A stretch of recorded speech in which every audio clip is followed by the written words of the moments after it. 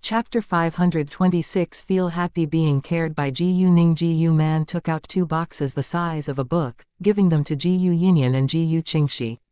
These are the gifts from me and your Aunt Qing for you. You can open it now to see whether you like it. The gifts were 2 tablets.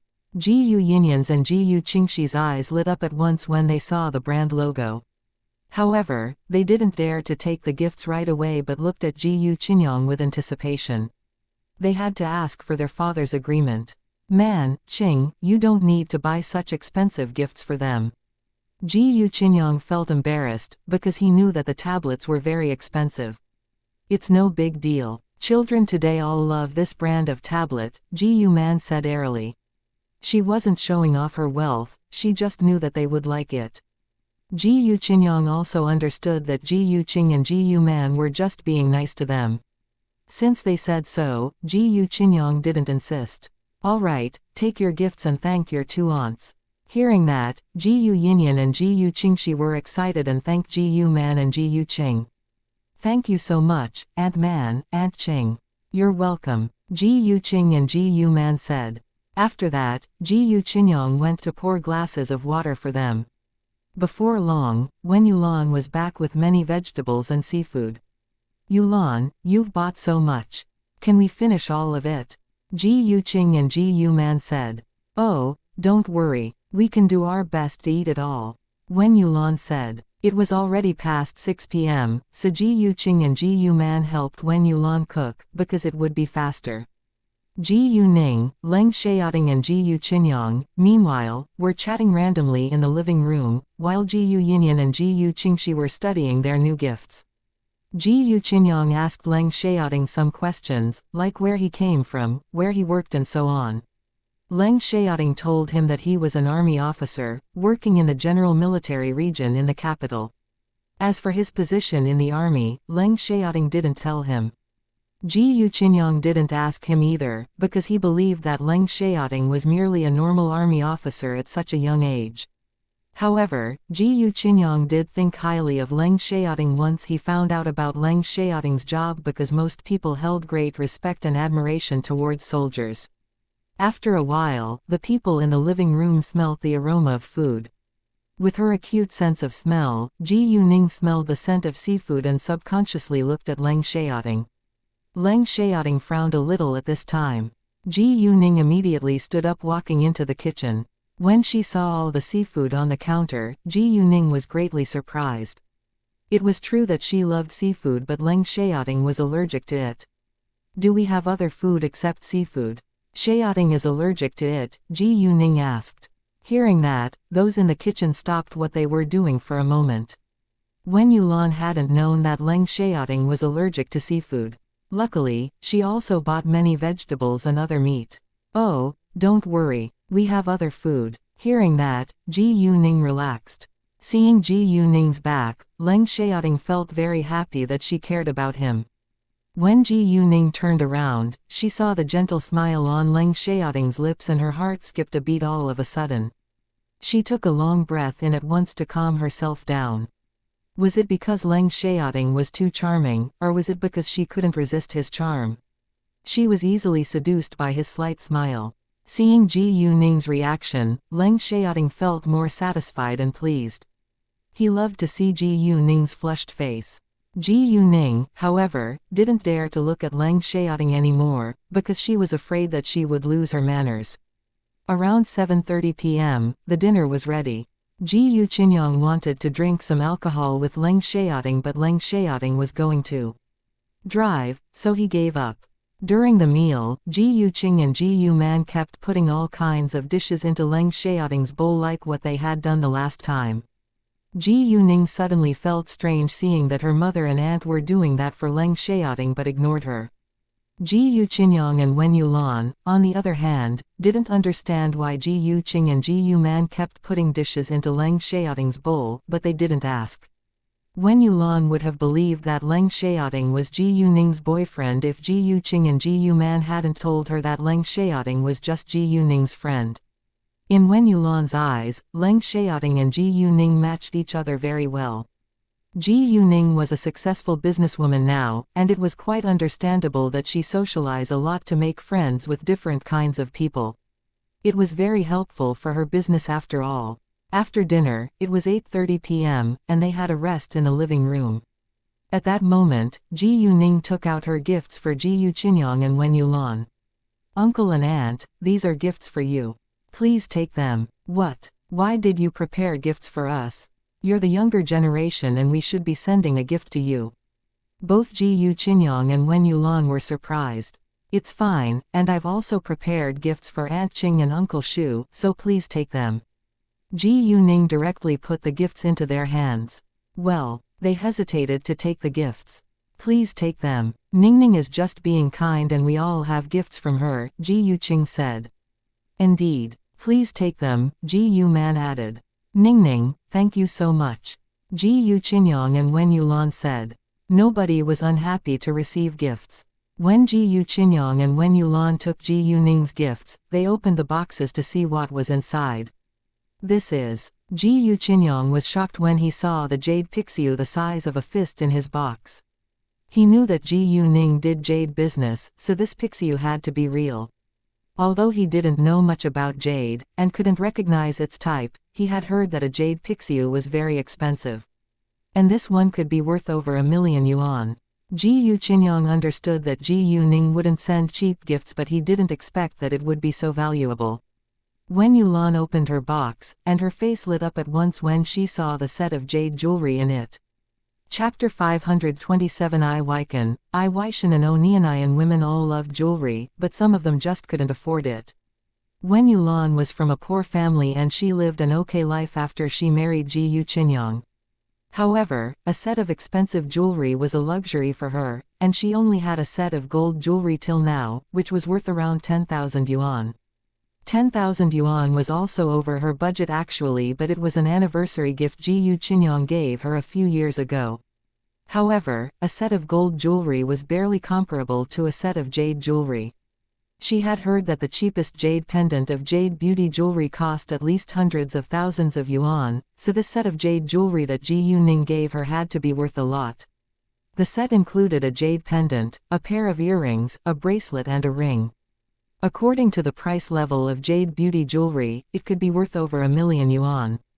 Except for their apartment, Wen Yulan had never gotten something which was worth over 1,000,000 yuan before.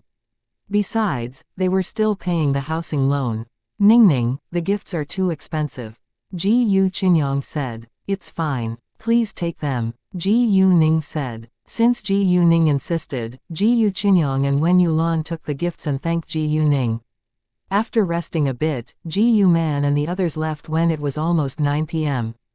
Ji Yuqinyang's apartment was small and couldn't accommodate many people, so Ji Yuqinyang didn't invite them to stay in their place. When Ji Yuman and the others were gone, Wen Yulan said to Ji Yuqinyang, Ningning is so generous. I feel ashamed of the way we treated them before. Ji Yuqinyang sighed, me too. Luckily, they changed their attitude and behavior on time.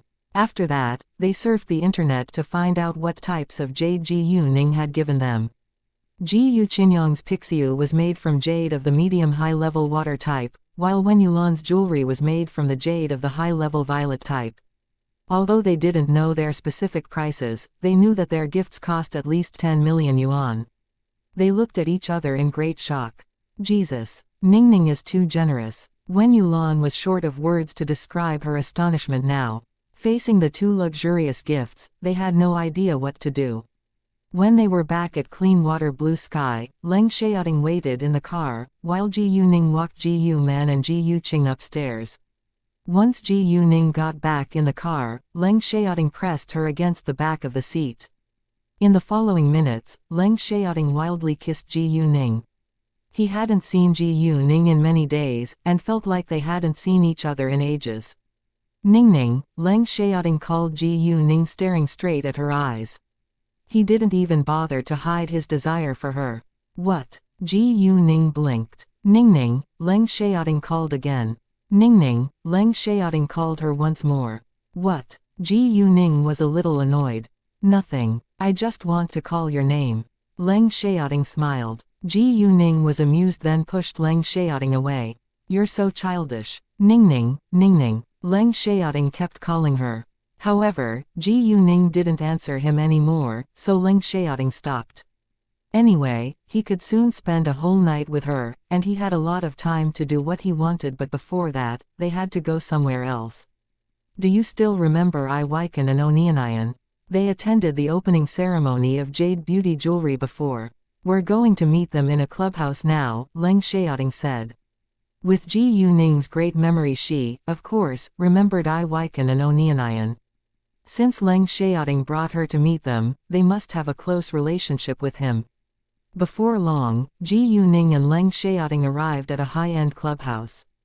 In a VIP private room, Ai Weikan, Onianayan, and another 2 men along with another woman were already there. The 2 men were Ai Weikan's older brother, Ai Weishan, and Ai Weishan's comrade, Zhao Lang. Zhao Lang was also a member of the Red Flame, and he ranked 11th in the team. Of course, it was a secret that others didn't know. The woman was from the Ai family too. She was Ai Weikan and Ai Weishan's cousin, Ai Ruishui. Ai Weishan was 30 years old and resembled Ai Weikan, but Ai Weikan was the type of man who was gentle, kind, charming, while Ai Weishan was a little serious but sexy because he was a soldier. Zhao Lang was 26, 2 months younger than Xu Jinchen, so he ranked below Xu Jinchen. Although he had a plain face, he had an outstanding air too. Ai Ruishui was a pretty girl around 25. Zhao Lang came here with Ai Weishan, so he sat and kept talking with Ai Weishan. Ai Ruishui sat along with Ai Weikan and Onianayan. They were playing a game while drinking. Both Ai Weikan and Onianayan had an absent look and couldn't focus on the game, but Ai Ruishui could do nothing about it. Onianayan was thinking of Ai Weishan, while Ai Weikan was thinking of her. A love triangle was really tortuous. Ai Weishan kept talking with Zhao Lang, not only because they came here together, but also because he was avoiding Onianayan. He knew that Onianayan loved him, but he only regarded her as his younger sister. Chapter 528 My Heart Aches. He had made it clear to Onianayan, and Onianayan kept a polite distance away from him. However, because of him, she had stayed single until she was 30, which made him feel a little guilty. Even so, he couldn't accept her, because he knew that it wasn't a healthy relationship. Oh, will Xiaoting be coming alone? Zhao Lang asked Ai Weishan. No idea. He didn't mention it, Ai Weishan replied. I want to meet Xiaoting's girlfriend. I'm curious about what kind of girl can attract Leng Xiaoting, who is famous for his coldness to women. I even thought that Xiaoting would be single throughout his lifetime. Zhao Lang said. They had all heard from Ximing that Leng Xiaoting had a girlfriend, but none of them had met the girl yet. They, of course, didn't dare to ask Leng Xiaoting, so they turned to Ximing and Xu Jinchen for more details. However, neither Xu Jinchen nor Ximing told them much, but just said that the girl was very beautiful. They didn't believe that Leng Xiaoting would be attracted to a girl who was only pretty, because Leng Xiaoting wasn't shallow. I'm curious too, Ai Weishan said. Actually, everyone in the Red Flame was curious about Leng Xiaoting's girlfriend. It wasn't a secret among them that Leng Xiaoting didn't have much interest in women. Although Ai Weishan was still unmarried at the age of 30, he was different from Leng Xiaoting, and there was also a woman he loved and wanted to marry. Unfortunately, the woman hadn't agreed yet. Thinking of that, Ai Weishan felt very sad. At that moment, someone knocked on the door. Ai Weishan said, "Come in." And the door was pushed open. The first one that came inside was a waiter. Then Leng Xiaoting showed up. In the beginning, they all believed that Leng Xiaoting would come alone. However, to their surprise, he was followed by a young girl. Leng Xiaoting would never stay alone with a woman unless the woman was his girlfriend. Like what Ximing had told them, the girl really was very beautiful. Ai Weikan and Onianayan had already met Ji Yuning before, and both of them believed that she had to be Leng Xiaoting's girlfriend. Since they showed up together now, Ai Weikan and Onianayan were sure about their relationship. Ai Ruishui didn't know Leng Xiaoting or Ji Yuning, but was stunned by their outstanding appearances, especially Leng Xiaoting, who was even more handsome than any man that she had ever met before. In addition, he had a natural air of nobility, which caught people's attention the moment he appeared. Leng Xiaoting guided Ji Yuning to sit on the sofa next to Ai Weishan and Zhao Lang. Hi, Ai Weishan and Zhao Lang greeted them. And this is? Ai Weishan asked. She's Ji Yuning, my girlfriend, Leng Xiaoting said with pride. Ai Weishan and Zhao Lang were amused by Leng Xiaoting's unusual attitude. Nice to meet you, Miss Ji Yu. Ai Weishan and Zhao Lang greeted her. It was the first time that they had met each other. This is Ai Weishan and this is Zhao Lang. Leng Xiaoting introduced them to Ji Yuning. Nice to meet you too. Ji Yuning greeted them. And they're Ai Weichen and Onianayan. You've met them before, Leng Xiaoting said. Leng Xiaoting didn't know Ai Ruishui, so he didn't introduce her. Besides, she was a woman and Leng Xiaoting subconsciously disliked strange women. Onianayan, on the other hand, was different, because she was very close to Leng Xiaoting. She followed Leng Xiaoting's lead and Leng Xiaoting regarded her as his younger sister. There was also a story between them. 3 years ago, the O family had been in a period of fighting about heirs. Onianayan was a talented businesswoman, so the leader of the O family had planned to make Onianayan the sole heir of the O family. However, her uncle had been dissatisfied with that decision, so her uncle had hired a killer to kill Onianayan. At that time, Ai Weichen had been in the same place as Onianayan, so they had fallen into danger. Together, it was Leng Xiaoting who had rescued them. Because of that, Onianayan had followed Leng Xiaoting's lead since then. As long as Leng Xiaoting needed her help, she would spare no effort to help him. Ai Weichen followed Leng Xiaoting's lead as well. Although Leng Xiaoting was a man of few words, he understood that a network was very important, so he accepted it. Afterwards, it turned out that their families all knew each other well. In the following years, the Ai family and the O family did business with xianxia group often, which boosted each other's companies. Hi, Miss Ji Yu. Ai Weichen and Onianayan greeted her politely. Nice to meet you, Mr. Ai and Miss O, Ji Yuning said. This is my cousin, Ai Ruishui, Ai Weichen introduced. Ji Yuning and Ai Ruishui greeted each other, but Leng Xiaoting directly ignored Ai Ruishui. After that, they chatted, drank and played games together. Miss Ji Yu, since you're Xiaoting's girlfriend, you're our friend too. Do you mind if I directly called your name? Ai Weishan asked. Ji Yuning was Leng Xiaoting's girlfriend after all, and they would love to be friendly to her. Moreover, as long as Leng Xiaoting accepted her as his girl, he would be loyal to her throughout his lifetime. Ji Yuning, where are you from? Ai Weishan asked. How old are you? Zhao Lang asked. 18, Ji Yuning replied. What? She's only 18. Ai Weishan and Zhao Lang were shocked. They didn't expect that Leng Xiaoting's girlfriend would be so young. Even Ai Ruishui was greatly surprised because she was still single at the age of 25, but Ji Yuning already had a boyfriend when she was just 18. Ai Weichen and Onianayan, on the other hand, remained calm, because they already knew Ji Yuning's age. Ai Weishan and Zhao Lang soon changed the topic. A while later, Ai Weishan challenged Leng Xiaoting to play Sick Bo 1. Sick Bo, also known as Tai Sai, Dai Su, big and small or high-low, is an unequal game of chance of ancient Chinese origin played with 3 dice, and the loser had to drink a cup of alcohol.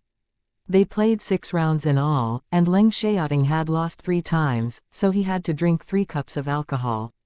Ji Yuning's heart ached for Leng Xiaoting, so she said to Ai Weishan, I challenge you. What? Does your heart ache for him? Ai Weishan teased. Yes, my heart aches for him, so I will win it back. Ji Yuning said plainly. Chapter 529. I'll give you a chance to get revenge. Very well. I'm curious how you'll win it back. However, don't cry if you lose. Ai Weishan laughed. He wouldn't refuse to have several rounds with Ji Yuning, and he was curious to see how she would win the game. Of course not. Ji Yuning smiled with confidence, then shook the dice cup. The dice knocked around in the dice cup, making clear sounds. When Ji Yuning laid the dice cup on the table with a loud sound, she looked to Ai Weishan with a broad smile. Big or small? Since Ai Weishan regarded her as his friend, she would treat him as her friend as well, and didn't bother to obey manners. Big, Ai Weishan guessed with obvious confidence. After that, Ji Yuning opened the dice cup. The total score exceeded 11, which was big, and Ai Weishan was right. Ai Weishan wore a satisfied smile looking to Ji Yuning, but Ji Yuning didn't care. Even though he was right, it was impossible that Ji Yuning would lose with her jade eyes. It wasn't an equal game, but Ai Weishan had no idea. Although it seemed unfair if Ji Yuning used her jade eyes, she wasn't harming people, she just wanted to win the game and make Ai Weishan drink more cups of alcohol. My turn now. Ai Weishan smiled, then shook the dice cup. After a while, he put it back on the table. Big or small, he said to Ji Yuning. Small, Ji Yuning replied. The dice cup was opened, and the total score was below 11, which was small, so this was an even round. After that, Ji Yuning guessed right every time. However, Ai Weishan was wrong sometimes. Sick Bo, or big and small, was an unequal game of chance played with 3 dice, so it was normal that someone who was lucky could be right many times, while someone who wasn't that lucky could be wrong often. As the game went on, Ai Weishan finally felt that something had to be wrong. They had played 10 rounds in all. 5 were even rounds, and Ai Weishan lost another 5 rounds, while Ji Yuning had never lost once, which was a shocking result.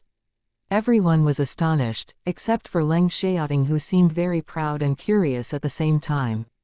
How was it possible that Ji Yuning won every time? Even if she was lucky, she might lose at least once. It's crazy that you haven't lost once. Ai Weishan couldn't believe the result.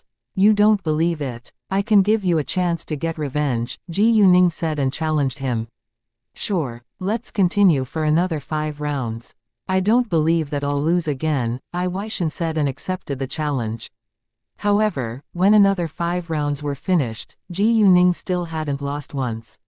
Fine, I give up. Ai Weishan gave up, because he knew that he couldn't win no matter how many rounds he kept playing with Ji Yuning. After drinking several successive cups of alcohol, Ai Weishan felt a little uncomfortable. Let me try. Although Zhao Lang had witnessed the whole process, he didn't believe that Ji Yuning could be that lucky, so he challenged her. Ji Yuning, of course, wouldn't reject. If they wanted to drink, she won't let them have enough. After 7 rounds, Zhao Lang gave up because he had lost more rounds than Ai Weishan, and had to drink 5 successive cups of alcohol. All right, I give up. Actually, Ai Weishan had the idea to challenge Ji Yuning too, but both Ai Weishan and Zhao Lang had lost and drank a lot of alcohol afterwards. He had no doubt that he could win more cups than them. How did you do it? Either it was an even round, or you won it, Zhao Lang asked. Well, I can figure out the total score by hearing the sounds of dice knocking against each other in the dice cup, Ji Yuning said. She was lying, because she couldn't tell them the truth. They had heard before that some people, especially the god of gamblers, had the ability to make judgments by hearing the dice sound, so they didn't think that Ji Yuning was lying. Instead, they all admired Ji Yuning now. Leng Xiaoting didn't stay there with them for long and left with Ji Yuning around 11 p.m. The others didn't play too late either and left soon. Leng Xiaoting and Ji Yuning went straight to the Wangdeng Hotel. Although Leng Xiaoting seemed calm as usual, he actually couldn't wait a second longer, and wanted to arrive at the hotel as soon as possible. That being the case, he drove much faster than usual. Ji Yuning understood what was on his mind, and was amused. Do you want to eat something first? Hearing that, Leng Xiaoting was a little displeased. Obviously, he was reluctant to waste time on the road, but he was worried that Ji Yuning was hungry, so he asked, "Are you hungry?" Seeing Leng Xiaoting's reaction, Ji Yuning laughed. I'm not. I was just worried that you are hungry, Ji Yuning said. Hearing that, Leng Xiaoting was relieved, then he said with an amorous smile, well, I am hungry, but food can't satisfy me. You. Ji Yuning blushed at once. Leng Xiaoting laughed this time. He enjoyed seeing Ji Yuning blush. Ji Yuning, on the other hand, was regretful now. Finally, they arrived at the hotel. Once the door was closed behind them, Leng Xiaoting pressed her against the wall and kissed her, while his hand moved upward to the familiar soft place. Ji Yuning had her magical power to protect herself, so she didn't wear much clothing in winter, so she couldn't help but give a moan of sexual pleasure when Leng Xiaoting's hand touched her skin. Leng Xiaoting lifted Ji Yuning up, quickly walking to the bedroom. Without hesitation, Leng Xiaoting undressed himself and Ji Yuning when they were both on the bed. Ji Yuning felt shy looking at Leng Xiaoting, waiting for his next movements. Leng Xiaoting, however, became a little rude and violent after having restricted himself for so many days. Chapter 530 Zhang Shunline, Ningning, do you want me? Leng Xiaoting's warm breath, which was full of sexual desire, touched Ji Yuning's ear, and Ji Yuning flushed more. She couldn't resist it and subconsciously answered, yes. Hearing that, Leng Xiaoting got excited and moved more rapidly. Ji Yuning moaned in pain, but the pain was soon replaced by pleasure. In the following hours, the two kept making love and orgasmed again and again till both of them were exhausted.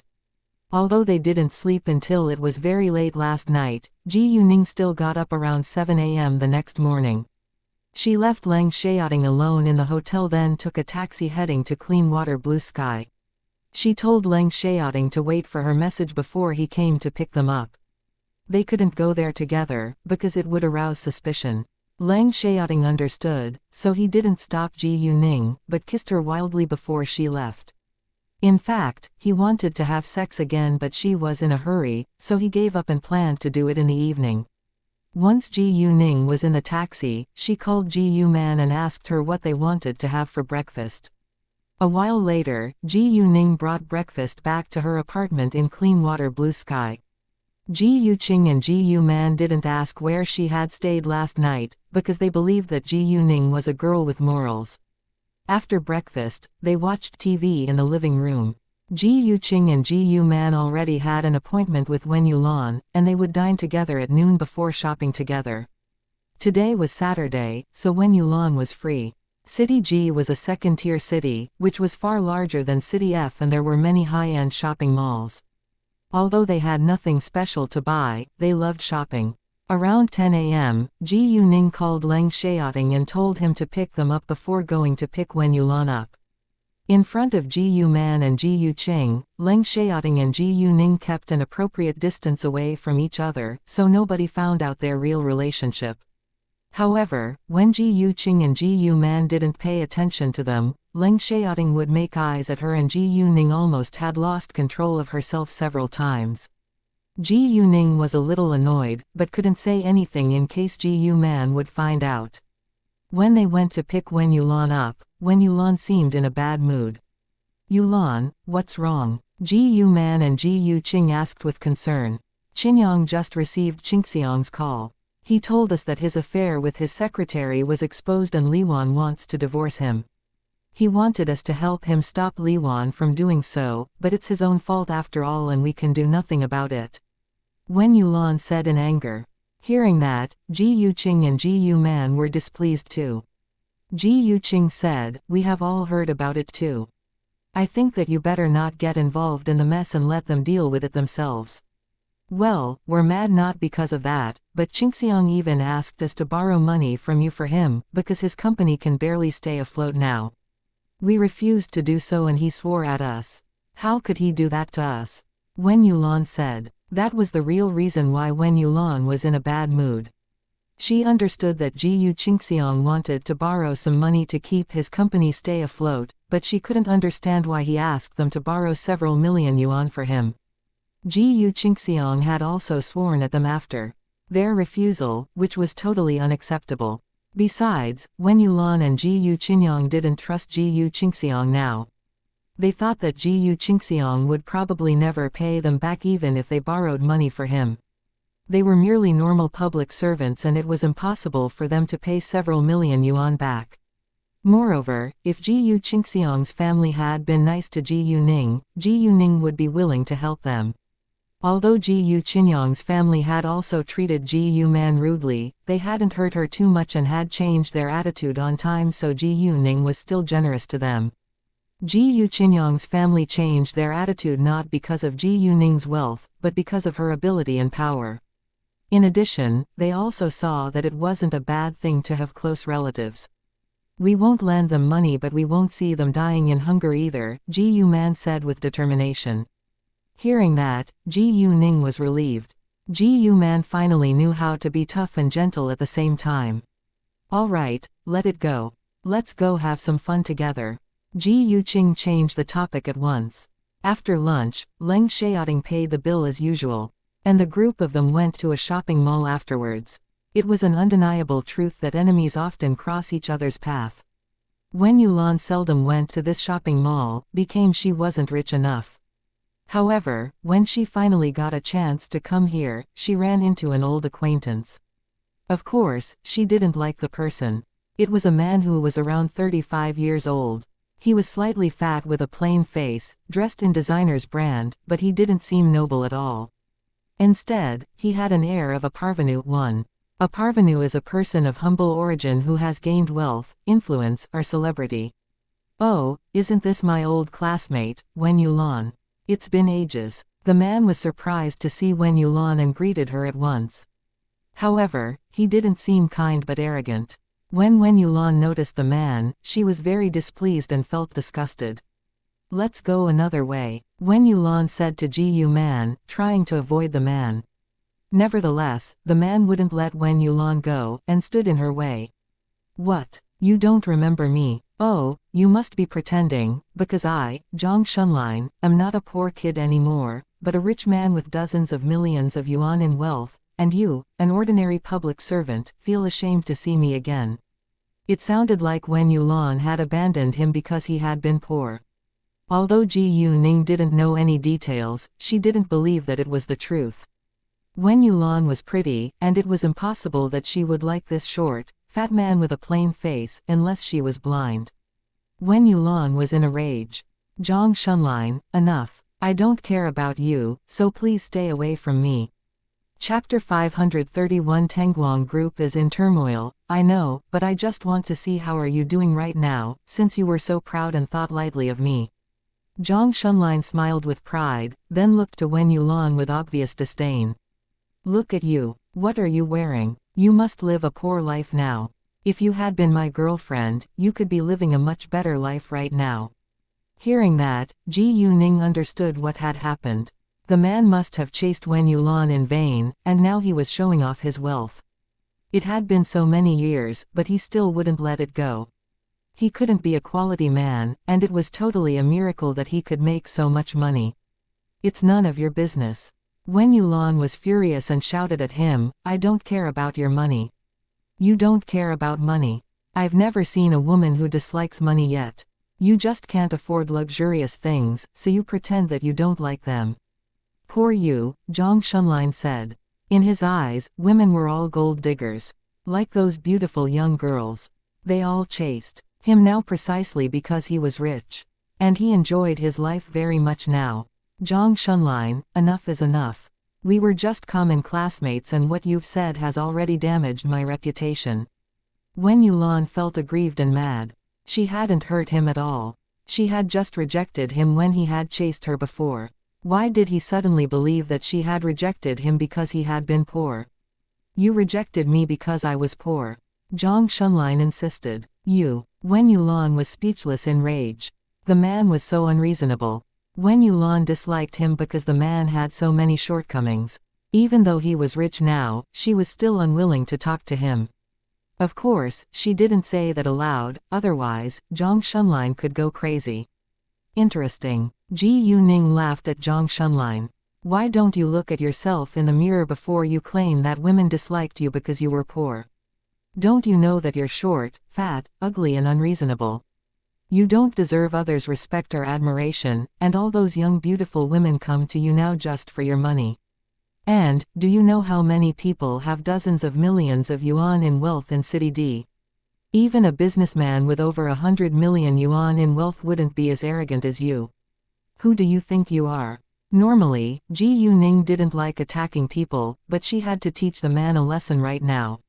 You. The man's face turned red in anger. At the same time, onlookers standing around them started to defend Wen Yulan after Ji Yuning's criticism towards Zhang Shunlin. Exactly. He's not the richest man in City D after all.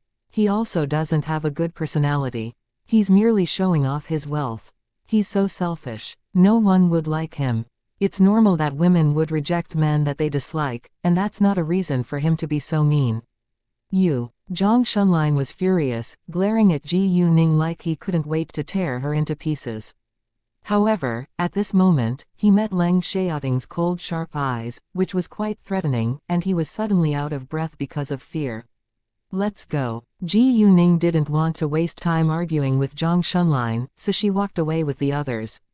Zhang Shunlin was scared by Leng Xiaoting's look, so he didn't dare to chase them. Nevertheless, when they were all gone, Zhang Shunlin wore an evil expression. Wen Yulan, let's see. I promise that you'll regret. It was Saturday, so the members of the Tang family were all home. Everyone was upset because of Tang Yunfan's condition.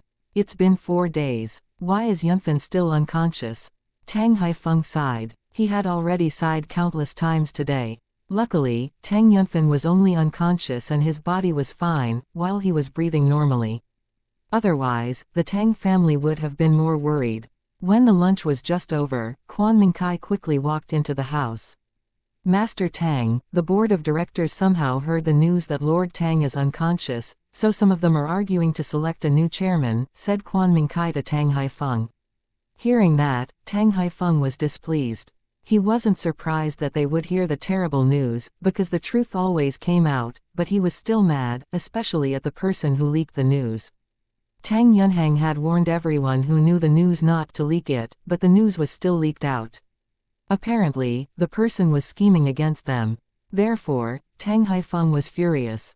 Whoever leaked the news, chase him or her out of the Tang family. There were only a few people who knew that Tang Yunfan was still unconscious, so it wasn't hard to find out who leaked the news. Sure, Master Tang, Quan Mingkai said. As for the board of directors, I'll go talk to them in person, Tang Haifeng said, standing up. Although Tang Haifeng was already in his early 70s, he was able to stay strong with the help of Ji Yuning's pills, and he looked like a man around 50. He hadn't slept well these days because of Tang Yunfan's body condition, but he still had the ability to control the turmoil. All the members of the Tang family were worried about Tang Haifeng's health, but only he could resolve the crisis now. Tang Yunhang and Tang Yunrong were also shareholders of the Tangguang Group, so they went to their company building along with Tang Haifeng. Chapter 532 Select a new chairman. Although they were just shareholders, not managers, they had the right to speak. Black sheep were everywhere, and the Tangguang Group was not excluded. Under Tang Yunfan's control, Tangguang Group developed very well, but the bright future of a company lay on peace and harmony among its staff. However, ambitious people wouldn't always stay quiet. Therefore, once the news that Tang Yunfan was unconscious was leaked, those ambitious directors who always wanted to replace Tang Yunfan started to create chaos. They believed that Tang Haifeng was too old to manage such a large business group, and there was no one else, except Tang Yunfan, in the Tang family who knew how to do business, so the board of directors had to select a new chairman from among themselves. Nevertheless, Tang Haifeng's appearance shocked them. To their astonishment, Tang Haifeng was still able to stay so healthy and strong. They thought that he would be an aged, old man who could do nothing now. Besides, they had also heard that Tang Haifeng had heart disease, so most of them believed that he would be lying in bed sick after hearing what had happened to Tang Yunfan, which was the main reason those ambitious directors dared create chaos. Tang Haifeng had retired many years ago, but he was still an influential figure in the business group, and everyone still held great respect for him. The moment Tang Haifeng appeared, those ambitious directors became quiet. Of course, they just remained quiet for now, and it was impossible for them to give up their plans. In the broad meeting room, Tang Haifeng sat in the chairman's chair with a serious look, glancing at every director, which made them feel quite stressed. Master Tang, a country can never have an absent king, while a business group can never have an absent leader. Chairman Tang has been unconscious for many days, and we think it's time to select a new chairman for the sake of the company, Tang Deming said. He was the fourth principal shareholder of the Tangguang Group, and was from the branch of the Tang family. The Tang family's business was a family business, so there were some members from the branch of the Tang family in the shareholders. Tang Haifeng had retired, so those directors called him Master Tang. I agree. If our business opponents find out that our chairman is absent, they'll seize the chance to attack us, Fu Kaiyu said. He was the seventh director in the board. Who told you that our chairman is absent? Master Tang is still healthy and strong, and I think that Master Tang can be the acting chairman till Chairman Tang is awake, Tang Jilin argued. He was the fifth director in the board. Tang Jilin was also from a branch of the Tang family, but he was loyal to the Tang family, so he was the first person who stood out and disagreed to select a new chairman. I agree with Jilin, the eighth director said. Tang Yunhang and Tang Yunrong, who were the second and third directors in the board, of course, stood by Tang Haifeng's side. In the end, among 9 directors in the board, 5 disagreed to select a new chairman, 2 abstained, and 2 agreed to do so. Since the majority disagreed, the proposal wouldn't stand. Tang Deming and Fu Kaiyu, who had the ambition to compete for the seat of chairman, were upset and annoyed, but they could do nothing about it. As long as Tang Haifeng was here, they could only wait for another good opportunity. Anyway, Tang Haifeng was an old man and he couldn't manage the company for long. If Tang Yunfen was unconscious forever or died, they would then have to select a new chairman. In addition, when Tang Yunfen was the chairman, they had no chance to unseat him, because they were frightened by his ways of controlling the company. Since Tang Yunfen was absent now, they could have enough time to prepare for their scheme. Tang Haifeng warned them seriously later, I don't know how you were able to hear the news that Yunfen is unconscious, but I don't want anyone else to hear about it. No matter who leaks the news, he's fired. Sure, Master Tang, they replied. Those who were loyal to Tangguang Group, of course, wouldn't leak the news, while those ambitious directors also wanted to keep it a secret, in case their business opponents would seize the chance to attack Tangguang Group, which could ruin their scheme. However, some people had a different idea. When the meeting was over, Tang Deming went back to his office and made a call. We need to adjust our plan. Tang Haifeng is the acting chairman now, Tang Deming said. What? Tang Haifeng is the acting chairman now. The person on the other side of the phone was greatly surprised, but then said airily, he's too old to manage such a large business group. No, he seems very healthy, Tang Deming said.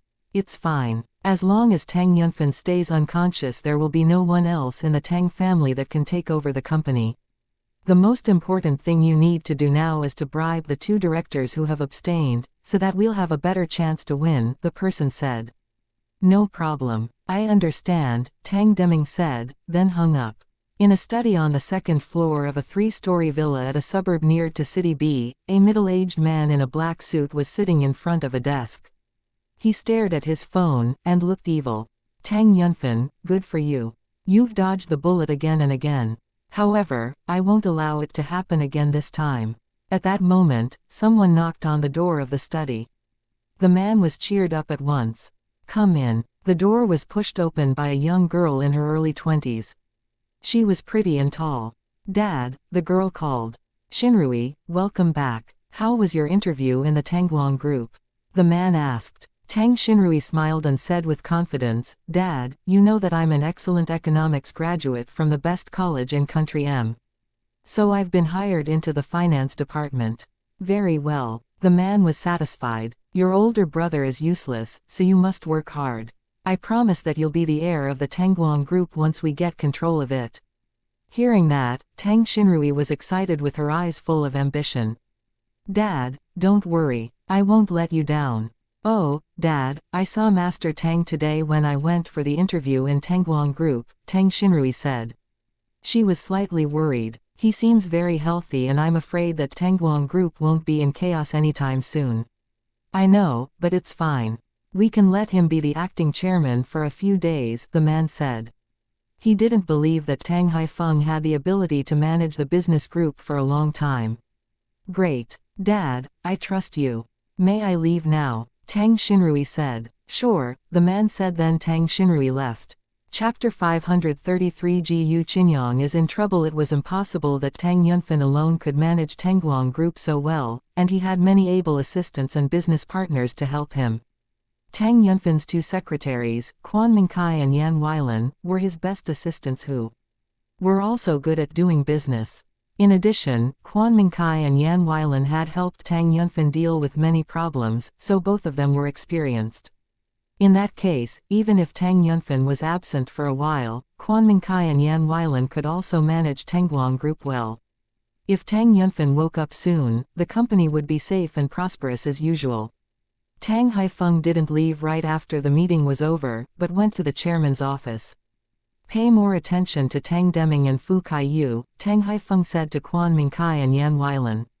Sure, they said. They were aware that Tang Deming and Fu Kaiyu were ambitious, but they didn't know that the two were actually secretly scheming with another person against Tang Yunfan. When Tang Yunfan was in the company, Tang Deming and Fu Kaiyu didn't dare conduct their plan. In fact, there had been 10 directors in the board, but Tang Yunfan had shut 2 of them out precisely because of their disloyalty. Even if they were founders of Tangguang Group, they had already benefited a lot from the company. Tangguang Group had never treated its staff or shareholders badly. Therefore, no matter who hurt the benefits of Tangguang Group, he or she would be fired. In City G, Gu Man and the others had a tour in a shopping mall for 2 hours, but they didn't buy anything. Gu Man felt a little tired, so they had a break in a cafe. Gu Ning coincidentally noticed the cafe where she and Bai Shuiyan had been last time, which was Alan's cafe, so they went there. Alan was also in the cafe during this time, so he went forward to welcome Gu Ning in person. Hi, Gu Ning, nice to meet you. It's been a while. Seeing another man being so enthusiastic towards Gu Ning, Leng Xiaoting was slightly displeased, although he knew that they were just friends. However, Leng Xiaoting didn't show it on his face. Hi, Alan, Gu Ning said. Alan glanced at Gu Man and the others, then asked politely, are these beautiful ladies your relatives? Hearing that, Gu Man and the other women were delighted. They were indeed very beautiful, even though they weren't young. Yes, Gu Ning said. Nice to meet you all. I'm Alan, Alan said. Alan, nice to meet you too. They said. Oh, there is also a handsome man. Is he your older brother or friend? Alan didn't ignore Leng Xiaoting because Leng Xiaoting was too outstanding to be ignored, and it seemed like Leng Xiaoting disliked him. Alan wasn't dumb, and he soon understood why Leng Xiaoting seemed cold to him. He's my friend, Gu Ning said. Welcome, Alan said to Leng Xiaoting. Although Leng Xiaoting disliked Alan, he remained polite. Alan didn't mind Leng Xiaoting's attitude, but said, well, I won't bother you any further, and please feel free to let me know whenever you need anything. Alan didn't intend to charge them the fee of the meal in the cafe, but Leng Xiaoting insisted to pay it, which amused Gu Man and the others. Alan wanted to give them a discount but was also declined by Leng Xiaoting. When they left the cafe, it was only 4 p.m., so they went to Wen Yulan's place and planned to have dinner there. Jiyu Qinyang was out with his friends, so only Jiyu Qingxi and Jiyu Yinyan were home when Wen Yulan came back. However, when Wen Yulan, Jiyu Man and Jiyu Qing were cooking dinner, Wen Yulan's phone rang. The caller was Jiyu Qinyang, but the person who spoke on the phone was a stranger. Are you Jiyu Qinyang's wife? Hearing that, Wen Yulan had a feeling that Jiyu Qinyang was in trouble. Yes, I am. Who are you and where is my husband? Wen Yulan was nervous. Hearing that, Jiyu Qing and Jiyu Man looked at Wen Yulan in confusion. I'm Long Zhe, from the Qing gang. Your husband, Jiyu Qinyang, has broken an antique vase which is worth 2 million yuan in the Daihao clubhouse. Take 2 million yuan to Daihao clubhouse within an hour or you can't bear the result. After that, he hung up. What? Wen Yulan was totally shocked, and almost fell on the ground. What's wrong? What happened? Jiyu Qing and Jiyu Man were worried. Qinyang is in trouble. Wen Yulan's face turned pale, and her voice was trembling.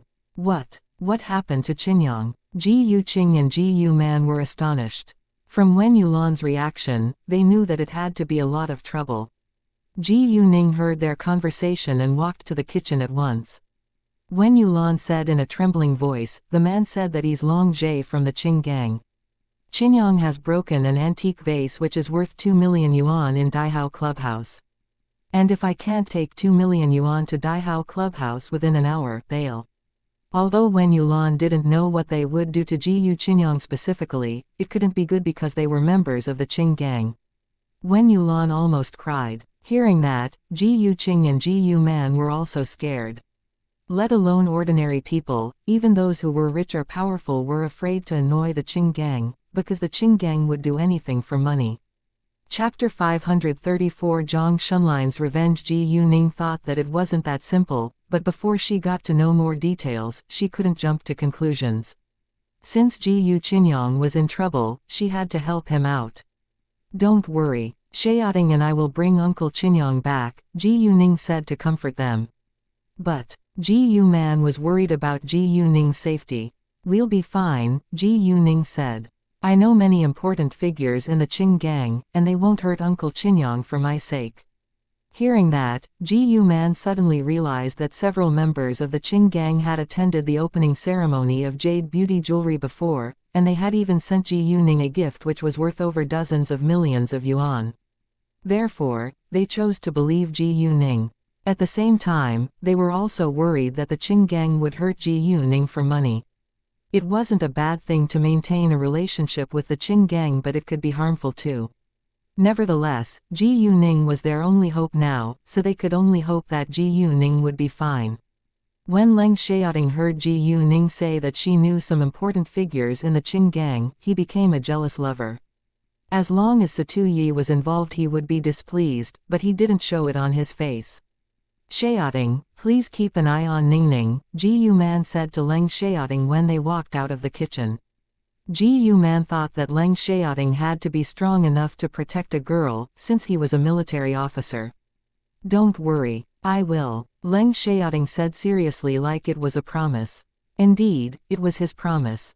As long as he was by Ji Yuning's side, he wouldn't allow anyone to hurt her. Leng Xiaoting and Ji Yuning then left for Daihao Clubhouse. Daihao Clubhouse was a 24-hour clubhouse, and it would only close on New Year's Eve. Once they entered Daihao Clubhouse, Ji Yuning told the reception, "I'm here for Long Jie. Tell him Ji Qinyong's family is here." The reception called Long Jie at once, and Ji Yuning along with Leng Xiaoting went to the number 7 private room on the 6th floor according to Long Jie's order. In the number 7 private room, Ji Qinyong hadn't been beaten or tied, but sat on the chair quietly. On the sofa across from Ji Qinyong, a man in his early 30s was smoking with his legs crossed. This man was precisely Long Jie, who was a middle manager of Daihao Clubhouse. Behind Long Jie, there were 4 strong men who followed Long Jie's lead, and Ji Qinyong was obviously scared of them. He, of course, couldn't afford 2 million yuan, and Ji Yuning was his only hope now. However, he planned to pay her back in the future. After hanging up, Long Jie looked at Ji Qinyong and sneered, "Your family is here. If they come with enough money, you'll be lucky today." However, he didn't believe that Ji Qinyong's family could afford that much money. Hearing that, Ji Qinyong was relieved. Before long, someone knocked on the door of the private room. A young girl, followed by a man, walked in later. Long Jie was a little confused, because he had called Ji Qinyong's wife. Are they Ji Qinyong's daughter and son? He thought to himself. We're Ji Qinyong's family and we're here to take him home, Ji Yuning said. The door closed behind them. Ningning. Seeing Ji Yuning, Ji Qinyong almost cried in excitement. As long as Ji Yuning was here, he would be safe. Long Jie was struck dumb for a second when he saw Ji Yuning's face clearly, then he jumped up from the sofa in shock. Are you Miss Ji Yu? Ji Yuning was a little surprised that the man recognized her, but she soon realized that it had to have been Satu Yi who told some important members in the Qing gang to remember her face in order to protect her. Hearing that, Long Jie felt embarrassed. If Ji Qinyong was Ji Yuning's family, he would be punished by Satu Yi for annoying Ji Yuning. I'm sorry, Miss Ji Yu, I had no idea that Ji Qinyong is your family. Since you're here to take him home, you may leave right now. Long Jie panicked a little. He was worried that Ji Yuning would be mad at him. Seeing Long Jie's attitude towards Ji Yuning, Ji Qinyong was totally shocked, but he soon remembered that several members of the Qing gang had attended the opening ceremony of jade beauty jewelry before. Nevertheless, he was still impressed by Ji Yuning's network. It seemed that Ji Yuning was really influential. Although Long Jie was being very polite, Ji Yuning ignored his apologies. Well, I heard that my uncle broke an antique vase which is worth 2 million yuan, Ji Yuning said. Can we go to the Antique Association to have it verified before we pay the money? Hearing that, Long Jie understood that Ji Yuning wouldn't leave until she found out the truth. Therefore, he told her everything. After all, Ji Yuning was his boss's friend, and he didn't dare annoy her. Miss Ji Yu, in fact, the antique vase Mr. Ji Yu broke was fake, Long Jie said carefully, in case Ji Yuning would be mad at him. However, Ji Yuning remained calm as usual. Obviously, it wasn't a surprising answer. From Ji Yuning's face, Long Jie immediately knew that this young girl wasn't simple. What? It's fake. Ji Yu Qinyang, on the other hand, almost shouted out. He couldn't understand why they did that to him. After that, Long Jie told them the details. It was Zhang Shunlin who had schemed against Ji Yu Qinyang. Zhang Shunlin happened to know some people who were Ji Yu Qinyang's friends, so he gave them money to let them help him call Ji Yu Qinyang out and trap Ji Yu Qinyang. Zhang Shunlin and Long Jie came from the same city, but they weren't actually close. Long Jie merely helped him for money. Chapter 535 Bai Shuiyan calls Ji Yuning. Zhang Shunlin turned to Long Jie for help and gave him 100,000 yuan. As for the 2 million yuan Ji Yu Qinyang would have to pay for the vase, they would share it 50-50. Because of Satuyi's order, members of the Qing gang hadn't moonlighted for a long time to make extra money, but Long Jie gave into money and agreed this time. Unexpectedly, he made a wrong decision. Zhang Shunlin. Ji Yu Qinyang clenched his teeth in anger. It was obvious that he had known Zhang Shunlin for a long time. Zhang Shunlin had chased Wen Yulan back when they had been in college. Once Wen Yulan had rejected him, he had spread rumors around that Wen Yulan only liked the rich and disdained the poor. Zhang Shunlin was merely a selfish man, who didn't care about others' feelings, he only cared about his own benefit. If he had been a charming gentleman, he could have attracted girls' attention. Like Ji Yu Qinyang, who wasn't rich, but treat Wen Yulan very well. Besides, Zhang Shunlin never paid much attention to his appearance, which was one of the reasons girls wanted to keep a distance from him. This time, Ji Yu Qinyang hated Zhang Shunlin the most. As for his so-called friends, he hated them too. To his astonishment, his friends would scheme against him just for money. Well, Long Jie, if you hear that anyone else is going to hurt my uncle, please give my uncle a helping hand if you don't mind, Ji Yuning said politely. Of course, Long Jie said. If he had known that Ji Yu Qinyang was Ji Yuning's uncle, he wouldn't have trapped him. After figuring out the truth, Ji Yuning didn't say anything further, but left with Ji Yu Qinyang. However, Ji Yuning had no intention to forgive Zhang Shunlin. Ningning, thank you so much. If it hadn't been for you, I could have been beaten or killed. Ji Yu Qinyang was still frightened. Well, I should apologize to you instead. If I hadn't criticized him in public, he probably wouldn't have trapped you, Ji Yuning said and felt a little guilty.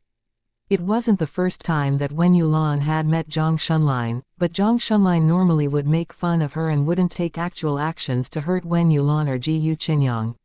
However, he had lost face in public last time when he had encountered Ji Yuning in the shopping mall, so he would of course take revenge since he was so selfish. Ningning, it's not your fault. Zhang Shunlin is a selfish backstabber. Ji Yu Qinyang didn't blame Ji Yuning, but hated Zhang Shunlin more than ever. He wasn't a weak man, and there was a long-standing grudge between him and Zhang Shunlin, but he had to tolerate it because he didn't have the ability to punish Zhang Shunlin. Uncle, how much do you know about Zhang Shunlin? Tell me about him, Ji Yuning said to Ji Yu Qinyang, not very much.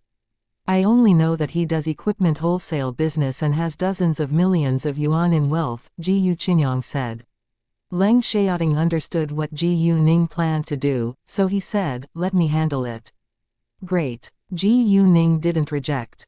If Leng Xiaoting was willing to help her, she wouldn't mind, because she needed to give him some chances to prove his ability as her Ji Yuning was so outstanding, and Leng Xiaoting sometimes felt like he was useless. He thought that it was his duty to protect his girl. Therefore, Leng Xiaoting was cheered up when Ji Yuning agreed.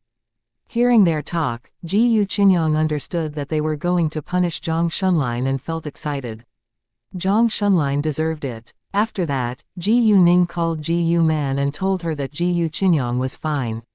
Although Ji Yuning said that Ji Yu Qinyang was fine, Ji Yu Man, Ji Yu Qing and Wen Yulan were still worried about his safety before they saw him in person. Ji Qingxi and Ji Yinyan, on the other hand, had no idea what their father had just been through and kept playing on their tablets. When Ji Ning and them got back, Wen Yulan was finally relieved after seeing that Ji Qinyang was fine. What happened? How did you break the Qing gang's antique vase? Wen Yulan asked Ji Qinyang. Ji Qinyang then told Wen Yulan everything. Hearing that it was Zhang Shunline's scheme, Wen Yulan was furious at once. Zhang Shunline had made fun of her, and he even wanted to trap them this time. 2 million yuan was a fortune for them, and it was impossible for them to pay it. Luckily, Ji Ning helped them, otherwise, their family would be ruined. What a backstabber Zhang Shunline is. I really want to beat him. Wen Yulan said in anger. Don't worry, Ningning will handle it, Ji Qinyang said. Hearing that, Wen Yulan relaxed slightly. Since Ji Qinyang was safely home, they dropped the topic, and enjoyed dinner. After the meal, Ji Ning received Bai Shuiyan's call. Once Ji Ning answered the call, Bai Shuiyan criticized Ji Ning on the phone. Ji Ning, why didn't you tell me that you're in City G now? Ji Ning immediately explained, I came here along with my mom and aunt just for a short trip, so I didn't tell anyone. Well, you could have told me, Bai Shuiyan insisted. Ji Ning didn't know what to say. What? Aren't we friends? Bai Shuiyan questioned. Ji Ning thought that it was hard to explain it to Bai Shuiyan, so she remained silent. What? Aren't we? Bai Shuiyan asked again. Yes, of course. Ji Ning said resignedly. What are you doing now? Bai Shuiyan asked. I'm in my uncle's place, Ji Ning said. Why don't you come out and meet me? I'm in Alan's cafe, Bai Shuiyan said. From Bai Shuiyan's tone, Ji Ning understood that she was in a bad mood. Chapter 536 Meet Bai Shuiyan. Alright, I'm coming. Ji Ning said. Great. Bai Shuiyan was satisfied. After hanging up, Ji Ning told Ji Man that she was going to meet a friend in City G. Ji Man had heard their conversation on the phone, so she didn't stop Ji Ning. Since your friend invited you to meet her, we can go home right now. Xiaoting can send us back to clean water blue sky before driving you there, Ji Man said. It's so early now. Please stay for a while longer and Qinyang can send you home later, Wen Yulan said. Yes, Ji Qinyang echoed. Don't worry, we can get Xiaoting to send us home, Ji Man said. Ji Qinyang and Wen Yulan didn't insist but invited them to have a meal together tomorrow. Ji Man wasn't sure when they would be flying back to City F, so she didn't answer yet, but said that she would call them tomorrow. Since Ji Ning was going to meet Bai Shuiyan, Ji Man thought that she would probably stay in a hotel for the night again. Ningning, there is only one bed in your apartment. I think that either your aunt and I can stay in the hotel or you can stay in the hotel. What do you think? Ji Man said. Hearing that, Leng Xiaoting was cheered up. Ji Ning was amused by Leng Xiaoting's reaction. If she stayed in the apartment with her mother and aunt tonight, he probably wouldn't want to sleep alone. He seldom met with Ji Ning, so he wanted to spend as much time as possible with her. Even though they stayed together during the day, he had to keep an appropriate distance away from Ji Ning and had to mind his behavior. I can stay in the hotel, Ji Ning said. Although Ji Qing and Ji Man were worried about Ji Ning's safety, because she was a very beautiful young girl, they soon relaxed upon thinking about how good she was at kung fu. Oh, when will we fly back tomorrow? Ji Man asked. I'll check on the internet, but I think that we can fly back after lunch, Ji Ning said. After that, Ji Ning and Leng Xiaoting drove Ji Qing and Ji Man back to clean water blue sky, then they left together. When they were gone, Ji Qing suddenly said to Ji Man, Man, don't you think that Ningning and Xiaoting are very close to each other? Are they boyfriend and girlfriend, or is Xiaoting chasing Ningning? Although Leng Xiaoting never showed his love for Ji Ning in front of them, Ji Qing thought that he couldn't just be Ji Ning's normal friend given what he had done these last 2 days. However, Ji Qing was only guessing. She wasn't actually sure of it. Ji Man, on the other hand, was very surprised. She didn't realize that Leng Xiaoting treated Ji Ning really well until Ji Qing pointed it out. No way. Ningning is only 18, Ji Man said. She's already 18, so she's an adult now, Ji Yuqing said. Well, Ji Yu Man frowned because she didn't want Ji Yuning to have a boyfriend at such a young age. Seeing that Ji Yu Man was worried, Ji Yuqing comforted her, I'm just guessing so I could be wrong. To be honest, I think that Xiaoting is a reliable, handsome man. Even if he really is Ningning's boyfriend, it's not a bad thing. And he's a military officer after all, so he has to be an upright person. In many people's eyes, soldiers stood for honesty and loyalty. Anyway, Ji Yuqing had a great impression of Leng Xiaoting. I trust Ningning. She knows what she should do and shouldn't, Ji Yuqing added. Hearing that, Ji Yu Man agreed. When Leng Xiaoting and Ji Yuning were finally alone together, Leng Xiaoting stopped hiding his love for her. However, he was driving the car but kept giving her glances, which was dangerous, so Ji Yuning said to him, focus on the road. Stop glancing at me. We haven't spent much time with each other today, and we're finally alone together, so I have to seize the chance. Leng Xiaoting said in an aggrieved tone. Ji Yuning rolled her eyes. He had actually made eyes at her many times when Ji Yuqing and Ji Yu Man hadn't been paying much attention to them. Nevertheless, you're driving now and you have to be careful, Ji Yuning said. Fine, I can wait till tonight, Leng Xiaoting said in amorous tone. Ji Yuning felt like laughing, but didn't say anything further. Before long, they arrived at Alan's cafe. It was only 9 p.m., so there were many people in the cafe. Bai Shuiyan was talking with Alan when Ji Yuning and Leng Xiaoting walked inside. Seeing Ji Yuning coming, Bai Shuiyan stood up at once and hugged her. Ji Yuning, you're finally here. I missed you so much. Bai Shuiyan behaved like they were a couple who had been separated from each other for a long time. Seeing Bai Shuiyan hugging Ji Yuning tightly in her arms, Leng Xiaoting was a little displeased. Ji Yuning was his girl and he wouldn't allow anyone else to hug her tightly. Bai Shuiyan then noticed Leng Xiaoting, who was standing behind Ji Yuning, and she was stunned by his outstanding appearance. Jesus, Ji Yuning. Is this your boyfriend? He's so handsome. Is he a star or something? He is my boyfriend, but not a star, Ji Yuning said. Hearing that, Alan wasn't surprised, because he had sensed Leng Xiaoting's dislike today when they met each other for the first time. Have a seat please, Ji Yuning and Mr. Leng, Alan said. Chapter 537. He declined to be my boyfriend. Ji Yuning and Leng Xiaoting sat on one side, while Bai Shuiyan and Alan sat on the other. Mr. Leng, please allow me to offer you free drinks this time, Alan smiled and said to Leng Xiaoting. Thanks, Leng Xiaoting said. He wouldn't reject this time. He had rejected the free drinks last time because Ji Yu Man had been there. Ji Yu Man was his future mother-in-law after all, and he had to prove himself. Bai Shuiyan glanced at Leng Xiaoting and Ji Yuning, then said with obvious envy, look at you two. You're meant to be together. Hearing that, Leng Xiaoting was pleased. Here is the menu. Please order as much as you want. It's all on Alan. Bai Shuiyan gave the menu to Ji Yuning, then glared at Alan like he was her enemy. Alan wore a wry smile, but he actually didn't mind how many drinks they ordered. Ji Yuning and Leng Xiaoting just had dinner and were already full, so they ordered 2 drinks and a plate of fruits. Bai Shuiyan, however, was displeased. Why did you order so little? We just had dinner and were already full, Ji Yuning said, blinking her eyes. Fine, Bai Shuiyan said.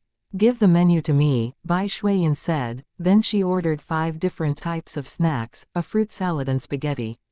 Ji Yuning and Alan were both astonished. Can you eat all of that? Alan asked. What? Didn't you say it's your treat this time?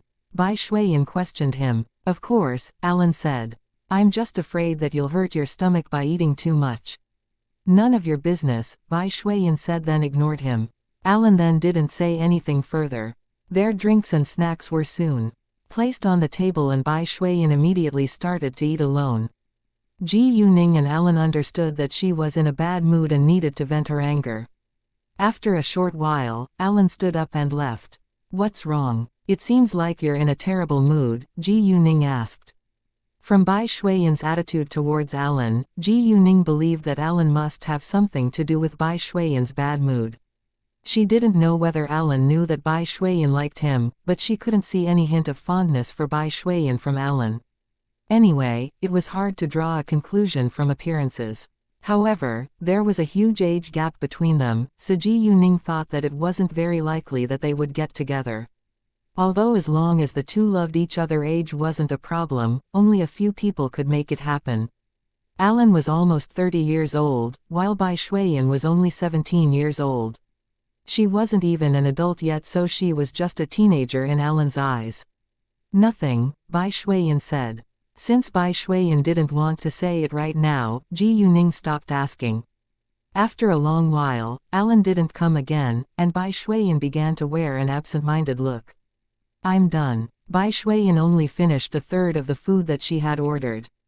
Actually, she was already full, and she had ordered that much just to vent her anger. Ji Yuning, he declined to be my boyfriend, Bai Shuiyan said all of a sudden. Ji Yuning was surprised. To her astonishment, Bai Shuiyan already told Alan about her feelings towards him, and Alan had already declined to be her boyfriend, but why did Alan still seem fine to be around with Bai Shuiyan? He said that I'm too young to be his girlfriend and that I'm just a teenage girl in his eyes, but I'm already 17 years old now and I'll be an adult in 2 months. Bai Shuiyan said. He said that he likes mature, sexy women, but I will be a mature sexy woman in a few years. Hearing that, Ji Yuning didn't know what to say. It was their personal affair after all.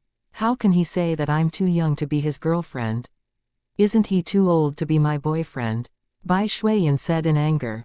Right at this moment, Alan walked to them, and Bai Shuiyan closed her mouth at once. However, before Alan walked to their table, he was stopped by a woman halfway. Hi, Alan. The woman greeted Alan and her voice sounded so gentle and alluring. The woman was tall and slim and had long, dark red hair with large waves, wearing a black tight-fitting sweater, a pair of black stockings and red high heels. She looked very sexy and charming. Seeing that, Bai Shuiyan was extremely displeased, staring at the woman's back like she was going to tear her apart. Alan, on the other hand, seemed unwilling to see the woman and disdain flashed through his eyes. However, out of politeness, Alan still greeted her. Hi, Miss Wu, may I help? Alan, can you sit with me for a while? The woman asked. I would love to, but my friends are there waiting for me, Alan said. What a shame. Well, actually I came here alone. If you don't mind, may I join you? The woman wouldn't let Alan go. In fact, Alan didn't come here often, while she was a frequent guest in order to meet him. Unfortunately, she rarely succeeded, so she definitely wouldn't let him go since she finally encountered him. Sorry, it's not up to me, Alan said. It was a gentle way to reject the woman. If the woman wasn't dumb, she would let him go right now. Sorry, no. Bai Shuiyan interrupted them, it's my reservation, and I don't want strangers to join us. Hearing that, the woman turned to look at Bai Shuiyan and she was very displeased. Actually, she had already decided to leave since Alan said that, but what Bai Shuiyan said annoyed her, so she changed her mind. However, when Bai Shuiyan saw the woman's face, she snorted with laughter. The woman had done plastic surgery so many times that her face looked really strange now. It wasn't hard to notice that her face was completely artificial now. What's so funny? The woman frowned and asked. Chapter 538 A Naughty Child. Nothing, Bai Shuiyan said, but it was obviously a perfunctory answer, especially when she did her best not to laugh out loud. The woman was mad. She wasn't an idiot, and she knew that Bai Shuiyan was laughing at her. Please don't get mad, or your nose might move aside and your jaw could fall down and then you'd have to spend more money to adjust them, Bai Shuiyan said, pretending to be considerate. The woman was angrier now. However, she was really worried that her nose would move aside and her jaw would fall down, so she didn't dare to move her facial muscles, but forced herself to calm down, which was quite amusing. Alan. The woman turned to Alan for help. Miss Wu, I'm so sorry. She's just a naughty child, so please forgive her, Alan apologized. It was also a perfunctory apology, and he wasn't scolding Bai Shuiyan for it at all. The woman was in a rage now. A naughty child. She understood that Alan was on Bai Shuiyan's side and it was meaningless to argue with them, so she glared at Bai Shuiyan before she turned around walking away. Although Alan didn't scold Bai Shuiyan for what she had done, he disagreed with her rude and impulsive behavior. Bai Shuiyan really was too young. Bai Shuiyan probably didn't notice the dissatisfaction in Alan's eyes, but Ji Yuning did. Bai Shuiyan truly wasn't his type, because Alan liked a mature woman or partner while Bai Shuiyan was simply an impulsive child. Leng Xiaoting also preferred to choose a mature girl to be his girlfriend. Ji Yuning knew that Leng Xiaoting was attracted to her precisely because she was far more mature than her age. If she was as impulsive as Bai Shuiyan, Leng Xiaoting probably wouldn't like her. Even Ji Yuning disliked immature men. In fact, nobody wanted his or her partner to be a child forever, because it was very tiring. Alan came to them then said, "I'm sorry. I have to leave now. Please enjoy yourselves here." Hearing that, Bai Shuiyan snorted with disdain, turning her head aside. Although it seemed she didn't care about Alan now, she actually felt quite disappointed because Alan left soon after she finally got a chance to meet him. However, she didn't understand that it was her own behavior that chased Alan away. Leng Xiaoting and Ji Yuning said goodbye to Alan then. After Alan was gone, Bai Shuiyan lost her appetite. Seeing that, Ji Yuning could do nothing but act dumb. Right at that moment, Mrs. Bai called Bai Shuiyan and urged her to go back home, so they left the cafe. Bai Shuiyan had her own car, so Leng Xiaoting and Ji Yuning didn't send her home. On their way back to the hotel, Ji Yuning discussed what had happened between Alan and Bai Shuiyan with Leng Xiaoting. Age isn't a problem, but they are totally different types of people, so it's hard for them to get along with one another, Leng Xiaoting said. In fact, he had also noticed Bai Shuiyan's fondness towards Alan and Alan's dissatisfaction towards Bai Shuiyan just then. "Then why do you like me?" Ji Yuning suddenly asked. "Well," Leng Xiaoting thought for a while before he opened his mouth, "my heart skipped a beat when I saw you for the first time, but it's undeniable that I'm attracted to your maturity. I think that we're the same type of people." Ji Yuning was right. Actually, Ji Yuning held the same opinion. If Leng Xiaoting had been an immature man, Ji Yuning wouldn't have fallen in love with him either. "Well, if I were as innocent or naive as my peers, would you still love me?" Ji Yuning asked. "I don't know because you're not. But what I do know is that you already occupy my heart," Leng Xiaoting said. "I know that you're a smart girl with morals, and I trust you." Leng Xiaoting had been with Ji Yuning for a long time, but they had never argued with each other. They loved each other a lot. Most importantly, they understood one another deeply. They were just talking about Bai Shuiyan and Alan, but Ji Yuning somehow felt touched by Leng Xiaoting's words. Once they were back in the hotel, Leng Xiaoting pressed Ji Yuning on the bed. "Wait a second. I need to book plane tickets first." Ji Yuning pushed him away. Leng Xiaoting was reluctant to move away from Ji Yuning's body, but he knew that she had to book the plane tickets tonight, so he hugged her in his arms while she was booking plane tickets on the internet. However, Leng Xiaoting didn't stop his hands, but kept touching and rubbing Ji Yuning's body, which annoyed Ji Yuning. "Couldn't you stop for a while? I'm checking the plane tickets right now." Leng Xiaoting replied like he was innocent, "Go on. I won't prevent you from doing so." Ji Yuning felt like laughing. The man must be tortured by his desire now. Ji Yuning then removed his hands from her body and warned him. "Don't touch my body for now, or you'll sleep alone." "Fine, I'll leave you to it and I'll go take a shower first." "Be quick. I want you when I get back," Leng Xiaoting said. Ji Yuning flushed a little but didn't answer him. Leng Xiaoting then went into the bathroom. Ji Yuning booked plane tickets for 2:50 p.m. tomorrow, so that they could fly back after having lunch. Ji Yuning didn't book a plane ticket for Leng Xiaoting because he couldn't go back with them on the same flight, but he would take the next flight. Since Ji Yuning already booked the plane tickets, Leng Xiaoting didn't wait a second longer, and directly pressed her against the bed, kissing her wildly. Chapter 539. The Tang family learns the shocking secret the next morning. Ji Yuning would go back first after taking a shower and putting clothes on, while Leng Xiaoting would wait in the hotel for her call. All of a sudden, Ji Yuning felt they were like having an affair.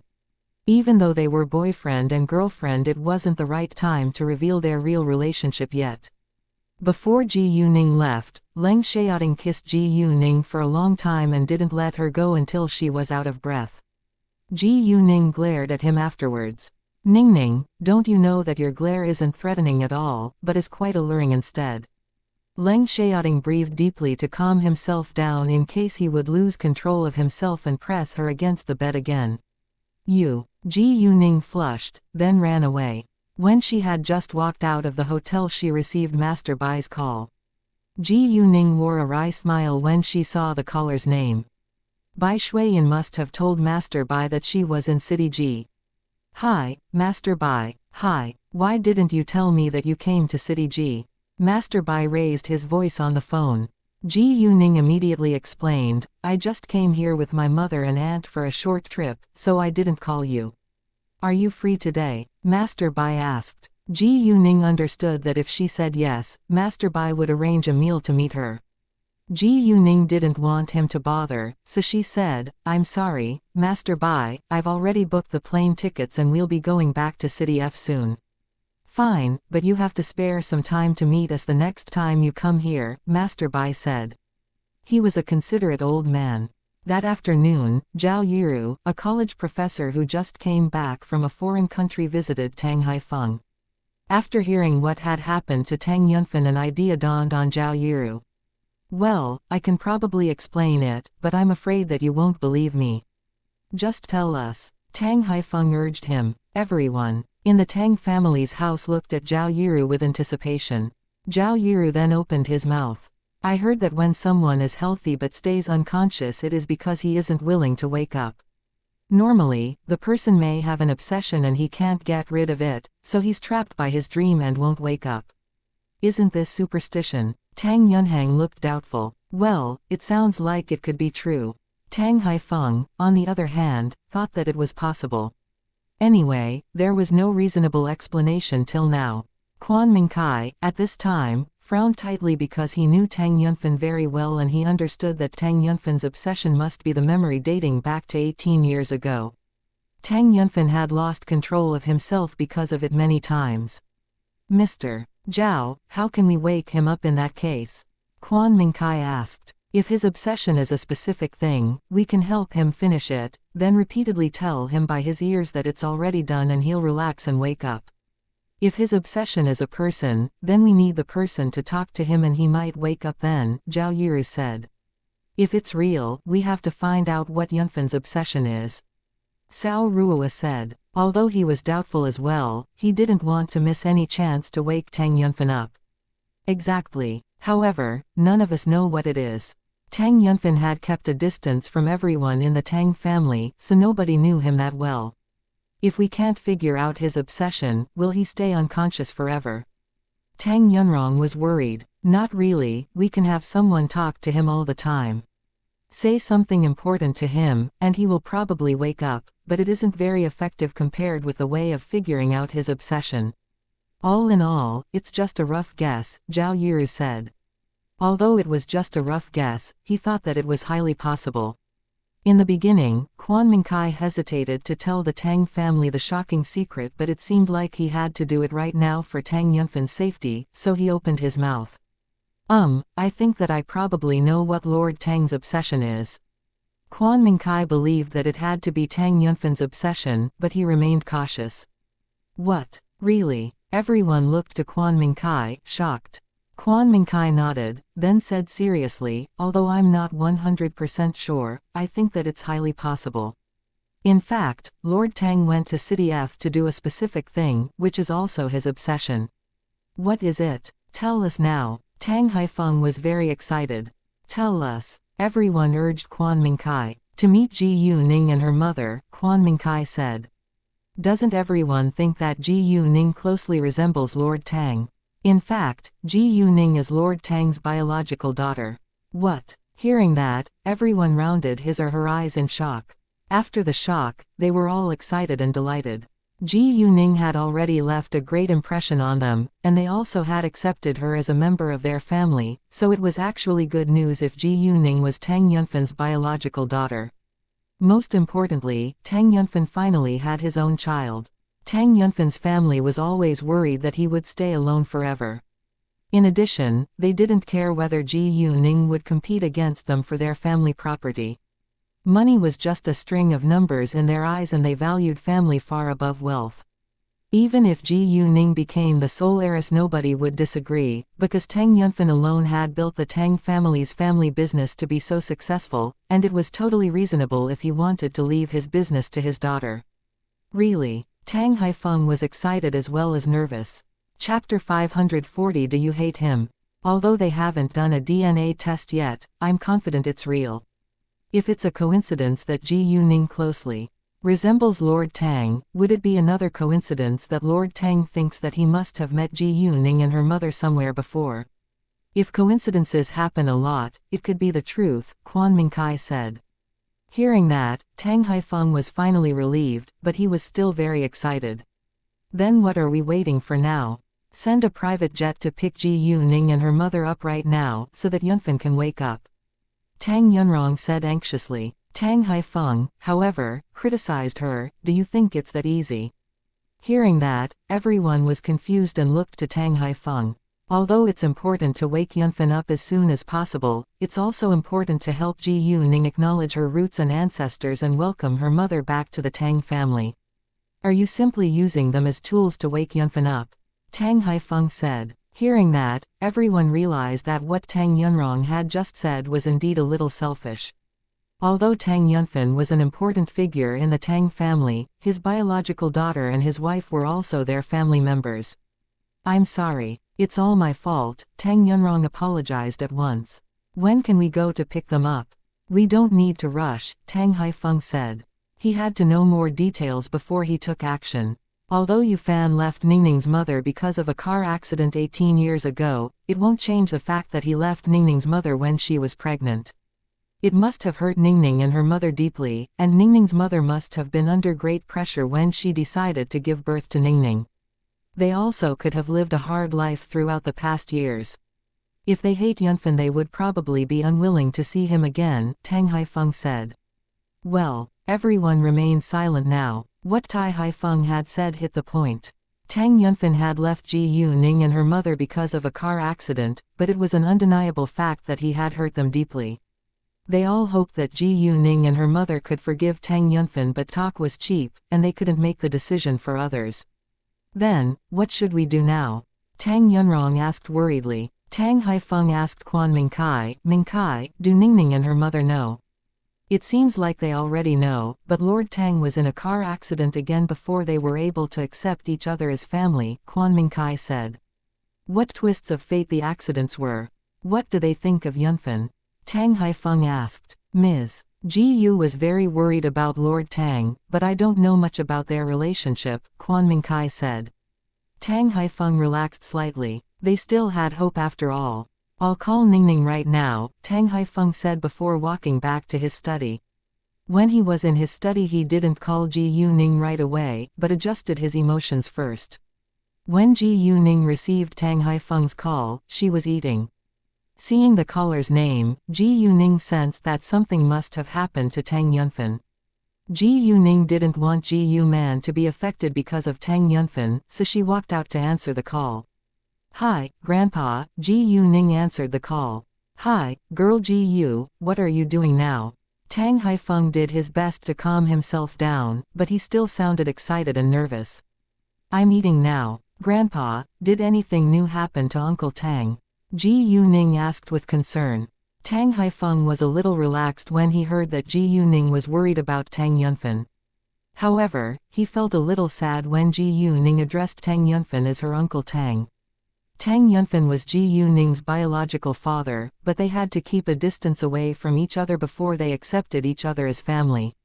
Yes, but we need your help, Tang Haifeng said. What can I do? Ji Yuning asked. One of my friends told me that Yunfan can't wake up is because he's trapped by his obsession, Tang Haifeng said. He didn't tell Ji Yuning everything at once because he wanted to see her reaction. Obsession. Ji Yuning cocked her eyebrow a little. What is it? Ji Yuning didn't know that Tang Haifeng had already found out her real relationship with Tang Yunfen, so she didn't understand what he was talking about. Girl Ji Yu, do you know why you closely resemble Yunfen? Tang Haifeng suddenly asked. Hearing that, Ji Yuning immediately realized what Tang was talking about. Since he already found out, Ji Yuning said it plainly, yes, I know. What do you and your mother think of Yunfen?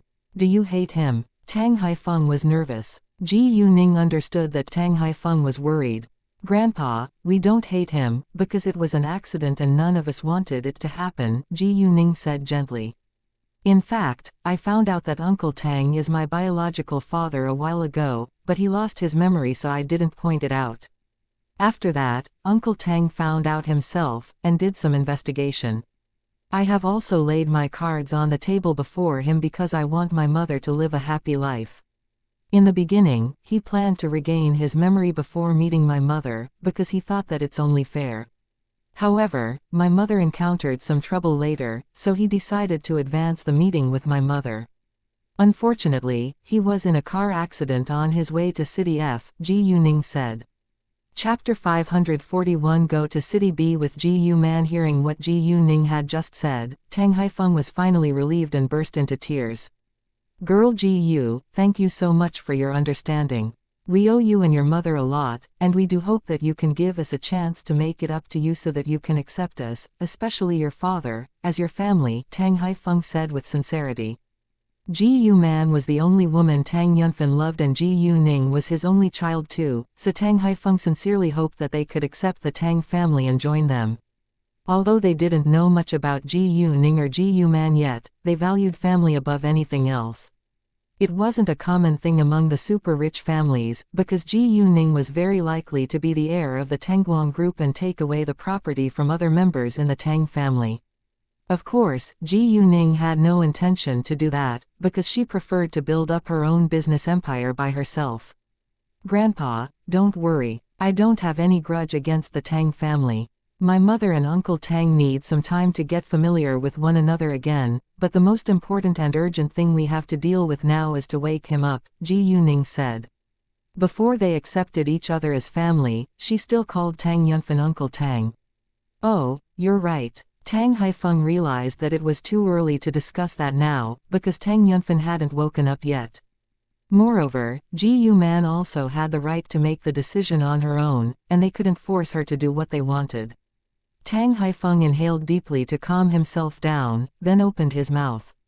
Mingkai said that Yunfen's obsession is your mother and you. If you can talk to him he might wake up. Hearing that, Ji Yuning's eyes lit up at once. She thought that it was highly possible to be true. Otherwise, why was Tang Yunfen still unconscious, even though his body was in good condition? Ji Yuning had already witnessed the reality of magical power, zombies, and yin, so it wasn't difficult for her to believe that obsession could also be true. Even though it might not be because of obsession, Ji Yuning would give it a try as long as it was possible. If so, I'm more than willing to do that, but I have to discuss it with my mother first, Ji Yuning said. She had to respect Ji Yu Man's opinions. Sure, Tang Haifeng said excitedly. Although Ji Yuning hadn't agreed yet, he knew that she was willing to help them. Girl Ji Yu, if you've made your decision, call me and I'll send a private jet to pick you up, Tang Haifeng said. Ji Yuning and Ji Yu Man could actually fly there on their own, which could save a lot of time too, but Ji Yuning still accepted Tang Haifeng's proposal, because they had their dignity. The Tang family had to show their kindness and be respectful of Ji Yuning's as well as Ji Yu Man's importance so that Ji Yuning and Ji Yu Man would accept them as family. Ji Yuning also hoped that Ji Yu Man and Tang Yunfen could be happy together in the future, but she wouldn't allow anyone in the Tang family to disrespect Ji Yu Man. Ji Yuning didn't care about the wealth and influence of the Tang family. Even if Tang Yunfen was an ordinary man or even a beggar, she would still be supportive as long as he treated Ji Yu Man well. After hanging up, Ji Yuning went back to the private room. Ningning, you've been out on the phone for so long. Was it really important? Ji Yu Man asked with concern. Ji Yuning didn't hide it but told her directly, Grandpa Tang just called me. Hearing that, Ji Yu Man's body stiffened a little. She subconsciously thought that it had to be something about Tang Yunfan. What happened to him? She asked in a hurry. Grandpa Tang said that a friend of his told him that Uncle Tang is still unconscious because he's trapped by his obsession, and his obsession is you and me. If we can talk to him he might wake up, so Grandpa Tang called me and asked me whether we're willing to do so, Ji Yuning said. Grandpa Tang also said that he hopes that we can join the Tang family as their family. What do you think? Well, Ji Yuman didn't know what to do now. She was, of course, willing to help Tang Yunfan, but she wasn't mentally prepared yet to be a member of the Tang family right now. Besides, upon thinking about it she would panic.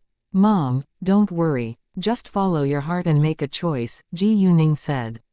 In Ji Yuning's eyes, the Tang family was barely comparable to Ji Yuman, just like Tang Yunfan was irreplaceable for the Tang family. If she had to make a choice between them, Ji Yuning wouldn't hesitate to choose Ji Yuman over the Tang family, and the Tang family would choose Tang Yunfan over Ji Yuning and Ji Yuman too. Man, Ningning is right. Don't think too much and just follow your heart, Ji Yuqing said. She also hoped that Ji Yuman could live a happy life in the future, but it wasn't an easy choice. If Ji Yuman had no feelings for Tang Yunfan or failed to love him again, she could give it up. Ji Yuman remained silent for a while, then said, I can help him, but I need time to see how it goes between him and me. Sure, then I'll call Grandpa Tang now, and he'll arrange a private jet to pick us up, Ji Yuning said. Tang Yunfan was in an urgent situation now, and they had nothing important to deal with in City F, so they decided to go to City B first. Aunt, do you mind going back alone? Ji Yuning asked Ji Yuqing. Of course not. Don't worry about me. I can get your uncle to pick me up at the airport, Ji Yuqing said. She was very considerate. In the Tang family's house, everyone asked Tang Haifeng for the result once he hung up the call with Ji Yuning and walked back to the living hall. Tang Haifeng told them about what Ji Yuning had said to him on the phone, and they all relaxed knowing that Ji Yuning and her mother didn't hate Tang Yunfan. That was all they hoped for. In addition, they also understood that Ji Yuning had to discuss with her mother first whether they should come and help to wake Tang Yunfan up. Since Ji Yuning and Ji Yuman needed time to accept them as their family, they were willing to wait as well. As long as Ji Yuman didn't hate Tang Yunfan, it was highly possible that she would get together with him again for the sake of their child, Ji Yuning. Right at this moment, Tang Haifeng's phone rang, and the caller was Ji Yuning. Chapter 542. Like a child seeing the caller's name, Tang Haifeng was excited as well as worried because he didn't know whether Ji Yuning and her mother would agree or disagree. Although he thought that it was more likely to be an affirmative answer, he was still nervous. Girl Ji Yu, are you willing to come? Ji Yuning said, yes, my mother also agreed. Really? Tang Haifeng was cheered up at once. When will you come? I'll arrange a private jet right away. Anytime, Ji Yuning said. Great. I'll send the private jet to pick you up right now, Tang Haifeng said in a hurry. He couldn't wait a second longer to meet Ji Yuning and Ji Yuman now. Oh, will you stay in the Tang family's house, or your own house? He asked that question out of respect. We'll stay in my house, Ji Yuning said. They would feel a little uneasy if they stayed in the Tang family's house at the moment. No problem, Tang Haifeng said. Ji Yuning then told Tang Haifeng their detailed location in City G before hanging up, and Tang Haifeng immediately arranged a private jet to pick them up. After that, he told Tang Yunrong to prepare some clothes for Ji Yuning and Ji Yuman because they directly came from City G and probably didn't bring a change of clothes with them. Moreover, they could often stay in City B, so it was necessary to prepare clothing for them. However, they had only met Ji Yuning, and had no idea about Ji Yuman's stature. Luckily, Quan Mingkai knew it. Hearing that Ji Yuman resembled Ji Yuning in body type, but was a little shorter than her, Tang Yunrong went to prepare without delay. As a lady from a super-rich family, Tang Yunrong had very good taste of clothing. Ever since Ji Yuning had made the decision to fly to City B, Leng Xiaoting seemed a little upset, because he was afraid that he couldn't spend much time alone with Ji Yuning if Ji Yuning flew to City B with Ji Yuman. However, when he heard that Ji Yuning wouldn't stay in the Tang family's house, but in her own house, his face lit up at once. Seeing Leng Xiaoting's reactions, Ji Yuning was amused and felt that he really was like a child who would be happy immediately if she gave him a candy. In fact, Ji Yuning really was a sweet candy in Leng Xiaoting's eyes, and he was reluctant to let it go. Ji Yuqing would fly to City F at 2:50 p.m., and it was still around 3 hours away from the departure time. The private jet sent by Tang Haifeng would arrive at City G in 3 hours too.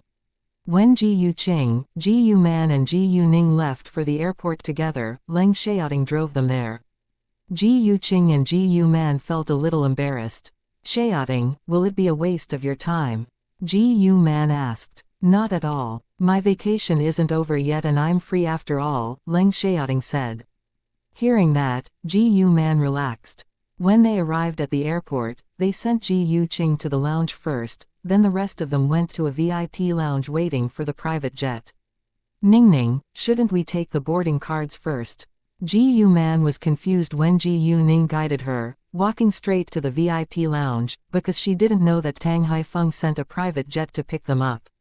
"It's a private jet, so we can go aboard when it lands," Ji Yuning said. "What?" Ji Yuman was surprised.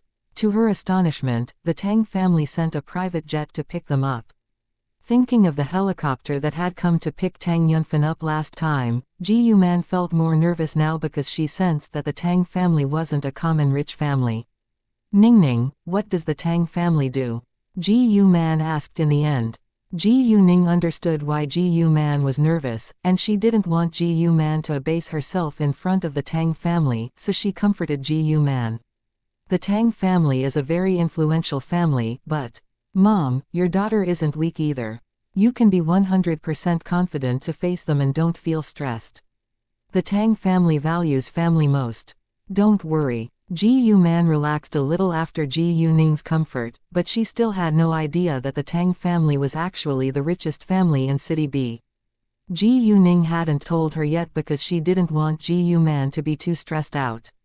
Seeing Leng Xiaoting staying by their side the entire time, Ji Yuman said to him, "Xiaoting, you don't need to accompany us all the time. If you need to deal with something, please feel free to leave." "It's fine. I have nothing else to deal with and I can stay here with you," Leng Xiaoting said.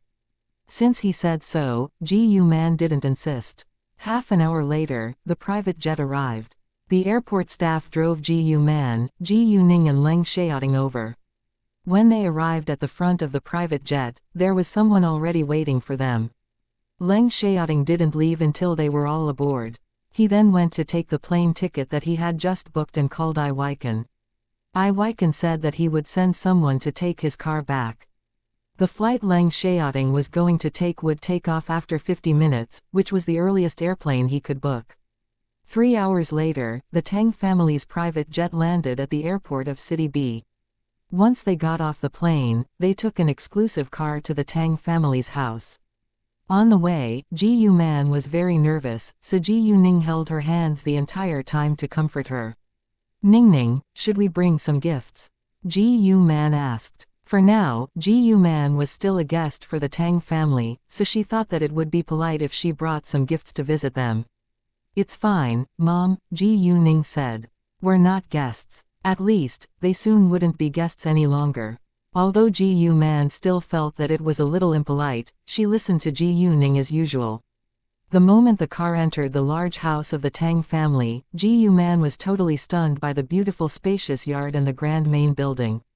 Jesus! The Tang family's house is so large. Members of the Tang family were already waiting for them at the gate with great anticipation. Seeing that Ji Yuman was getting increasingly nervous, Ji Yuning held her hands tightly and said, "Mom, relax." Nevertheless, Ji Yuman still couldn't help feeling very nervous. "Ningning, do I look good in my clothes?" Ji Yuman asked. "Yes, you do," Ji Yuning said with a smile. When the car stopped at the main building, a servant came to open the car door for them without delay. Ji Yuning and Ji Yuman then got out of the car, walking to the members of the Tang family who were waiting for them. Ji Yuman looked at them, but didn't know what to say. Is she Ji Yuning's mother? They were also surprised when Ji Yuman showed up. Chapter 543 Ji-yu Man finally meets the Tang family. Ji-yu Man looked so much younger than her real age, and she looked like Ji-yu Ning's elder sister when they walked together. Girl Ji-yu, hi. Tang Haifeng welcomed them with excitement. Hi, Grandpa and everyone, so sorry to keep you waiting, Ji-yu Ning said, then greeted them one by one. This is my mother, Ji-yu Man. Nice to meet you, they greeted Ji-yu Man. Nice to meet you too, Ji-yu Man greeted them at once, but she felt very uneasy. Afterwards, Ji-yu Ning introduced the members of the Tang family to Ji-yu Man. I'm so sorry for what you've experienced during the past years. Tang Haifeng almost cried, apologizing to Ji-yu Man with sincerity. Ji-yu Man was the younger generation when compared with Tang Haifeng, so Tang Haifeng felt like she was just like one of his children. Master Tang, please don't say that. Ji-yu Man panicked a little when Tang Haifeng apologized to her with tears in his eyes. I don't feel aggrieved at all. Indeed, Ji-yu Man didn't feel aggrieved at all. She had been willing to give birth to Ji-yu Ning because she loved Ning, who was Ji-yu Ning's father. She wouldn't take Tang Yunfen as Ning and love him now exactly like she had loved Ning, because they were different in her eyes, so she needed time to get along with Tang Yunfen. I understand, Tang Haifeng sighed and he seemed very sad. At that moment, Tang Yunheng interrupted them. All right, let's get inside now. It's very cold outside. Oh, right. It is very cold outside. Let's go inside. Tang Haifeng immediately invited Ji-yu Ning and Ji-yu Man to walk into the house. Do you feel tired now after the flight? You can have a rest first before we go to see Yunfen together, Tang Haifeng said. He was very considerate. Ji-yu Ning and Ji-yu Man followed his lead, and sat down on the sofa. Seeing that Ji-yu Man was very nervous, Zhang Lihua and Tang Yunrong chatted with her to help her relax. And after a while, Ji-yu Man gradually relaxed. Before long, Ji-yu Ning received Leng Xiaoting's message. He had arrived at City B2. Ji-yu Ning didn't have time to meet him now, so he would take care of himself. After sitting for half an hour in the living hall, Ji-yu Ning and Ji-yu Man followed Tang Haifeng to Tang Yunfen's room. The others didn't follow them, in case Ji-yu Man would be nervous, and the room would be cramped if there were too many people. Once they were in Tang Yunfen's room, both Tang Haifeng and Ji-yu Man seemed very sad. Please don't be too stressed. Just do you what can you, and it'll be enough, Tang Haifeng said to Ji-yu Man. I will, Ji-yu Man replied but still felt a little stressed. Tang Haifeng then left the room, in case Ji-yu Man would feel uneasy if he was there. Ning, what should I say? Ji-yu Man asked Ji-yu Ning. Ji-yu Ning thought for a while then said, you can talk to him about something that happened after you met each other and what you've been through when he suddenly disappeared. Let him know that you've lived a hard life, so that he'll feel guilty and wake up. Even though it was painful for Ji-yu Man to uncover her mental scars, if Tang Yunfen could wake up or regain his memory, it would be worth doing it. In addition, it was Ji-yu Man's choice to come here, and she was ready for it. Ji-yu Ning then walked downstairs, and left Ji-yu Man alone in the room. In the living hall, Tang Haifeng, Tang Yunheng and Cao Ruowa were there together, while Tang Yunrong, Zhang Lihua along with a domestic servant were busing preparing dinner in the kitchen. Both Tang Yunrong and Zhang Lihua were from super rich families, and they had never done housework before, but they had learned to do some ever since they had gotten married.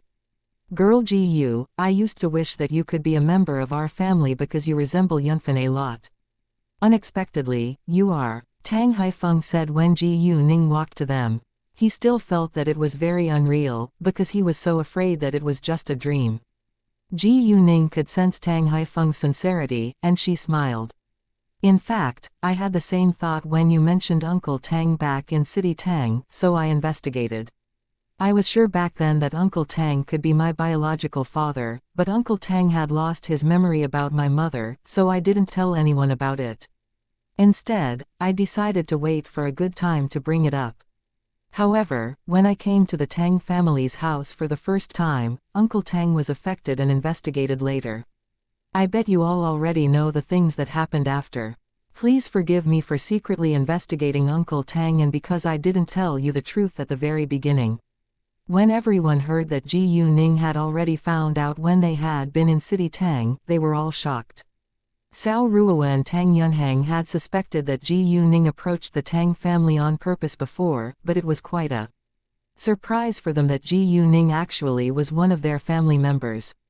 Of course we won't blame you. Although I do feel that it was a shame that you didn't tell us at the very beginning, I understand your decision, Tang Haifeng said. It also proved that Ji Yuning did not maintain a close relationship with them for money. Ji Yuning knew Tang Haifeng wouldn't blame her, but she wouldn't feel relieved until he said it in person. Oh, we're prepared some clothes for you and your mother in the car in case you didn't bring a change of clothes with you, and you can take them back to your house tonight. If you don't like them, you can go shopping at Fengsheng Shopping Mall when you're free, Tang Haifeng said. Ji Yuning was surprised that Tang Haifeng was so considerate and she accepted it. Thanks, Grandpa. Ha ha, we're a family after all, Tang Haifeng said. Although Ji Yuning and Tang Yunfen hadn't accepted each other as family yet, Tang Haifeng had already accepted Ji Yuning as his biological granddaughter. Ji Yuning smiled, and her silence showed her willingness to join the Tang family as their new family member. Chapter 544 Old Memories. Oh, where is Jokai? Ji Yuning asked. She hadn't seen Tang Jokai ever since she had entered the Tang family's house. He's been in his school recently and he's busy this weekend, so he didn't come back. We haven't told him about what happened to Yunfen yet, Tang Haifeng said. In Tang Yunfen's room, Ji Yuman sat by the bedside, holding his hand, talking to him. Ning, I know you lost your memory about us, so let me tell you now. His name wasn't Tang Yunfen 18 years ago, so Ji Yuman called him Ning. Do you know why I named our daughter Ji Yu Ning? It's because your name was Ning. 18 years, oh, no, 19 years ago to be specific, I met you. You had been injured all over your body. I took you to the hospital, but you told me that you had forgotten everything when you woke up and you wouldn't let me go. To be honest, my heart skipped a beat when I saw you for the first time because you were so handsome and charming. However, you lost your memory when we met each other and I don't know whether you were married or not, so I intentionally kept a distance from you. Well, I still fell in love with you in the end. I remember everything that happened between us. Once when a man sexually insulted me in my workplace, you stood up for me and beat him down on the ground. You were injured too. Once when Ji Yuman told many details of her old memories. You were very outstanding in work too, and you became a supervisor after having worked in a company for only half a year, and you were gradually promoted to be the manager of the planning department. However, you were caught in a car accident, which was the beginning of our 18 years separation. In the beginning, I wanted to kill myself, but I found out that I was already pregnant, so I persuaded myself to live my life for the sake of our baby.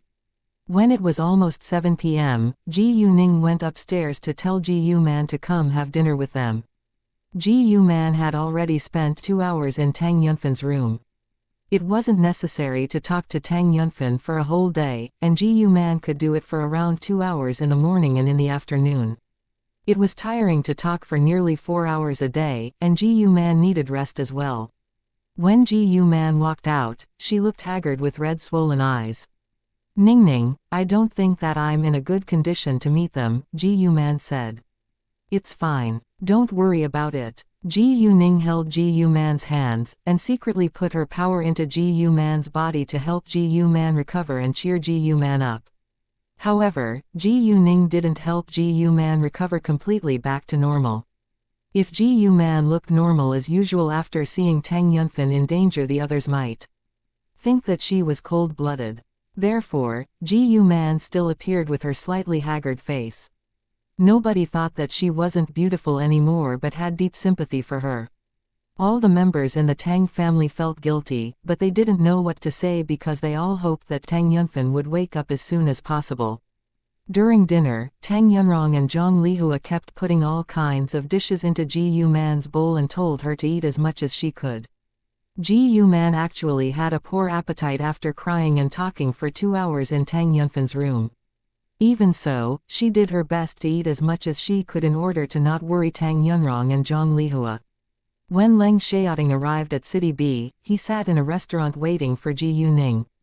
Leng Xiaoting's outstanding appearance attracted a lot of attention from women around him, but many of them didn't dare to strike up a conversation with him because he seemed very cold. However, one woman was an exception. Because there was heating in the restaurant, many people took off their coats after they came in. And the woman who came to Leng Xiaoting's table was wearing a tight-fitting, low-cut red sweater with a hip-hugging skirt that outlined her alluring figure. Accompanied by her delicate features and makeup look, she was able to win most men's hearts. However, Leng Xiaoting only loved Ji Yuning, so he disliked any woman who struck up a conversation with him. "Hey, may I sit here?"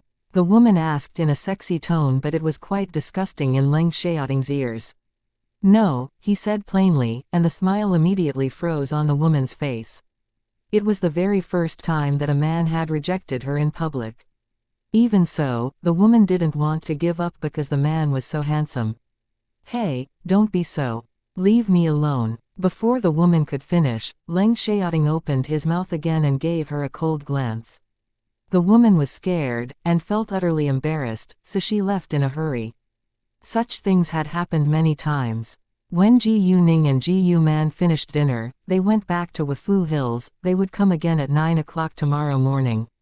Tang Yunhang drove them back to Wufu Hills in person, and Ji Yuning could drive her car to the Tang family's house tomorrow.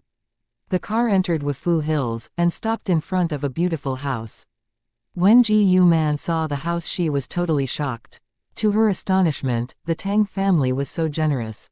Ji Yuning had told Ji Yuman that the Tang family had given her a house before they went to visit them, but Ji Yuman didn't know that the house was so luxurious and was located in City B.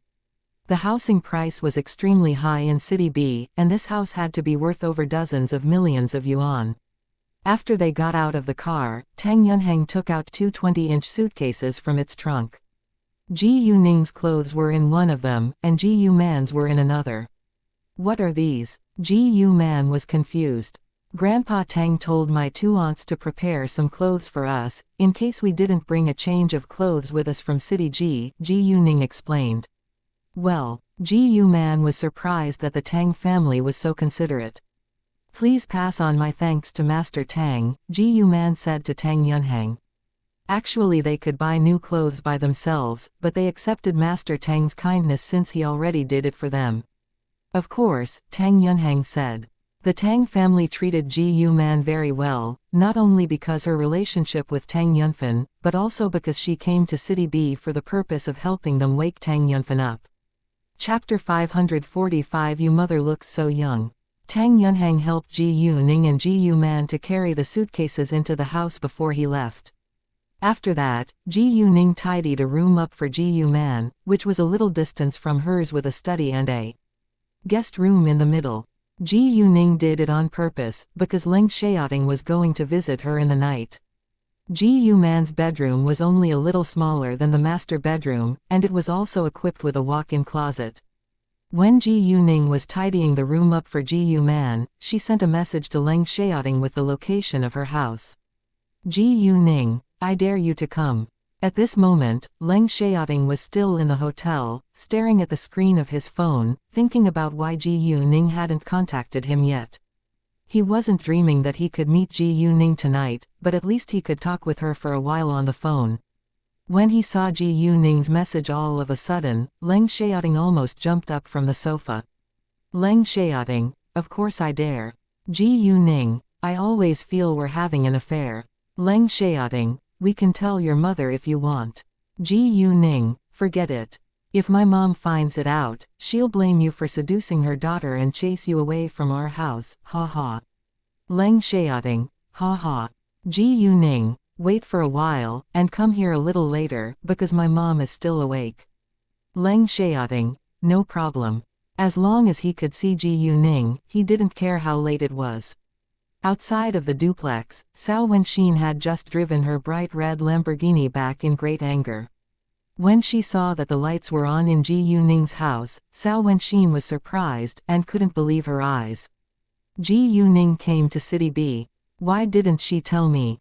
Cao Wenxin stopped her car at once, then walked to Ji Yuning's house with an angry expression. She decided to punish Ji Yuning. She went to the door, and rang the doorbell. Ning, who could it be? Gu Man was confused, because it was very late now. Oh, it must be my aunt's daughter, Cao Wenxin. She lives in the next house, and I think that she must have found out that I'm here when she saw that our lights are on, Gu Ning said. She heard the sound of the car just then, and only Cao Wenxin and she lived here, so she bet it had to be Cao Wenxin. Oh, Gu Man followed Gu Ning walking downstairs. Since Cao Wenxin was Tang Yunrong's daughter, she had to meet her. Once the door was opened, Cao Wenxin raised her voice in anger. Gu Ning, why didn't you tell me that you came to City B? If I didn't come back tonight, I wouldn't have found out. Before she finished her sentence, she noticed Gu Man in the living room and closed her mouth at once, feeling a little embarrassed. This is? Cao Wenxin asked. My mother, Gu Ning said. Really? Your mother looks so young. Cao Wenxin was astonished, because Gu Man looked like a woman around 30. Women loved hearing compliments, so Gu Man was very happy to hear that. Well, it's very nice to meet you. Cao Wenxin immediately greeted Gu Man politely. Cao Wenxin's attitude changed very fast, which amused Gu Ning and Gu Man. Nice to meet you too. Gu Man said, then invited Cao Wenxin to come in. Come on in, please. Cao Wenxin walked in and asked Gu Man in a hurry, would you please tell me how you take care of your skin? Although Cao Wenxin behaved like a boy normally, she was a young woman who loved beauty after all. Gu Man was almost 40, but looked like a woman around 30, and Cao Wenxin also wanted to look much younger than her real age. I don't know actually, because Ning has helped me a lot. Gu Man smiled. She only knew that Gu Ning gave her and Gu Qing some nutritious food and told them to eat it regularly. Gu Ning, why didn't you tell me about that? Aren't we good sisters? Cao Wenxin criticized Gu Ning. Well, I'm thinking about sending you some skincare products which will be on the market soon, and you'll be the first person to have them. Satisfied? Gu Ning said. Cao Wenxin laughed. Very well, I was just kidding. Please don't be mad at me. Gu Ning rolled her eyes at Cao Wenxin, laughing too. Well, let me pour some water for you too, Gu Man said, walking to the kitchen, but was stopped by Gu Ning. Mom, don't bother. She lives just next door, and she can go home to have some water if she's thirsty. Ning, how can you be so impolite? Gu Man was a little displeased. Please don't bother. I did have a lot of water just a while ago, so I'm not thirsty now, Cao Wenxin said. Since Cao Wenxin said so, Gu Man didn't insist. She also didn't want to disturb the two girls chatting, so she went upstairs to organize her clothes. Once Gu Man was gone, Cao Wenxin questioned Gu Ning, when did you come here? Why didn't you tell me? Today, but I was very busy during the day, and I just came home, so I didn't have time to tell you yet. Gu Ning gave Cao Wenxin a perfunctory answer because she knew that Cao Wenxin wasn't aware of her relationship with the Tang family. Fine. Cao Wenxin understood Gu Ning was always busy, so she accepted Gu Ning's explanation.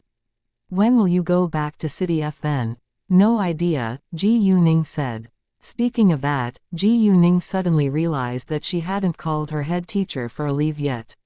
What? Don't you need to attend classes? Cao Wenxin was surprised. She knew that Gu Ning was a busy businesswoman, but Gu Ning was still a student too. Most importantly, Gu Ning was going to attend the National College entrance exam in a few months.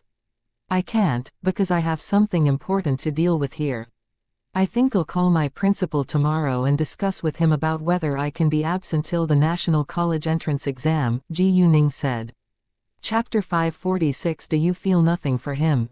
What? You're not going to attend your classes, and you'll directly attend the entrance examination to college. Are you sure that you can pass it? Cao Wenxin rounded her eyes in shock. She didn't expect that Gu Ning would be so bold. Will your principal agree? Will you be expelled? Don't worry. As long as I can pass the exam and get a good score, nobody will stop me. Gu Ning was confident that her principal would agree because she was the boss of Jade Beauty Jewelry after all. Skilled people were not only those who were good at studying, but also those who could do business well. Therefore, it was impossible that her principal would expel her, who became a billionaire at such a young age. Fine, you win. Seeing Ji Yuning being so confident, Cao Wenxin chose to believe her. After all, Ji Yuning was very outstanding. All of a sudden, Cao Wenxin seemed upset, so Ji Yuning asked her, "What's wrong?" "It's all because of Xin Bei. When I first met him, I mistook him as a terrible man because I thought that Yu Wenjing was his girlfriend, and I even helped Yu Wenjing. However, I met Yu Wenjing in a shopping mall today and she swore at me when she saw me. She's so insane, and said that I have a secret romantic relationship with Xin Bei. How is it possible? Xin Bei and I hate each other so much, and we'll never be close to one another." Cao Wenxin told Ji Yuning everything, like she couldn't tolerate it anymore. Hearing that, Ji Yuning was surprised. "Well, is it true? Are you secretly dating Xin Bei?" "Of course not. How is it possible?" Cao Wenxin denied it at once. "Her friend just saw me hanging out with Xin Bei at the Lantern Festival, so she believes that I'm dating Xin Bei, but we hung out together with our families. We didn't hang out alone." Cao Wenxin felt aggrieved. Ji Yuning, on the other hand, was greatly surprised. "How come you hung out with Xin Bei at the Lantern Festival?"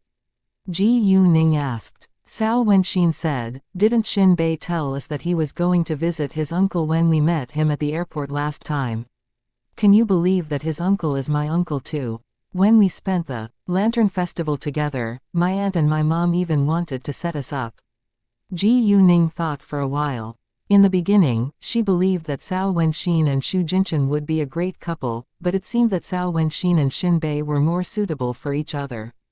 Although they disliked each other now, it was possible that they had a love-hate relationship. In addition, Tang Yunrong approved of Xin Bei. "Do you feel nothing for him?" Ji Yuning asked. Hearing that, Cao Wenxin panicked a little, then denied at once. "Yes, I feel nothing." Ji Yuning smiled, but didn't say another word because she knew that Cao Wenxin was lying. She decided to do something when it was needed to help them. When it was almost 9 p.m., Cao Wenxin went back to her house. Ji Yuning then called her principal. "Hi, I'm so sorry to bother you, sir. This is Ji Yuning." Ji Yuning. The principal was surprised to hear from Ji Yuning. "May I help?" "Well, the thing is I'm very busy recently in City B and I'll be absent from classes a lot, so can I not go to school until the entrance examination to college comes?" "Please don't worry. I promise that I will keep studying on my own, and pass the exam with a great test score," Ji Yuning said. Ji Yuning was confident that she could easily pass all kinds of exams. "Sure, no problem," the principal said with alacrity. "I'll talk to your head teacher tomorrow, and we'll inform you 3 days before the entrance examination to college." It went more smoothly than Ji Yuning had thought. "My pleasure. Ji Yuning, you're the pride of our school, and other principals from other school are all jealous of me after they heard about your successful business," the principal said with happiness. Ji Yuning suddenly thought of something, then said, "Sir, if you don't mind, I'd love to donate 5 million yuan for redecoration or reconstruction of our school." Although the number 3 high school was just a common high school and many buildings were aging, the principal had applied for money to reconstruct and redecorate them. However, his application had been rejected. Since Ji Yuning was rich now, she was willing to do something for her alma mater. Really? The principal was shocked, and couldn't believe his ears.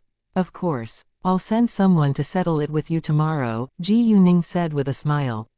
"Will your parents agree?" the principal asked worriedly. He knew that Ji Yuning had made a lot of money, but she was just a student after all. "My parents are supportive," Ji Yuning said. Hearing that, the principal relaxed. "That'll be great." The principal was very excited and grateful. "Thank you so much, Ji Yuning." "My pleasure," Ji Yuning said. After hanging up the call with Ji Yuning, the principal wiped his tears away. His wife, Bai Nianlin, noticed and asked with confusion, "What happened?" The principal sighed. "Didn't I tell you that my application for some money to reconstruct and redecorate the aged buildings in the school has been rejected?" Chapter 547. Do you need me to put a rope down? So, Bai Nianlin was still confused and didn't understand why her husband seemed so excited. Well, a student just donated 5 million yuan to our school for the reconstruction and redecoration, the principal said, and he had mixed emotions now. What? A student? A rich second-generation heir? Bai Nianlin thought that the student had to be from a rich family. Not really, she's the boss of Jade Beauty Jewelry, the principal said. Thinking of Ji Yuning's identity, the principal couldn't help but admire her for her outstanding ability. What? It was her. Bai Nianlin was surprised. She had heard from her husband that the boss of Jade Beauty Jewelry was studying in his school, and she also admired Ji Yuning. Ever since Bai Nianlin had heard what Ji Yuning had achieved at such a young age, she always wished that her children could be as successful as Ji Yuning. Right at that moment, Bai Nianlin's son came back home after playing basketball with his friends, and he had sweat a lot and had an unpleasant smell, which annoyed Bai Nianlin. Bai Nianlin then began to criticize her son, while her son had no idea why his mother suddenly became so mad at him. After a while, he finally figured out that his mother thought that he wasn't outstanding enough after hearing the story of an excellent student in his father's school. However, he felt aggrieved too. In fact, he wasn't bad compared with his peers and was also a good student in his school. Even so, he didn't dare to argue with his mother, but listened to his mother's endless criticism with patience. In City B, Ji Yu Man was asleep around 11 p.m., so Ji Yuning sent a message to Leng Xiaoting at once. The hotel where Leng Xiaoting stayed wasn't far, so he soon arrived at Ji Yuning's house after reading her message. He called Ji Yuning when he arrived and went to the side of Ji Yuning's bedroom following Ji Yuning's directions. When they saw each other, there was a burning desire in their eyes. "Do you need me to put a rope down there?" Ji Yuning joked. She knew that it was easy for Leng Xiaoting to climb up 3 stories. "No need," Leng Xiaoting said, then hung up. Quickly, he had easily climbed up to the 3rd floor with just his hands. When he stood in front of Ji Yuning, he clasped her in his arms like he hadn't seen her in ages. "Ningning, I missed you," Leng Xiaoting said, although they had only been apart for half a day. "My mom's bedroom isn't far away, so we need to be quiet," Ji Yuning warned. "Sure, I'll hug you while we sleep, and we won't do anything," Leng Xiaoting said. He knew that Ji Yu Man slept in a nearby bedroom, so he didn't dare to make noise, but he was already satisfied that he was able to hug Ji Yuning and fall asleep together tonight. Although they didn't have sex, they did kiss and touch each other in bed. The next day, when light first appeared, Leng Xiaoting woke up. In case Ji Yu Man would find out, and it was also inconvenient to leave during the day, Leng Xiaoting left Ji Yuning's bedroom. Cao Wenxin called Ji Yuning in the early morning, and she wanted to visit Ji Yuning. Cao Wenxin felt bored now and would love to have some fun with Ji Yuning. I'll call you back later," Ji Yuning said. Cao Wenxin didn't know what had happened to Tang Yunfan yet, so Ji Yuning wasn't sure whether she could tell Cao Wenxin. After hanging up the call with Cao Wenxin, Ji Yuning called Tang Haifeng at once. Tang Haifeng didn't keep it a secret from Cao Wenxin on purpose, but he didn't want to worry the younger generation. Since Cao Wenxin wanted to spend the day with Ji Yuning and Cao Wenxin would find out sooner or later, Tang Haifeng agreed. Therefore, Ji Yuning called Cao Wenxin back and told her that they would go to the Tang family's house later. Hearing that, Cao Wenxin got up at once. It was already 7:30 a.m., but Cao Wenxin was still lying in bed. Although she had a habit of running in the morning, she would sometimes be lazy, especially when the weather was cold. And although it was already spring, it was still cold outside. Cao Wenxin came to Ji Yuning's house around 8 a.m., and the breakfast was ready on the table. Seeing Ji Yu Man, Cao Wenxin greeted her politely. "Do you want to drive your car, or drive with me?" Ji Yuning asked Cao Wenxin during breakfast.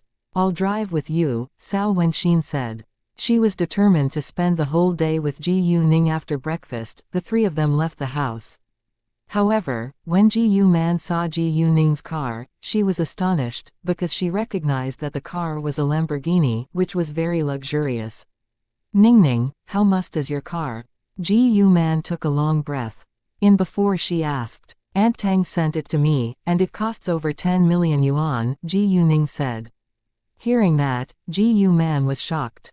They're too generous. Ji Yuning received the luxurious car as a gift when the Tang family didn't know that she actually was Tang Yunfan's biological daughter, so it was enough to prove that the Tang family was really generous. The gifts Ningning sent us are also very valuable. A luxurious car is merely nothing, Cao Wenxin said. Hearing that, Ji Yu Man relaxed a little. After that, they got in the car, driving away from the duplex. When Ji Yuning and the others left the house, it was 8:30 a.m., so there wasn't much traffic on the roads. Not far behind Ji Yuning's car was another luxurious car, and the people sitting in it started to discuss Ji Yuning's white Lamborghini. Chapter 548 Cao Wenxin learns the truth. Isn't that the latest model of Lamborghini? I heard that there are only 40 of them around the world. I wanted to buy one, but it wasn't available, a man said in a jealous tone. The man was Pan Zerui. There were another 2 men in the luxurious car. One was Guan Bin, while the other was a stranger. Let's catch it up to see who the driver is. Guan Bin proposed with curiosity. The driver must either be rich or powerful. No problem. Pan Zerui was curious too, so he sped up at once. However, when he saw who the driver of the white Lamborghini was, he slammed on the brakes in shock and couldn't believe his eyes. The driver was Ji Yuning. Pan Zerui suddenly stopped his car, and almost caused a rear-end collision. Hey, do you know how to drive or not? A driver who drove behind them swore in anger. Luckily, nobody was injured, so the driver drove his car away after swearing. Ji Yuning and the others were also slightly scared. It was so dangerous. Ji Yu Man said. Exactly. It almost caused a rear-end collision, Cao Wenxin said. Although Ji Yuning didn't know who that luxurious car belonged to, she saw Pan Zerui in the driver's seat from the rear-view mirror, and she believed that Pan Zerui must have been shocked to see her driving this white Lamborghini. Guan Bin was also scared in Pan Zerui's car. Zerui, why did you suddenly slam on the brakes? Don't you know that it was very dangerous? The driver is my boss. Pan Zerui said with excitement. Boss, what boss? Pan Zerui's friend was curious. Guan Bin, on the other hand, said with great surprise, what? The driver is Miss Ji Yu. Guan Bin sat in the rear seat so he didn't see the driver of the white Lamborghini clearly. Miss Ji Yu. Zerui's boss is a woman. Pan Zerui's friend was astonished and couldn't believe his ears, because they all knew that Pan Zerui despised women a lot. Miss Ji Yu is different, and we all admire her. When Zhao Kengalin revenged himself on us and almost beat us to death, it was Miss Ji Yu who came to rescue us. You weren't there, so you didn't know how cool Miss Ji Yu was when she alone beat 4 men down within seconds. In addition, Miss Ji Yu is Tang Jokai's younger sister. I think that they have to be relatives. Guan Bin was getting increasingly excited. In the beginning, he despised Ji Yuning, but he started to respect her after the horse racing. When Ji Yuning came to rescue them, he already admired her. Really? Pan Zerui's friend was greatly surprised, because he had never heard that any woman could be so awesome. Of course. Pan Zerui said. Is Tang Jokai from the top Tang family of City B? Pan Zerui's friend asked, and a touch of viciousness flashed by his eyes. Yes. Exactly, because of Miss Ji Yu, I even shared a meal with Tang Jokai at the same table. Guan Bin said and felt honored. There was an abyss between him and Tang Jokai, so he wasn't jealous of Tang Jokai, but just wanted to please Tang Jokai. Zerui, since Miss Ji Yu is your boss, why don't we have a gathering tonight? Pan Zerui's friend said. Let me call her later, and see whether she's free tonight. Pan Zerui also wanted to meet Ji Yuning. When Ji Yuning and the others arrived at the Tang family's house, Cao Wenxin finally learned that Tang Yunfan had been in a car accident and had been unconscious for nearly 5 days. At the same time, she also found out that Ji Yuning was Tang Yunfan's biological daughter, which was the reason why they closely resembled each other. The news surprised Cao Wenxin, and she also felt excited. If Ji Yuning was Tang Yunfan's biological daughter, then Ji Yuning would be her biological cousin too. Fate was really unbelievable. However, she was worried about Tang Yunfan's condition too. When Ji Yu Man went upstairs to talk to Tang Yunfan, Ji Yuning received Pan Zerui's call. Boss, why didn't you tell me that you came to City B? Pan Zerui complained. I came here to deal with something serious, Ji Yuning said. When will you be free? Can we have a gathering tonight? Pan Zerui asked. I'm afraid that I can't.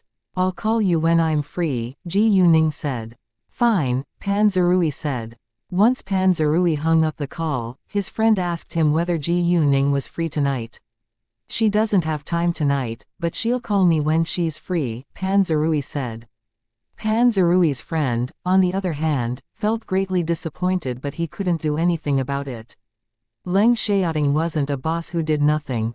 Although he had hired skilled managers to run Xianxia Group for him and he seldom interfered in the business or checked the finances, he still needed to keep abreast of the development of his business group. The headquarters of Xianxia Group was located in the capital and it had many branches in every big city.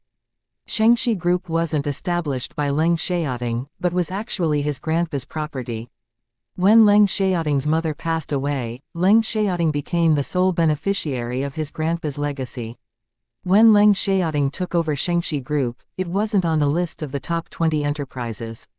However, within 5 years, Xianxia Group rose and developed at a fast rate under Leng Xiaoting's leadership, and surpassed one enterprise after another until it became a legend. The rapid rise of a company naturally would attract peers, attention, and many of them had schemed against Xianxia Group in business, trying to defeat it. In the beginning, it had been very hard for Leng Xiaoting to handle the challenges, but his business opponents started to give up when Leng Xiaoting and Xianxia Group became extremely successful over a short period of time. Xianxia Group and Tangguang Group were two well-known dominant enterprises, and they often cooperated with each other. Neither Leng Xiaoting nor Tang Yunfan would bother to scheme against their business opponents, so they were able to build their business very well. Chapter 549 CEO's office. However, if anyone dared scheme against them behind their backs, they wouldn't hesitate to take action. Interestingly, Tang Yunfan didn't know that the real boss of Xianxia Group was Leng Xiaoting, and vice versa. And from now on, given their relationships with Ji Yuning, Xianxia Group and Tangguang Group would cooperate with one another in a more harmonious way. They would compromise for the sake of Ji Yuning and wouldn't hurt each other's benefits. Xianxia Group was located in a place near the downtown. It was a 32-story tall building, which covered over 1,000 square meters. He Qiming was the president of Xianxia Group's City B branch. He was around 40 years old, and was a diligent man who was also part of the legacy left by Leng Xiaoting's grandfather. The majority of the experienced managers Leng Xiaoting had hired to work for him were all loyal people. The fact that Xianxia Group could be so successful today partially relied on them. Once Leng Xiaoting entered the hall of Xianxia Group, he attracted a lot of attention from people around him, especially the young girls at the reception desk. Wow, Mr. Leng came here today. He's as handsome as always. Indeed, it's so rare to see him here. The young girls who worked at the reception desk all knew Leng Xiaoting, because he had been here before, and He Qiming also told them not to stop Leng Xiaoting whenever he came here. Of course, He Qiming didn't tell them Leng Xiaoting's real identity, so they thought that Leng Xiaoting must be his friend. However, when Leng Xiaoting walked forward to get in the elevator, a group of people had just walked out of one, and the person leading them was a beautiful, young, professional woman. When she saw Leng Xiaoting, she was stunned by him at first glance.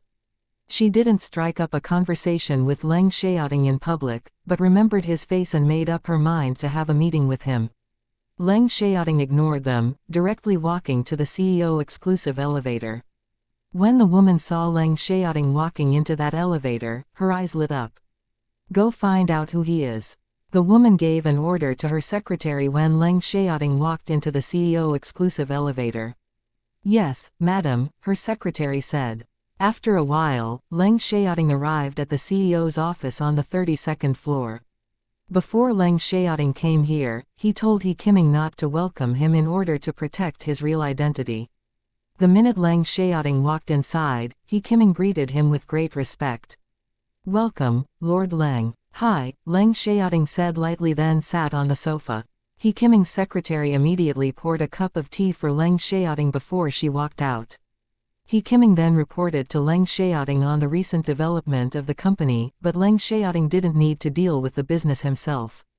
In fact, Leng Xiaoting wasn't good at doing business, but he was excellent at choosing the right people to do the right thing when the company needed a final decision. When facing a difficulty, Leng Xiaoting would, of course, be the final decision maker. Ji Yuning was still absent from her school next week.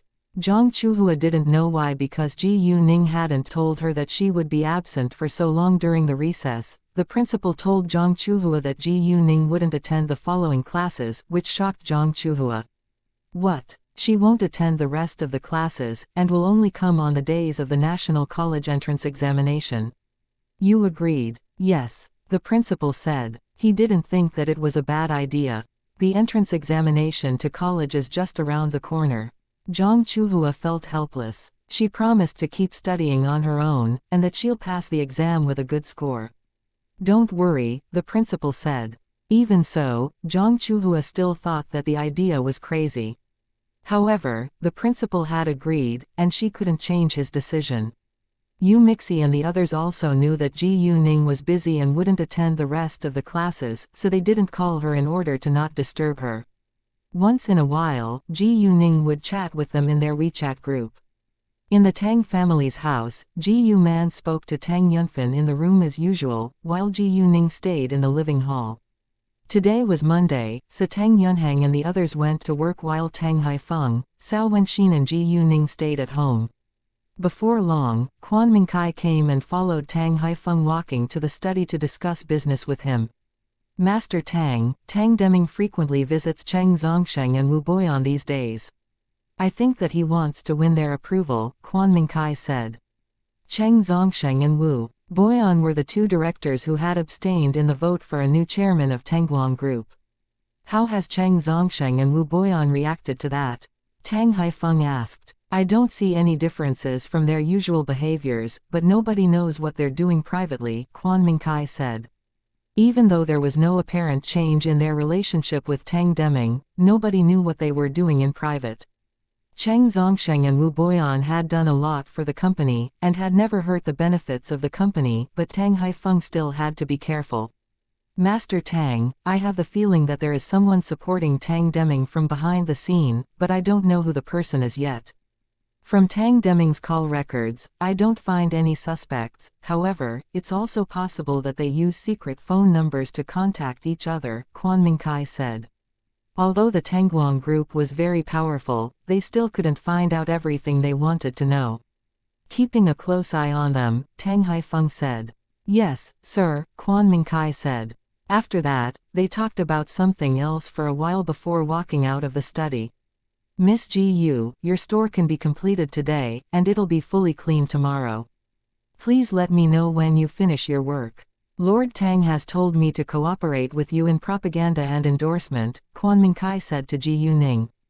Chapter 550. The spokesperson of Jade Beauty Jewelry. Thanks, Mr. Quan. I'll call you once I finish my work here, Ji Yuning said.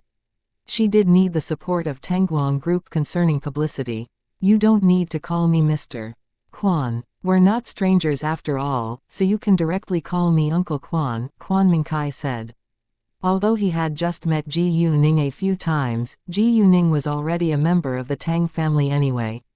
Uncle Quan, Ji Yuning called him. Please don't me Miss Ji Yu anymore, and you can directly call my full name.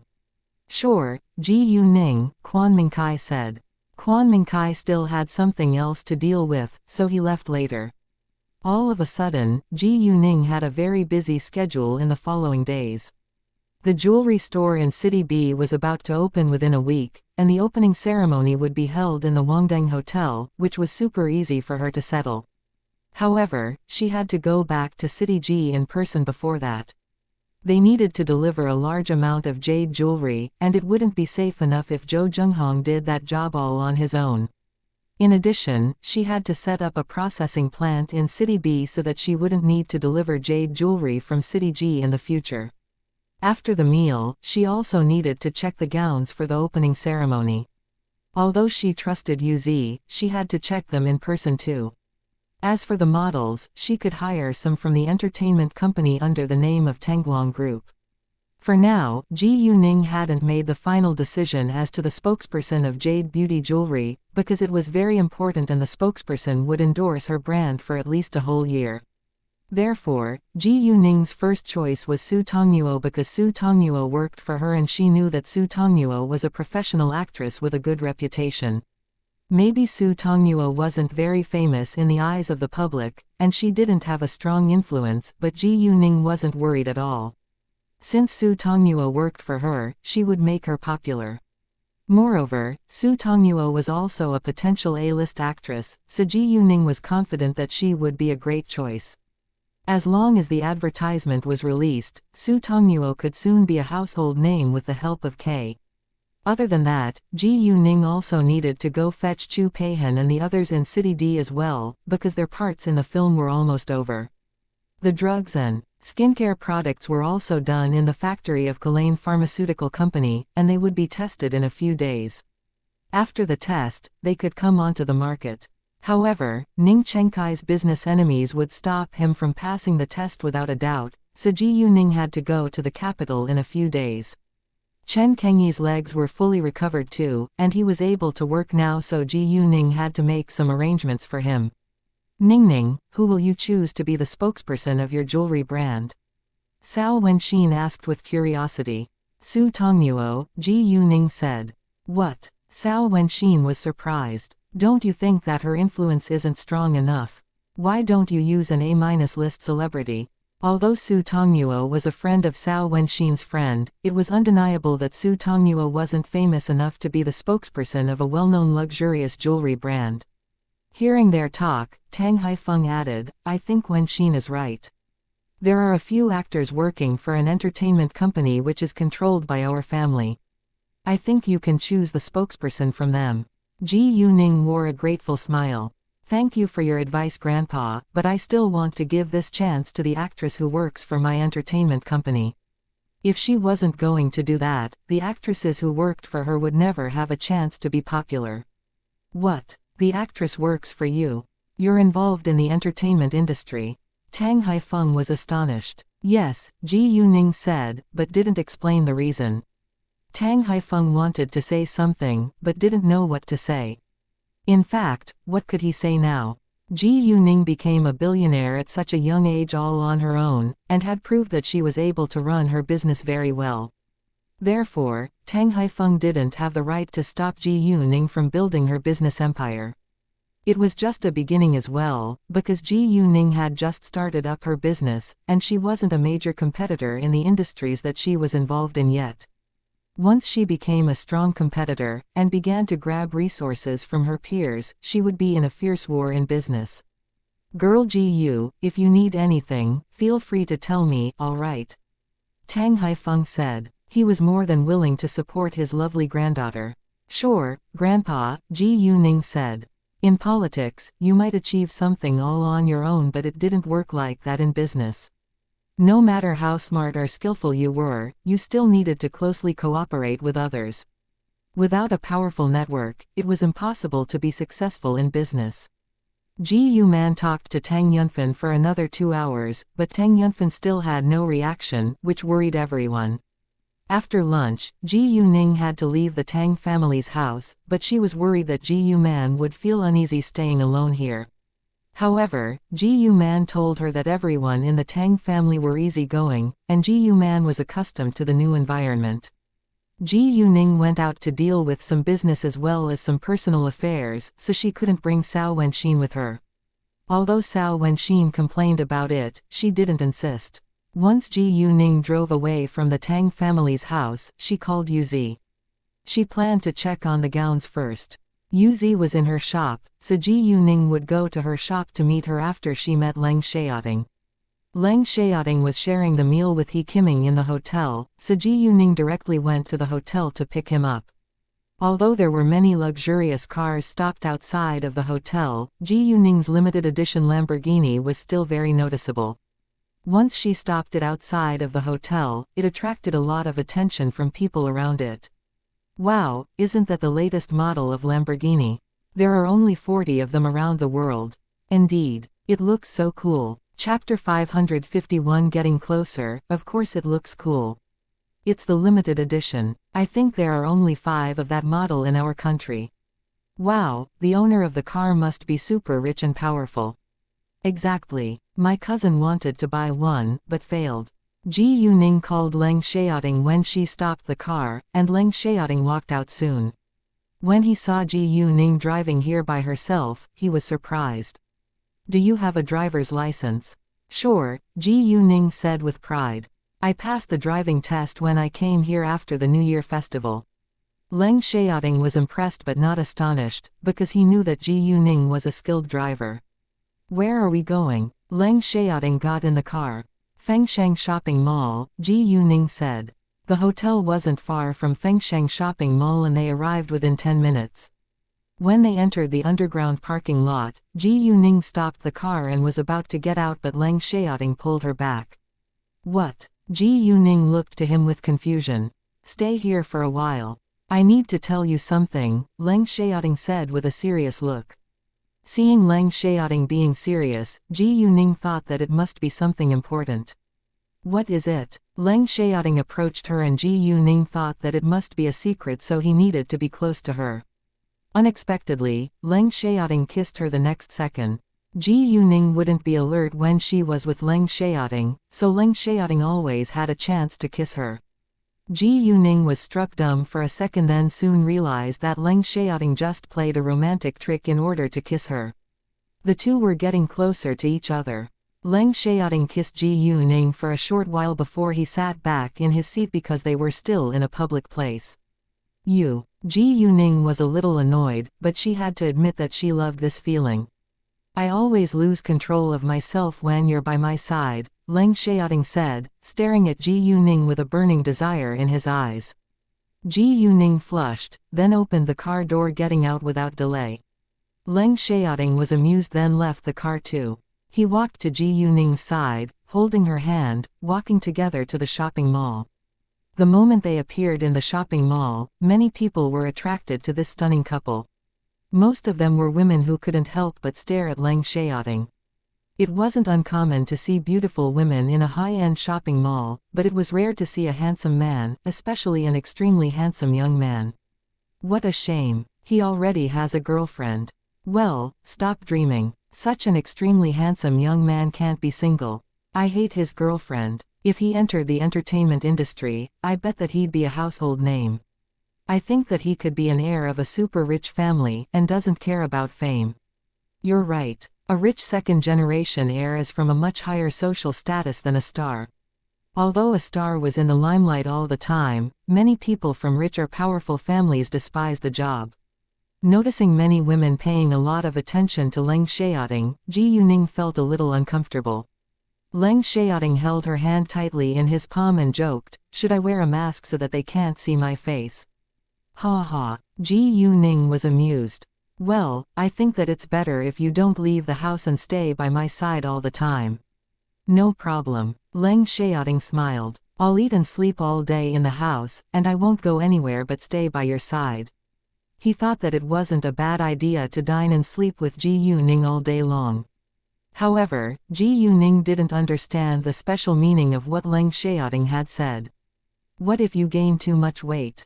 Leng Xiaoting laughed and his husky voice sounded very sexy. Don't worry, I can exercise more every night. Ji Yuning flushed again. You're a bad man. Saying that, she wanted to draw her hand from Leng Xiaoting's palm, but her hand was held tightly by him. Ha ha, I'll never let you leave my side. They were quite close to each other now, and neither of them was willing to leave the other. Before long, Ji Yuning and Leng Xiaoting arrived at Charm's store. However, there weren't many customers shopping inside. Once Ji Yuning and Leng Xiaoting walked in, a saleswoman, Xiaolin, welcomed them. It's so nice to meet you, Miss Ji Yu. Xiaolin knew that Ji Yuning was their new boss now. However, when she noticed Leng Xiaoting, her eyes lit up and she was stunned by his outstanding appearance. Xiaolin also understood that this extremely handsome man could be her new boss's boyfriend, so she soon drew her look back. Ji Yuning noticed her reaction but didn't mind. Where is Yuzi? She's in the storeroom now and she said that you may go there once you're here to meet her, Xiaolin said. Great, Ji Yuning said, then walked to the storeroom. Chapter 552 Sha Yichu Ji Yuning knocked on the door of the storeroom. Hi, may I come in? Come on in please. The door isn't locked, Yuzi said, and Ji Yuning pushed the door open, walking inside. The storeroom was around 10 square meters and it was also Yuzi's design studio. There were dresses hanging on a wall, and several mannequins dressed in gowns which weren't finished yet. On the other side, there was a sewing machine and a table on which various needles and tools such as scissors for making clothing was placed. Hi boss, welcome. Yuzi greeted Ji Yuning with enthusiasm. When Yuzi saw Leng Xiaoting, she was also stunned. Hi, Yuzi greeted Leng Xiaoting. Boss, come on and have a look at the gowns.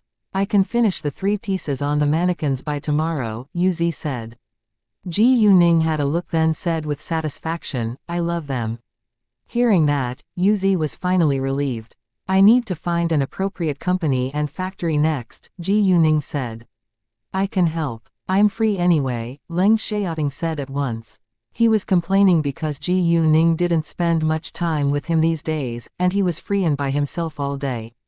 Ji Yuning understood that he had complaints, so she agreed, that would be great. We need workers to work in the factory too, but it takes time to hire people.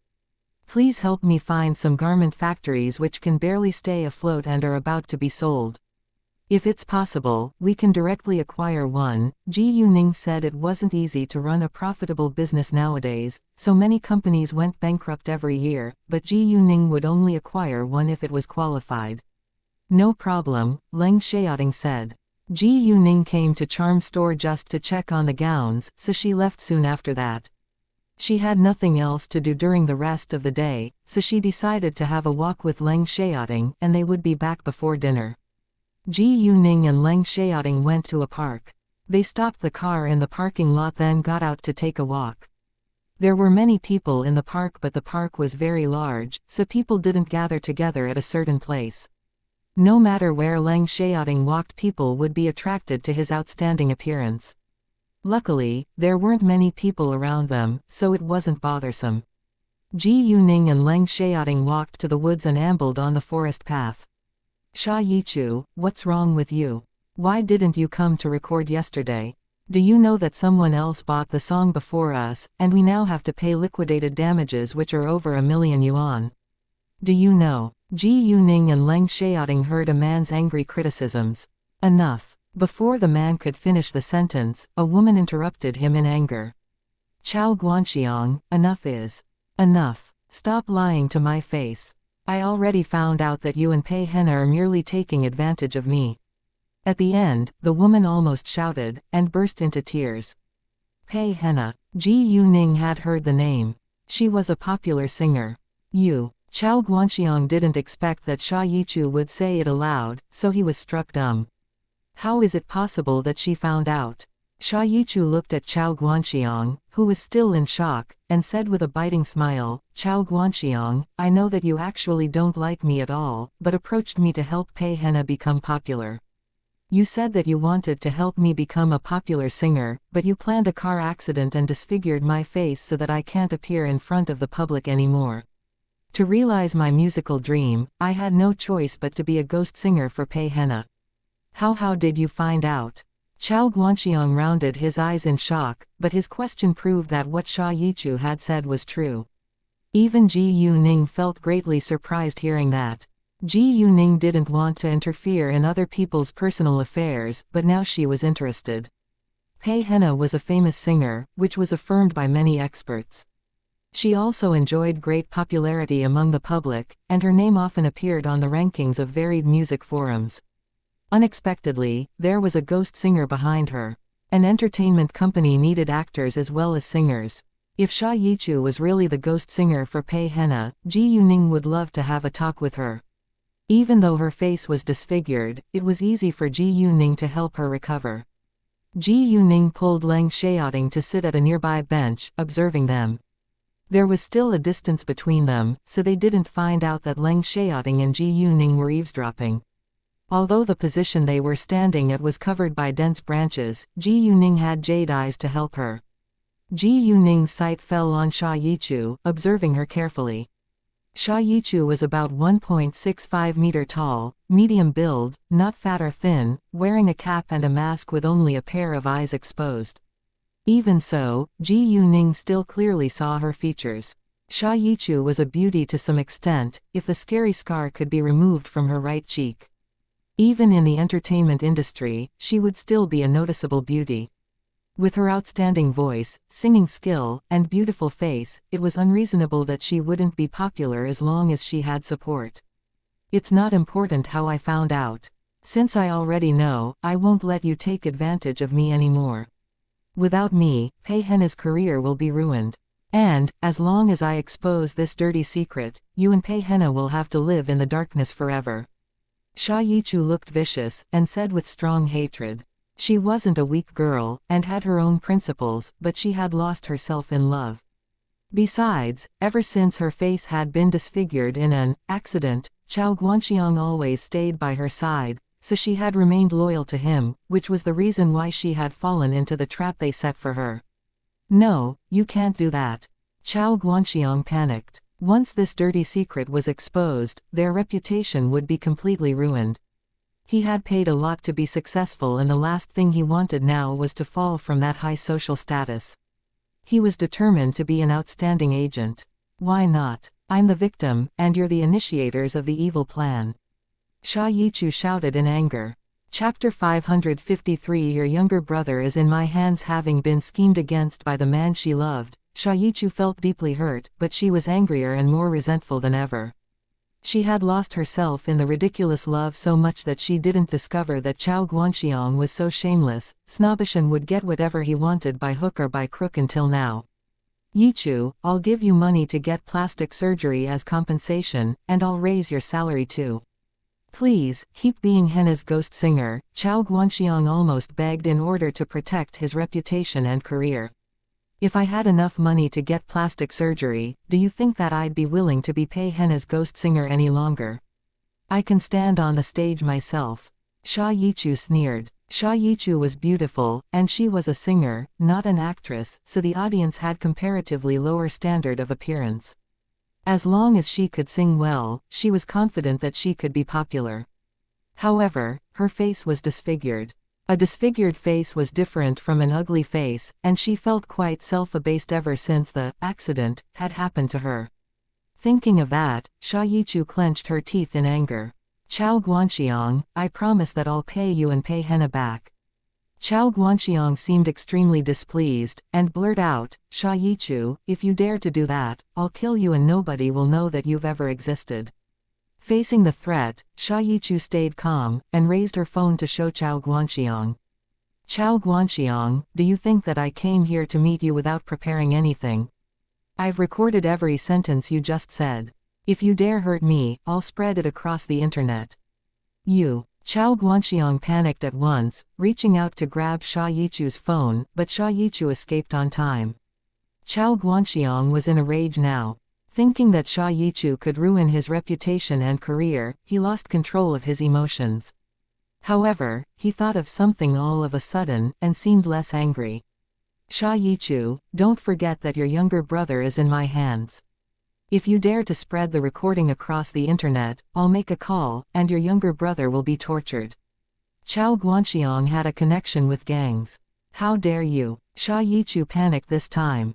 Her younger brother was her only family in this world, and she couldn't tolerate it if anything bad happened to him. Sha Yichu swore at herself. How could she forget that? Her younger brother was innocent, and Chao Guanxiang would keep her younger brother as a hostage. Face the reality, Sha Yichu, and we can work together as usual. Don't worry, I'll still raise your salary, Chao Guanxiang said arrogantly. However, if you dare to refuse, you can't bear the result. Sha Yichu was so mad, but she could do nothing about it. Although she hated Chao Guanxiang and Pei Henna to death, she was reluctant to put her younger brother in a dangerous situation. She chose to yield for her younger brother's safety. Fine, I agree, Sha Yichu said in the end. She couldn't risk her younger brother's life. Hearing their conversation, Ji Yuning really appreciated Sha Yichu now. Very well. Now, delete the recording, Chao Guanxiang ordered. Sha Yichu didn't want to do it, but she had to obey Chao Guanxiang's order and deleted the recording right in front of him. You can have the day off and I'll send some people to watch over your younger brother. If you dare do anything to resist my control, your younger brother is doomed, Chao Guanxiang said. As long as Sha Yichu's younger brother was in his hands, he wasn't afraid that Sha Yichu wouldn't listen to him. After threatening Sha Yichu, Chao Guanxiang left, while Sha Yichu collapsed to the ground bursting into tears. At this moment, Ji Yuning told Leng Xiaoting to wait for her, while she walked to Sha Yichu. Did you sing every song for Pei Henna? Ji Yuning asked. Hearing a stranger's voice, Sha Yichu was a little scared. She stopped crying at once, looking to Ji Yuning with fear on her face. Did you hear everything just then? Sha Yichu was horrified. If this girl spread what she had heard abroad, her younger brother would be in great danger. Noticing Sha Yichu's worry, Ji Yuning laid her cards on the table. Don't worry, I won't leak a word out. I just want to figure out whether you sang every song for Pei Henna. If so, you rouse my interest, and we can cooperate if you don't want to be controlled by them any longer. What? Cooperate? Sha Yichu was surprised and doubted it. Ji Yuning looked younger than 20 years old, so it was hard for Sha Yichu to believe that Ji Yuning could help her. Sha Yichu wasn't judging Ji Yuning from her appearance, but she did seem too young. Well, have you heard of Su Tongnuo? Ji Yuning opened her mouth. Do you mean the actress? Sha Yichu said. I've heard her name, and she's quite popular recently, Sha Yichu said, but didn't understand why Ji Yuning suddenly asked that question. I understand that you have doubts about my ability, but let me tell you a secret that Su Tongnuo is working for my company now, Ji Yuning said. What? You're the boss of Fenghua Entertainment? Sha Yichu was shocked. She couldn't believe her ears. Although Fenghua Entertainment was a newly established company, it was quite powerful in the entertainment industry. Yes, Ji Yuning said directly. Hearing her affirmative answer, Sha Yichu began to believe that this young girl before her eyes really could help her. Chapter 554 Sign Sha Yichu, do you have any evidence to prove that you're the boss of Fenghua Entertainment? Sha Yichu asked with doubt. Ji Yuning understood that it wasn't persuasive if she said it without any solid proof. She then took out her phone, and logged into the official Weibo account of Fenghua Entertainment before she showed the screen to Sha Yichu. I know it's still not enough to prove that I'm the boss of Fenghua Entertainment by logging into its official Weibo account, but it at least proves that I'm a key member of Fenghua Entertainment. Sha Yichu took a look at the screen, and believed that Ji Yuning could be the boss of Fenghua Entertainment. However, after a short period of excitement, Sha Yichu looked upset again. Do you want me to be a ghost singer when you sign me? I've done that for Pei Henna already, and I don't think that it's a good idea if I keep doing it for another singer. Sha Yichu wasn't sure why Ji Yuning wanted to sign her. Her face had been disfigured after all, and it would cost a lot to do plastic surgery to help her recover. Ji Yuning smiled then said, I'm not dumb, and I know that it's a bad idea. I want someone with real talent, not a ghost singer. Don't worry, I can help you regain your natural face without doing plastic surgery. What? Really? Sha Yichu was totally shocked and couldn't believe her ears. We'll see, Ji Yuning said. Sha Yichu got excited again. Although it sounded too good to be true, she chose to believe Ji Yuning. Since you've heard the argument between Chao Guanxiang and me, you must know that he'll hurt my younger brother if I don't listen to him, Sha Yichu said. As long as she could get rid of Chao Guanxiang's control, she was willing to do anything for Ji Yuning. It was quite torturous to work for someone she hated to death. However, she couldn't abandon her younger brother. Ji Yuning said with a smile on her face, if you work for me, I will of course protect your younger brother. Really? Sha Yichu was cheered up at once. Of course, Ji Yuning said affirmatively. Great, I'll cooperate with you, Sha Yichu said. Aren't you curious about your salary? Ji Yuning looked at her, although she already had the answer. I don't care about the salary as long as I can get rid of Chao Guanxiang and my younger brother is safe. I trust you, Sha Yichu said.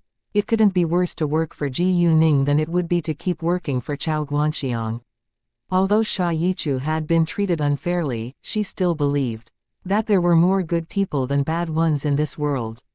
Great, but Fenghua Entertainment is in the capital, so you would have to move there, Ji Yuning said. No problem. It's a good thing to leave City B, but I can't leave my younger brother alone here, so would you please help me transfer him to a school in the capital? Sha Yichu asked. There were only 2 of them in her family, and all their relatives stopped contacting her ever since her parents passed away, so she only cared about her younger brother. Sure, Ji Yuning said. Hearing that, Sha Yichu was very grateful. You have to leave for the capital right now. Give me your phone number first, and I'll send the number of the general manager of Fenghua Entertainment to you later. He'll take care of you, and make all the arrangements, Ji Yuning said. Fenghua would provide a housing allowance for its actors or singers, so Sha Yichu could use the money to rent an apartment for herself and her younger brother. It was just the beginning. If Sha Yichu could achieve a lot in her career and help the company make a lot of money, she would gain more in the future. Thanks, Sha Yichu said. As for Chao Guanxiang and Pei Hena, their reputation and career will soon be ruined once you show up on the stage, Ji Yuning said. You're right, Sha Yichu agreed. She had already deleted the recording, so she didn't have solid proof to accuse Chao Guanxiang with. However, as long as she left them and went on the stage herself, Pei Hena and Chao Guanzhen's career wouldn't last long. I don't have any proof of their dirty secret now because I already deleted the recording. Sha Yichu was worried. It would be better if their dirty secrets could be exposed to the public. Don't worry, I'll find some, Ji Yuning said with confidence. Just tell me their addresses and phone numbers. Ji Yuning knew that she had to deal with those 2 potential enemies well, in case they tried to harm her business.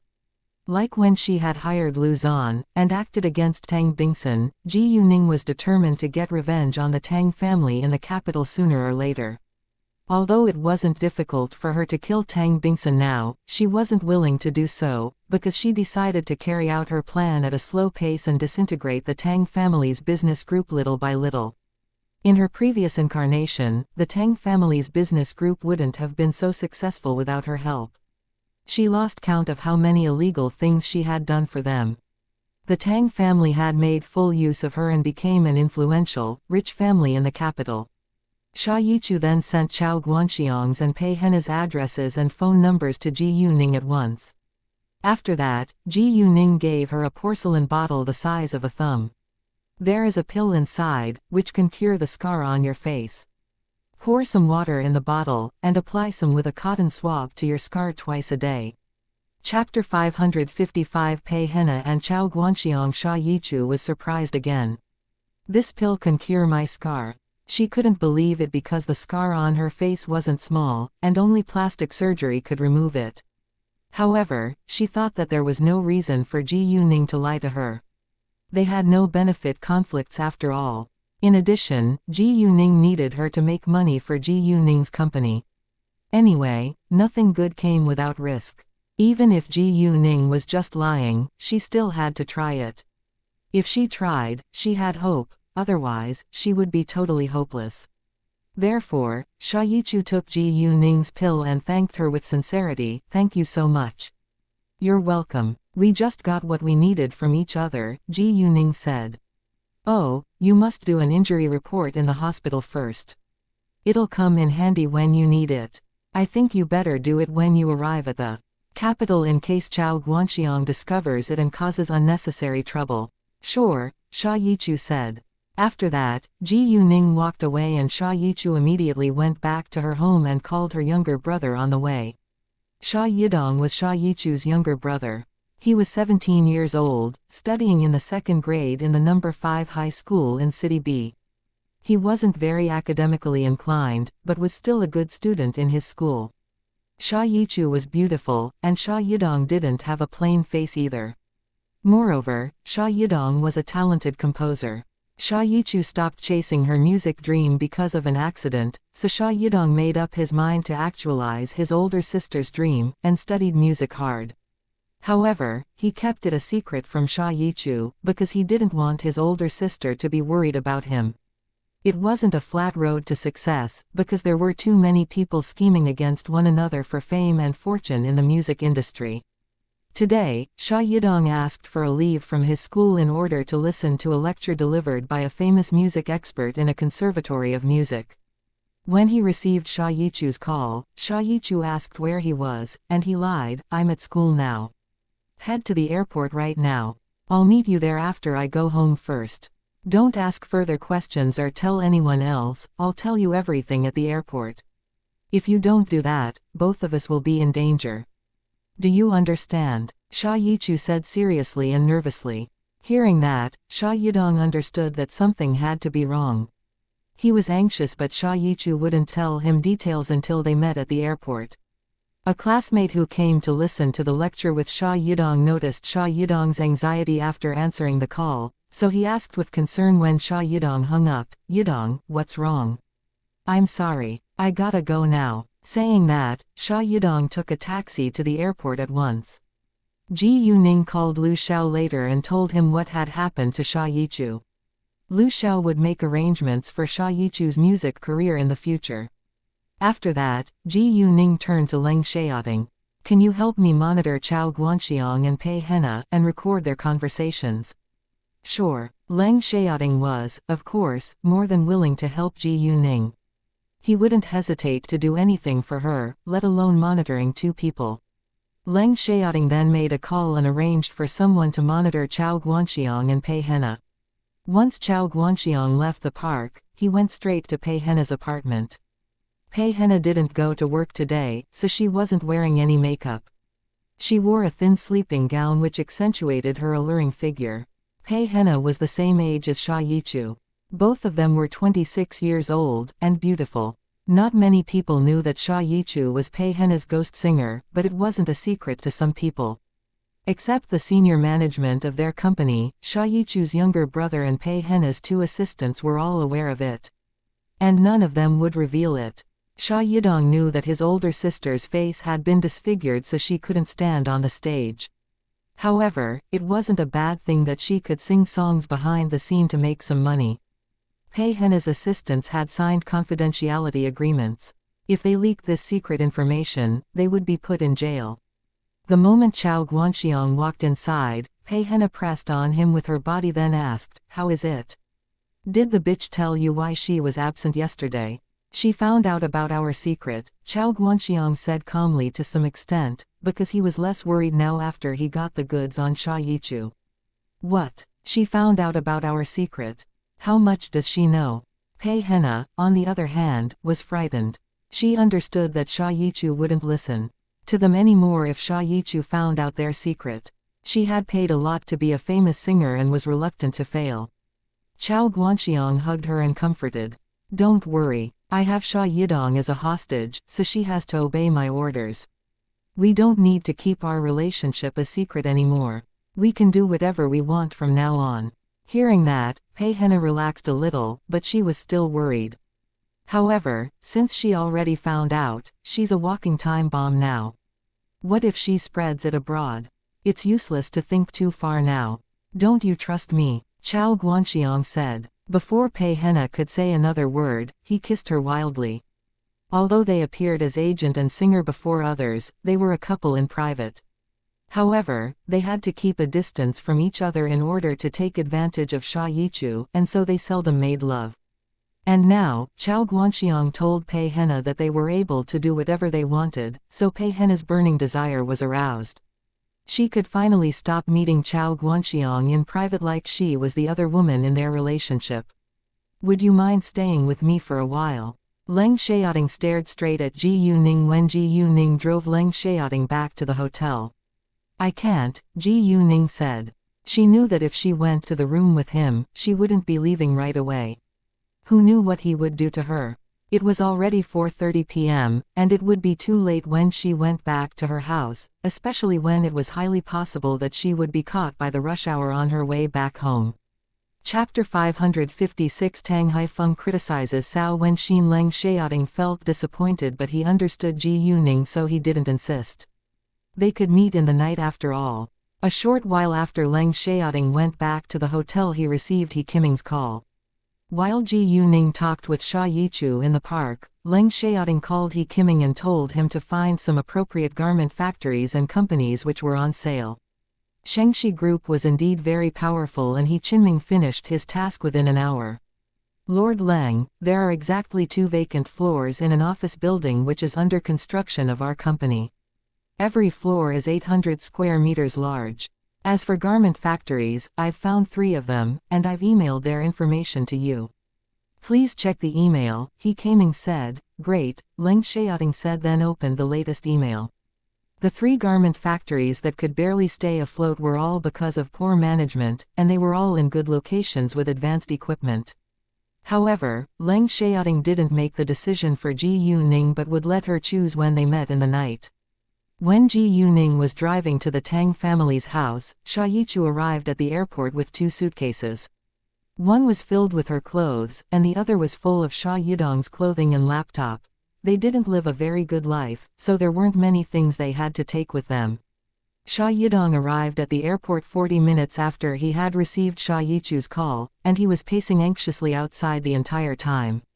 Sha Yichu had booked the plane tickets, and the flight would take off around 6:20 p.m. They still had nearly 50 minutes to wait. Seeing Sha Yichu coming, Sha Yidong walked forward and helped her with the luggage. What happened? Why do we have to leave for the capital in a hurry? Sha Yidong asked. Take the boarding cards first, I'll tell you everything once we're in the lounge, Sha Yichu said. Sure. Sha Yidong didn't continue to ask questions and they pulled their suitcases, walking into the airport. When they found a place in the lounge where there weren't many people, Sha Yichu told Sha Yidong everything. She didn't hide any details. After hearing what his older sister had been through, Sha Yidong was furious, and wanted to tear Chao Guanxiang and Pei Henna into pieces. Damn it, how could Chao Guanxiang treat you like that? Although Sha Yidong was mad, he still had reason, and didn't shout it out loud in case others would hear it. However, he put on an evil expression, which even scared Sha Yichu. I'm sorry, it's all my fault that I failed to take good care of you, Sha Yidong said, and he seemed very sad. Although Sha Yichu was the older sister while Sha Yidong was the younger brother, Sha Yidong felt that it was his duty as a man to protect his older sister. Yidong, don't say that. You're my younger brother and I should be taking care of you. It's my fault that I stupidly lost myself in love. I'm sorry. Sha Yichu felt really guilty. If she hadn't trusted Chao Guanxiang so much she wouldn't have been through so many terrible things. I'm a man, and men should protect women. Sha Yidong argued. All right, now is not a good time to argue. Sha Yichu understood that Sha Yidong had a strong sense of responsibility, and she would never win in an argument like that with him. Sha Yidong also stopped arguing but asked worriedly, will Chao Guanxiang find us even if we escape to the capital? Relax, Sha Yichu said. Then she told Sha Yidong about what had happened to her after she met Ji Yuning. Hearing that his older sister was signed by an influential entertainment company in the capital, Sha Yidong was excited. His older sister's musical dream was finally going to come true. Really? Sha Yidong was afraid that he was in a daydream, so he asked again with uncertainty. Yes, it's real. In fact, Sha Yichu also felt like she was in a dream, because it was too good to be true, but she still gave Sha Yidong an affirmative answer in order to comfort him. That's so great. Sha Yidong lost words to describe how excited he was now. As long as his older sister could stand on the stage, Chao Guanxiang and Pei Henna would be doomed. In addition, he agreed to transfer to another school in the capital because all he wanted now was that he and his older sister could be safe together. When Ji Yuning got back to the Tang family's house, it was past 5 p.m., and Ji Yuman was still talking to Tang Yunfan in his bedroom. Ningning, you came back so late. I'm so bored. Once Ji Yuning walked inside, Cao Wenxin complained. Cao Wenxin wasn't a quiet girl, and it bored her to stay with the older generation for a long time. Tang Jokai wasn't home either, so there was nobody that Cao Wenxin could play with. I went out to deal with something serious, Ji Yuning said. Cao Wenxin was already past 20 years old, but she still behaved like a child who loved playing. Wenxin, don't fool around all day. Why don't you learn something from Ningning? She's achieved a lot at such a young age. Tang Haifeng criticized Cao Wenxin. Although the Tang family and the Cao family were rich enough to support their offspring to live a luxurious life for generations, it wasn't a good thing that Cao Wenxin did nothing but fool around all day, because it was a total waste of her life. Cao Wenxin pulled her lips, remaining silent. She understood that she wasn't comparable to Ji Yuning. Let alone Cao Wenxin, there were few young people in this world who could achieve so much at such a young age. Ji Yuman had talked to Tang Yunfen for over 2 hours today, but he still had no reaction. Ji Yuman felt a little disappointed and sad, but she could do nothing about it. However, when Ji Yuman stood up, walking away, Tang Yunfen's fingers moved a little then stopped. After dinner, Ji Yuman and Ji Yuning left, followed by Cao Wenxin. Ningning, are you free tonight? If you are, why don't you go to a friend's gathering with me? Cao Wenxin asked Ji Yuning on their way back. I am free tonight but I need to stay at home with my mom. She'll be bored alone, Ji Yuning said. Don't worry about me. I'll be fine alone, Ji Yuman said. Since Ji Yuman said so, Ji Yuning agreed to have some fun with Cao Wenxin. Ji Yuning sent Ji Yuman back to Wufu Hills, then came out after a dozen minutes. Are you going to drink? If you are, we can't drive the car because I'm going to drink, Cao Wenxin said when they walked out together. Chapter 557 Cao Wenxin is envious, I won't drink. Let me drive the car, but I think your ORV one is enough. The Lamborghini is too noticeable, Ji Yuning said. She had experienced the feeling of being the focus of people's attention during the day. And although it wasn't bad, she still preferred to keep a low profile. Fine. Cao Wenxin agreed then gave the car key of her Land Rover to Ji Yuning. Can I bring a friend with me? Ji Yuning asked. Her friend was Leng Xiaoting. The reason why Ji Yuning agreed to have some fun with Cao Wenxin was because she could call Leng Xiaoting to go out with her too. Ji Yuning didn't bother to hide the fact that Leng Xiaoting was in City B from Cao Wenxin. Who is it? A man or woman? Cao Wenxin asked or gossiped. A man, Ji Yuning said. No way, is he Pan Zerui? Cao Wenxin asked because Pan Zerui had invited Ji Yuning to meet earlier. No, it's Xiaoting, Ji Yuning said. What? Cao Wenxin was surprised. Xiaoting is in City B. For some reason, Cao Wenxin thought of Xin Bei at this moment. She was curious whether Xin Bei came to City B along with Leng Xiaoting. However, she despised herself for thinking of Xin Bei the next second. Yes, he's on vacation now, so he came to City B to meet me, Ji Yuning said. Oh, did you go to meet him this afternoon? Cao Wenxin asked. Yes, but we went out for business. My jewelry store in City B is going to open soon, so we went to check the gowns. Oh, I need to find an appropriate garment company and factory too, Ji Yuning said. You can let Uncle Quan do that for you. It's a piece of cake for him, Cao Wenxin said. Xiaoting will handle it, Ji Yuning said. Fine. I'm envious of you because you have such an outstanding boyfriend. Cao Wenxin said. Ji Yuning smiled. You can find one too. I know you have many admirers. I don't like them, Cao Wenxin sighed. She always wanted to date someone she liked but couldn't find one. Ji Yuning didn't say anything further, but called Leng Xiaoting. Leng Xiaoting was very happy to receive Ji Yuning's call. Even if he could only hear her voice, he felt satisfied. Ningning. Leng Xiaoting called her name with excitement. Are you free now? Ji Yuning asked. Hearing that, Leng Xiaoting was cheered up at once. Of course. Ji Yuning was amused by Leng Xiaoting's reaction. Wait for me at the door of the hotel. I'll pick you up soon. We're going to hang out with Wenxin tonight. Sure, Leng Xiaoting said. Although he couldn't kiss Ji Yuning if Cao Wenxin was there, it was much better than staying at the hotel by himself. Maybe because of Cao Wenxin, Ji Yuning called him to have fun together. Thinking of that, Leng Xiaoting didn't have complaints towards Cao Wenxin. After hanging up the call with Ji Yuning, Leng Xiaoting adjusted himself before he went downstairs. He had waited for almost 10 minutes when Ji Yuning finally arrived. Although he was a little impatient, he didn't complain about it but enjoyed it. Ji Yuning stopped the car at the door of the hotel and Leng Xiaoting walked over to them. "Let me be the driver," he said. Since he was here, he was willing to do the job for Ji Yuning. After that, before Ji Yuning had even said a word, Cao Wenxin got out of the front passenger's seat, and went to sit in the back seat. "You two can share the seats in the front, and I'll sit at the back." Leng Xiaoting was going to drive. The car, so she, of course, wouldn't sit in the front passenger's seat. Normally, if a couple was in the same car and the husband was the driver, the front passenger's seat belonged to the wife. Therefore, Ji Yuning directly moved to the front passenger's seat from the driver's seat, and left it to Leng Xiaoting.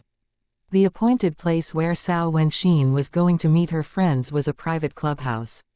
Private clubhouses provided a private environment for people from high social class. To make it simple, a private clubhouse was where rich people gathered together, and the membership fee was also very high. Only a member could book a room, so membership was also the sign of one's wealth or social status. In addition, one had to book a room a few days in advance because it was hard to book one on the day that he or she came. When Ji Yuning and the others left for the clubhouse, Xia Yichu and her younger brother also got off the plane. Xia Yichu had called Lu Xiao before she boarded, and Lu Xiao had already arranged a driver to pick them up. Once the plane landed, Xia Yichu called the driver. The driver told them that they would be staying in a hotel tonight and would meet the general manager, Lu Xiao, tomorrow. Lu Xiao booked 2 rooms at a 4-star hotel, which was the nearest one to the Shengning Group building for Xia Yichu and her younger brother. Although a 4-star hotel wasn't as luxurious as a 5-star one, it wasn't bad either. Shengning Group building wasn't fully built yet, but they were renting a nearby 300 square meter building as the temporary office building. It was just a temporary office building, so it wasn't well decorated. Although the Shengning Group building was still under construction, Lu Xiao was busy acquiring equipment and hiring people these days. Lu Zan had his own shooting equipment, but they needed more than just one set.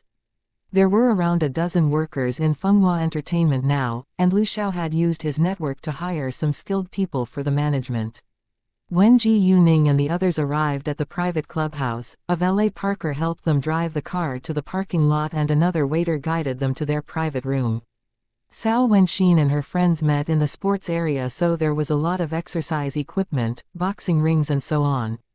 1ORV stands for off-road vehicle. Chapter 558 Tong Jiayao. However, just as they got out of the car, another car stopped right behind them. Coincidentally, Fang Xiaoke, who had approached Cao Wenxin for the purpose of marrying into a super-rich family, stepped out of the car. She was holding a middle-aged man's arm, and it was quite obvious that she was the man's mistress. She really was a woman who was willing to sell both her body and soul for money. When Fang Xiaoke saw Cao Wenxin, she was struck dumb for a second, then pretended that she didn't know Cao Wenxin. To her surprise, she met Cao Wenxin here.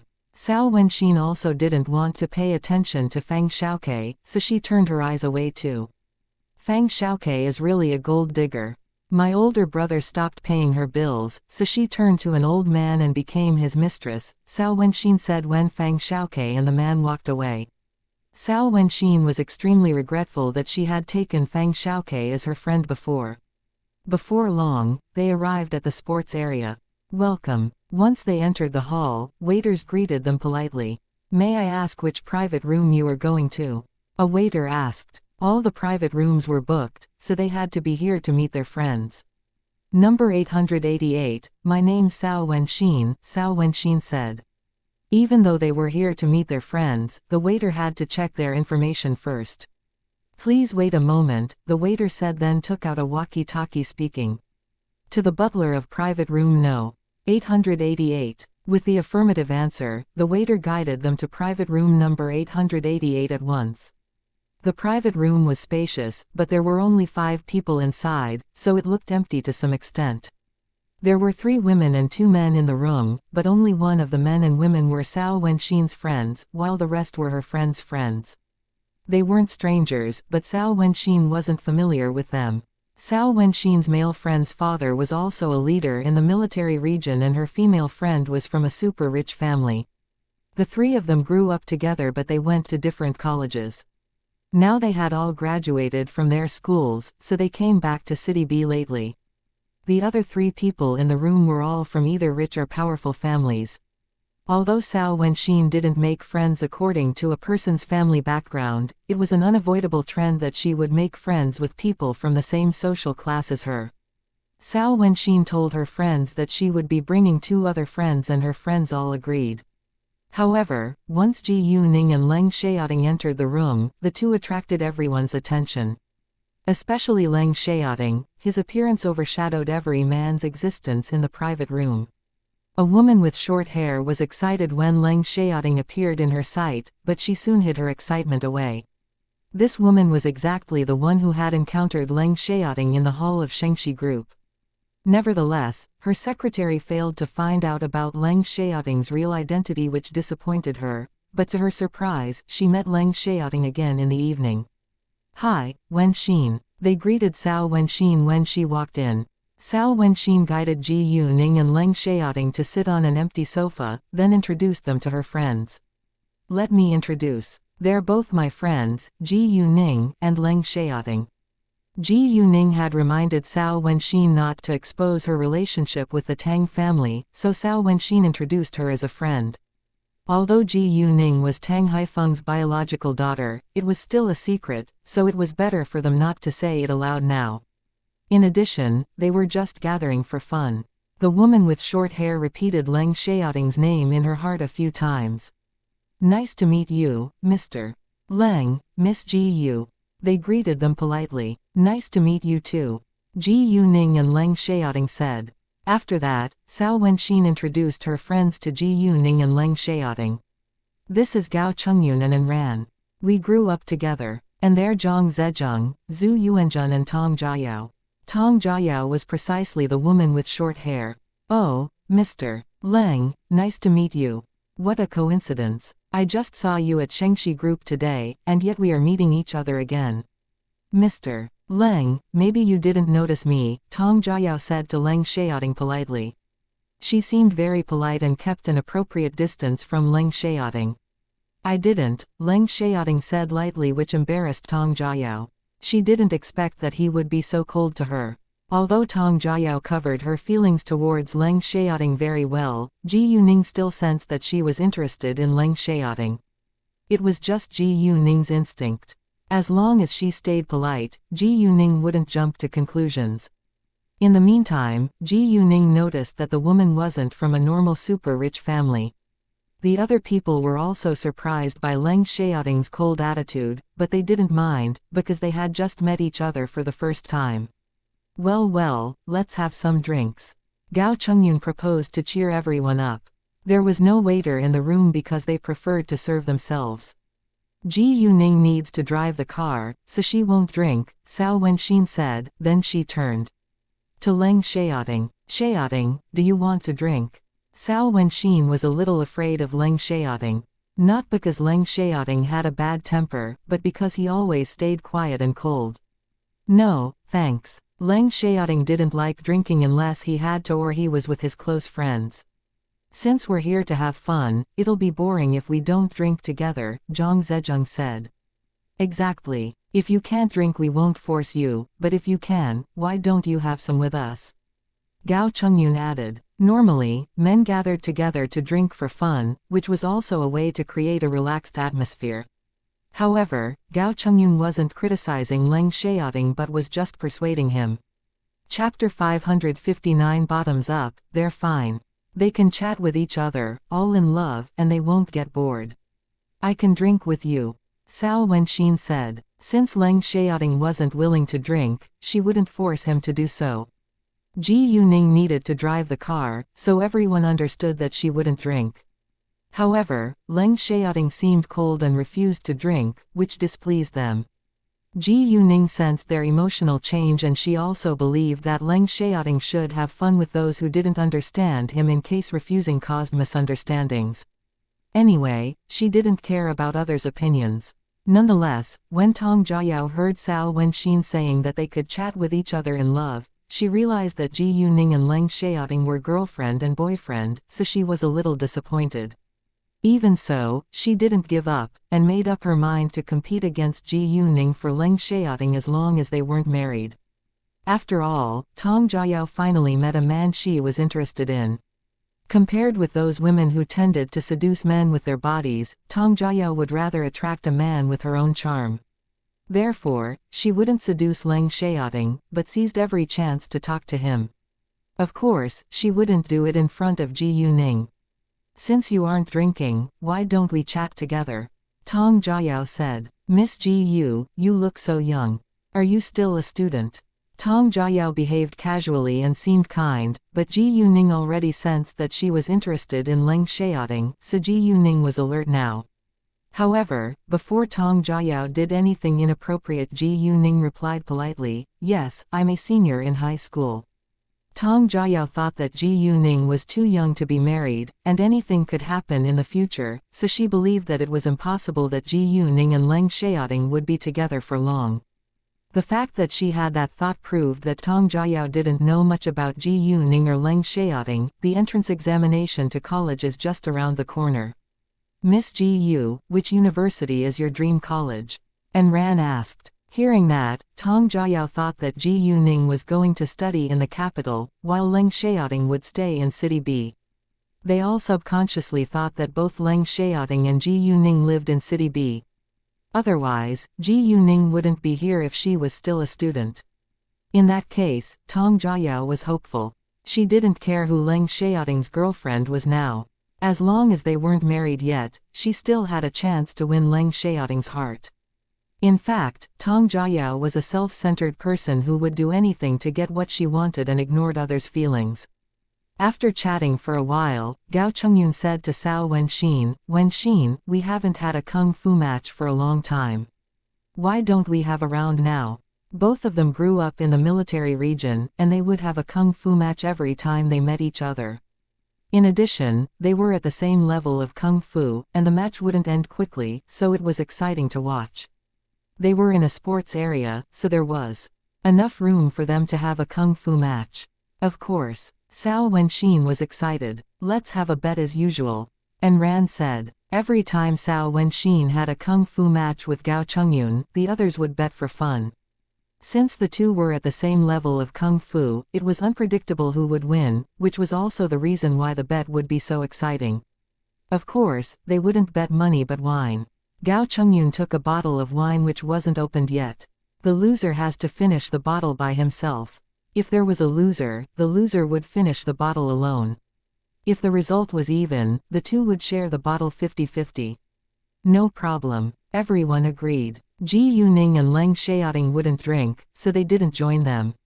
"I bet Wenxin will win," Zhang Zhejiang said. They all knew that Zhang Zhejiang liked Cao Wenxin, so he bet that Cao Wenxin would win every time. Unfortunately, Cao Wenxin wasn't interested in Zhang Zhejiang, so Zhang Zhejiang stayed by her side as her friend. Interestingly, Zhu Yuanzhen liked Zhang Zhejiang, but Zhang Zhejiang wasn't interested in Zhu Yuanzhen, so they became friends. It wasn't always easy to fall in love with a person who loved you too. "I bet Chengyun will win," and Ran said. In the end, Zhang Zhejiang and Tong Jiayao bet that Cao Wenxin would win, while Ran and Zhu Yuanzhen bet that Gao Chengyun would win. After that, the kung fu match began. The two attacked each other constantly and it seemed very exciting to outsiders, like Zhang Zhejiang and the others, but it was quite childish in the eyes of Leng Xiaoting and Ji Yuning. They weren't at the same level as Ji Yuning and Leng Xiaoting after all. Around 10 minutes later, they stopped, and Gao Chengyun lost this time. It wasn't a surprising result, because the two were at the same level of kung fu. "Come on, Chengyun, and Ran and Yuanzhen, you share a bottle." Zhang Zhejiang was excited that he won the bet. Gao Chengyun lost, so he had to drink too. "Chengyun, did you lose because you wanted to drink this bottle?" And Ran pretended that he was dissatisfied. However, he was just joking. "Ha ha, you got me." Gao Chengyun laughed. And Ran glared at Gao Chengyun. "Since you want to drink, you can drink more than us." "Nope, let's share it," Gao Chengyun said. After that, Gao Chengyun, and Ran and Zhu Yuanzhen shared a bottle of wine. "What should we play next?" And Ran asked. "Bluffing," Zhu Yuanzhen proposed. The rules were, each die had 6 sides, from 1 pip to 6 pips. Each player held 5 dice in their dice cup without revealing it to each other. The purpose of this game was to guess the total number of one particular pip from both players, and if you were right, you won, if you were wrong, then you lost. For example, it could be from 1/6 to 12/6. Chapter 560 Sha Yichu won't answer. The game started with one player who called for a number of pips, e.g. 3 2s, then the next player would have to raise, i.e. 4 2s or 3 3s. Either the total number or the pip number had to be bigger than the previous calling as the game took turns. If you thought your opponent was bluffing, then you could say, open. Supposing you had 2 1s and 2 3s, and your opponent had 1 1 and 2 3s in both of your dice cups. Then your opponent called for 8 3s, and you didn't believe him and said open, then you won. If he called for 7 3s and you said open, then you lost. Normally, one pip could be any number of pips, i.e. it could be 2, 3, 4, 5, or 6, so that the game could be more complicated and fun. It was like an unknown factor, because a player might only have 1 2 in his dice cup, but he also had 3 eyes, which meant he had 4 2s potentially. However, there was a special rule.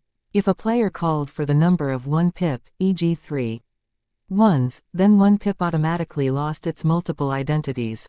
It could now only be 1 pip until the game ended. Sure, everyone agreed. Why don't you join us? If you lose the game, you can drink water, not wine, Tong Jiayao said. She thought that she would have more chances to get familiar with Leng Xiaoting if they could play the game together.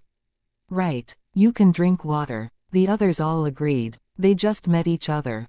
If Leng Xiaoting and Ji Yuning didn't join them, they would feel bored sitting aside. Well, I'll join you, Ji Yuning said. She didn't want them to feel that she stayed aloof from them. Ji Yuning also understood that Leng Xiaoting wasn't interested in games which were aimed at drinking, so she didn't ask him to join them along with her. The others didn't insist either. Ji Yuning decided not to use her jade eyes this time, because it would be a little much if she used that in such a small game. At the same time, she wouldn't enjoy playing the game if she used her jade eyes. She had used jade eyes the last time in a game with Iwaishan just to get revenge on him for Leng Xiaoting. However, even though Ji Yuning didn't use her jade eyes, she was still lucky and seldom lost. The others, on the other hand, drank a lot. When it was about 11 p.m., they left the clubhouse. Since Cao Wenxin was with them, Ji Yuning could only send Leng Xiaoting back to the hotel before she drove back to Wufu Hills with Cao Wenxin, and Leng Xiaoting would take a taxi to Wufu Hills later. Ji Yuman was already asleep when Ji Yuning was back. Leng Xiaoting soon arrived at Ji Yuning's room, but he didn't kiss or touch her immediately this time. Instead, he clicked an email open and showed Ji Yuning the offices and garment factories. How much is the rent? Ji Yuning squinted at him with interest. It's free, Leng Xiaoting said. Ha ha, you're so generous, Ji Yuning said. Although she felt happy that Leng Xiaoting didn't charge her, she couldn't accept it. Xiaoting, business is business. If you don't want the rent, I'm afraid that I can't rent your offices. Hearing that, Leng Xiaoting frowned a little. He seemed upset, but didn't know how to retort. Ji Yuning then read the information about the 3 garment factories. She trusted Leng Xiaoting, but she still needed to check them in person tomorrow. Oh, how many days of your vacation do you have left? Ji Yuning asked. Hard to tell. If I'm assigned a task, I have to go back to work at any time. If not, I still have many days off, Leng Xiaoting said. As a member of the Special Corps, he was paid a lot more than a common soldier. Not only did they need to fulfill dangerous tasks, but they also had 3 days of special training once a month as well as deep forest training in the Amazon for half a month every year. Leng Xiaoting had just finished his monthly special training, so he would be free as long as he wasn't assigned a task. I need to check the factories at noon tomorrow. After choosing a qualified one from them, I'll fly to City D in the evening. If you're free, why don't you go with me? Ji Yuning said. After discussing business, Leng Xiaoting couldn't wait and pressed Ji Yuning on the bed. Unfortunately, Ji Yuning was on her period, which meant Leng Xiaoting had to limit his desire for at least 5 days. Leng Xiaoting was extremely unwilling to accept the truth, but Ji Yuning couldn't control her period after all. Therefore, Leng Xiaoting just kissed Ji Yuning for a short while before he cuddled her in his arms before falling asleep. Ji Yuning, however, secretly put her magical power into his body to help him have a sound sleep. The next morning, Leng Xiaoting left early as usual. During breakfast, Ji Yuning told Ji Yuman that she would be going to City D to deal with some business that afternoon and would stay there for the following 2 days, so a driver sent by the Tang family would come to pick Ji Yuman up. Although Ji Yuman felt a little uneasy if Ji Yuning wasn't by her side, she said nothing.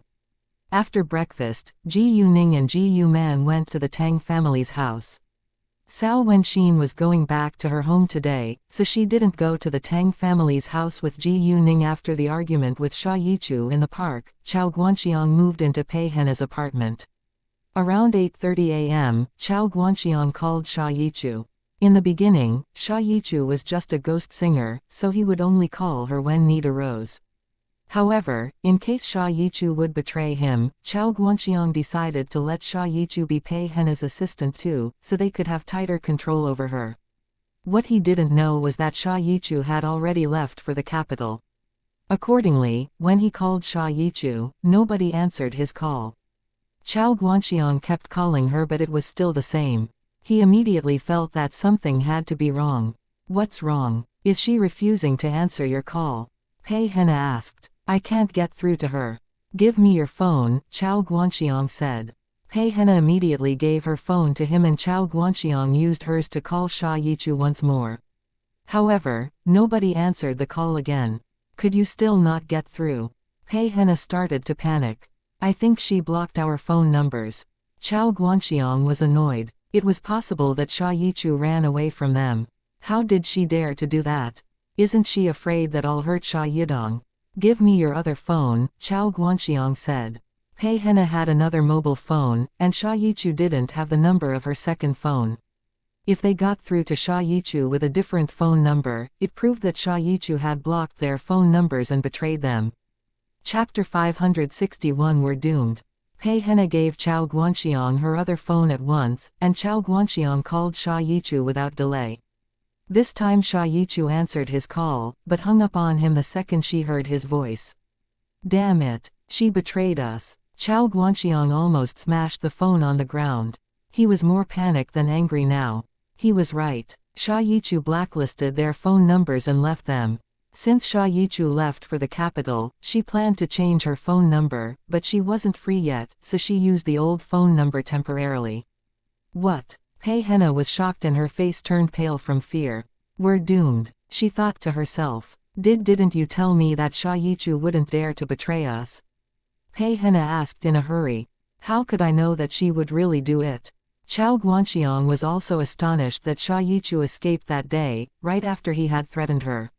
What should we do now? If she escapes, we're doomed. Pei Henna's body shook in horror. Chao Guanxiang made another call at once. Lu Zhe, I need your help and I'll pay you a lot for it, Chao Guanxiang said once the call was answered. What is it? The man on the other side of the phone said. I'll send you 2 pictures later along with their name and some basic information. Help me find them. Once you find them, help me control them, Chao Guanxiang said. No problem, the man said. After that, Chao Guanxiang sent pictures of Xia Yichu and her younger brother to Lu Zhe. Lu Zhe was Chao Guanxiang's friend in a gang. Around 9 a.m., Wan Wei, who was Lu Xiao's chauffeur and the person who had picked Xia Yichu and her younger brother up at the airport yesterday, walked to go meet them at the hotel. The hotel was just around 100 meters away from their company. On the way to their company, Wan Wei said to Xia Yichu, let me introduce our company to you now. Our company is still undergoing renovation, so it hasn't been formally established yet, but there are already 10 staff members. We're temporarily working on the 6th floor of an office building next to our company's building. Boss said that you can have a rest and relax for a few days before you start to work. Thanks, Xia Yichu said. Since she was signed by this company, she should follow their arrangements. Wan Wei took Xia Yichu to the temporary office building and pointed to another tall building not far away. That's the Shengning Group building. Fenghua Entertainment is on the 7th, 8th and 9th floors. The 7th floor will be a dance studio. The 8th floor will be made into a recording room, and there will be many offices on the 9th floor for the actors and staff of Fenghua. Xia Yichu was surprised. She thought that Ji Yuning was just a boss of an entertainment company, however, it turned out to be a large group. In that case, Fenghua Entertainment was just a subsidiary of Shengning Group. Xia Yichu was curious whether Ji Yuning was a shareholder of Fenghua Entertainment or the founder of the Shengning Group. It was hard for her to believe that Ji Yuning, who was younger than 20 years old, could be a chairwoman of such a large business group. She thought that it was more likely that Ji Yuning's family owned this large business group. Xia Yichu wanted to ask Wan Wei, but thought that it wasn't appropriate, so she said nothing. After that, Wan Wei guided Xia Yichu and Xia Yidong to the general manager's office. Once they entered the office room, Xia Yichu took off the mask, because she thought that it wasn't polite to wear a mask all the time. The second the mask was removed, the scary scar on Xia Yichu's right cheek was exposed, which surprised Wan Wei and Lu Xiao, but they didn't show any dislike because they already knew what had happened to this poor girl. "This is Manager Lu," Wan Wei introduced to Xia Yichu and her younger brother. "Nice to meet you, Manager Lu." They greeted Lu Xiao at once. "Have a seat please," Lu Xiao said. "Here is the contract. You can read through it before you sign it." Xia Yichu's contract was the same as Su Tongyuo's. The ratio of the company's take to her take was 6:4, which meant the company would take 60% while she could have 40% of the profit. Although Xia Yichu wasn't very experienced in the entertainment industry, she had learned a lot after working with Chao Guanxiang for so long. Usually, the ratio was 8:2, and it was rare to see 6:4, especially when she was just a newcomer who didn't have much fame. In fact, Xia Yichu was a newcomer without fame, but her songs weren't. Pei Hena, with the help of Xia Yichu, was already a B-list singer, and was even more popular than Su Tongyuo. As long as their dirty secret was exposed, Pei Hena's career would come to an end, while Xia Yichu would walk into people's sight. Moreover, her songs were quite popular these days, so it wasn't difficult for her to attract people's attention. Xia Yichu would probably be criticized too after the dirty secret was exposed, but it wasn't uncommon in the entertainment industry that every celebrity had a certain amount of haters. Sometimes, those haters left many acerbic comments on the internet, not because the celebrity had done something wrong, but simply because they needed a way to vent their anger at life. All in all, one had to have a strong heart when working in the entertainment industry. "Manager Lu, are you sure the profit ratio is right?" Xia Yichu asked with uncertainty. Lu Xiao smiled, which stunned Xia Yichu. "This young manger is so charming. It's right. And it's just the beginning. If you can become an A-list singer, the ratio will be 5:5, Lu Xiao said. Xia Yichu was shocked again. If she could become an A-list singer, she could have 50% of the profit. Her new boss was really generous. After a long while, Xia Yichu finally got her mind back. The company would provide a single apartment for her and pay the utilities. If she had her own house, the company would give her 3,000 yuan monthly as a housing allowance and reimburse her for utilities. Chapter 562 What's your aim? Xia Yichu had just arrived at the capital, and she hadn't found an appropriate apartment yet, so she chose the 3,000 housing allowance to rent an apartment for her and her younger brother. Although the housing price in the capital was extremely high, it was enough to rent a good apartment with the 3,000 yuan housing allowance. Xia Yichu and Xia Yidong had lived a poor life, but they still owned an apartment in City B. The apartment in City B was bought by their parents, and it was already 10 years old, but they could get some money by selling it. After that, they could use the money to buy a smaller apartment in the capital. Xia Yichu planned to do so in the future, because she and her younger brother couldn't go back to City B now. It would be dangerous as long as Chao Guanxiang and Pei Hena were still there. In the end, Xia Yichu signed her name, and felt quite relieved. She could finally chase her dream and fight for her own future from now on. Lu Xiao checked the contract then asked, "By the way, which grade is your younger brother studying in now?" 11th grade, Xia Yichu replied. "Do you have any request for the level of the school?" Lu Xiao asked. "No, just close to my older sister please," Xia Yidong said first. Xia Yichu agreed as long as Xia Yidong was happy with that. In addition, she would also be worried if her younger brother studied far from her. Great, Lu Xiao said. Have a rest for a few days. You can find a place to live first, and I'll inform you about your future work. After that, Sha Yichu finally settled down. When Ji Yu Man went to talk to Tang Yunfan, Ji Yuning told Tang Haifeng that she would be leaving for City D later and hoped that he could arrange a car for Ji Yu Man. Well, your mother can stay here with us, Tang Haifeng said. I'm afraid that my mother prefers to stay in my house, Ji Yuning said. Fine. Tang Haifeng didn't insist. Ji Yuning was busy dealing with other things, so she didn't stay in the Tang family's house for lunch. She planned to meet Leng Xiaoting first, then go to look at the garment factories together before she flew to City D. She wouldn't come back today, so she parked the car in the parking lot of the Tang family's house. The car cost over 10 million yuan, and she didn't dare to leave it at the airport. After meeting Leng Xiaoting, they went to check the garment factories together. The factories were all located in the suburbs or somewhere near the suburbs, and the first garment factory Ji Yuning and Leng Xiaohao visited was in a suburb. Because the clothing it produced wasn't a famous brand, the garment factory wasn't very big, it was a medium-sized garment factory. It was a 4-story single building, and the size of each story was slightly bigger than a basketball playground. It was enough in Ji Yuning's eyes. After having a short tour around it, Ji Yuning decided to buy it. There were around 60 workers in the factory, including 10 or so supervisors, and the rest were common workers. The garment factory needed to stop working for a short time, but the workers would be paid as usual. And Ji Yuning decided to deal with other things concerning the factory when she came back from City D.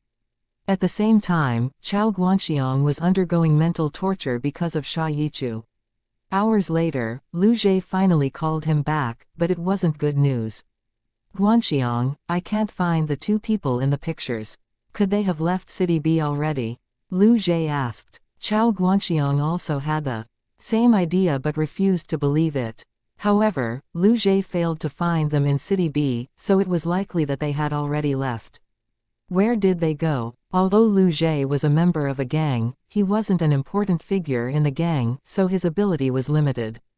Chao Guanxiang didn't have the connections to check Sha Yichu's and Sha Yidong's ID cards to see whether they had booked tickets to another city either. Lu Zhe failed to help him find Sha Yichu and Sha Yidong, but Chao Guanxiang still had to pay 50,000 yuan.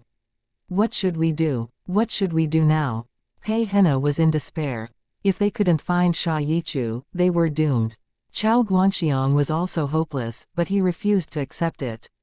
When Ji Yuning and Leng Xiaoting left the factory, it was already 3:30 p.m., so they went to the airport right away.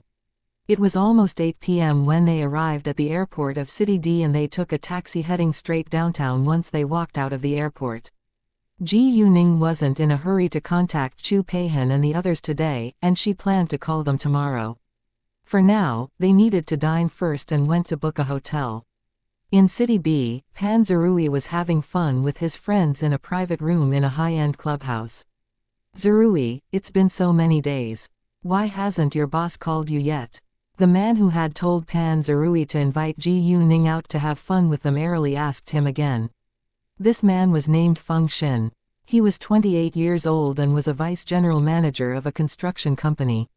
The reason he kept mentioning Ji Yuning wasn't because he was interested in Ji Yuning, but because he wanted to be close to the Tang family.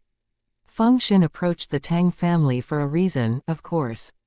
The government of City B was going to develop a tourist destination this year, and gave an order that only 5 companies could be involved in this project. The Tang family was very likely to be a dominant one among them, so Feng Xin was ambitious to build a close relationship with the Tang family. With his connection with the Tang family, he could easily win a seat for his construction company.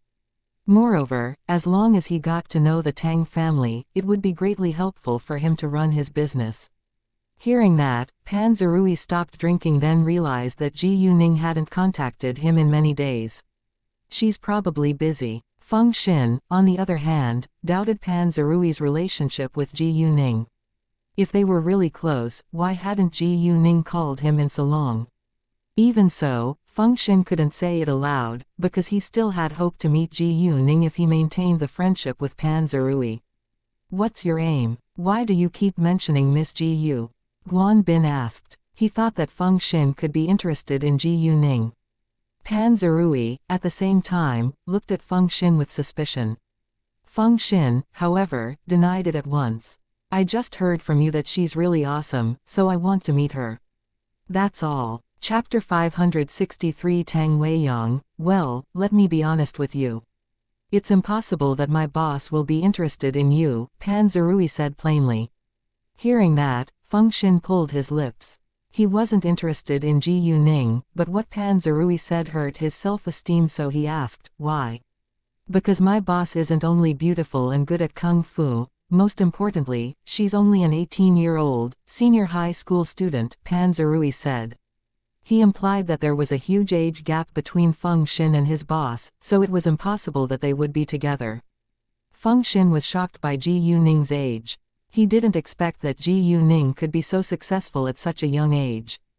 Ha ha, my boss isn't a simple girl. Seeing Feng Xin being so shocked, Pan Zerui was very proud, as if the person who was so successful was him. Everyone except Feng Xin had already heard of Ji Yuning's achievements, so none of them felt that it was an exaggeration, but thought that Ji Yuning had accomplished much more besides. Wow, I'm impressed, Feng Xin said. At the same time, two middle-aged men were discussing something while sitting on a sofa in a study on the second floor of a three-story house which was located somewhere near a suburb of City B. One of them was Tang Deming, while the other was Tang Xinrui's father, Tang Weiyang. The talk between Tang Deming and Tang Weiyang on the phone last time was enough to prove that Tang Weiyang had a long-standing grudge against the Tang family, and had secretly attacked Tang Yunfen many times. In fact, the accident Tang Yunfen encountered in City F was also arranged by Tang Weiyang. However, none of the Tang family was aware of that. Although the Tang family was very powerful, its enemies were everywhere. Most importantly, the Tang family all believed that Tang Weiyang was dead. It was a story which could be dated back to 18 years ago when Tang Yunfen came back after he had disappeared for a whole year. 19 years ago, Tang Haifeng's younger brother, Tang Haiming, had schemed against Tang Yunfen, and Tang Yunfen had almost been killed. Tang Weiyang was precisely Tang Haiming's son. A year later, when Tang Yunfen came back home, Tang Haiming and Tang Weiyang's scheme was exposed, so they fled along with their family. In the process of arrest, unfortunately, Tang Haiming died in a car accident, while Tang Weiyang was seriously injured. Only his wife and children survived. The chief culprits were Tang Haiming and Tang Weiyang, and Tang Weiyang's wife and daughter were innocent, so Tang Haifeng didn't punish them. After that, they heard that Tang Weiyang was dead, but none of them went to check or saw it in person because it wasn't important for the Tang family back then. Unexpectedly, precisely because of that, Tang Weiyang was back and continued to scheme against the Tang family now. Now, Tang Weiyang's daughter, Tang Xinrui, had sneaked into the Tangguang group. Once everything was ready they would act, and they were determined to take the Tangguang group back. Of course, Tang Xinrui had changed her name and identity, so nobody would know her relationship with Tang Weiyang. The latest news, a mother and daughter often visit the Tang family's house these days. Their relationship with the Tang family isn't clear yet, but they seem to be related to Tang Yunfen, Tang Deming said. Tang Deming was from a branch of the Tang family. He hadn't participated in the scheme against Tang Yunfen, and he never thought to betray the Tang family. However, he later received a lot of favors from Tang Weiyang and was brainwashed by Tang Weiyang too, so he was now willing to do anything for Tang Weiyang. Hearing that, Tang Weiyang squinted a little and his eyes looked dangerous. He asked, "Do you mean that the mother and daughter may be Tang Yunfen's woman and daughter?" Yes. Tang Deming did have that thought. Of course, it was just a thought, but they couldn't ignore it since they were doubtful. If so, Tang Yunfen hid his secret very well. Nobody was able to discover it during the past years. Tang Weiyang wore an evil expression right now. Once Tang Yunfen had an accident, they appeared. I'm afraid that they just want to compete for the properties of the Tang family. Tang Weiyang believed that it had to be the truth. If the girl was really Tang Yunfen's biological daughter, she was very likely to inherit the properties of the Tang family. However, Tangguang Group was his prey, and he would never allow others to grab it from him. I'll arrange some people to make it clear. If they're Tang Yunfan's family, they can't be left alive, Tang Weiyang said coldly and ruthlessly. No matter who his stumbling block was, he would remove him or her. A touch of cruelty flashed through Tang Deming's eyes. He actually had the same idea as Tang Weiyang. Tang Weiyang took a sip of tea then asked, "Oh, what do they have in mind now?" They were, of course, Cheng Zongsheng and Wu Boyan who had abstained. Tang Deming seemed displeased and said in a low voice, "They didn't give me a clear answer. It seems that they'll remain neutral and are unwilling to get involved in our fight. Although it wouldn't affect their plans, they had to make more effort without their support."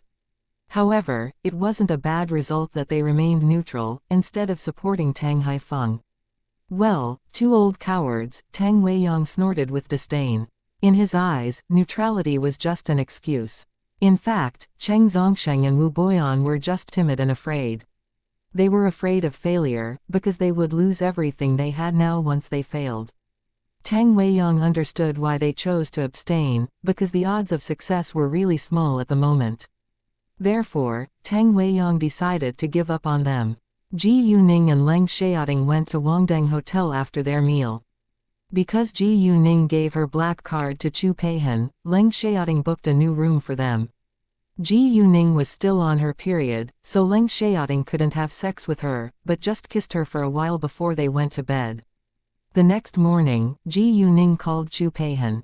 When Chu Peihan's phone rang, it was just 7 a.m.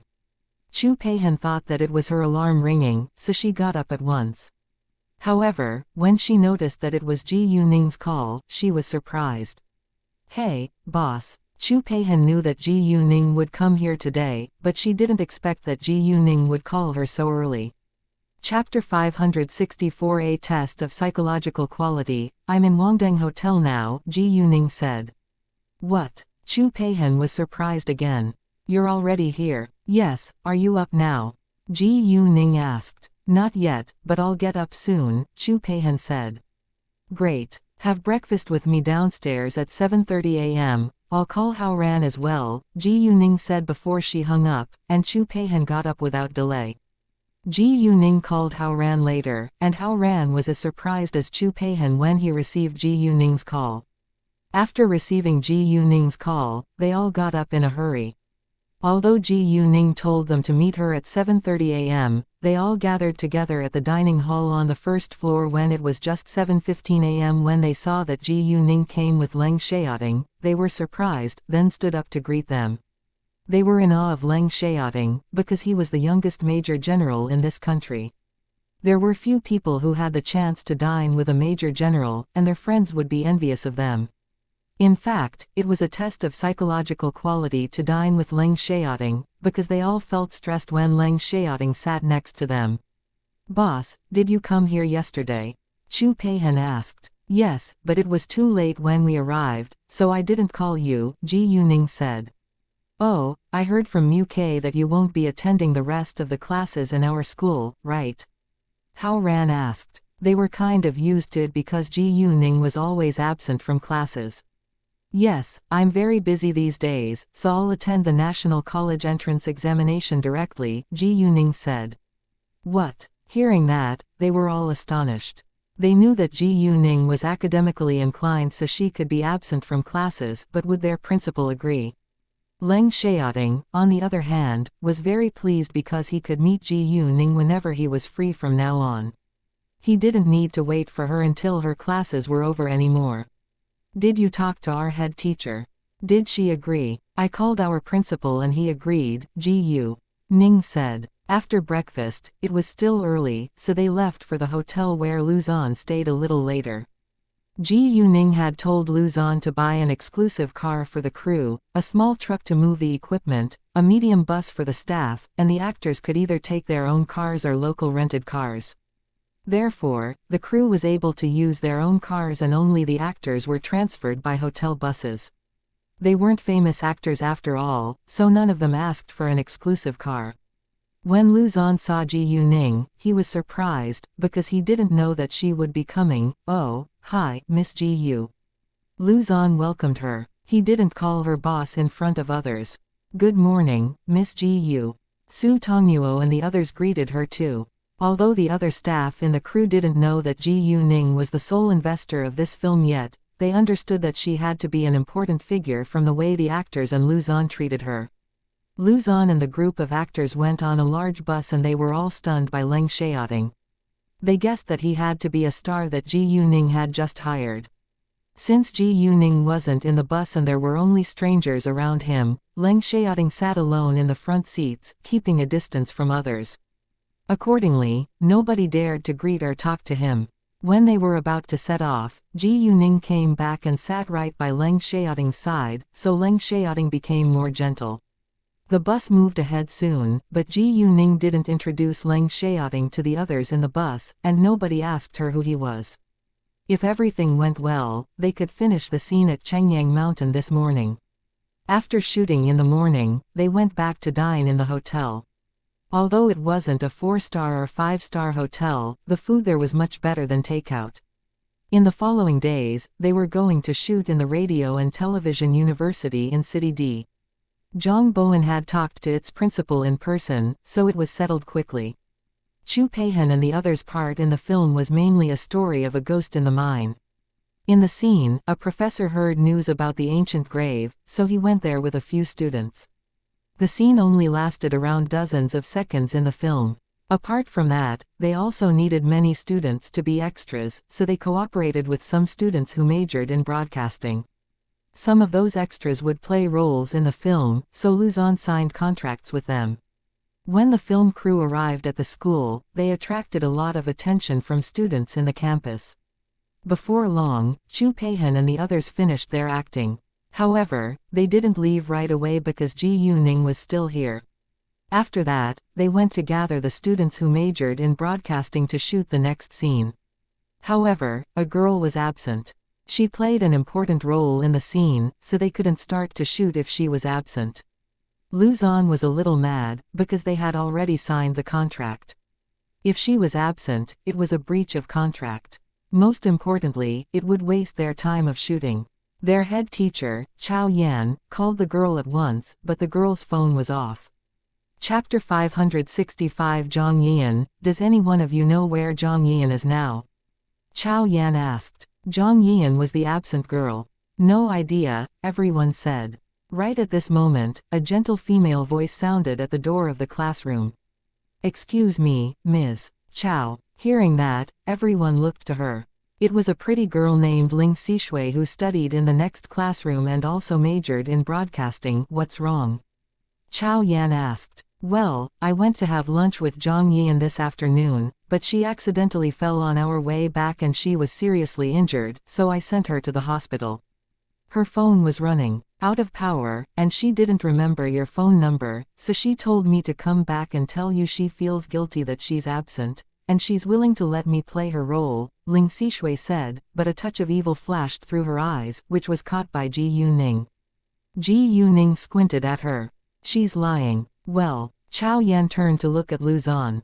Director Lu, what do you think? Lu Zhan said, it's not easy to replace an actress after we have already chosen the right person, especially when we've signed the contract. Since Zhang Yian can't finish her acting now, she should end the contract with us first and then we can choose another girl to play the role. It seemed like Lu Zhan was cold-blooded because the first thing he did after he found out that the actress was injured was to replace her. However, rules were rules. If you couldn't finish your work, you would be fired. In addition, Lu Zhan didn't say that Ling Xishui could get the role right away. The right of choice still laid in Lu Zhan's hands. Lu Zhan actually didn't discover anything wrong with Ling Xishui, but it was just his way of doing his job. Lu Zhan had signed Zhang Yian because he thought that she was suitable for the role. Hearing that, Ling Xishui panicked a little, but soon calmed herself down. Can't I replace her? It was Zhang Yian who told me to come here. Lu Zhan frowned in annoyance. I said that it's not easy to choose an actor who's suitable for the role. If you want the role, you need to do the audition. Ling Xishui was upset. She did want to win the role on her own, but Lu Shan hadn't chosen her in the audition. Zhang Yian was Lu Zhan's first choice, then there was another girl, and Ling Xishui was ranked third. Even if Lu Zan was going to replace Zhang Yian, Ling Xishui wouldn't be his first choice either. Ms. Chow, I'm afraid that we can't shoot today, and I'll arrange someone to visit the girl in the hospital with you. If she can't finish her part, we need to end the contract and choose another girl. If she can recover by tomorrow, we'll go on, Lu Zan said. It was an accident, so Lu Zan was willing to give her another chance. Sure, Chao Yan said. After that, Lu Yichen and Chao Yan went to visit Zhang Yian together. Before they left, Ji Yuning took out a porcelain bottle, giving it to Lu Yichen. She told Lu Yichen to pour some water in the bottle and help Zhang Yian apply the water around the wound so that Zhang Yian could recover soon and come back to finish her acting tomorrow. If Zhang Yian had a wound, it was better to apply the medicine to help her recover. Since Zhang Yian was the actress chosen by Lu Zan, Ji Yuning was willing to help her. As for whether Ling Xishui was involved in the accident which had happened to Zhang Yian, Ji Yuning wasn't interested. Lu Yichen was doubtful about the effect of the medicine that Ji Yuning gave him, but he trusted that Ji Yuning did it out of kindness, so he took it. When they separated, Ji Yuning went back to the hotel. Chu Peihan and the others didn't play important roles in the film, so the crew didn't hold an ending ceremony for them, but gave each of them a red envelope. Ji Yuning, of course, would thank them later. After sending the actors to the hotel, Ji Yuning said to Lu Zan, "Uncle Lu, we'll go back later, and you need to go to the Wangdang Hotel with me to do registration before you drive the bus back to the hotel where you stay." In the morning, Ji Yuning had already told the manager of the Wangdang Hotel about the bus. Because Ji Yuning had the black card, she had the right to enjoy all the services of the hotel for free. The manager also agreed to let them use the car, but the user needed to do registration and sign an agreement. If the bus was damaged, they had to pay compensation. Lu Yichen arrived at the hospital to visit Zhang Yian, and her family was also there. To Lu Yichen's astonishment, Zhang Yian's father was Zhang Bowen, who was the mayor. Chao Yan was aware of that, but she also kept it a secret because Zhang Yian kept a low profile in the school, and only a few people knew that Zhang Yian was the mayor's daughter. "Nice to meet you, Mayor Zhang," Chao Yan greeted him with great respect. "Ms. Chao, nice to meet you," Zhang Bowen said politely, then looked to Lu Yichen with confusion. "Mr. Lu, why did you come here?" Although Zhang Bowen had helped the crew find a school to cooperate with them, he had no idea that his daughter, Zhang Yian, had joined the crew too, and Zhang Yian also didn't dare to tell him. Zhang Yian loved acting ever since she was a child, and her dream was to be an actress, but her family disagreed, so she took a step back and majored in broadcasting. Therefore, when Lu Yichen showed up in her patient room, Zhang Yian was surprised and panicked. She knew that her father was going to find out sooner or later, so she remained silent, preparing to be criticized. Zhang Yian was a good-looking girl. Although she wasn't stunning, she was still attractive. "We're here to visit Zhang Yian, because she is playing a role in our film. We heard that she accidentally fell and was injured, so we come here," Lu Yichen said. However, Zhang Bowen wasn't mad after hearing that. He was surprised but didn't criticize Zhang Yian. It was because Ji Yuning was the investor of this film. Chapter 566 Zhang Bowen calls Ji Yuning. Ji Yuning planned to shoot the film in order to cover the zombie issue, and he was in charge of it now. If it couldn't be handled well, he could lose his job. Therefore, Ji Yuning did him a great favor. Even though he wasn't willing to let his daughter enter the entertainment industry, he wouldn't stop her from joining the film crew. "Oh, but I'm afraid Yian has to withdraw because her injury couldn't heal within a short time," Zhang Bowen said in a sad tone. Hearing that, Zhang Yian rounded her eyes in shock and couldn't believe her ears.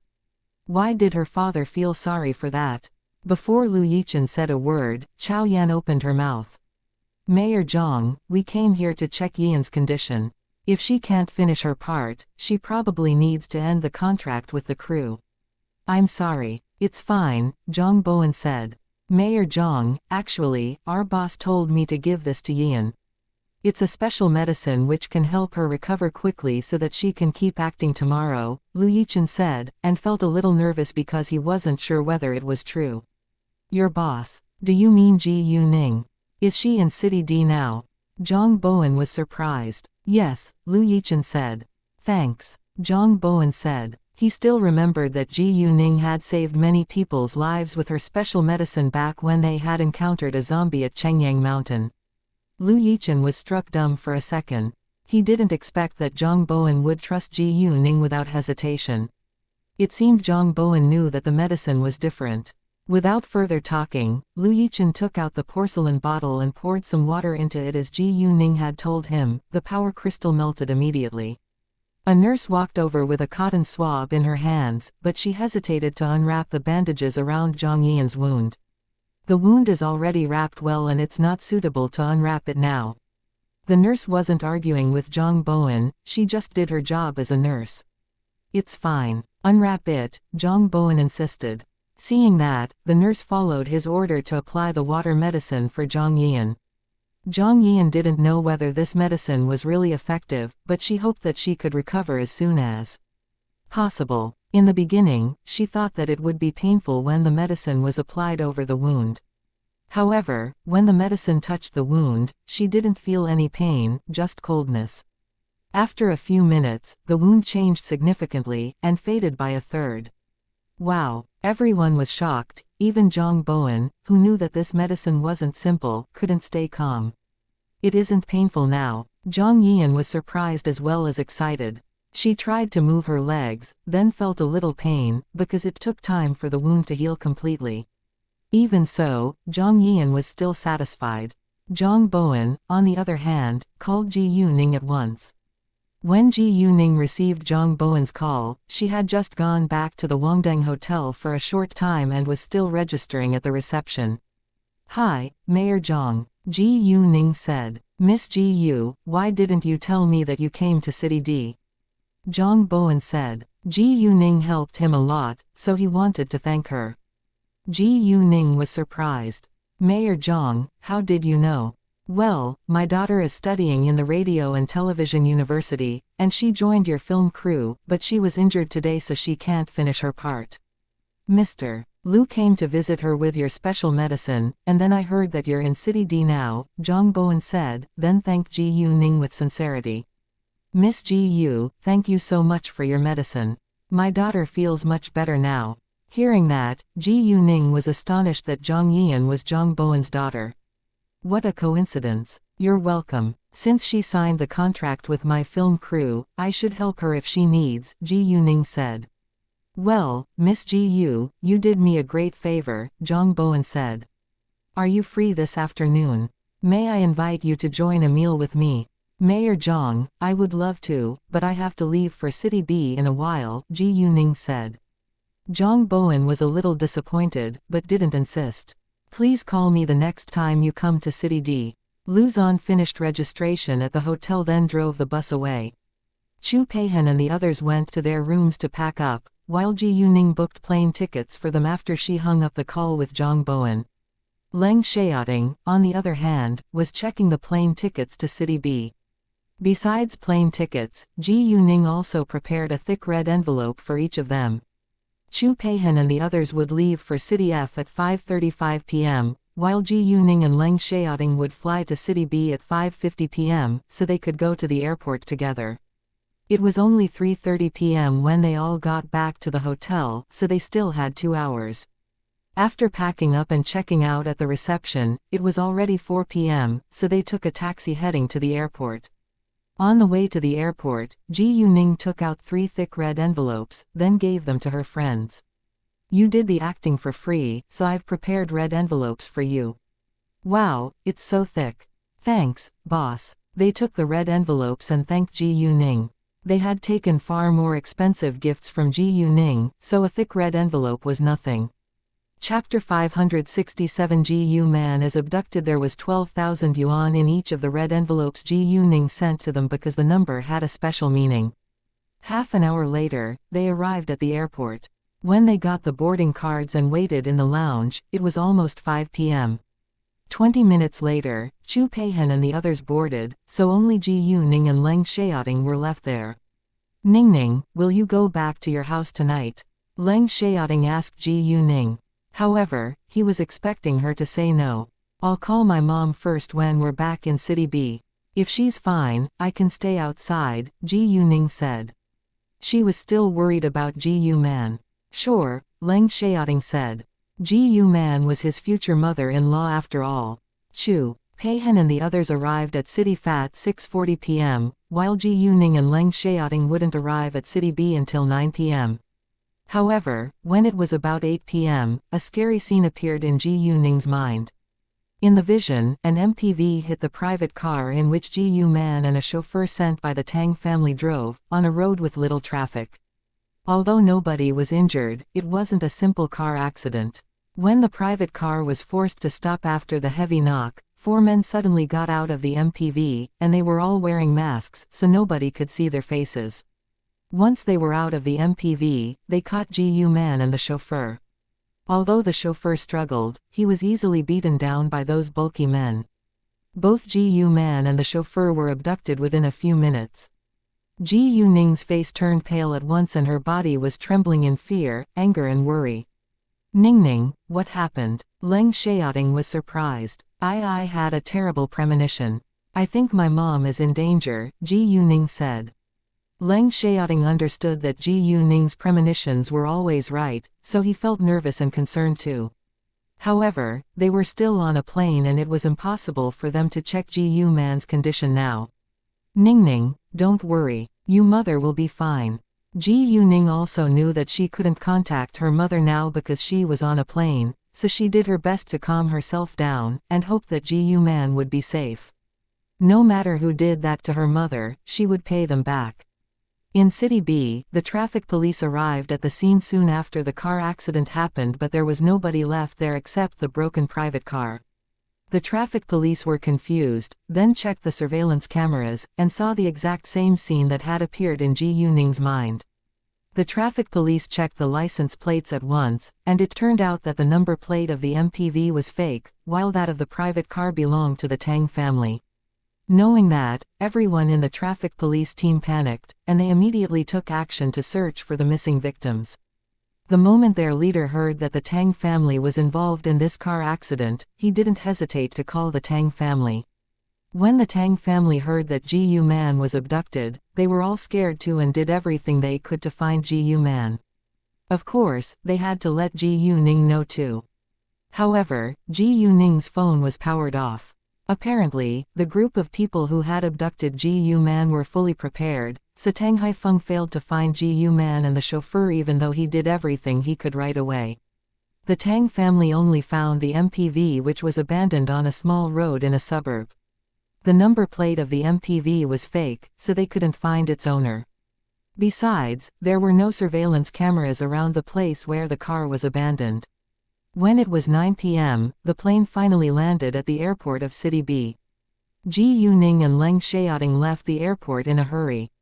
The moment they were out, Ji Yuning turned on her phone, and saw many missed calls from Tang Haifeng. Without a doubt, Ji Yuning knew that Ji Man had to be in danger now, so she called Tang Haifeng back. Ningning, your mother was abducted, Tang Haifeng said once Ji Yuning called him. What do we know? Ji Yuning asked. Those bulky men all had masks on their faces, so we don't know who they are, and the number plate of the MPV is fake, so we can't find its owner. We followed the surveillance cameras and found a small road, but there was only an abandoned car without any people around, Tang Haifeng said. Tell me the location and I'll check it myself, Ji Yuning said. Hearing that, Tang Haifeng knew that Ji Yuning was back in City B now and he sent the location to her without delay. Leng Xiaoting drove the car Xianxia group, prepared for him at the highest speed to the location where the abandoned MPV was founded. Within 20 minutes, they arrived. However, even though they came here, they didn't know which direction those men had escaped in. Ji Yuning immediately used her jade eyes to scan the surroundings, hoping to find something that might have been lost by those men. Unfortunately, she found nothing. Right when Ji Yuning was in despair, a picture flashed by her eyes, and it showed the direction in which Ji Man and the chauffeur were dragged, this way. Ji Yuning said to Leng Xiaoting, then ran in that direction. Because it was a wasteland, they couldn't drive, but had to walk. After running for about 100 meters, Ji Yuning stopped, because she lost the direction again. Ji Yuning had her jade eyes, so she was able to see things clearly in the night, but Leng Xiaoting couldn't.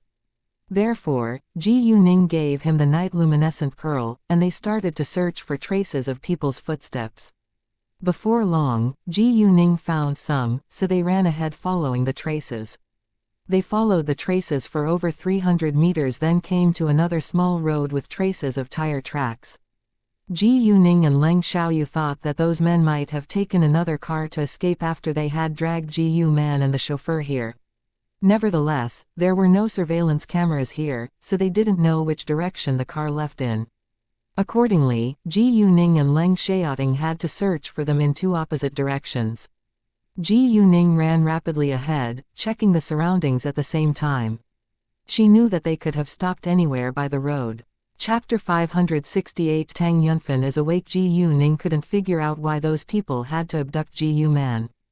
Ji Yu Man just came to City B, and she stayed in the Tang family's house or Ji Yuning's house the entire time. It wasn't likely that Ji Yu Man had annoyed someone. Or, did Ji Yuning ignore something? Ji Yuning wasn't very clear about the Tang family's history, so she didn't know that Ji Yu Man was abducted precisely because of the Tang family. It was a long, thin road, and Leng Xiaoting ran for over 10 minutes before he finally found a broad road. Luckily, there were surveillance cameras at the intersection. Leng Xiaoting immediately made a call. Check the surveillance cameras of a place to see the vehicles which have appeared within 2 hours. Find the owner of the MPV according to its license plate. I'll send you my location. Because Leng Xiaohao didn't know where it was, he sent the mobile location over.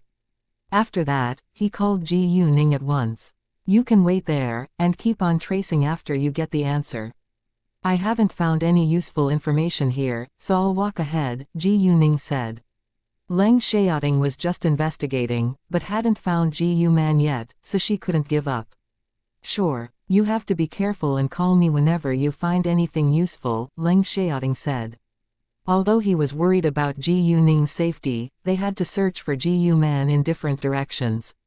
She went further ahead in the following hours, and there were no villages around, but Ji Yuning had no intention to turn back, and went further and further along the road. About 20 minutes later, Leng Xiaoting received a call. The surveillance cameras of this intersection were destroyed at around 6 p.m. and only the surveillance cameras of the roads on both sides of the intersection were still working within 2 hours. A total of 116 vehicles passed through the broad road. The information on the license plate numbers, owner and model, and the exact times the vehicles passed had been sent to his mailbox. Continue to track the whereabouts of these vehicles to see whether anything unusual happens, said Leng Xiaoting. Even though he got the information on these vehicles, he didn't know which one was abnormal. However, since the surveillance cameras of this intersection were destroyed in the afternoon, there was a possibility of 80% that this was where the kidnappers had passed, or it was just a trick to attract their attention away from the right direction the kidnappers escaped in. In the process of tracing them, Leng Xiaoting sensed that their enemy was very brilliant, so it was possible that they were being trapped. Leng Xiaoting called Ji Yuning again, but Ji Yuning's phone was busy. Ji Yuning was actually talking to a man who called her using Ji Yu Man's mobile phone. You are Ji Yuning, right? Come alone to the abandoned warehouse at the western suburb. I'll tell you the specific address when you arrive there. Remember, you must come alone. If I see anyone following behind you, your mother will be punished. No problem, Ji Yuning said coldly with a serious look on her face. She didn't threaten the man on the phone, in case he would be annoyed and hurt Ji Yu Man. After that, Ji Yuning immediately clicked the map open on her mobile phone to search for the location of the abandoned warehouse at the western suburb. Coincidentally, Ji Yuning was precisely at the western suburb now, but she was still 1 kilometer away from the abandoned warehouse. Ji Yuning didn't tell Leng Xiaoting that she just received a strange man's call because the man had warned her to come alone. She was also confident that she could handle it well on her own. Ji Yuning was sure that it was a trick now, because the abandoned warehouse in the western suburb was located in the opposite direction from Leng Xiaoting. She figured out that the man was actually aiming to hurt her after receiving the call. She had made many enemies in business till now, but she didn't know who did this to her mother. No matter who he or she was, Ji Yuning was determined to pay him or her back. Without hesitation, Ji Yuning ran to the abandoned warehouse in the western suburb. In the Tang family's house. Tang Yunfan's fingers moved a little, and he mumbled with anxiety and fear. "Man, please, please." It seemed like Tang Yunfan was regaining his consciousness, and the memory about Ji Yu Man, but no one knew what had happened in his dream that made him so anxious. All of a sudden, Tang Yunfan's closed eyes opened and he sat up abruptly.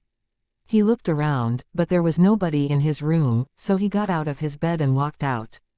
In the living hall, the members of the Tang family were gathered, except for Cao Ruowa, his military force, and Cao Wenjun, together with his criminal police force, who were out to search for Ji Yu Man. Tang Yunrong and Cao Wenxin were also here waiting for the information. It's been so long. Could anything bad have happened to Ji Yu Man? Tang Yunrong was nervous. "Don't worry. She'll be fine," Zhang Lihua said to comfort her. "Ji Yu Man just came to City B, and she stayed in our house or Ningning's house all the time. Why did she suddenly get abducted?" Tang Yunrong couldn't figure it out. What? Man was abducted? Right at this moment, a shocked male voice sounded from upstairs, which surprised everyone in the hall. They looked over with one accord, then saw Tang Yunfan walking down in a hurry. "Did you say man was abducted?" Tang Yunfan asked anxiously when he walked closer to them. "Yunfan, you're awake." However, Tang Yunfan wasn't in the mood to care about his condition. All he wanted to know was what had happened to Ji Yu Man. Tang Yunhang explained it to Tang Yunfan at once. When the chauffeur drove Ji Yu Man back today, a MVP hit the private car to make it stop, then several men abducted Ji Yu Man and the chauffeur. We've sent out many people to search for them, but we haven't heard any good news yet. Hearing that, Tang Yunfan was mad. Chapter 569 The Tang family's enemy. The person who sent those men to abduct man must be our Tang family's enemy, Tang Yunfan said. If not, Ji Yu Man wouldn't have been abducted, because she just came to City B and hadn't annoyed anyone. If the person behind the abduction was really the Tang family's enemy, why didn't he abduct a member of them, but chose Ji Yu Man? Had they found out about Ji Yu Man's relationship with the Tang family? If not, Ji Yu Man wouldn't have been abducted, because she just came to City B and hadn't annoyed anyone. In that case, Ji Yu Man was totally a victim. "I need to find her," Tang Yunfan said, running outside. "Yunfan." Tang Yunhang wanted to stop him, but was interrupted by Tang Haifeng. "Let him go. He just woke up. It's very dangerous if he runs out like that." Tang Yunhang was worried. He admitted that he was selfish, and chose Tang Yunfan over Ji Yu Man. He did feel sorry for Ji Yu Man, but it was a fact that Tang Yunfan was more important for their family. "Didn't you hear how Yunfan addressed Ji Yu Man? If I guess correctly, he already regained his memory about her," Tang Haifeng said. Hearing that, everyone was surprised again. "What? Yunfan regained his memory about Ji Yu Man?" Tang Haifeng added, "In addition, Ji Yu Man was abducted because of our Tang family. It's already very inappropriate that we are staying at home. If we stop Yunfan from finding her now, Ningning and Ji Yu Man will feel heartbroken." Although they had sent many people out to search for Ji Yu Man, Tang Haifeng still felt guilty that they didn't do it themselves, so he wouldn't stop Tang Yunfan from doing so. He didn't go out to search for Ji Yu Man because he was too old, and Tang Yunhang had to stay home to protect them. The rest of the people in the Tang family were all females, so they couldn't help. Therefore, Tang Yunfan was the perfect person to do that. Tang Yunhang agreed with Tang Haifeng, so he said nothing. All they could do now was to hope that they would get back home safely. "Who's the person behind this abduction?" Tang Yunrong asked. There were so many enemies of the Tang family, so she didn't know who the person could be. Tang Haifeng, as the most sophisticated man in this family, opened his mouth again. "If the person behind this abduction is really our Tang family's enemy, he must be aware of Ji Yu Man's relationship with us. If he knows Ji Yu Man, he must know Ningning too. If he's able to know that, he should be a person who's familiar with Yunfan. I think he also has something to do with the accident which happened to Yunfan." Tang Deming was the first in our business group one who found out that Yunfan was unconscious, so the person must have a connection with Tang Deming too. Tang Deming is ambitious. They must be planning to remove Ningning from their way to the chairman seat of Tangguang Group. However, Ningning wasn't in City B, so they abducted Ji Man. Although it was just a guess, everyone thought that it was highly possible. If so, will he call Ningning to rescue Ji Man so that they can catch Ningning at the same time? Tang Yunhang said worriedly. I'll call Ningning right now, Tang Haifeng said. When Ji Ning's phone vibrated in her pocket, she had already arrived outside of the abandoned warehouse, so it wasn't convenient for her to answer Tang Haifeng's call. Instead, she sent Tang Haifeng a message telling him it wasn't a right time. Reading Ji Ning's message, Tang Haifeng stopped calling her. When Ji Ning approached the abandoned warehouse, she didn't immediately call Ji Man, because she decided to attack those kidnappers and catch them by surprise. With the help of her jade eyes, it shouldn't be hard for her to find Ji Man. A while later, Ji Ning received Tang Haifeng's messages, and she realized that it really was a trap. However, it was too late, because Ji Ning was already here. Ji Ning sent a message back to Tang Haifeng and told him that she would be careful, then kept searching for Ji Man. Tang Haifeng was too worried about Ji Ning's safety, so he forgot to tell her that Tang Yunfen was awake now. After a while, Ji Ning finally saw 4 men in the completely dark warehouse, but Ji Man was absent.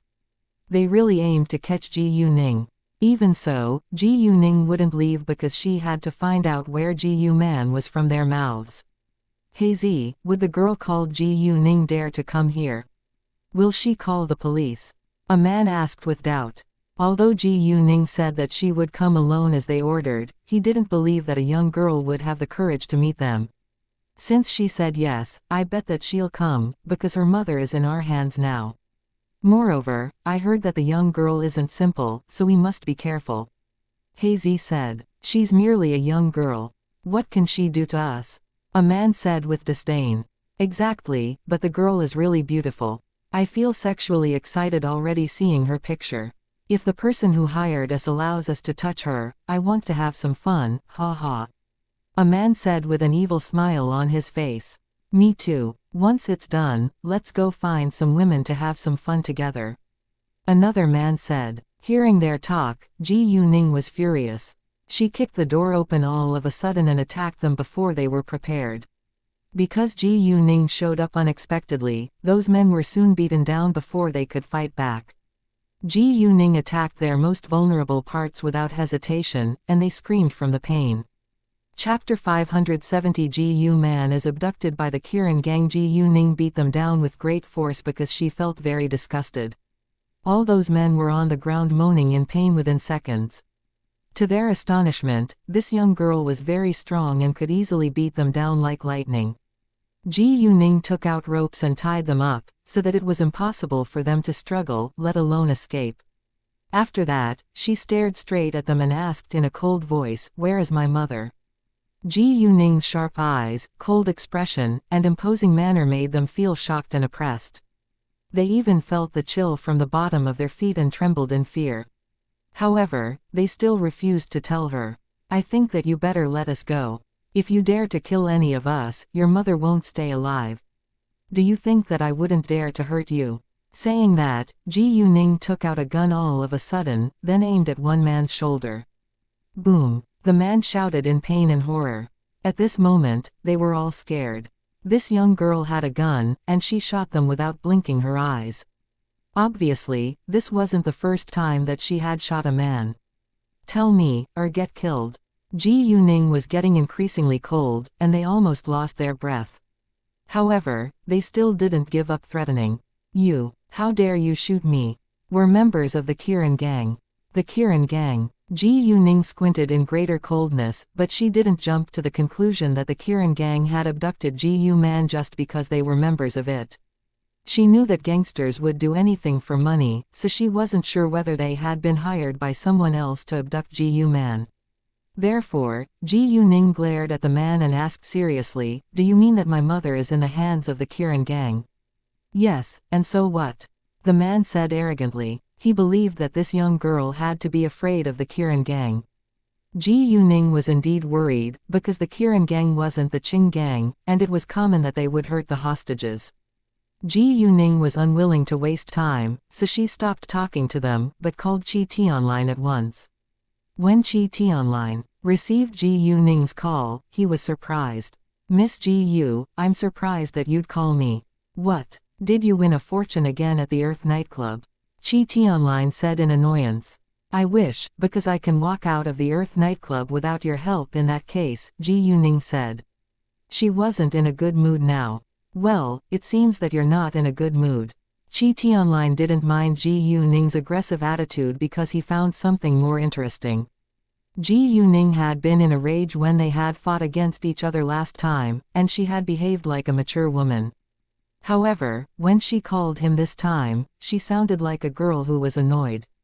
"Qi, I don't have time to argue with you now. My mother was abducted at XX Road around 8:10 p.m. today, and the kidnappers claim that they are members of the Kiran gang," Ji Yuning said. When those men heard Ji Yuning talking with Qi Tianlin on the phone, they were shocked. They couldn't believe that this young girl was able to know their head in the gang. "Really? Give me some time. If it's true, I promise that I'll handle it well," Qi Tianlin said with sincerity. Although Qi Tianlin was still displeased with what Ji Yuning had done last time, he didn't hate her.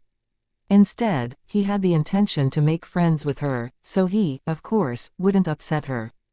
Ji Yuman wasn't in this warehouse, and Qi Tianlin promised to help her, so Ji Yuning thought that there was no need to stay here any longer. Before Ji Yuning left, she unfastened them, but beat them again to vent her anger. They were evil people, but she wasn't willing to be involved in murder just because of them. After that, Ji Yuning left with Ji Yuman's phone. Once she walked away, she called Leng Xiaoting and told him what she had been through. Then they went to meet each other at the place where they had stopped the car. When Leng Xiaoting heard that Ji Yuning had gone to meet the kidnappers alone, he was more worried than upset, because he was afraid that Ji Yuning might be hurt. However, since Ji Yuning was fine now, he didn't mention it. Tang Yunfan was also out for a long time, but he had no idea where Ji Yuman was. In the end, he went to the place where Ji Yuman had been seen last, and there was an abandoned MPV. 10 minutes later, Ji Yuning received Qi Tianlin's call. Qi Tianlin told her that Ji Yuman was indeed in the hands of the Kiran gang, and she could go to the Earth nightclub to pick her mother up. Hearing that, Ji Yuning was finally relieved, so was Leng Xiaoting. They then drove to the Earth nightclub together. From afar, Ji Yuning and Leng Xiaoting noticed a man standing at the accident scene. Ji Yuning used her jade eyes so that she could see his face clearly. When she recognized that the man was Tang Yunfan, Ji Yuning was surprised that he was already awake. It was obvious that he knew that Ji Yuman had been abducted. Ji Yuning stopped the car and ran to Tang Yunfan at once, followed by Leng Xiaoting. When they moved closer, Leng Xiaoting recognized that the man was Tang Yunfan, and he was surprised too. Tang Yunfan heard the noise, then looked at Ji Yuning. He was astonished as well. "Uncle Tang, you're finally awake," Ji Yuning said with excitement. Tang Yunfan, however, asked Ji Yuning with anxiety, "Ningning, how is your mom now?" "My friend has found her, and we can go to pick her up right now," Ji Yuning said. Chapter 571 Pick Ji Yuman up. Once Tang Yunfan heard that Ji Yuman was found, he was relieved, and didn't ask Ji Yuning for more details. Afterwards, Tang Yunfan left his car at the accident scene and got in Leng Xiaoting's car, then called Quan Mingkai. Quan Mingkai was shocked when he saw that the caller was Tang Yunfan. Tang Yunfan told him to drive the car back, then hung up before Quan Mingkai could say a word. Without calling back, Quan Mingkai went to drive Tang Yunfan's car back in a hurry. After a long while, Tang Yunfan realized that there was another person in the car. "Ningning, this is?" Tang Yunfan asked. "Oh, he's my friend, Leng Xiaoting," Ji Yuning said, but didn't tell him that Leng Xiaoting was her boyfriend. "Nice to meet you, Mr. Tang," Leng Xiaoting said. Tang Yunfan was his future father-in-law, so he, of course, should be as polite as possible. "Nice to meet you too, Mr. Leng," Tang Yunfan said. He didn't think further about his relationship with Ji Yuning. After a while of silence, Tang Yunfan suddenly said, "Ningning, I remembered everything." Ji Yuning was struck dumb for a second.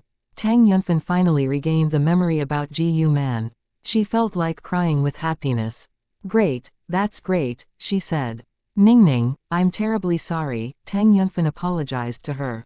Although he had apologized to Ji Yuning before, he had done that as Tang Yunfan, not Ji Yuning's biological father. They were in a suburb, while the Earth nightclub was located in downtown, and there were many traffic lights along the long distance, so it took them more than half an hour to arrive at the Earth nightclub. The Kirin gang. Tang Yunfan frowned when they arrived. Yes, several members of the Kirin gang abducted my mother, but they aren't important figures in the gang and just took someone else's money. The head of the Kirin gang and I aren't strangers and he's willing to help me. Don't worry. My mom is safe, Ji Yuning said. What? Qi Tianlin was willing to help you. Tang Yunfan was astonished. Qi Tianlin was notorious for his arrogance, cruelty and coldness, and only a few people were able to make friends with him. Tang Yunfan wasn't afraid of him, but was reluctant to have conflict with him. Leng Xiaoting also felt a little uncomfortable when Ji Yuning said that Qi Tianlin was willing to help her, but he said nothing. Xiaoting, please wait for me here. Ji Yuning didn't want Leng Xiaoting to meet Qi Tianlin, because there was a long-standing grudge between them. All she wanted to do now was to pick Ji Yuman up and go home as soon as possible. Sure, Leng Xiaoting understood that it wasn't the right time to meet Qi Tianlin, so he agreed. After that, Ji Yuning and Tang Yunfan went upstairs. They went to the same private room where Ji Yuning had gambled with Qi Tianlin last time. 5 minutes earlier, Ji Yuman had been sent to this private room. She wasn't physically injured, but this abduction would leave a deep mental scar on her. She felt helpless when she was caught and thought that she was going to die. Unexpectedly, half an hour ago, several rude men who had brought her here apologized to her politely all of a sudden and even begged her to forgive them. In the beginning, Ji Yuman was so confused. Even though they apologized to her, she still felt quite nervous. A while later, an obtrusive man told her that he was Ji Yuning's friend, and that it was Ji Yuning who had called him to find her. Ji Yuman was relieved, but was worried that they did it in order to catch Ji Yuning. However, she didn't dare to ask him to call Ji Yuning so she could talk to Ji Yuning. Qi Tianlin didn't sense Ji Yuman's worry.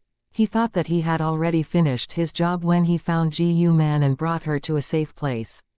When Ji Yuning and Tang Yunfan showed up together, Ji Yuman rounded her eyes in shock. Tang Yunfan, on the other hand, looked at Ji Yuman with love, care and guilt. He knew that Ji Yuman had suffered a lot because of him. Qi Tianlin was also surprised when Tang Yunfan, who was a famous figure in City B, appeared in his sight. He didn't realize that Tang Yunfan and Ji Yuning closely resembled each other until they showed up together. What is their relationship? Qi Tianlin didn't like gossiping, but he was curious because he had done the background check on Ji Yuning, and he knew that Ji Yuning was born in a single-parent family. Is Tang Yunfan Ji Yuning's biological father? Did Tang Yunfan come here because of Ji Yuman too? Qin Tianlin thought he found something interesting again. Chairman Tang, welcome. Qi Tianlin greeted Tang Yunfan. Nice to meet you, Tang Yunfan said. Well, they've told me everything. It was a man named Zhang Yangjun who gave them money to abduct your mother and you, but you weren't in City B, so they caught your mother, Qi Tianlin said to Ji Yuning. Zhang Yangjun. Neither Tang Yunfan nor Ji Yuning had heard of this name, and they soon realized that the man had to be a middleman who was paid to abduct Ji Yuman for someone else as well. I think that you've already taught those 4 idiots who has abducted your mother an unforgettable lesson and they're yours now too, Qi Tianlin said. He planned to maintain a good relationship with Ji Yuning, so he wouldn't protect them. Those hoodlums, however, knelt down on the ground at once, and begged him. Please, we won't do it again. Qi Tianlin ignored them. Tang Yunfan and Ji Yuning were also determined to pay them back. Please leave with my mother for now. I'll meet you once I'm done, Ji Yuning said to Tang Yunfan. She didn't want Ji Yuman to see the violence. Chapter 572 Ji Yuman faints, sure. Tang Yunfan understood that Ji Yuning didn't want Ji Yuman to see the violent scene. Ji Yuning walked to Ji Yuman, but Ji Yuman was still in shock, not because Tang Yunfan was awake, but because she saw something familiar from his eyes, like they were back to 18 years ago. Did he regain his memory? Ji Yuman got excited, but fainted all of a sudden.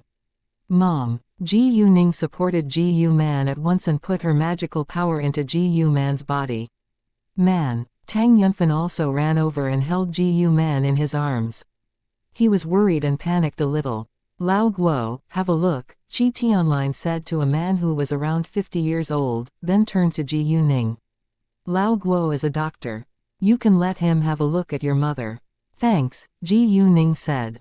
Ji Yu Man still wouldn't wake up after she secretly put her magical power into her body, so it wasn't a bad idea to let Lao Guo have a look.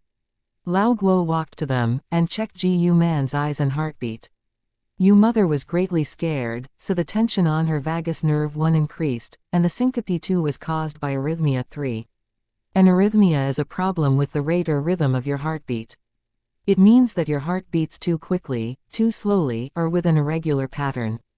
Surprisingly, her pulse is becoming steady at a fast pace and she's gradually entering a state of drowsiness.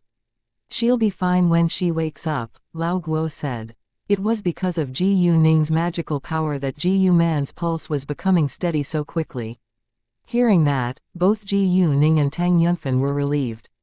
After that, Tang Yunfan carried Ji Yu Man in his arms walking outside. Ji Yuning, on the other hand, stared straight at those hoodlums who had abducted Ji Yu Man, which scared them, and they begged at once, Miss Ji Yu, please let us go. We promise we'll never do it again. Tell me, how much do you know about Zhang Yangjun? Ji Yuning said coldly. The leader of those hoodlums said, I only know that his name is Zhang Yangjun. He's in his early 40s. We've met several times, but I don't know much about him. The Kirin gang was different from the Qing gang, and the members of the Kirin gang could moonlight as they wanted. However, if they caused any trouble, they had to bear the result themselves. What was the next step after the abduction? Ji Yuning asked. He said that we had to abduct you both before calling him, and he'd deal with it later, the leader said. Ji Yuning thought for a while. She was curious what the person behind this abduction planned to do next. Great, you can do what he ordered. Call him now, Ji Yuning said to the leader of the hoodlums. As for the rest, if you can beat me down, you may leave safely. Ji Yuning did what she usually did. If they could beat her in a fight, she would let them go. We can't. Those hoodlums almost cried. Let alone mentioning that Ji Yuning was just a young girl, she had a close relationship with Qi Tianlin too, so they didn't dare to hurt her. Do whatever she wants. Qi Tianlin lazily lay on the sofa, like he was watching a show. He understood that it was impossible that they would win. Since Qi Tianlin said that, they had to attack Ji Yuning. However, before they could touch Ji Yuning, they were violently beaten down on the ground within a few minutes. Except for Qi Tianlin, who remained calm watching it, the others were all astonished. Ji Yuning didn't have time to waste on them, so she finished the punishment as soon as possible. Qi, I still need to deal with something else now, so I have to go, but I'll take this man with me, Ji Yuning said to Qi Tianlin. Bye, Miss Ji Yu, and I do hope that we can gamble again next time. Normally, Qi Tianlin wouldn't let Ji Yuning go like that, but Ji Yuning was busy today, so he agreed. Although he had lost last time, he wanted to win a round. As long as you have enough money, why not? Ji Yuning said arrogantly. All I have is money, Qi Tianlin said with arrogance too. However, once he said it, he felt that something was wrong. Ji Yuning said that on purpose, because it meant that he was doomed to lose. Very well, then I'll come again to take your money the next time, Ji Yuning smiled. Qi Tianlin pulled his lips. The leading hoodlum also followed Ji Yuning walking out, and he hoped that Ji Yuning would let him go after his cooperation. Once Ji Yuning left, Lao Guo asked Qi Tianlin, is that girl the one who sold you the pills? Although he asked, he already had the answer in his heart. In fact, Lao Guo admired Ji Yuning, because her pills were really effective, but he had tried to figure out its formula for a long time in vain. Yes, Qi Tianlin said. Hearing that, Lao Guo thought that Ji Yuning couldn't be an ordinary girl. She had magical pills, and was a kung fu master. In addition, she also had a close connection with the Tang family. Although her family name was Ji Yu, and Tang Yunfan's was Tang, he knew that they were related to each other from their faces. When Leng Xiaoting saw Ji Yu man who was unconscious, being carried in Tang Yunfan's arms, he was annoyed, because he thought that the Kiran gang must have hurt her. He got out and opened the car door for Tang Yunfan at once.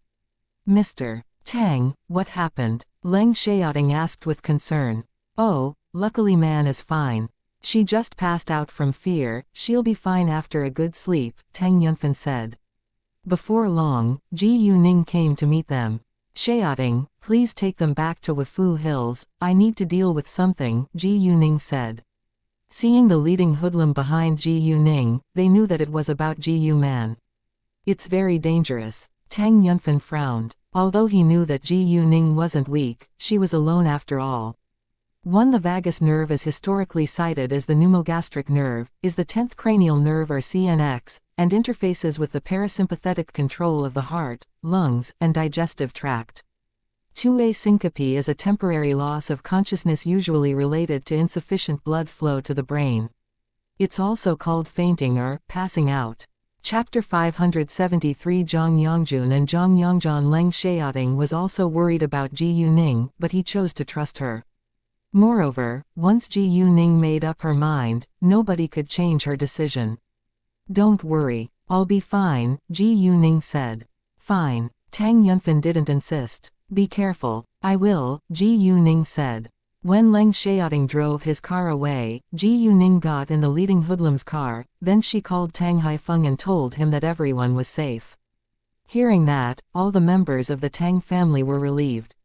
Oh, your Uncle Tang is awake, and he left to search for your mother, Tang Haifeng said. I've met him, and we were just together, Ji Yuning said. Great, Tang Haifeng said. Do you know who abducted your mother? I'll tell you when I get back, Ji Yuning said. Okay, Tang Haifeng said. 20 minutes later, the leading hoodlum brought Ji Yuning to a warehouse, and called Zhang Yongjun as Ji Yuning ordered. A middle-aged man was reading in the study on the second floor of a house. Right at this moment, his phone rang. Seeing the caller's name, the man answered in a hurry. How is it? Hi, we've caught them, Hong Fen, the leading hoodlum, said. Very well, I'll be right there, the man said, then hung up. After that, he didn't leave right away, but used another phone to make a call. How is everything going? We're still searching. Great, meet me at the eastern warehouse in 20 minutes, he said. After that, he walked out of the study going down to a basement. In the basement, there were piles of groceries, but in addition to groceries, there was a man tied to a chair, with 2 tall bulky men standing by his sides. The middle-aged man looked at the man who was tied to a chair with an evil expression on his face. Zhang Yongjun, you should pay for what you've done today. It turned out that this middle-aged man wasn't Zhang Yongjun, the man who was tied to a chair was. Zhang Yongjun glared at him, but couldn't say a word because his mouth was sealed. The middle-aged man looked at Zhang Yongjun struggling, then laughed with pride. Do you want to talk?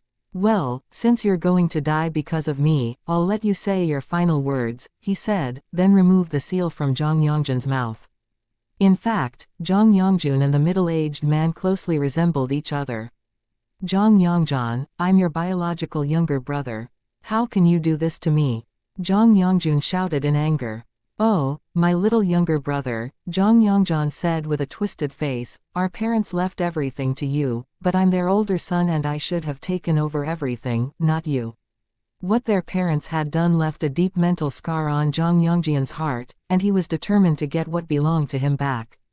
You. Zhang Yongjun was furious. Our parents did that because you're addicted to gambling and you'll lose every coin in a casino. Their properties should be mine, and I can do whatever I want with them. Zhang Yongjun raised his voice. How come our parents' properties are yours? They can give their wealth to anyone they want. Zhang Yongjun shouted. I'm their older son, and their properties should be mine. Zhang Yongjun said. It isn't written down as a law. Zhang Yongjun argued. Although normally the eldest son was the heir of a family's properties, it wasn't written down as a law. Instead, each of the children had the right to inherit their parents' properties. In addition, parents also had the right to choose any one of their children to be the sole heir. Moreover, Zhang Yongjun could have 100,000 yuan as dividends every year. Their family business wasn't very profitable after all, it was just a farm. Their annual income was around 400,000 yuan every year at the most. Zhang Yongzhan could have the money without making any effort, but Zhang Yongjun had to run the farm well to gain profits. I don't care. I want their properties. Zhang Yongzhan almost roared. You. Zhang Yongjun was speechless. All right, get him in the car. We need to move now. Zhang Yongzhan stopped talking to Zhang Yongjun, then a tall man lifted Zhang Yongjun up, walking out of the basement. 20 minutes later, Zhang Yongjian's group arrived at the eastern warehouse. Zhang Yongzhan didn't tell Hong Fen his plan, so he left Zhang Yongjun alone in the car, then walked into the warehouse with two tall bulky men. Zhang Yongjun was tied tightly after all, and he couldn't escape. However, when Zhang Yongzhan walked inside, there were only Hong Fen and Ji Yuning in the warehouse. Besides, Ji Yuning, who should be tied to a chair, was sitting on it and seemed relaxed. Hong Fen, what's going on here? Zhang Yongzhan questioned Hong Fen. Hong Fen was like a sidekick in front of Ji Yuning now. If Ji Yuning didn't give an order, he didn't dare to open his mouth. You're Zhang Yongjun? Ji Yuning asked. Zhang Yongzhan ignored Ji Yuning but asked Hong Fen, Hong Fen, what the hell are you doing? He realized that Hong Fen had betrayed him, but he wanted to know why. Ji Yuning didn't mind that Zhang Yongzhan had ignored her, then turned to Hong Fen. Tell him. Well, she's our head's friend. Zhang Yongzhan had hired several members of the Kiran gang to abduct a friend of their head which, of course, wouldn't work. Chapter 574 Fingerprint Identification. Zhang Yongzhan had a feeling of sheer panic. What? She's a friend of the head of the Kiran gang. How is it possible? Ji Yuning sneered, Mr. Zhang, my mother and I have never harmed you. Why did you want to abduct us? Zhang Yongzhan remained silent because he didn't know how to answer. He, of course, was afraid to annoy the Kiran gang. Since he had made a terrible mistake, his future would be full of danger. All of a sudden, Zhang Yongzhan remembered Zhang Yongjun who was locked in the car at the outside, and an idea dawned on him. I think that you have probably mistaken me for Zhang Yongjun, but I'm his older brother, Zhang Yongzhan. I have no idea what Yongjun did to you and your mother. I just followed Yongjun here because I didn't want him to commit any crimes. Oh, he's still in the car outside, and I already tied him up. Please wait for a while. Saying that, he turned to one of the two bulky men. You, get Zhang Yongjun here right now. Ji Yuning didn't stop him. Although she didn't believe Zhang Yongjian's explanation, she was curious to see what he would do. Before long, Zhang Yongjun who was tied up was brought inside. Once the seal was removed from Zhang Yongjian's mouth, Ji Yuning noticed that he closely resembled Zhang Yongzhan. Wow! Hong Fen was astonished, because even he couldn't distinguish Zhang Yongjun from Zhang Yongzhan although he had met Zhang Yongjun in person. They had met in a dark clubhouse and both of them had drunk alcohol, so it wasn't easy to remember each other's faces. Zhang Yongzhan, what the hell are you doing? Zhang Yongjun questioned once he was able to talk. He only knew that Zhang Yongzhan wanted him to be a scapegoat, but he didn't know what Zhang Yongzhan had done. He said that it was you who hired several members of the Kiran gang to abduct my mother and me. Is it true? Ji Yuning asked calmly. In fact, she already saw that Zhang Yongjun knew nothing about the abduction. Ji Yuning wasn't dumb. What? That's insane. Zhang Yongjun was shocked then was in a rage. Zhang Yongzhan, that's why you want me to be a scapegoat. Since they were already enemies, Zhang Yongjun didn't care about their family connection anymore.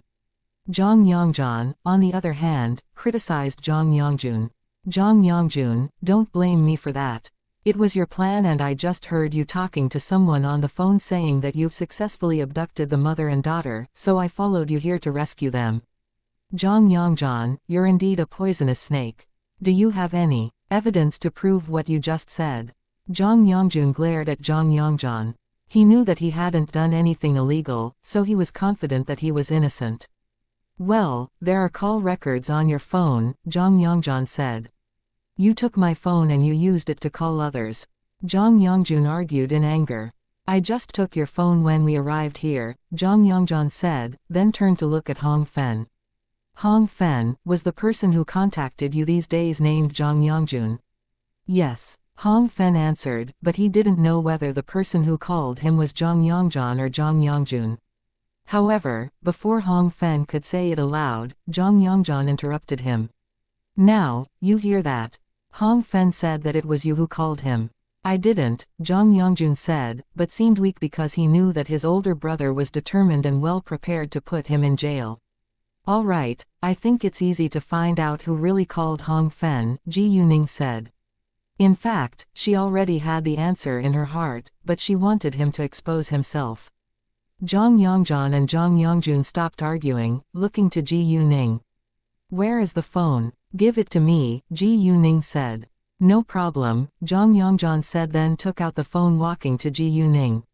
He thought that Ji Yuning was still a naive young girl and could be easily deceived. However, he had no idea it was just a trap set by Ji Yuning. Since he said that you took his phone away earlier on, we can have a fingerprint identification to see whether it's true, Ji Yuning said, then took out a plastic bag to keep the phone. Obviously, she didn't want to touch it herself. Hearing that, Zhang Yangjian was terrified. Once they did the fingerprint identification, his scheme would be exposed. Zhang Yangjun, on the other hand, was relieved. Mr. Zhang, what's wrong? Ji Yuning asked on purpose. No, nothing, Zhang Yangjian said. He was reluctant to give the phone to Ji Yuning now. Great, then give it to me now, Ji Yuning urged. Zhang Yangjian, however, stopped walking. Zhang Yangjian, why did you stop? Zhang Yangjun sneered. Zhang Yangjian ignored him, hesitating to move a step forward. All of a sudden, he made up his mind and ordered, catch them, now. Zhang Yangjian knew that his scheme would be exposed sooner or later, so he decided to catch Ji Yuning right away. Chapter 575 Zhang Yangjian's confession. Zhang Yangjian thought that they were just a man and a young girl who seemed weak, so they could easily be controlled. The two bulky men immediately ran to Ji Yuning and Hong Fen. Ji Yuning, however, stayed calm, because that was exactly what she wanted. Zhang Yangjian exposed himself. Hong Fen had witnessed how Ji Yuning alone beat several men down within seconds, so he wasn't worried about her safety. As for himself, he was confident that he could handle one man. When the two bulky men got near, Ji Yuning attacked them, so did Hong Fen. Ji Yuning threw one of them over her shoulder to the ground, and he hit the ground with a loud sound, then screamed in pain. After that, Ji Yuning dislocated his arms without hesitation, which tortured the bulky man. Hong Fen, however, was still in a fierce fight with the other bulky man, and he was stunned that Ji Yuning did it so smoothly.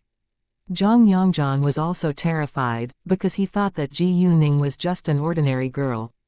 Zhang Yangjun was surprised too. Zhang Yangjian instinctively turned and ran, but Ji Yuning wouldn't let him escape. Within a blink, Ji Yuning came to Zhang Yangjian, then grabbed his arm, kicking him in the hollow behind his knee, which caused him to suffer great pain. Zhang Yangjian lost his balance, and knelt down at once.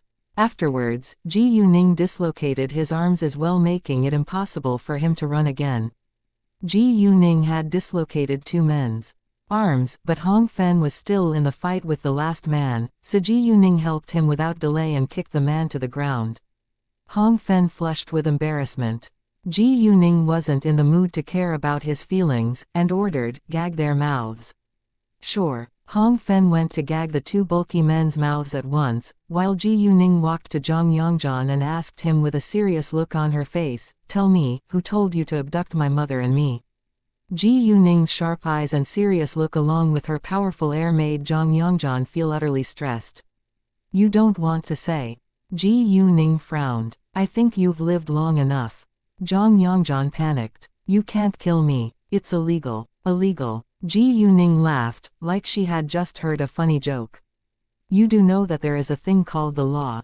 Don't you know that it's illegal that you've abducted my mother? I bet you wanted to kill my mother too, right?"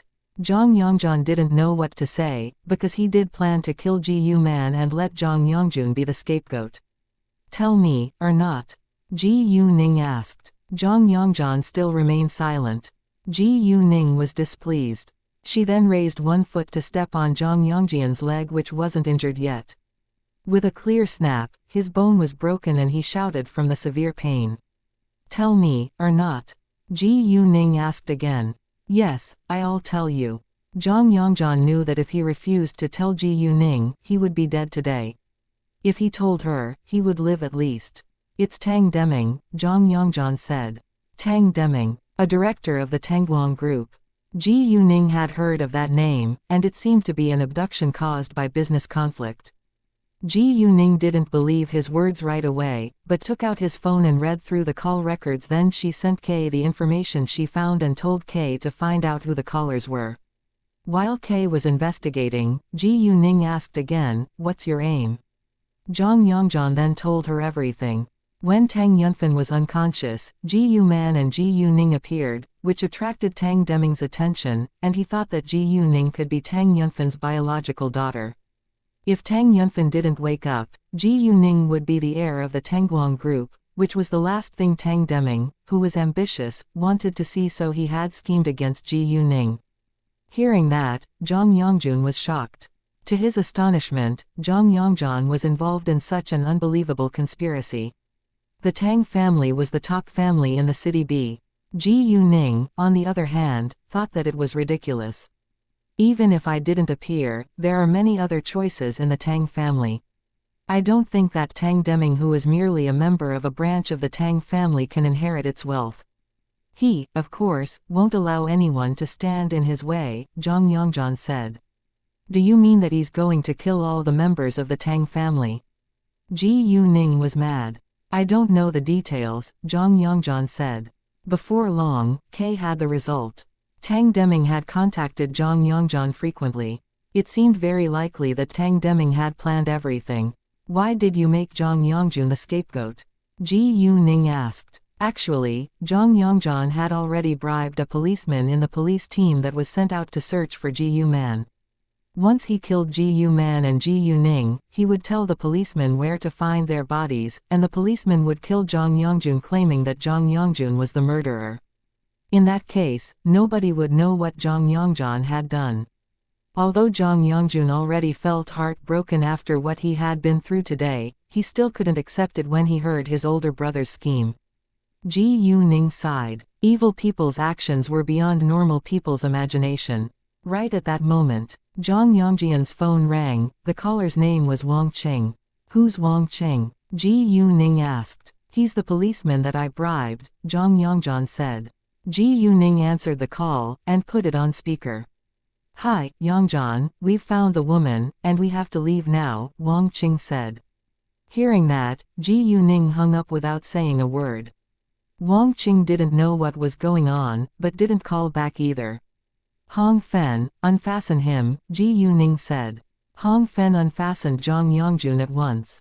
Ji Yuning turned to Zhang Yongjun and warned him coldly, don't tell anyone else what you've been through tonight. If anyone else finds out, you'll pay for it. Chapter 576. Cut a finger off. Of course, Zhang Yongjun said at once. After that, Ji Yuning let Zhang Yongjun go. Once Zhang Yongjun was gone, Zhang Yongzhan begged her, Miss Ji Yu, I've told you everything. Please let me go now. Don't worry, I don't want to be involved in a murder just because of you, so I won't kill you, Ji Yuning said. Hearing that, Zhang Yongzhan relaxed, but then Ji Yuning opened her mouth again. However, you can't leave here without paying something. Zhang Yongzhan was scared. What do you want? Zhang Yongzhan asked in fear. You don't need to know, Ji Yuning said coldly, then ignored him, but turned to Hong Fen, who was frightened too. Hong Fen understood that Ji Yuning wouldn't let him go without punishing him, so he knelt down on the ground and begged with tears, Miss Ji Yu, please forgive me this time. Well, since you've helped me tonight, I'll just cut one of your fingers off, Ji Yuning said, then took out a sharp knife from her backpack telepathic eye space and threw it in front of Hong Fen. Do it yourself. Hong Fen was shaking with fright. Although he was scared, he didn't hesitate to quickly cut his left little finger off. If he cut it slowly, he would suffer a lot more pain. The knife was really sharp, and his little finger fell on the ground within a second. Hong Fen's face turned pale and he shouted in great pain. Ji Yuning then took out her phone to call Qi Tianlin, and told him to help her deal with Zhang Yongzhan and the two bulky men. Ji Yuning didn't care whether they survived. Afterwards, Ji Yuning left, while Hong Fen had to tolerate the severe pain and guarded Zhang Yongzhan there waiting for other members of the Kirin gang. Before Ji Yuning left, she ruined Zhang Yongzhan's phone, so Tang Deming couldn't get through to him. Right at that moment, Tang Deming was in Tang Weiyang's place, and he had heard that the police already went back to the police station and their task was done. However, he had no idea whether Ji Yu Man was killed or not. The police did their job according to their leader's orders, and their leader wouldn't explain everything to them. Seeing that the police were already back to the police station, and Zhang Yongzhan still hadn't reported to him, Tang Deming called him impatiently. Tang Deming, of course, wouldn't use his own phone to call Zhang Yongzhan, but used others' phone numbers in order to protect himself. Nevertheless, he still couldn't get through to Zhang Yongzhan no matter how many calls he made. Tang Deming and Tang Weiyang were getting anxious. What happened? Why isn't Zhang Yongzhan answering my calls? Tang Deming frowned in annoyance. Could he be in trouble?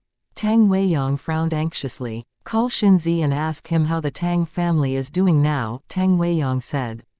Right. Tang Deming said, then made another call. Most of the Tang family's domestic servants lived in the Tang family's property, but there was more than one building on it. The domestic servants all lived in a side building. Even if they were domestic servants, their accommodations condition wasn't bad at all. 4 ordinary domestic servants shared a room, and each of the management personnel could have a room alone. All the staff had a break of 2 days every week, but they had to rest in shifts.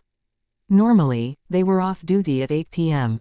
At this time, in an ordinary quadruple room, 4 people were playing cards together. A young man's mobile phone suddenly rang. When he saw the caller ID, he made an excuse before he hurriedly got up, walking outside. Hi, he said carefully when nobody was around. Xinzi, how is the Tang family now? There was a voice from the phone that wasn't a male's or a female's. It was obvious that the person used a voice changer. I'm not on duty in the front yard today, so I don't know.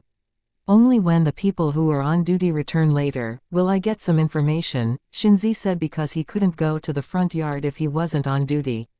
Domestic servants gossiped a lot, so they would spread any news by word of mouth. However, they had signed confidentiality agreements with the Tang family, so nobody was allowed to spread any news to the outside. Fine, call me if you get any information. Sure, Xinzi said, then hung up. However, when he turned around wanting to walk back, he saw a man who stood just a meter behind him. Xinzi was scared, and panicked a little, but forced himself to calm down. Di Dongzhe, when did you come out? Dongzhe leaned against the wall, looking at him.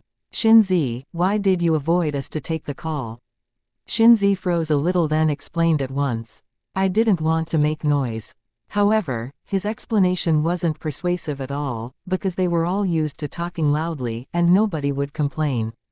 Dongzhe didn't say anything, but lit a cigarette, then pulled on it. Xinzi, do you want to change your job? Xinzi's body stiffened. Of course not. I live a good life here, and I'm satisfied, Xinzi lied, and did his best to calm down. However, it was very hypocritical in Dongzhi's eyes. He wore an angry expression, saying coldly to Xinzi, Xinzi, I've noticed your unusual behavior for a long time, but I wanted to give you a chance, so I didn't reveal your secret.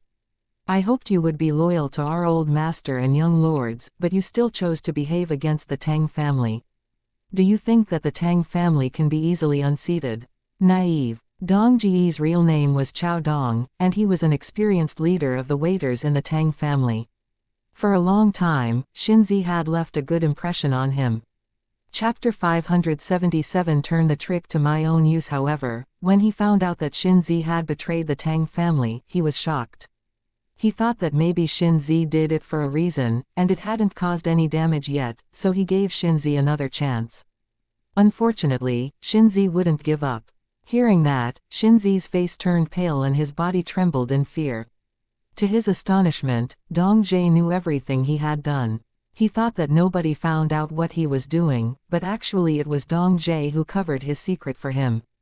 Di Dongzhe, I.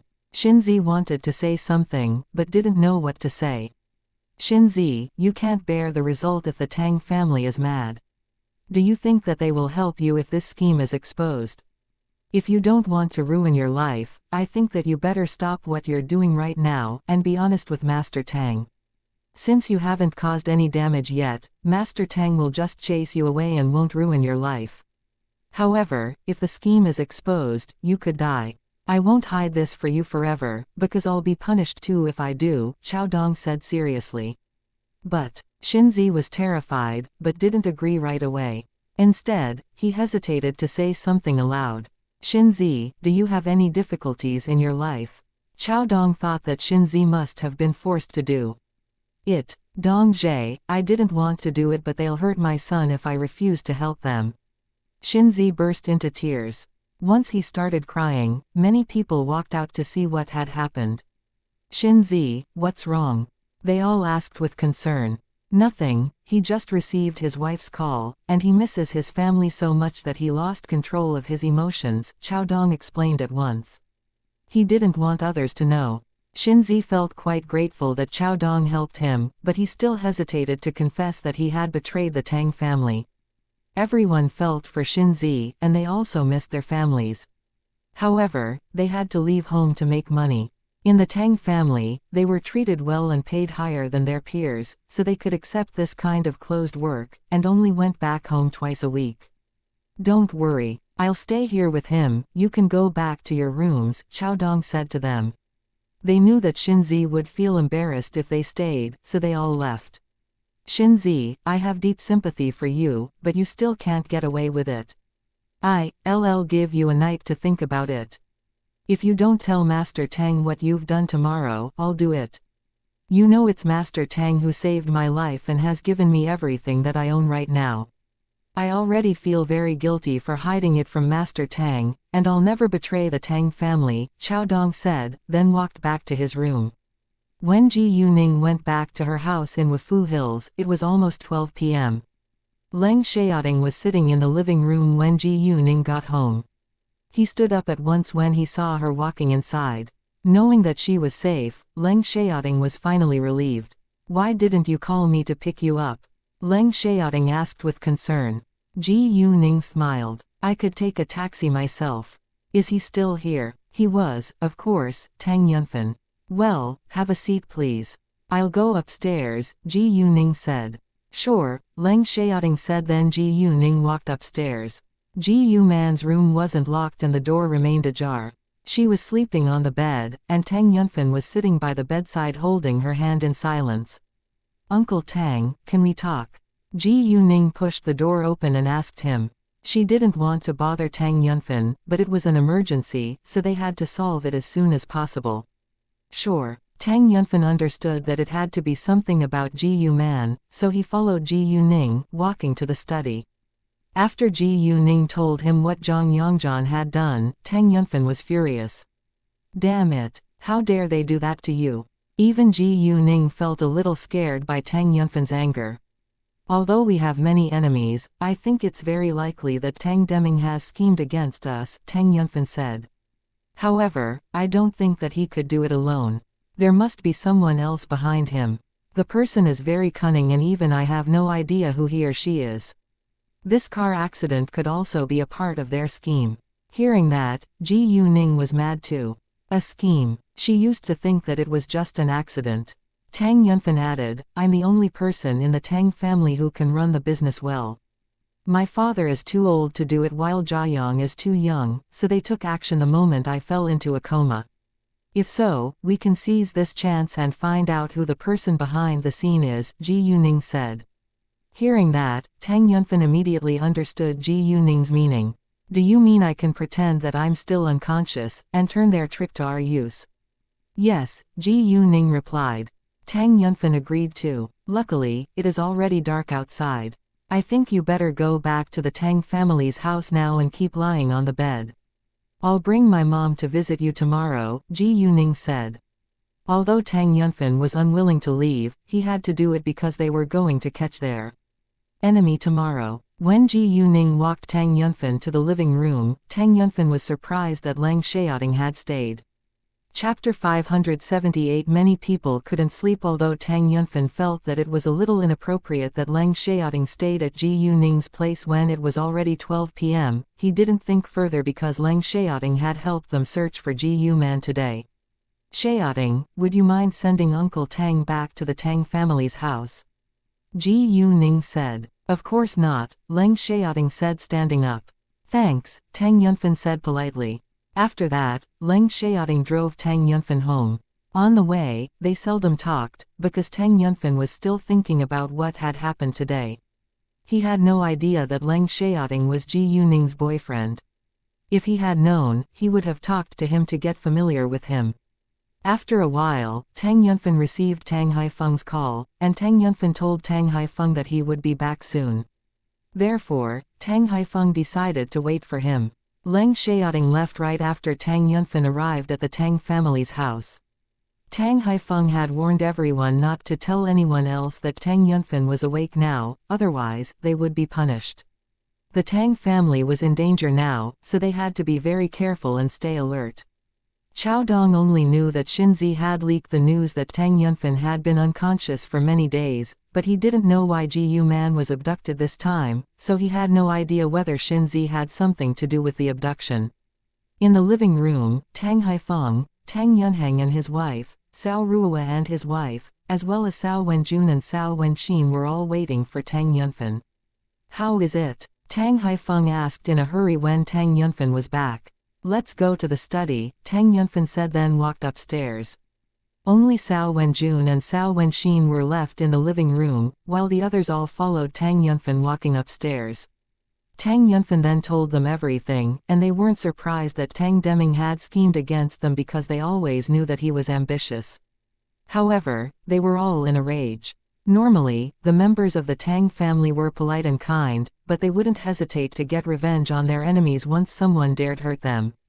As for Tang Yunfan's plan that he would pretend to be unconscious to catch the person behind the scheme, they all agreed. I wonder who leaked the information, we still couldn't find out after so many days. Tang Yunrong was mad. Since when has the Tang family become so vulnerable? How come we haven't caught the person who betrayed us? Tang Yunfan frowned in annoyance. Actually, it was Chao Dong who kept it a secret on purpose. When Leng Xiaoting left the Tang family's house, he drove back to Wufu Hills. Ji Yuning told Leng Xiaoting to stay in the house tonight, but they couldn't share the same room. Leng Xiaoting understood that she wasn't in a good mood after what she had been through today, so he went to sleep in the guest room. That night, many people couldn't sleep. Ji Yuning couldn't sleep because Ji Yuman had been abducted.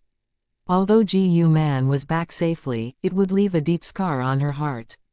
Ji Yuning was determined to find out who the person behind Tang Deming's back was, and torture them to the best of her ability. Leng Xiaoting couldn't sleep because he was worried about Ji Yuning. Members of the Tang family couldn't sleep because their family and family business was still in danger. Xinzi couldn't sleep because he didn't know whether he should confess to betraying the Tang family, because he was afraid that his son would be killed. Tang Deming and Tang Weiyang also couldn't sleep, because they failed to get through to Zhang Yongzhan or Xinzi, and had no idea how their scheme progressed. The next day, Ji Yuman woke up around 7 a.m., Leng Xiaoting and Ji Yuning were already preparing the breakfast. Ji Yuman stayed in bed for nearly half an hour before she got up. After what she had been through yesterday, Ji Yuman was still a little frightened, but she still felt pleased that Tang Yunfan was awake now. Since Tang Yunfan was already awake, should she go to the Tang family's house again? Ji Yuman was also curious whether Tang Yunfan had regained his memory about her. Ji Yuman had no idea what she should do now. When she walked downstairs, she was surprised to see Leng Xiaoting. Hi, good morning. Leng Xiaoting greeted her. Xiaoting, why are you here? Ji Yuman asked. Oh, it was too late last night, so I told Xiaoting to stay here, Ji Yuning explained before Leng Xiaoting opened his mouth. Hearing that, Ji Yuman didn't think further but thanked Leng Xiaoting. Xiaoting, thank you for everything you've done for us. You're welcome. Actually it's Ningning's friend who found you, Leng Xiaoting said. Well, you did help us a lot, Ji Yuman said to comfort him. All right, let's have breakfast now. We'll go to the Tang family's house later, Ji Yuning said. Do we need to go there again? It wasn't because Ji Yu Man was unwilling to do so, but she didn't understand why they would go to the Tang family's house again since Tang Yunfan was already awake now. Well, it's a little complicated. It was because of scheme that you were abducted this time. The Tang family's enemies want to remove us from their way to the chairman seat of the Tang family's business group. Although Uncle Tang is awake now, we have to turn the trick to our use and find out who the person behind this scheme is, so Uncle Tang will pretend that he is still unconscious and we have to visit him as usual, Ji Yuning said, but she didn't mention that Tang Yunfan had already regained his memory. Chapter 579 Chase away from the Tang family. Ji Yu Man found it unbelievable and scary after hearing Ji Yuning's explanation. She nodded and agreed, but didn't say another word. In the Tang family's house at this moment, Xinzi had struggled the entire night, but decided to confess to everything that he had done in the end, so he followed Chaodong to see Tang Haifeng after breakfast. Tang Yunhang and his wife were at work, while Tang Yunfan was pretending that he was still unconscious in his bedroom, so only Tang Haifeng was in the house now. Chaodong told Xinzi to wait outside for a while and he went inside first. Master Tang, Xinzi has something to tell you. Tell him to come in, Tang Haifeng said, and didn't think further. Afterwards, Chaodong brought Xinzi walking inside. Xinzi came to Tang Haifeng with his body trembling in fear and guilt, then knelt down to the ground with a loud sound, which surprised Tang Haifeng. Master Tang, I'm so sorry. It was me who leaked the news that Lord Tang has been unconscious and Lord Tang's relationship with Miss Ji Yu, Xinzi apologized but also explained. I was forced to do so. If I didn't listen to them, they would kill my son. Hearing that, Tang Haifeng was shocked, then got furious before he calmed down when he heard Xinzi's last sentence. As a father, Tang Haifeng understood why Xinzi did it.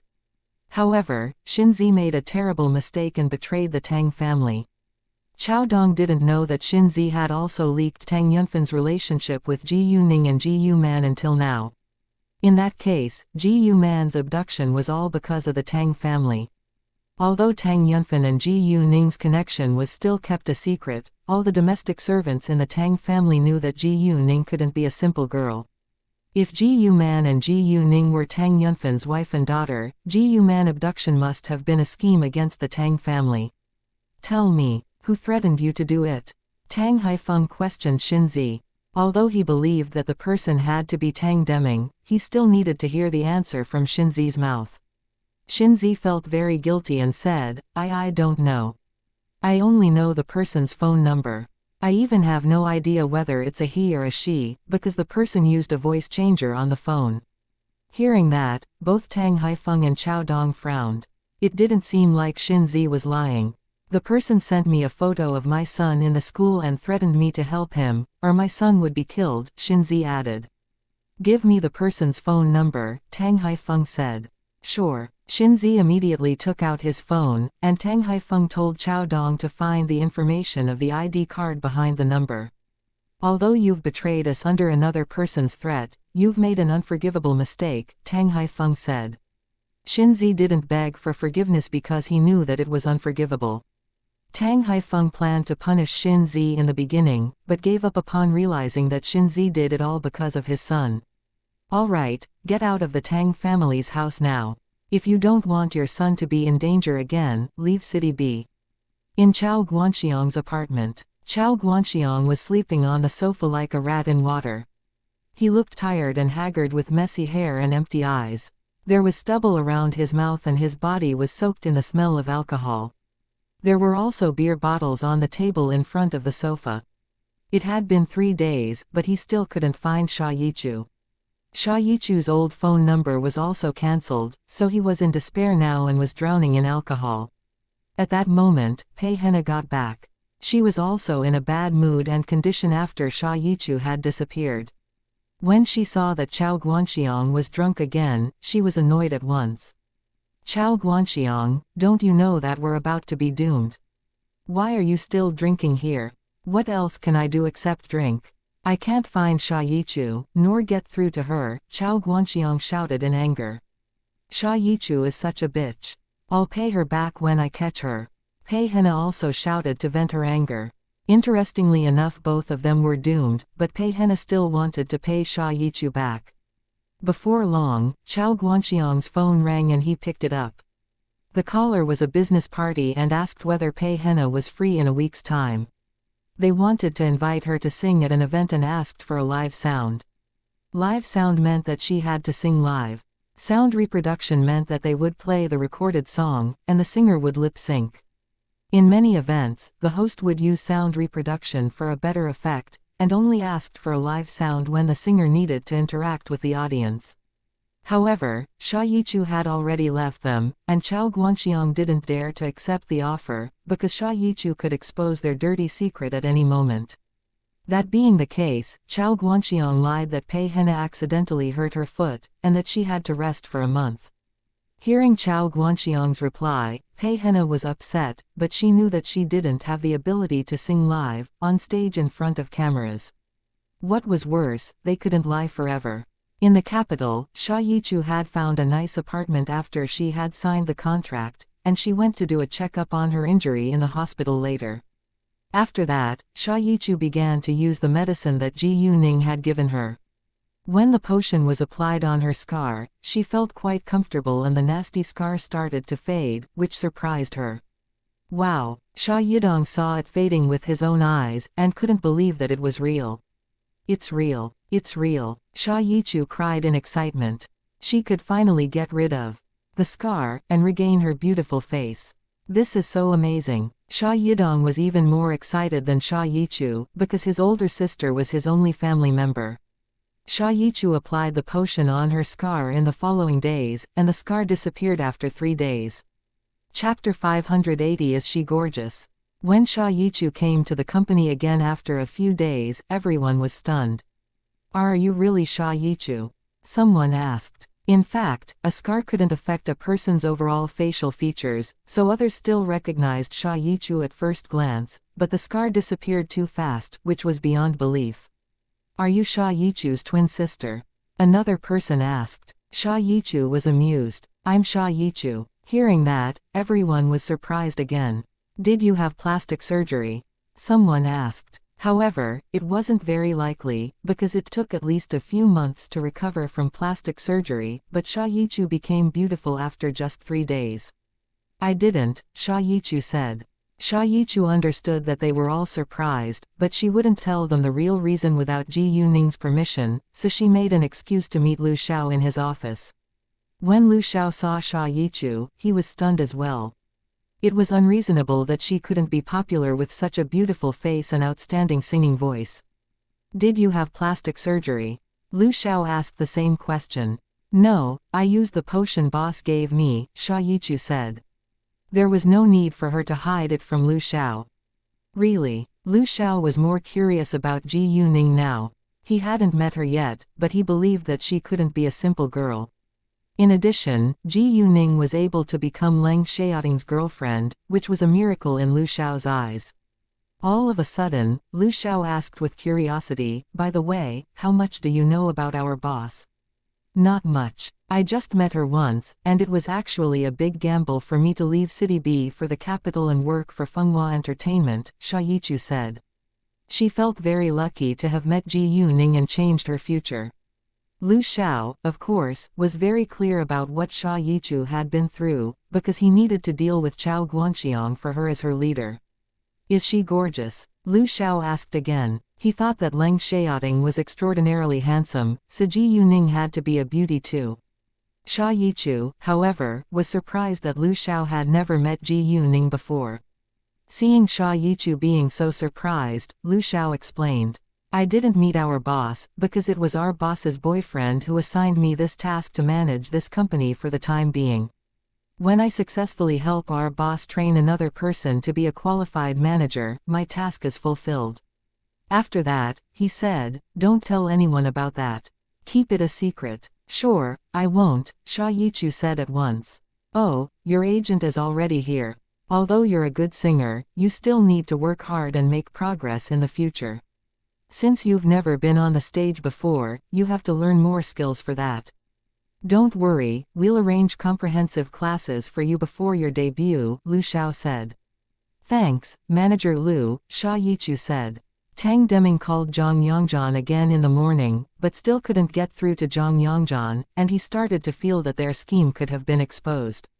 He called Xinzi later, and Xinzi answered his call. They found Ji Yuman yesterday, but Ji Yuman didn't go back to the Tang family's house, so I don't know the details, Xinzi said. Tang Haifeng allowed him to say that, because it would arouse suspicion if Xinzi didn't answer the call and Xinzi's son would get hurt.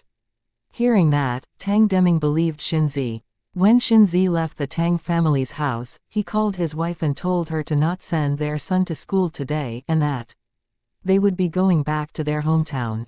When Ji Yuning was about to set off for the Tang family's house, Leng Xiaoting told Ji Yuning that he had to leave. In fact, Leng Xiaoting had received a call early in the morning, but he didn't leave until he had shared breakfast with them. Ji Yuning understood that Leng Xiaoting was assigned a task, and that he had to leave to fulfill it. Ji Yuning and Ji Yuman then walked Leng Xiaoting to the door after breakfast, and Leng Xiaoting left Ji Yuning unwillingly. In the beginning, Ji Yuman didn't believe that Ji Yuning already had a boyfriend at such a young age, but she changed her mind when she noticed Leng Xiaoting looking tenderly at Ji Yuning. If they were just common friends, he wouldn't be so unwilling to leave her. Therefore, once Leng Xiaoting was gone, Ji Yuman asked Ji Yuning seriously, "Ningning, are you sure Xiaoting is just your friend?" Every mother cared about her daughter's ionship, because young girls could be easily deceived by men when they were in love. Although Leng Xiaoting had left a good impression on Ji Yuman and they had gotten along well during the past few days, Ji Yuman still knew very little about him. Most importantly, Ji Yuning was very young and Ji Yuman was worried about her safety.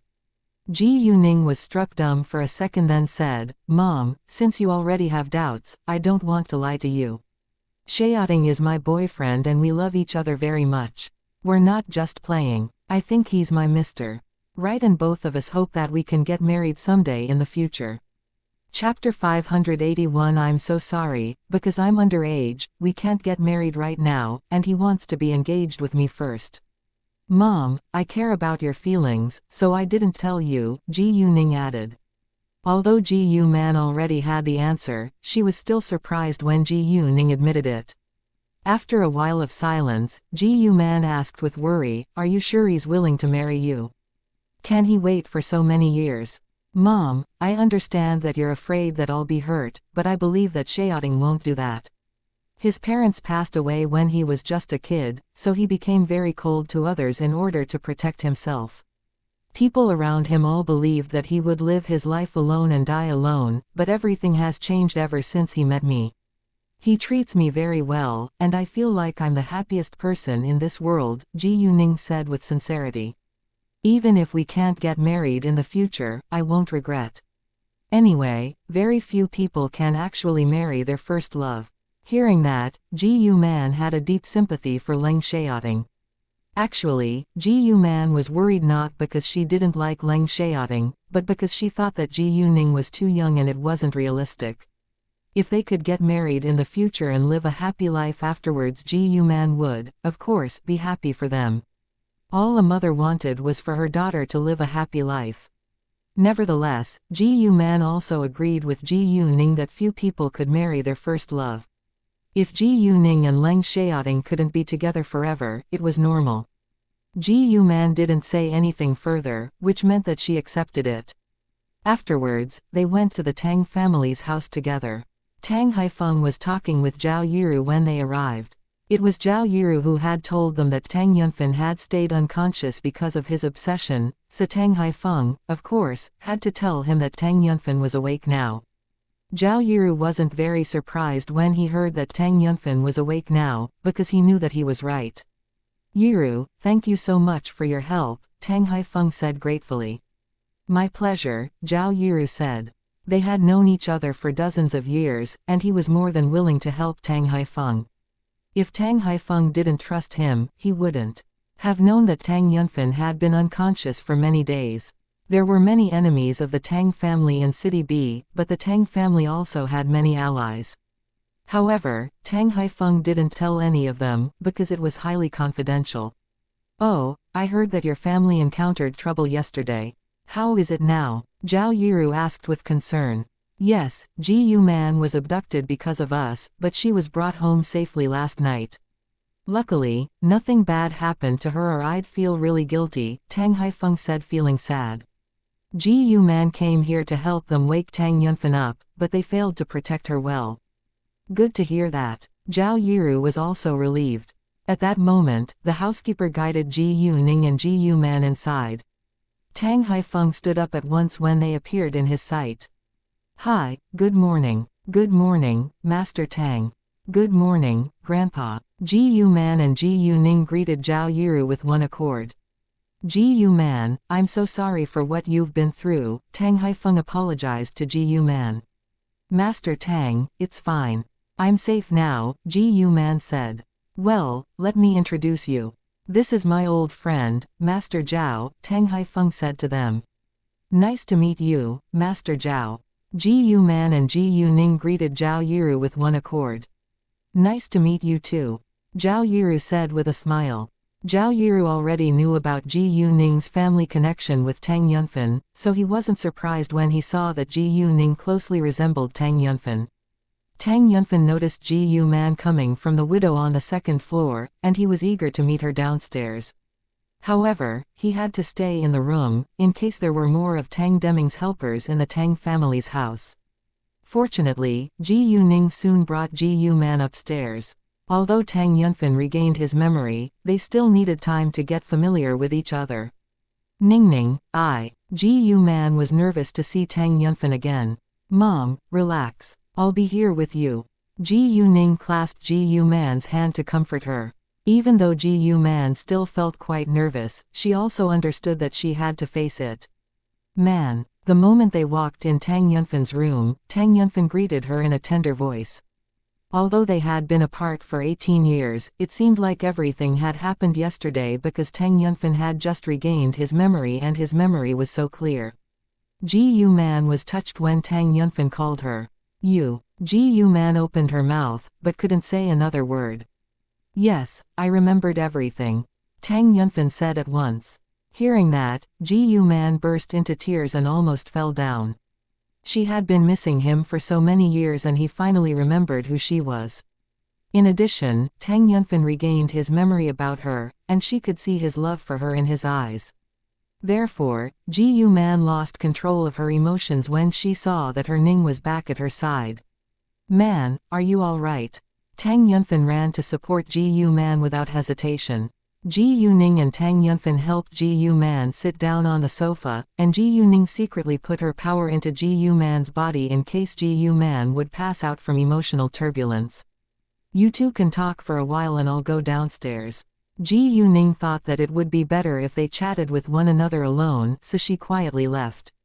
Chapter 582 Lin Tianyu and Zhao Xiaoshuan, Ningning, do you think your mother will accept your father? Tang Haifeng asked worriedly. Although whatever would be, he still hoped that they could get back together again. Otherwise, Tang Yunfen would be alone throughout this lifetime. I think she will, Ji Yuning said. It was obvious that Ji Yu Man still loved Tang Yunfen.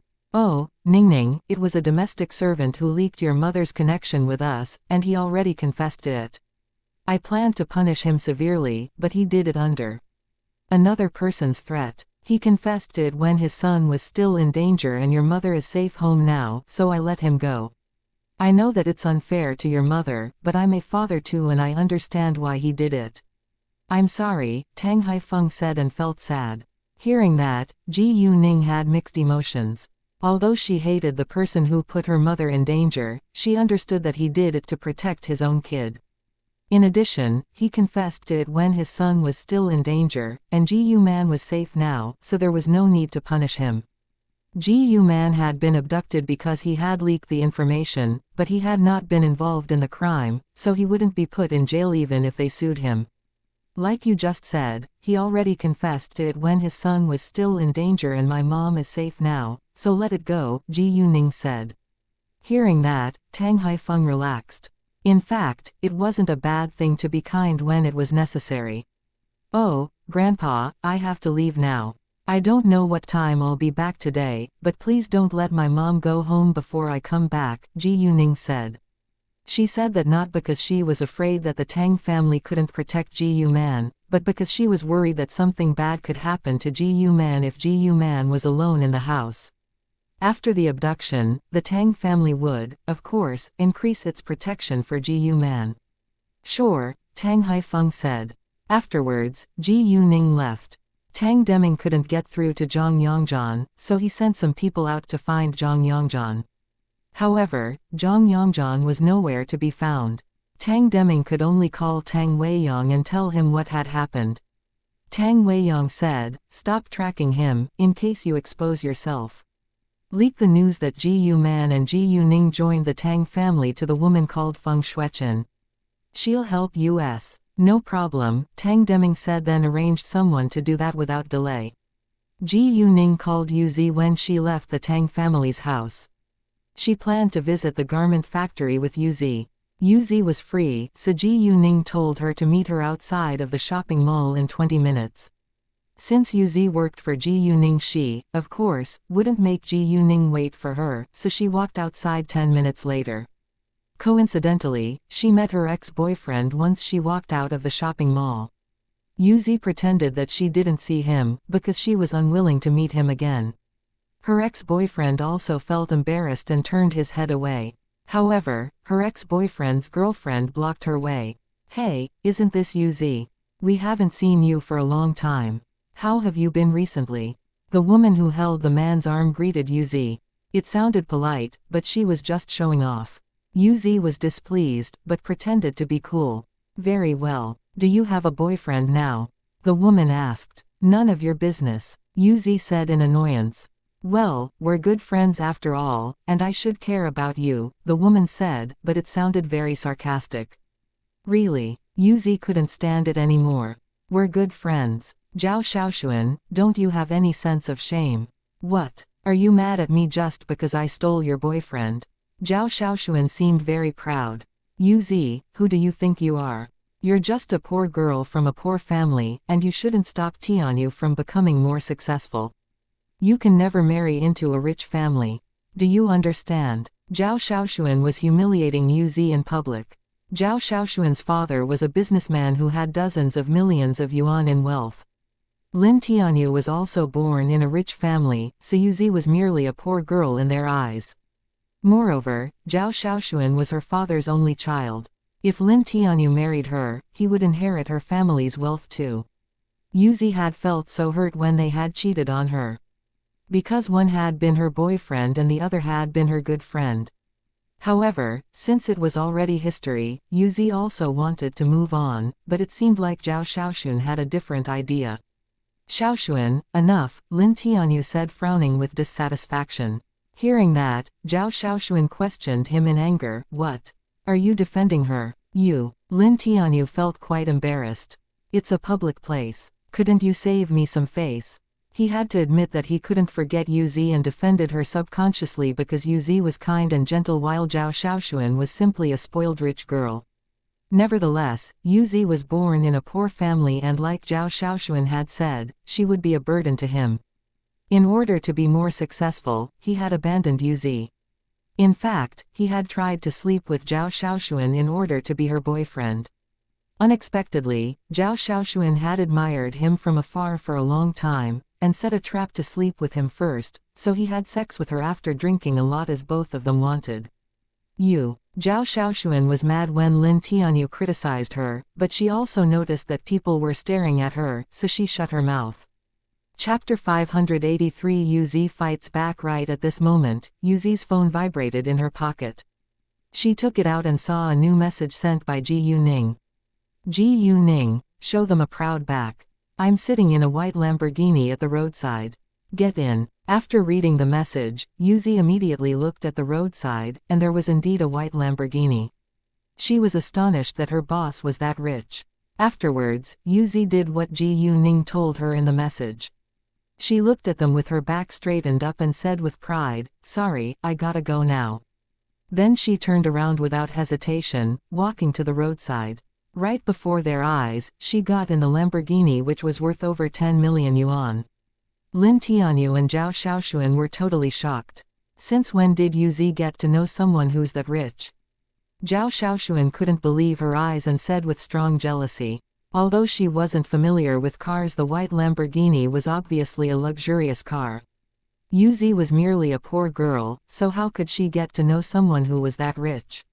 She must have found herself a sugar daddy. I thought that she is an independent girl, but it turns out that she's a gold digger. Zhao Xiaoshuan said in a malicious tone, even though she actually felt quite jealous of Yuzi because she really wanted to have a super rich boyfriend.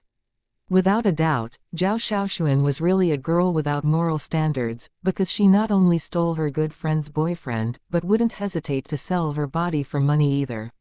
Lin Tianyu was also displeased. Yuzi was his ex-girlfriend, but he was still annoyed that Yuzi, whom he had despised, now had a boyfriend who was much richer than him. Zhao Xiaoshuan wasn't familiar with cars, but he was, and he knew at first glance that the Lamborghini was a limited edition which cost at least 10 million yuan. 10 million yuan was half of his family's wealth. Let alone a Lamborghini, he couldn't afford a car which cost over 1 million yuan, and the car he was driving now was only worth 400,000 yuan. What Yuzi just did was like a slap across his face. Seeing Lin Tianyu and Zhao Xiaoshuan being shocked, Yuzi felt satisfied. She didn't care what they thought of her.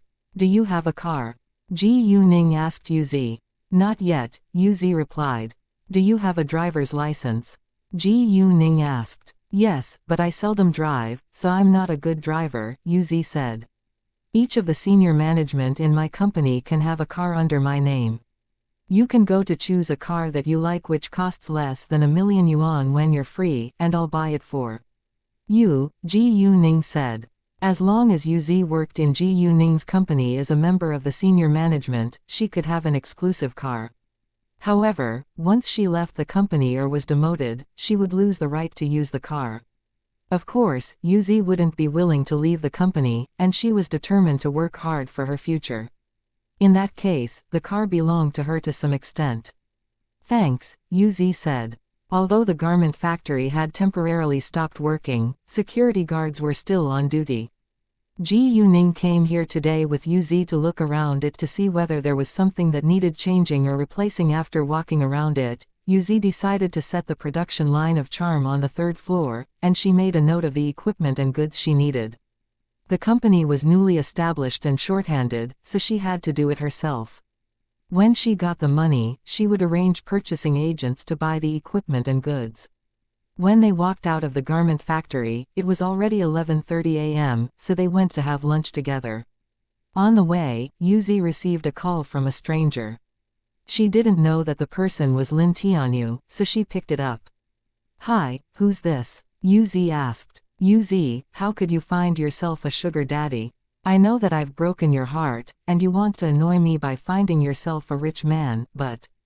Lin Tianyu believed that Yuzi must have found herself a sugar daddy to annoy him. Lin Tianyu, who do you think you are? How could you be so shameless to say that I did it just to annoy you? Yuzi was so mad that she interrupted him before hanging up on him. Yuzi was mad not because Lin Tianyu slandered her but because Lin Tianyu was so self-centered, which was totally unacceptable in her eyes.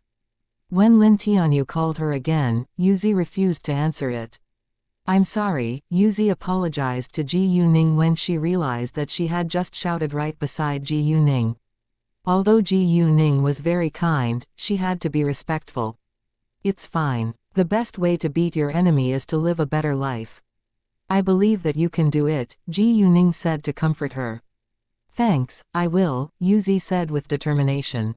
She knew that not everyone could be so lucky to get such a good chance like her, so she was determined to seize this opportunity to fight for her future and wouldn't let Ji Yuning down. What do you want to eat? Ji Yuning asked. You can make the decision. Yuzi wasn't the boss after all. Do you have any food allergies? Ji Yuning asked again. Nope, Yuzi said. Ji Yuning thought for a while then said, let's go dine in the restaurant next to Fengsheng shopping mall. Good idea, Yuzi agreed. Ji Yuning parked the car in the parking lot, and then they got out together. When they walked into the restaurant, they chose a table beside the window. Everyone knows that Lord Tang never married or had a child in City B, but a mother and daughter suddenly appeared in the Tang family's house a few days ago. The girl closely resembles Lord Tang. a man said to another man at a nearby table. Hearing that, Ji Yuning frowned and looked over at them. Didn't Grandpa warn the domestic servants not to leak the news?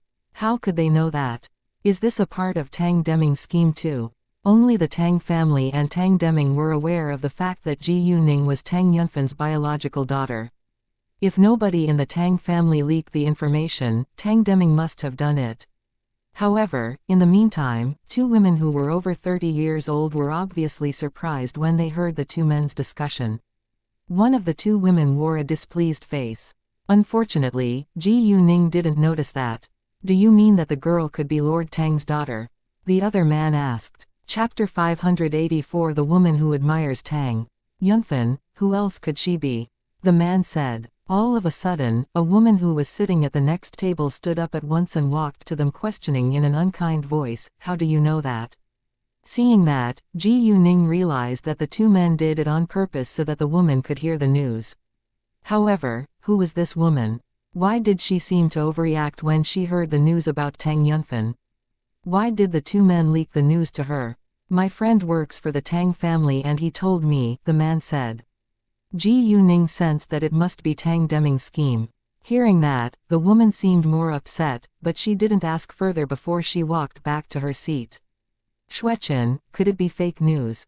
If the girl is really Tang Yunfan's daughter, why has nobody heard of her during so many years? Why did she suddenly appear? Another woman said and remained doubtful. If not, how come the news went abroad? It was obvious that the woman who was called Xueqin believed it. She was Feng Xueqin, who was born in another super-rich family in City B. When Master Tang's wife was still alive, she was a good friend with Feng Xueqin's mother. In her early years, she often joked about setting Feng Xueqin and Tang Yunfan up, so Feng Xueqin bore it in mind. When Feng Xueqin was young, she always claimed that she was Tang Yunfan's fiancé. However, Tang Yunfan kept a distance away from her, and never mentioned marrying her. After a long time, she still couldn't marry into the Tang family, so she stopped claiming that she was Tang Yunfan's fiancé. Nevertheless, Feng Xueqin was reluctant to give up. Even though she couldn't win Tang Yunfan's heart, she wouldn't leave him alone, and remained single till now when she was 36 years old. During the past years, if any woman dared approach Tang Yunfan, she would interfere in his personal affairs.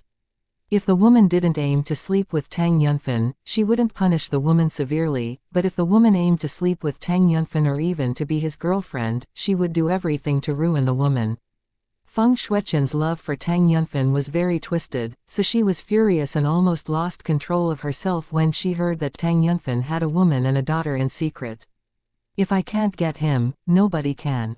Even if the mother and daughter are truly Tang Yunfan's woman and daughter, they won't be soon, Feng Xueqin said with an evil expression. Hearing that, Ji Yuning squinted at her.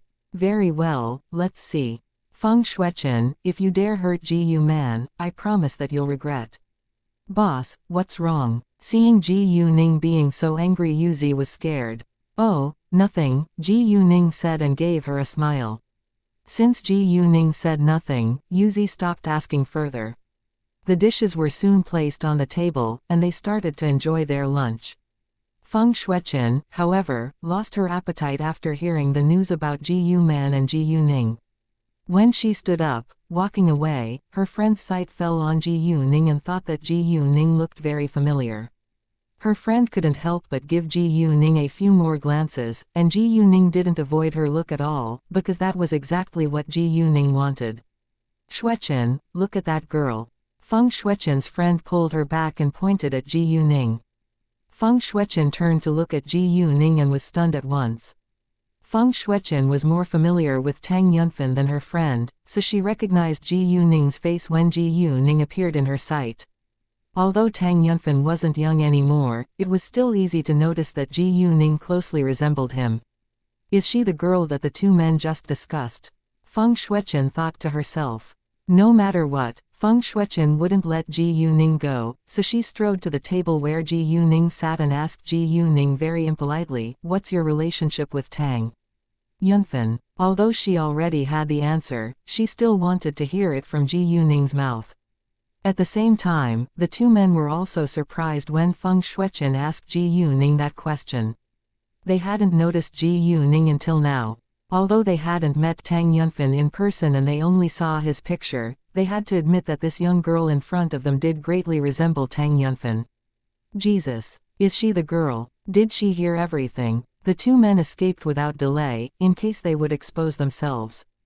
Ji Yuning saw them leaving, but didn't stop them, because she was very eager to teach Feng Shueqin a lesson now.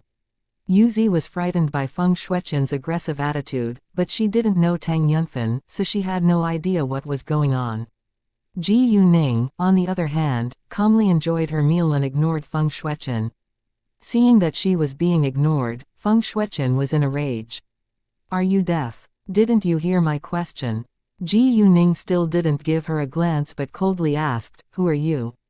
Why should I answer your question? You. Feng Shueqin was irritated by Ji Yuning's arrogant attitude, especially when Ji Yuning said that with a face which strongly resembled Tang Yunfan. At short notice, Feng Shueqin turned the plates on the table upside down in anger. Yuzi moved backwards in fear and avoided the disaster. Ji Yuning, however, didn't move at all, and the food stained her clothes everywhere. Ji Yuning did that for the purpose of using that as a reasonable excuse to teach Feng Shueqin a lesson. Boss, are you all right? Yuzi wanted to wipe the stains off for Ji Yuning, but Ji Yuning raised her hand to stop her. The big noise attracted attention from other customers in the restaurant, and the manager came to them at once. What happened? Chapter 585 Teach Feng Shueqin a lesson. It was obvious that Feng Shueqin had turned the plates on Ji Yuning's table upside down, so nobody answered his question. You all should have seen it. It was her who damaged all those plates, so whatever I'm going to do next, she deserves it, Ji Yuning said in a cold voice, then abruptly stood up to slap Feng Shueqin across her face. The sound when Ji Yuning's hand slapped Feng Shueqin's face was so loud that it scared everyone in the restaurant. Within seconds, Feng Shueqin's face was already red and swollen. In addition, Ji Yuning took the rest of the plates on the table and pressed them on Feng Shueqin's face with great force. The food was still hot, and Feng Shueqin was seriously hurt again. She almost passed out from the severe pain and had no strength to struggle. Everyone was shocked by Ji Yuning's violent actions, but nobody had sympathy for Feng Shueqin because she had been rude first. A rude person like her should learn how to behave herself in public. Shueqin. Feng Shueqin's friend ran to wipe the food residue off from her face. Miss, don't you think that's too far? The restaurant manager criticized Ji Yuning because he was afraid that Feng Shueqin's family would blame him for it. Ji Yuning gave him a cold glance then questioned him, isn't it too far that she turned all my dishes upside down and made the food stain my clothes everywhere? She ruined our lunch and made a loud noise. Ji Yuning's look was threatening and scared the restaurant manager, but he still argued upon thinking of Feng Shueqin's powerful family background. You weren't hurt after all, but Miss Feng is seriously injured now. So what? Ji Yuning asked and seemed arrogant because she realized that this manager was a snobbish person. Although she had attacked Feng Shueqin with great force, Feng Shueqin had asked for it herself. The restaurant manager was struck dumb, and didn't know what to say. Feng Shueqin was so mad that she wanted to swear at Ji Yuning. However, her cheeks were too painful for her to utter a word. Ji Yuning turned to look at Feng Shueqin and coldly said, what? Do you think that you can bully me just because you were born in a super rich family? I don't care who you are, I'll punch you if you annoy me. If Feng Shueqin had just annoyed Ji Yuning would punch her and let her go, but Ji Yuning would ruin Feng Shueqin if she dared hurt Ji Yuman. I'll kill you. Feng Shueqin ignored Ji Yuning's warning, and raised her hand to slap Ji Yuning, but was caught by Ji Yuning in the air. What did you say? Ji Yuning stared straight at her then threw her away, and Feng Shueqin fell to the ground because of the great force. With a loud sound she fell. Feng Shueqin moaned from the pain. Shuigan. Her friend was really scared. Normally, when Feng Shueqin wanted to hit someone, she would help Feng Shueqin do it, but she was afraid of Ji Yuning this time. Call the police. Call the restaurant manager shouted in anger, but shut his mouth at once when Ji Yuning gave him a cold glance. Ji Yuning's glance was so frightening that he didn't dare utter another word. How can a young girl be so scary? He thought. What's going on here? At this moment, a displeased male voice sounded. Hearing the voice, Ji Yuning immediately knew who the newcomer was. The man was exactly Pan Zerui's good friend, Guan Bin. Ji Yuning turned and saw Guan Bin, Pan Zerui and a stranger walking towards them. Lord Guan, this girl. The restaurant manager blamed Ji Yuning for everything the moment he saw Guan Bin. However, before he could finish his sentence, Guan Bin greeted Ji Yuning with surprise, Miss Ji Yu. The restaurant manager was struck dumb for a second. Does Lord Guan know this girl? Who? Pan Zerui ran over at once, and he got excited too when he saw Ji Yuning. Boss, why are you here? Boss. Everyone in the restaurant who knew Pan Zerui and the others was shocked. What? Lord Pan called this young girl his boss. They must be very close. The restaurant manager panicked a little. If this young girl was Lord Pan's boss, they would blame him for everything. Feng Xin, who came here with Guan Bin and Pan Zerui, was stunned when he saw Ji Yuning, because Ji Yuning was really beautiful even though she wasn't wearing any makeup. There were usually no beautiful women who didn't wear makeup, but Ji Yuning was an exception. She probably had on some foundation at the most. In fact, Ji Yuning had very smooth, shiny skin, so people thought that she was wearing foundation. If they looked closer at her face, they would see that she didn't wear any makeup. I came here to enjoy my lunch, but a crazy woman turned my dishes upside down and the food stained my clothes, Ji Yuning said with obvious disdain, then gave Feng Shuichen, who was still lying on the ground, a cold glance. Hearing that, Pan Zerui and the others noticed the food stains on Ji Yuning's clothes and Feng Shuichen, who was still lying on the ground. Without asking further, they soon figured out what had happened. Even so, Pan Zerui and Guan Bin still vented their anger at Feng Shuichen. Instead of Ji Yuning, Miss Feng, what do you mean by causing a scene in my family's restaurant? Do you think that my family is easy to take advantage of? Guan Bin didn't care that Feng Shuichen was seriously injured, nor did he care about her family background, but questioned her impolitely. Lord Guan, Miss Feng is already injured. How can you blame her for everything? Call the ambulance now. If anything bad happens to Miss Feng, the Feng family won't let you get away with it. Feng Shuichen's friend opened her mouth. Nevertheless, Guan Bin hated that she used Feng Shuichen's family background to threaten him. Ji Yuning was the Tang family's relative, so Guan Bin would, of course, stand by Ji Yuning's side without a second thought. Chapter 586 Live. With it, Pan Zerui would, of course, protect and defend Ji Yuning on any condition. So what? Do you think that the Feng family is the most powerful family in City B? Feng Shuichen's friend was struck speechless. Although Feng Xin's family name was also Feng, he actually had no connection with Feng Shuichen.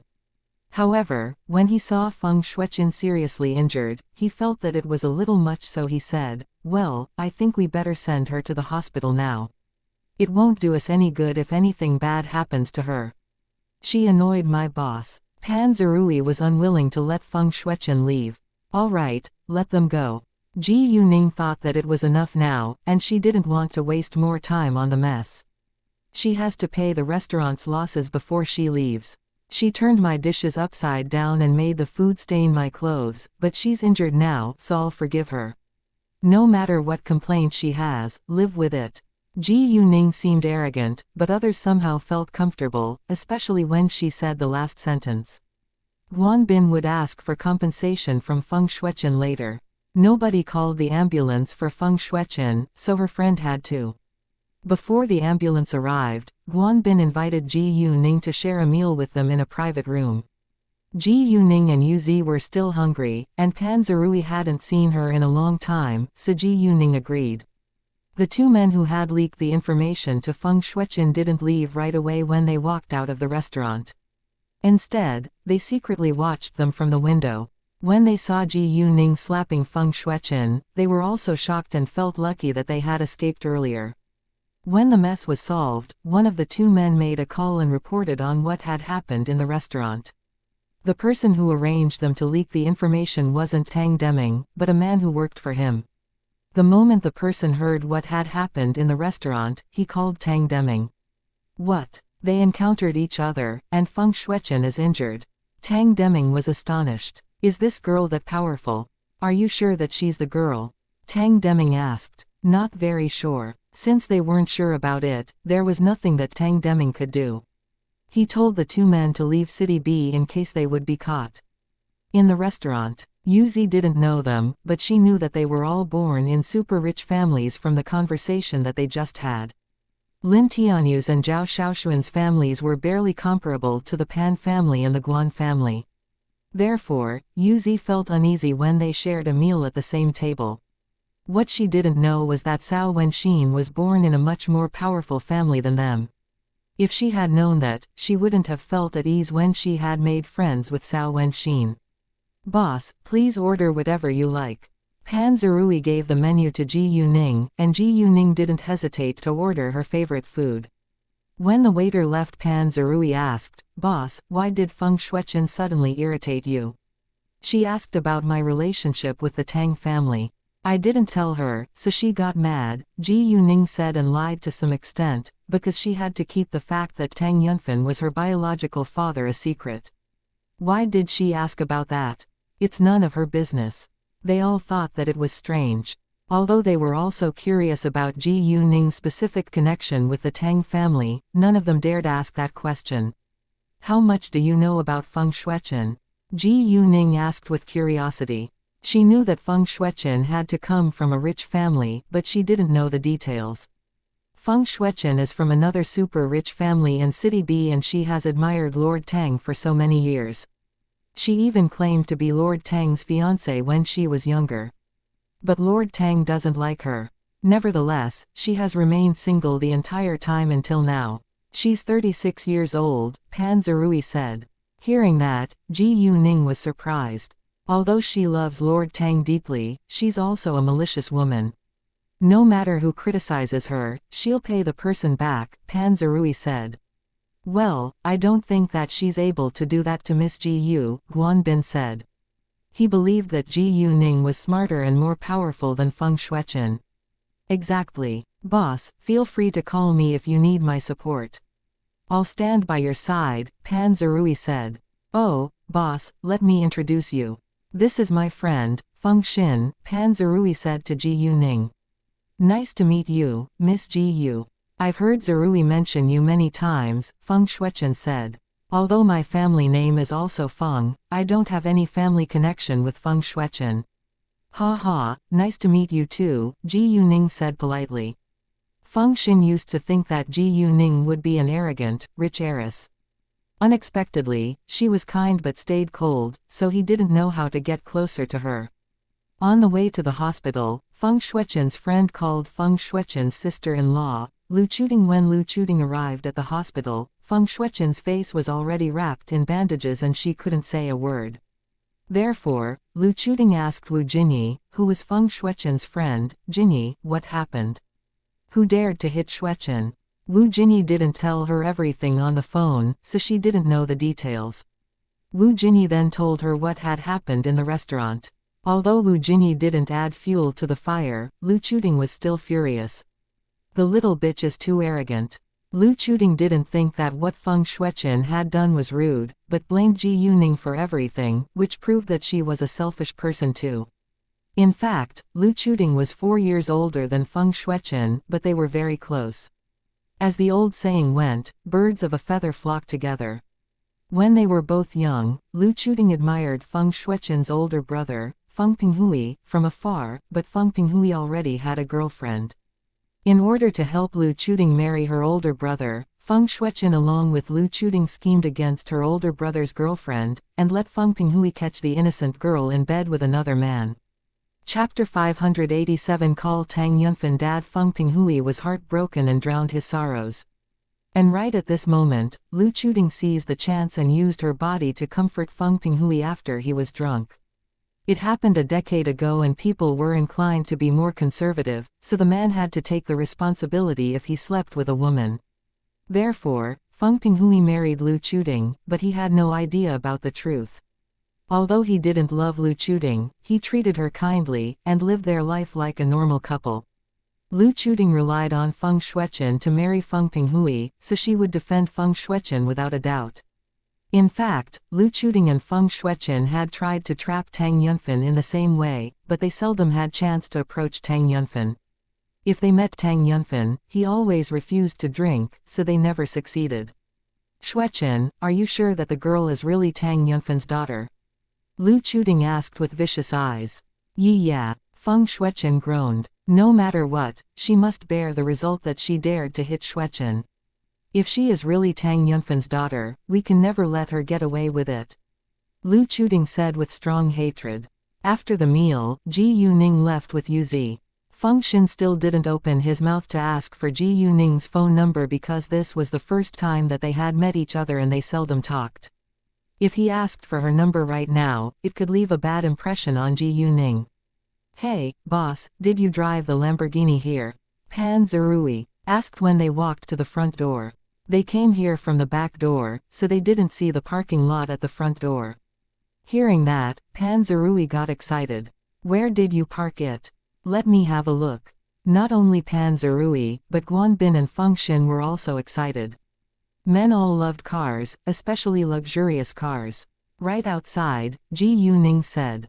Pan Zerui immediately walked outside, followed by the others. Once they walked out, the most noticeable car parked in the parking lot was precisely Ji Yuning's white Lamborghini. Pan Zerui and the others looked at the car for a while, then he said, "Boss, I didn't expect that you're that rich. There are only 40 of this model around the world. How did you get it?" Pan Zerui also wanted to buy one, but it wasn't available. "My aunt and uncle sent it to me," Ji Yuning said. "Wow, your aunt and uncle are so generous. I wish that I could have such an aunt and uncle," Pan Zerui said with envy. Ji Yuning smiled. "All right, we have got to go now. Bye, see you," Pan Zerui said. All of a sudden, Pan Zerui felt like he had played around for a long time, and all he was doing now was a total waste of his life. "No, I think that I shouldn't keep on living my life like this. I should do something meaningful from now on or my boss will despise me," Pan Zerui said with determination, which shocked Guanbin and Feng Xin. Guanbin couldn't believe his ears. "Zerui, are you serious?" Guanbin and Feng Xin had known Pan Zerui for many years, and they had never seen him being so serious. If Pan Zerui hadn't had an older brother who was good at running business, he probably would have spoiled his family's properties already. Of course, Pan Zerui felt displeased that his friends didn't believe him. Pan Zerui was actually a smart boy and he would do his best to get what he wanted. Guanbin, however, was surprised by Ji Yuning's influence on Pan Zerui. Although Guanbin often played around with Pan Zerui, he was doing business at the same time. He was the only son in his family, so he had to take the responsibility of taking over his family business. In addition, Guanbin was also ambitious, and he wouldn't allow anyone else to take over his own family business. If he couldn't run his family business well, his cousin would grab it away from him, which was the last thing he wanted to happen. Feng Shueqin was seriously injured, so she had to stay in the hospital for a few days longer. Except for the doctors and nurses, nobody else knew that she was injured. When Lu Chuting went back home, she arranged someone to get information and photos of Ji Yuman and Ji Yuning so that she could take her next step to scheme against them. Ji Yuning went back to the Tang family's house after she drove Yuzi to the shopping mall. Tang Haifeng was absent and even the domestic servants intentionally stayed away from her. Only Tang Yunfan and Ji Yuman were in the living hall, but both of them seemed embarrassed. Ji Yuning was confused and didn't know what had happened. "Hi, Ningning." Ji Yuman relaxed when Ji Yuning got home. She felt much better when Ji Yuning was by her side. Ji Yuning walked in and sat next to Ji Yuman on the sofa. She then turned to look at Tang Yunfan. "Uncle Tang." However, before Ji Yuning could finish her sentence, Tang Yunfan interrupted her. "Don't call me Uncle Tang anymore. Although your mother hasn't accepted me yet, it won't change the fact that you're my daughter. Can you call me your dad?" Tang Yunfan looked at Ji Yuning with anticipation. Ji Yuman told him that it would take some time for her to accept him again because they had been apart for so long after all. Nevertheless, Ji Yuman wouldn't stop Ji Yuning from accepting him first. "Dad," Ji Yuning said without struggling, because she was mentally prepared. "Good girl, Tang." Yunfin burst into tears. He hadn't cried once during the past years, and always stayed tough, but he lost control of his emotions today when he finally had the family reunion with the woman he loved and his biological daughter. Chapter 588 Tang Jokai feels regretful. Tang Yunfin didn't mind crying in front of his family. Ji Yu Man's eyes were also wet with tears. When Tang Yunfin calmed himself down, Ji Yuning said, "Dad, my jewelry store is going to open in City B soon, and I need to go to City G tomorrow to deliver the jade jewelry here. May I use the private jet in our family? It'll be safer and more convenient." In the beginning, Ji Yuning planned to borrow it, but she changed her mind and decided to directly use it after she called Tang Yunfin her dad now. No problem. Tang Yunfin agreed without second thought. Let alone a private jet, even if Ji Yuning wanted a star in the sky, he would go get it for her. "Oh, who's the spokesperson of your jewelry brand?" Tang Yunfin asked. "Su Tongnuo, a B-list actress," Ji Yuning said. "A B-list actress?" Tang Yunfin frowned with dissatisfaction. "Do you think she's suitable for it? I know she doesn't have much fame now, but she works for my company, so I must give her a chance. As long as my jewelry brand becomes popular, she'll be a household name too," Ji Yuning said. "And I have the support of our family, so I don't think it'll be a problem." "You signed an actress. Do you plan to be involved in the entertainment industry?" Tang Yunfin was astonished. "Don't you feel overburdened to run so many businesses at such an early age?" Tang Yunfin felt very protective of Ji Yuning. He was impressed when he heard about Ji Yuning's achievements before he knew that she was his biological daughter, but his heart ached for her after he found out the truth. He thought that Ji Yuning, who was just a young girl, should live a relaxed life instead of being occupied by business. "I run the businesses according to my ability and I am basically just a boss behind the scenes, so it isn't tiring at all," Ji Yuning said. "In addition, I have a strong sense of satisfaction and achievement when I'm doing what I want. I think I'm living a meaningful life." Hearing that, Tang Yunfin was quite gratified. Although he didn't want to see Ji Yuning being so busy at such an early age, he knew that was what she wanted. Moreover, he had been an absent father for so many years of her life, so he didn't have the right to judge her decisions now. Therefore, Tang Yunfin decided to be Ji Yuning's support behind her back. "Feel free to tell me whenever you need my help." "I need your help now, Dad," Ji Yuning suddenly said with a serious look on her face. "I need the dining hall of the Wangdang Hotel as well as 10 models to do the opening show. Although you're my father, it's business after all, so I'll arrange someone to discuss it with your company later." "Do we have to be so serious? We're family anyway," Tang Yunfin said. He was unwilling to charge his own daughter. "Of course we do. If you really want to help me, you should give me enough space to grow up myself. I don't want to rely on you to be successful." "No pain, no gain," Ji Yuning said seriously. Tang Yunfin was amused by Ji Yuning's serious face, and also felt happy for his daughter. He knew that he wasn't a good father because he had been absent during her childhood and adolescence. However, it was what it was and he had to accept it as a failure. All in all, he still felt very proud of his daughter. Ji Yuning didn't tell Tang Yunfin that she had encountered Feng Shuichen today because Ji Yu Man was there. Today was a special day. Although Ji Yu Man hadn't accepted Tang Yunfin yet, the Tang family had already accepted her as a family member, so it was a big day that they gathered together. Around 5 p.m., Cao Wenxin arrived. "Hi, good afternoon everyone," Cao Wenxin said happily once she walked inside. Should I call you Ant-Man now?" Cao Wenxin asked Ji Yu Man. "Not yet," Ji Yu Man said. Tang Yunfin was a little disappointed but didn't say anything, because he understood that it would take time for Ji Yu Man to accept him. Fine. Since Ji Yu Man said so, Cao Wenxin didn't insist, in case Ji Yu Man would feel embarrassed. Around 6 p.m., Tang Yunhang and his wife and Cao Ruoa and his wife along with Cao Wenjun also got home. Except for Cao Wenjun, the rest had all met Ji Yuning and Ji Yu Man before. "Nice to meet you." Cao Wenjun greeted Ji Yuning and Ji Yu Man politely. "Nice to meet you too, Wenjun." "Nice to meet you too, cousin Wenjun." Ji Yu Man and Ji Yuning greeted Cao Wenjun politely. Finally, Tang Jiakai also got home, and only Tang Jiayong was absent now, because he was still studying abroad. When Tang Jiakai saw Ji Yu Man, he was struck dumb for a second, and Tang Yunhang introduced Ji Yu Man to him at once. "This is Ningning's mother." "Nice to meet you," Tang Jiakai said politely. He didn't know Ji Yu Man's relationship with Tang Yunfan yet. "Nice to meet you too, Jiakai," Ji Yu Man said with a smile. After that, they sat in the living room chatting with each other, while two domestic servants were preparing dinner in the kitchen. While they were chatting, Tang Yunhang said to Tang Jiakai, "Jiakai, if anyone asks you about your uncle Yunfan's condition, you can tell them that your uncle Yunfan is still unconscious. Do you understand?" Hearing that, Tang Jiakai sensed that something bad must have happened, so he asked seriously, "What happened?" Since the majority in the Tang family was aware of it, Tang Yunhang told Tang Jiakai the secret. "Your uncle Yunfan had a car accident last week, and he fell into unconsciousness for a couple of days afterwards.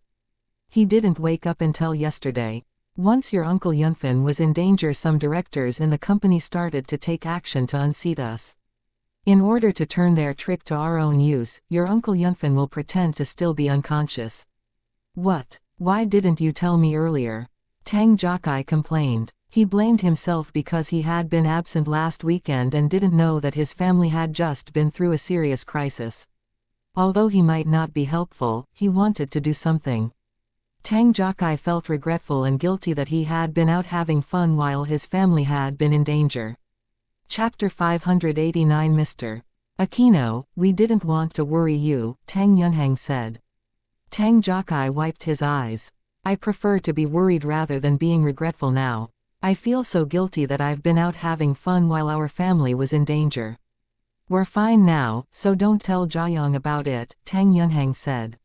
"I won't," Tang Jiakai said. He understood why his family hadn't told him, because he was also unwilling to worry Tang Jiayong now. "Oh, there is something else." Tang Yunhang opened his mouth again, but Tang Jiakai rounded his eyes, staring straight at him in fear before he could finish. Seeing that, everyone was amused. "Don't be so nervous. It's good news." Tang Yunhang smiled. Hearing that, Tang Jiakai was relieved. "What is it?" "It's about Ningning," Tang Yunhang said. Tang Jiakai turned to look at Ji Yuning at once with confusion. "Actually, Ningning is your uncle Yunfan's biological daughter," Tang Yunhang added. "What?" Tang Jiakai was shocked and stood up in excitement. Really?" "Yes, but you can't leak this information either," Tang Yunhang said. "Of course I won't." Tang Jiakai understood that his father said it for a reason. Hearing the good news, Tang Jiakai was cheered up within a second. He ran to sit with Ji Yuning and pushed Cao Wenxin aside. "Ningning, you're really my younger sister." "Biological younger sister," Tang Jiakai said happily. Tang Jiakai was a stable young man normally, but he now behaved like a kid who just got candy. He always wished that Ji Yuning could be related to the Tang family, and it turned out to be true now. Although Tang Haifeng had already accepted Ji Yuning as a member of their family before, there was still a distance between them. However, there was a family connection between them now, so they were much closer than before. Since Ningning is Uncle Yunfan's biological daughter, then Ningning's mother is. Tang Jiakai said, but was interrupted by Ji Yuning. "Not yet." Hearing that, Tang Jiakai realized that it wasn't that easy. Tang Yunfan had been apart from Ji Yu Man for so long, and it was totally understandable that Ji Yu Man couldn't accept him right away. After dinner, Ji Yuning left the Tang family's house with Cao Wenxin and Ji Yu Man. Tang Yunfan wasn't able to show up now, so he could only watch Ji Yu Man leaving from his sight. On the way back, Ji Yuning suddenly remembered that she hadn't contacted Leng Xiaoting yet ever since he left this morning. Ji Yuning knew that Leng Xiaoting had to be busy, so she didn't call him.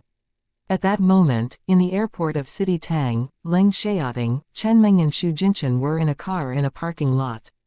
They didn't get out of the car, and it seemed like they were waiting for something. "Chen Meng, are you sure the information is accurate? They are criminals wanted by the International Criminal Police. Would they dare to take a plane to our country? Aren't they afraid of being caught?" Xu Jinchen asked Chen Meng. Chen Meng rolled his eyes and said with disdain, "Are you an idiot? Do you think that they're as dumb as you? Don't you know that there is a way of disguising called molding? They all hold fake passports and it's impossible for the customs to find them. If they could be easily caught, why would our country send us here? Chen Meng hit the point. The International Criminal Police failed to catch those criminals, so the country sent out the red flame. I was just saying, they're really desperados. Xu Jinchen was less experienced than Leng Xiaoting and Chen Meng, so he sometimes couldn't stay calm. Those people will do anything for money, Chen Meng said calmly. After a while, Leng Xiaoting heard Xin Bei's voice from his earphones. Boss, they're out. 6 in all. Copy that, Leng Xiaoting said. 6 people weren't all the members of the criminal group but was just a small team of it. Before long, Xin Bei's voice sounded again. Boss, they entered the parking lot. Seconds later, Leng Xiaoting and the others noticed 6 men in business suits walking into the parking lot.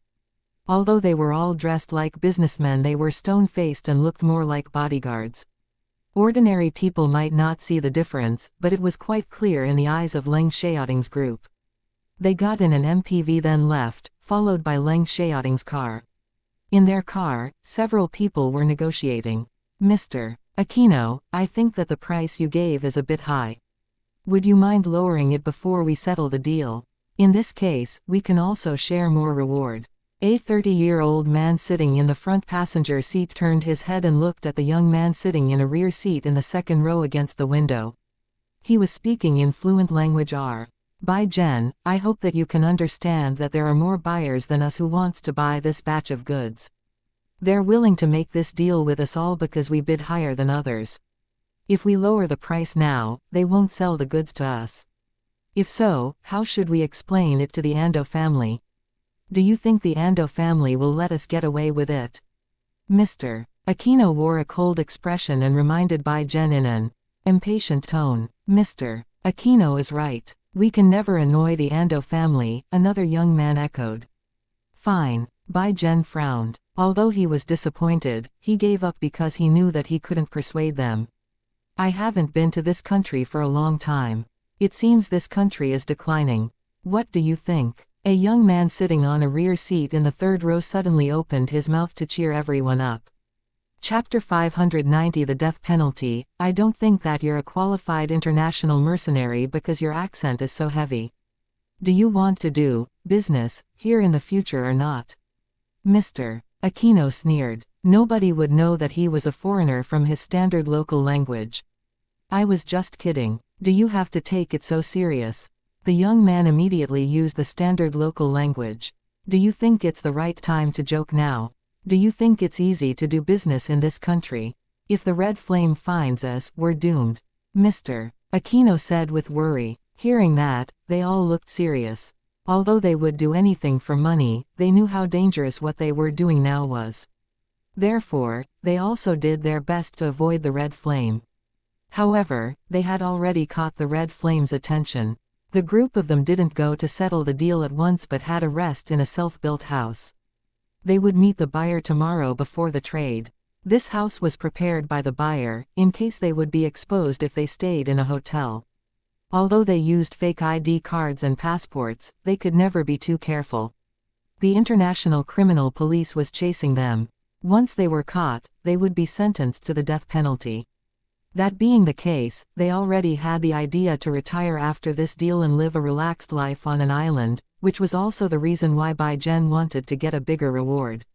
However, compared with life, money was nothing, so none of them were willing to risk their lives. Leng Xiaoting's group didn't follow them closely because they were international mercenaries, not normal criminals.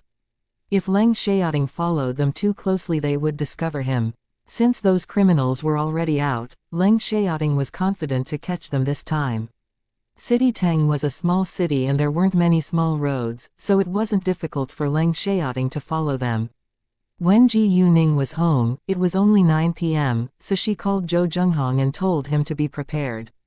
She was going to deliver jade jewelry in City B. Tomorrow. Zhou Zhenghong was surprised. Boss, isn't it too hurried? We haven't contacted the airline yet. If we're going to deliver the goods by plane, we must arrange it beforehand. It's fine. We can use a private jet, Ji Yuning said. What? A private jet? Zhou Zhenghong was astonished. He was impressed by Ji Yuning's ability yet again.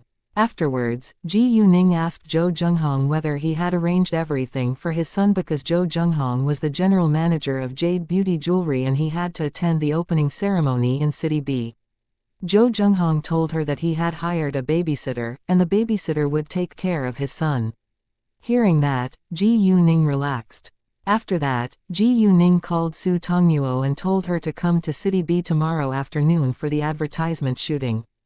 Ji Yuning had discussed it with Su Tongnuo and Lu Zan when she had been to City D, so Su Tongnuo would have a day off for the promotion of the jewelry brand. "Can you write an advertisement copy?" Ji Yuning called Lu Xiao and asked. "Sure." "A piece of cake," Lu Xiao said. "Great. I need an advertisement copy for jewelry, so please send it to me tomorrow," Ji Yuning said. "No problem." Lu Xiao didn't feel that it was difficult for him to finish the task within a day, because he was an experienced marketer. Since Leng Xiaoting assigned him to manage this entertainment company, he had to be good at it. Quan Mingkai arrived at the Tang family's house around 9 p.m. too. Although he heard that Tang Yunfan was already awake, he was still excited when he saw Tang Yunfan in person. "Boss," Quan Mingkai greeted him with great respect. "What's the latest news?" Tang Yunfan asked. "Tang Deming stopped contacting Cheng Zongsheng and Wu Boyan, but we don't know whether they teamed up or he gave up," Quan Mingkai said worriedly. "If Tang Deming gave up, it would be good news. If not, it would be terrible news. Besides, it would be easy to unseat Tang Deming alone, but they were afraid that there was an ambitious person behind Tang Deming's back. In addition, they had to keep running the company on the right track and stabilize the board of directors at the same time. If Cheng Zongsheng and Wu Boyan don't know that there is an ambitious person behind Tang Deming's back, it's impossible that they'd side with him because they know Tang Deming's ability very well. However, if they found out about the support behind Tang Deming, they would probably change their mind," Tang Yunfan said. "The point is that we have no idea who the ambitious person is, and I don't think that it's a good time to tell Cheng Zongsheng and Wu Boyan the news that you're already awake, in case they betray us," Quan Mingkai said. Tang Deming and his allies had taken action when Tang Yunfan had been unconscious. Although they would stop if they heard that Tang Yunfan was awake, their ambition would never change. Nobody was willing to live with a loose cannon. "I think they'll stop for a short time after the abduction failed, but they won't be quiet for long," Quan Mingkai said. "Maybe they have other helpers here." Tang Yunfan had also had that thought, so he stayed in his room all the time. There were many domestic servants in the Tang family, and he wasn't sure whether all of them were loyal to the Tang family. The next morning, Ji Yuning and Ji Yuman went to the Tang family's house after breakfast as usual. "Ningning, the private jet is ready, and you can set off at any time," Tang Yunfan said to Ji Yuning. Chapter 591. A control freak, great. "I plan to do this trip quickly, so I'll go to the airport now," Ji Yuning said. Afterwards, she drove herself to the airport. The Tang family already told the airport to receive her, so Ji Yuning directly drove into the parking lot where the private jets landed and went aboard without delay. 3 hours later, the private jet landed at the airport of City G. An exclusive car from the Wangdang Hotel went to pick Ji Yuning up on time. It was lunchtime, so Ji Yuning decided to first have lunch at the Wangdang Hotel, which was also arranged by Tang Yunfan. Ji Yuning called Zhou Zhenghong and wanted to invite him to join her for lunch, but Zhou Zhenghong was in the factory, so Ji Yuning decided to dine alone.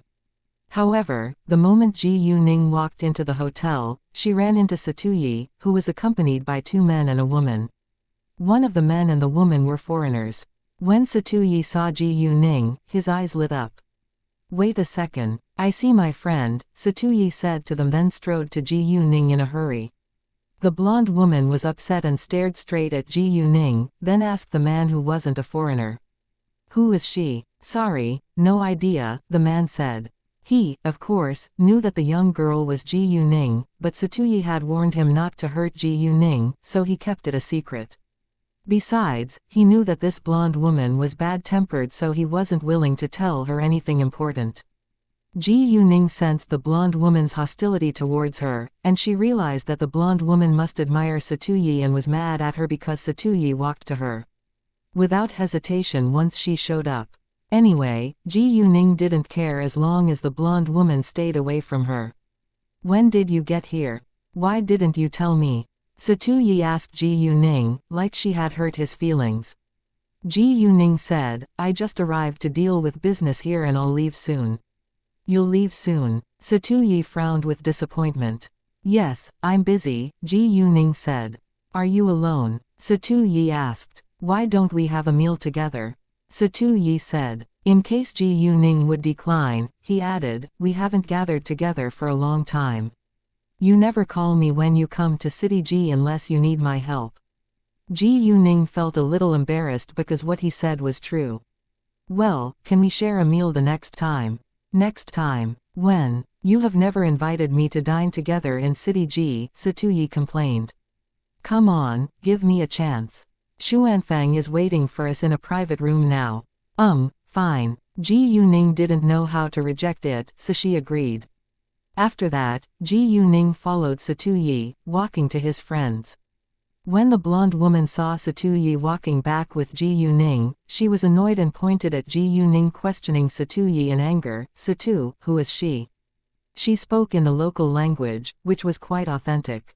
Satuyi was displeased. None of your business. Show some respect. The blonde woman was furious and felt hurt. None of my business. You're my fiancé. Who is she? Ji Yuning was surprised. This woman is Satuyi's fiancé.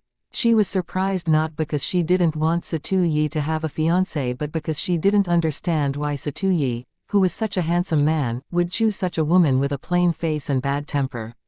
Shut up. Satuyi was mad. In case Ji Yuning would mistake their relationship, he snapped at the blonde woman, Amy, since when did I become your fiancé? Don't damage my reputation. You're my fiancé. Your father said that before, Amy argued. It was just a joke and I never agreed, Satuyi said. In fact, it really was a joke between their parents but Amy took it seriously, because she loved Satuyi. Unfortunately, Satuyi disliked her. I agreed, and I take it seriously, and you have to be responsible for my life. Amy said in a domineering tone. Satuyi lost his patience, and looked to the blonde man standing by Amy's side. Adam, tell your younger sister not to behave like a 3-year-old child. Sure. Actually, Adam didn't want to be involved, because his family would benefit a lot from the marriage between his younger sister and Satuyi, but Satuyi gave him a warning so he had to stop his younger sister now. Amy, you're an adult now so behave like one. Stop arguing in public or I'll arrange for someone to send you home, Adam said. Amy was in a rage, but didn't dare to argue again because she understood that her older brother was a doer, so she just glared at Ji Yuning in the end. Although she closed her mouth, she remembered Ji Yuning's face in her mind.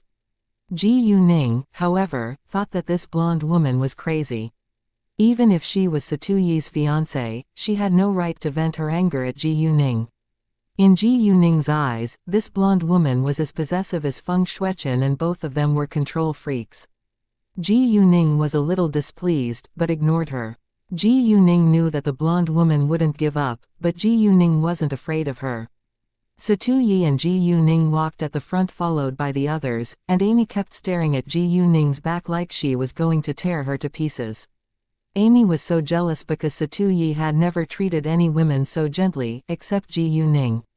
Chapter 592 Amy stalks Ji Yuning. Even though Satuyi disliked her, he seldom lost his temper in front of her and would avoid arguing with her most of the time.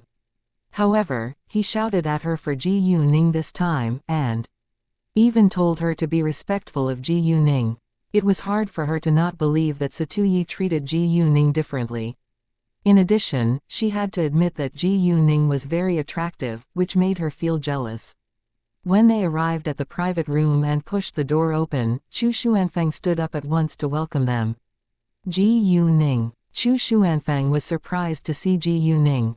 Hi, Xuanfang, Ji Yuning said. Come here, have a seat please. Chu Xuanfang pulled a chair out for Ji Yuning to sit down and behaved like a gentleman. Seeing Chu Xuanfang being so gentle to Ji Yuning too, Amy was more displeased because as Satuyi's close assistant Chu Xuanfang didn't like talking to her. Satuyi squinted at Chu Xuanfang. Don't you see me still standing here? He was just joking, of course. Chu Xuanfang's body stiffened a little, then he realized that he had ignored his own boss. He beamed at once. Ji Yuning is the guest after all. Please, boss, here. Satuyi didn't mind, and walked to the seat next to Ji Yuning. Seeing that, Amy was annoyed and couldn't wait to set them apart. Adam, who knew Amy very well, pulled her to sit aside without delay, in case she would cause an argument again. Although Amy felt dissatisfied, she still sat down with Adam. Ji Yuning, I've finished ordering, but you may order some of your favorite food now. Chu Xuanfang gave the menu to Ji Yuning. Right at this moment, Satuyi gave Chu Xuanfang a warning glance. It seemed like he was warning Chu Xuanfang not to be too gentle to Ji Yuning, which might cause a misunderstanding. Instead, he should be the one doing that. Receiving Satuyi's warning glance, Chu Xuanfang's hand, which was holding the menu, stiffened a little. Is boss being jealous? All of a sudden, Chu Xuanfang felt quite aggrieved, and didn't know how to explain it. Ji Yuning noticed the conflict between them but ignored it, and said to Chu Xuanfang, "It's fine. I'm not picky." Great. Since Ji Yuning said that, Chu Xuanfang didn't insist. Most importantly, he was scared of his boss's glance. Amy couldn't tolerate it anymore, and made an excuse, walking outside. However, nobody stopped her. I'm so sorry. I hope Amy doesn't ruin your appetite, Adam apologized to them. It's okay. Never mind, Satuyi said airily. He thought that it would be better if Amy was absent. After all, Satuyi maintained a good relationship with the Hill family, and they had helped each other a lot, so he wouldn't punish her for the sake of the Hill family even though he disliked her. As long as what Amy did didn't exceed his limits, he would be tolerant. A few minutes later, the dishes were all on the table, and they started to enjoy the meal. Ji Yuning, what are you up to recently? Satuyi asked. I'm busy dealing with the opening ceremony of a branch of my jewelry store, and I came to City G this time to fetch jade jewelry, Ji Yuning said. She actually didn't want to tell Satuyi, because she knew that he was going to send her an expensive gift once he heard of it. However, if she didn't tell him now, he would find out sooner or later, and he would probably blame her for not telling him earlier. A branch? Where? Satuyi asked. In City B, Ji Yuning said. When is the opening ceremony? Am I invited? Satuyi said, staring straight at Ji Yuning. Ji Yuning was amused. She knew what Satuyi was implying. Of course you are, and I'll tell you once the date is settled. After the meal, Ji Yuning left to deal with her business. Before long, Ji Yuning discovered that someone was following her. She turned around and noticed a taxi following behind her car. It was Amy. Ji Yuning wasn't surprised at all. Nevertheless, she didn't want Amy to find out the location of her factory in case she would do something to damage it in the future, so she told the driver to stop the car when there was less traffic. Wait for me in the car, Ji Yuning said, then got out. Amy, who was following her, got out of the taxi as well. Although Amy didn't know what Ji Yuning was going to do, her aim was to catch Ji Yuning. What do you want to do by stalking me? Ji Yuning asked directly. Amy was surprised that Ji Yuning had already discovered that she was stalking her. What's your relationship with Satu? Amy asked. None of your business, Ji Yuning said. You. Amy was mad, and said with an evil expression, he's my man, and I won't allow any women to seduce him. Amy didn't care whether Ji Yuning was innocent, she believed that it must have been Ji Yuning who seduced Satuyi first. He didn't admit that you're his woman, Ji Yuning said coldly. None of your business. I won't allow any woman to approach Satu. Amy was furious. Ji Yuning thought that Amy was exactly like Feng Shueqin, who also went crazy from love. What do you want to do? Ji Yuning crossed her arms over her chest. Amy clenched her teeth in anger. I'll ruin your face, so Satu won't like you anymore. Saying that, she took out a fruit knife from her pocket and attacked Ji Yuning at once. Amy exercised a lot, so she moved fast, and slashed at Ji Yuning's face within a second. She raised the knife in her hand to cut Ji Yuning's face. Chapter 593 Grudge Fight. However, Amy's speed was nothing compared with Ji Yuning's. Just as the knife in her hand was about to touch Ji Yuning's face, Ji Yuning caught her wrist and forced her to stop. You. Amy rounded her eyes in shock. How is it possible? When the two drivers realized that Amy was attacking Ji Yuning had already caught Amy's hand, which astonished them. The driver of the private car walked over at once, while the taxi driver drove the taxi away and escaped. He didn't even ask Amy for the fee. To his astonishment, he encountered a killer. Although she failed, she had the intention to kill another girl. Miss Ji Yu, are you all right? The driver of the private car walked to Ji Yuning in a hurry.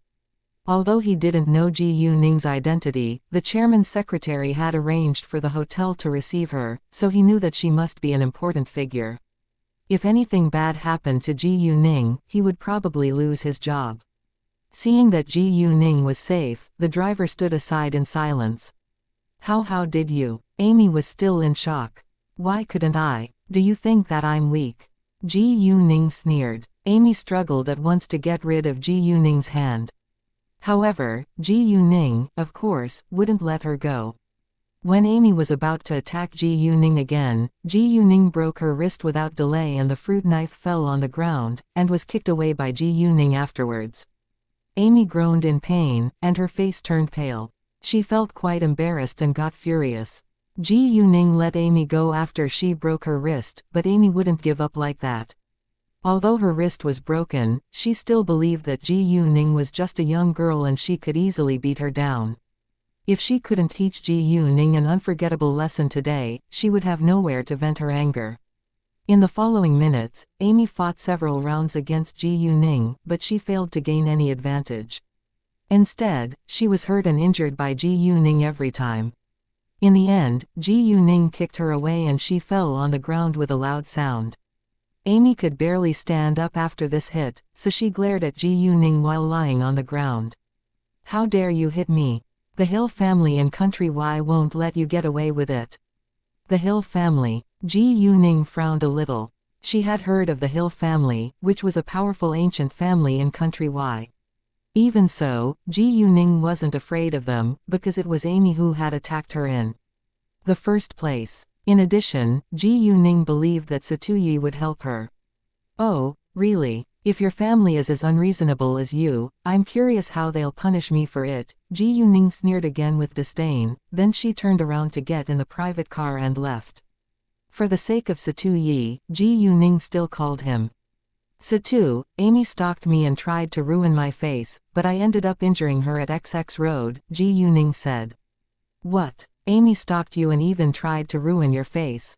Satuyi was shocked as well as angry. He didn't care that Ji Yuning had injured Amy. Satuyi and the others were drinking tea in a tea room at that moment.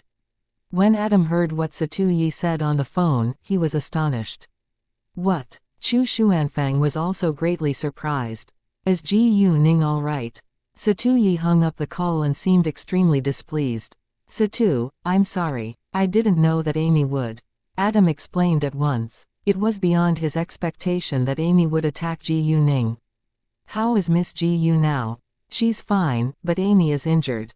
Amy attacked her in the first place and I don't want it to happen again. Satuyi coldly stared at Adam and warned him seriously, not only because I want to protect her, but she's also a figure you can't hurt. Even Satuyi didn't want to annoy Leng Xiaoting. The Hill family was barely comparable to the Leng family. Adam wasn't an idiot, so he listened to Satuyi. Moreover, if Ji Yuning was just an ordinary girl, Satuyi wouldn't treat her so well. Sure, Adam Hill said. After that, Satuyi sent someone along with Adam to pick Amy up. Although there was less traffic on that road, there were many people who saw the scene when Ji Yuning and Amy fought against each other. Some of them even filmed it. Ji Yuning didn't think further, so she just ignored them. However, someone uploaded the video on the internet, and it soon went viral. A young girl beat a foreign woman down in City G. Is it a grudge fight? Video attached. Besides, there was only the part when Ji Yuning kicked Amy away in the video, and the title obviously aimed to criticize Ji Yuning. Without the previous part when Amy attacked Ji Yuning, everyone thought that Ji Yuning was a bully and blamed Ji Yuning for everything. This girl is so violent. She left right after kicking the woman. The private car costs at least 1,000,000 yuan. She must be born in a rich family, which explains why she's so arrogant. So what? Rich people can beat others down without taking responsibility. I want to know what happens to the girl next. Put her in jail. Many internet users started to swear at Ji Yuning. Chapter 594 Ji Yuning is cleared. Luckily, there were people with reason and sided with Ji Yuning. Although we see the foreign woman being kicked in the video, it's clear that the video isn't complete. We don't know what happened before that, so we can't jump to the conclusion that it's the girl's fault. Agree. It's too arbitrary to draw a conclusion from such an incomplete video. I believe the police will find out the truth, and we can criticize the girl if it's really her fault then. Exactly. Won't you feel ashamed if it turns out to be the woman's fault? Although I think that this girl is a little violent, I have to admit that she's really good at kung fu. Oh, she must be a kung fu master. After that, many internet users began to discuss Ji Yuning's kung fu level. Hey, aren't we criticizing the girl for her violent behavior? Come on, nobody knows the truth yet. Even so, many internet users still kept swearing at Ji Yuning and even mentioned the Public Security Bureau of City G and many departments of City G's government in this hot topic. Before long, the police were involved, but Ji Yuning had just arrived at the factory and had no idea what was happening on the internet. Adam didn't surf the internet, so he had no idea about it either. After he found Amy, he sent her to the hospital without delay. Why did you do that? Adam questioned Amy. Satu treated her differently. She seduced Satu. Amy was still mad. It's none of your business. Satu dislikes you anyway, Adam warned. Satu said that he hopes that you would stop trying to hurt Miss Ji Yu, otherwise he'll punish you. What? He'll punish me for that bitch? Amy was in a rage, like Satu had cheated on her. Adam stared at Amy, and coldly said, "Stop being so stupid. Satu hasn't punished you yet just because you're a member of the Hill family. If you dare to annoy Satu, the Hill family won't protect you." He was right. Although Amy was born in the Hill family didn't lack heirs or heiresses. If Amy dared to hurt the family's benefits, she would be abandoned without a doubt. Amy's face turned pale at once in fear, but she didn't give up her revenge on Ji Yuning.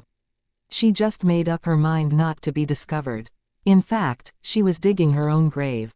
The police checked the surveillance cameras later, and found out that Amy was the one who had attacked Ji Yuning in the first place, but the police needed more evidence to clear Ji Yuning's name.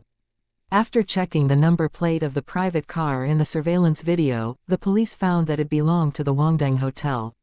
If the foreign woman had a close relationship with the Wangdang Hotel, the police would have to stop investigating this case because the Wangdang Hotel had the Tang family's support. It wasn't shameful to avoid annoying the powerful, because that was how this society worked. No matter how those internet users criticized Ji Yuning on the internet, it was undeniable that the foreign woman had attacked Ji Yuning in the first place. When the hotel manager saw the surveillance video, he was scared because he was worried that Ji Yuning might be hurt and he would lose his job. Therefore, he called Quan Mingkai at once and reported it. However, as a manager of the Wangdang Hotel, he was able to deal with this accident. The manager told the police that the young girl in the surveillance video was an important figure, and that the secretary of the chairman of Tengguang Group had told them to receive her. The police understood that Ji Yuning wasn't an ordinary girl, so they stopped investigating. When Quan Mingkai heard about it, he was surprised. Even though Ji Yuning was safe now, he was still worried and called Tang Yunfan without hesitation. Tang Yunfan was annoyed when he heard about it and called Ji Yuning at once. "Dad, don't worry. I'm fine, don't forget that I'm a kung fu master, ha ha," Ji Yuning joked to allay Tang Yunfan's annoyance. Hearing that, Tang Yunfan remembered that Ji Yuning had easily beaten Cao Wenxin, and she could protect herself well. However, Tang Yunfan still felt guilty that Ji Yuning had to protect herself all on her own throughout the past years. Ji Yuning added, "I broke the woman's wrist and kicked her away with great force. She won't be able to leave the hospital in the next few days. She deserves it," Tang Yunfan said. After that, the police released the complete surveillance video on the internet. To clear the young girl's name, video attached once the news went out, it went viral again. Jesus, it's the woman who attacked the girl first. The woman asked for it. Put the woman in jail. The girl is so awesome. Indeed, she stayed calm and fought back on time. I hate the woman now. Chapter 595 Xiao Feifei attacks Ji Yuning, c. Those who have sworn at the girl, don't you feel embarrassed now? Shouldn't those who have sworn at the girl apologize to the girl now? Apologize. Many people requested for those who had sworn at Ji Yuning to apologize to her. Although there were many haters on the internet, most people were able to stay calm and wait for the truth.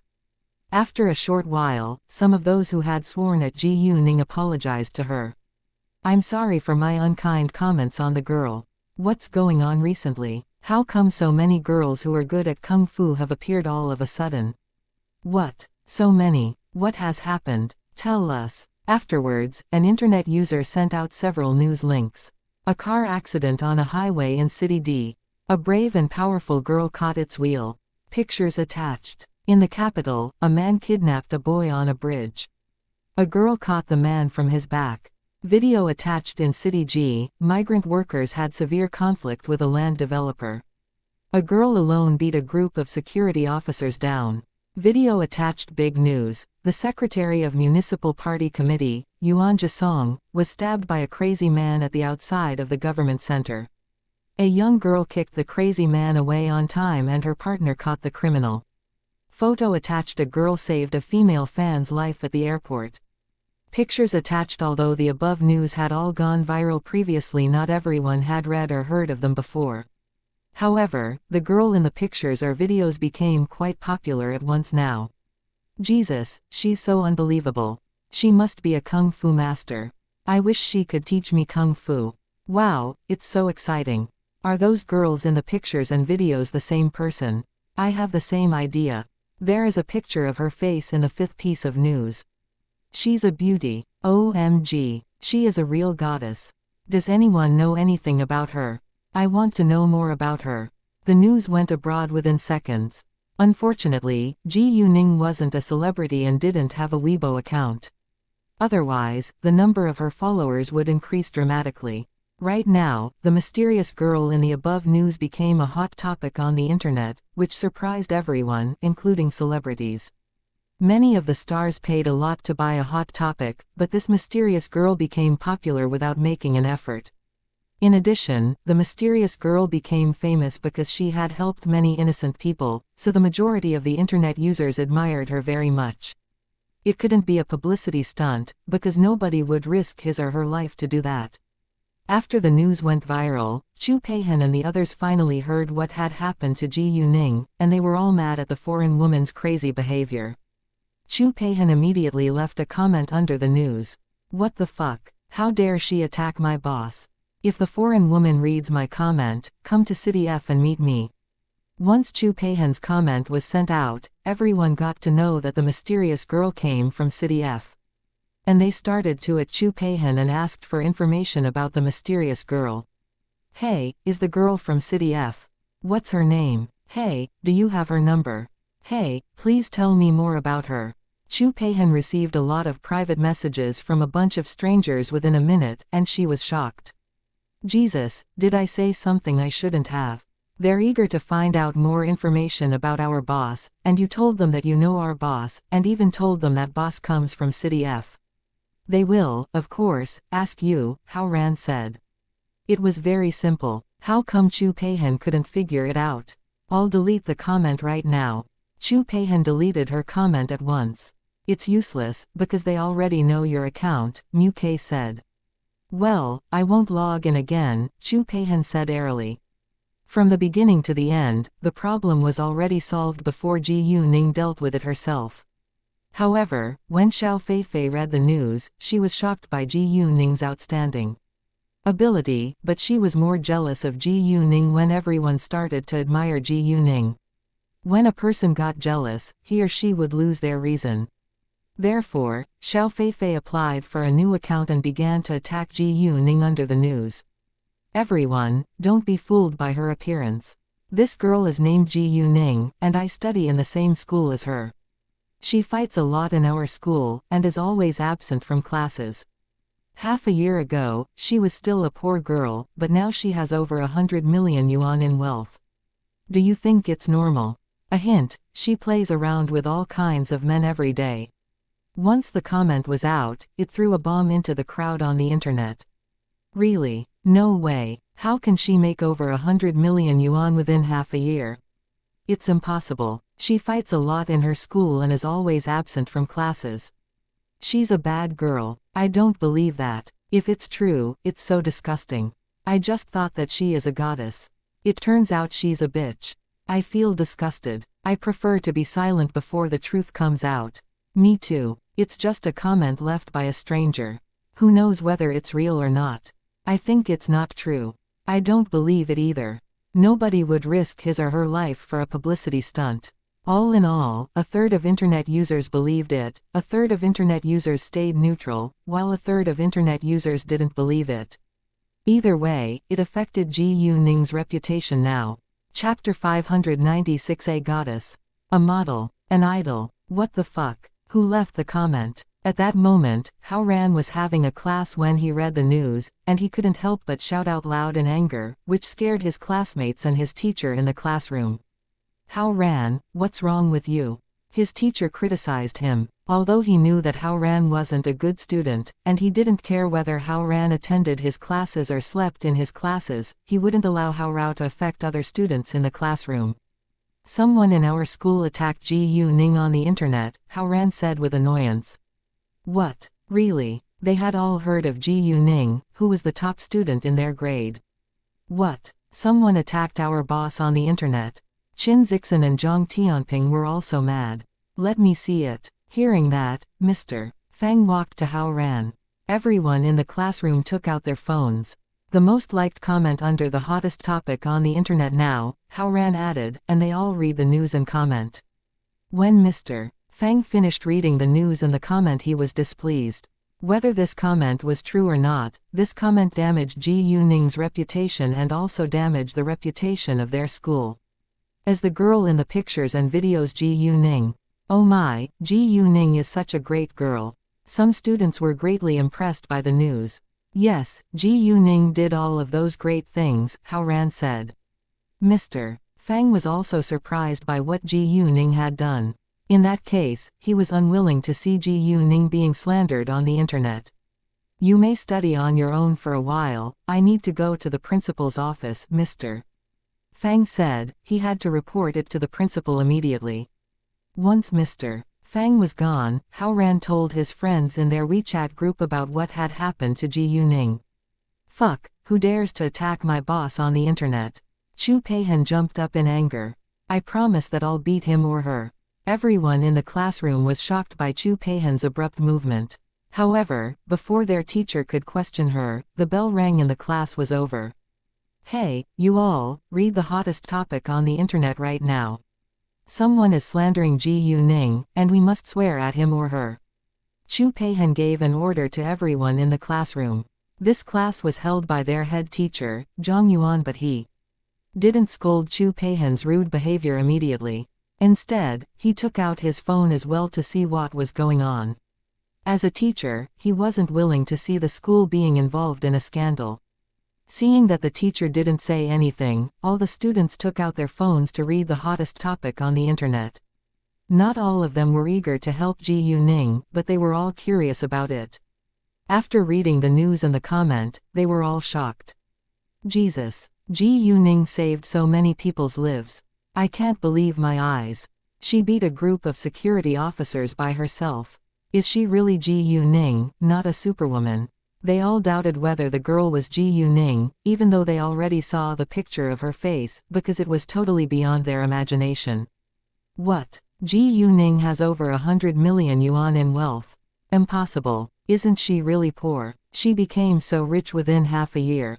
Is she? Bullshit. Chu Peihan interrupted at once. Ji Yuning relied on herself to make money.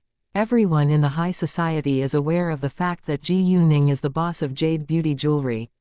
When the Jade Beauty Jewelry store opened in City G, half of the important figures in City G attended it. What? Ji Yuning is the boss of Jade Beauty Jewelry. Hearing that, everyone was completely shocked. They had heard of Jade Beauty Jewelry, because it was so popular now. However, they couldn't believe that the boss of the high-end jewelry brand was their schoolmate. Let alone the students, even Zhang Yuan was astonished. I heard that the boss of Jade Beauty Jewelry made the first bucket of gold by stone gambling.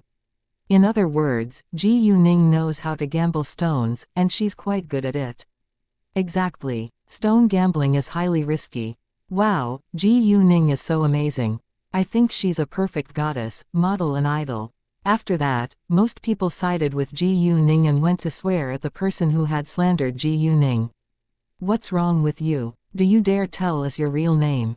Ji Yuning is the top student in our grade, so it's understandable that she's absent from classes. She's also the boss of Jade Beauty Jewelry. Come on, we all know that Ji Yuning relied on herself to be so successful now. Quote. Within minutes, dozens of comments which supported Ji Yuning appeared at the bottom of the news. Many internet users who paid attention to this news were shocked. Although some of them didn't know Jade Beauty Jewelry, they searched it on the internet and got to know a lot of shocking news about the brand. All of a sudden, those who kept criticizing Ji Yuning stopped commenting, because they were afraid of Ji Yuning's network. After this news, not only Ji Yuning, but Jade Beauty Jewelry also became popular again within a short time. Although some thought that it was a publicity stunt by Jade Beauty Jewelry, most people sided with Ji Yuning. Chapter 597 Beat Xiao Feifei. Once Jade Beauty Jewelry became a hot topic again, it attracted a lot of attention from other jewelry companies, and they all believed that it was a strong competitor. Therefore, more and more people started to pay attention to Jade Beauty Jewelry.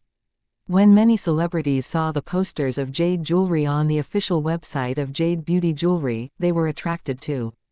It was hard to buy valuable jade jewelry now, but there were all kinds of jade jewelry of different levels in Jade Beauty Jewelry store. Some might prefer high-end fashion brands, while some might choose jewelry of high quality. In fact, not all the products of high-end fashion brands were of good quality, and most people bought designer brands just for their fame. That being the case, many people became potential buyers of Jade Beauty Jewelry. Without a doubt, Ji Yuning gained a great advantage after the news went viral, although there were still many people swearing at her on the internet. However, Ji Yuning had no idea about it, because she was on the private jet flying back to City B. Xiao Feifei, on the other hand, was focusing on the progress of the news. When most of the people were swearing at Ji Yuning on the internet, she gloated over her success, but she soon was scared and felt crazily jealous when she read the comments which criticized her. How is it possible? Ji Yuning is the boss of Jade Beauty Jewelry. Mr. Fang went to the principal's office, and the principal was discussing something with the dean of students. Mr. Fang, may I help? The principal asked. Sir, someone is slandering Ji Yuning on the internet, and the news already went abroad, Mr. Fang said, then showed the news page to the principal.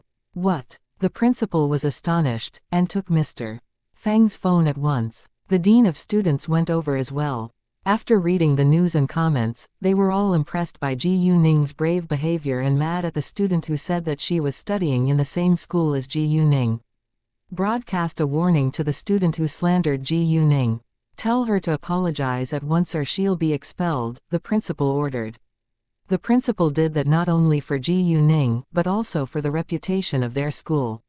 We have to post an official statement on our official website now to clear Ji Yuning's name. The dean of students went to make arrangements without delay. After a while, the radio broadcast a notice. Whoever slandered Ji Yuning on the internet, please delete your comment and apologize to Ji Yuning at once, or you'll be expelled. Hearing that, everyone in the school was surprised. Xiao Feifei was really scared this time.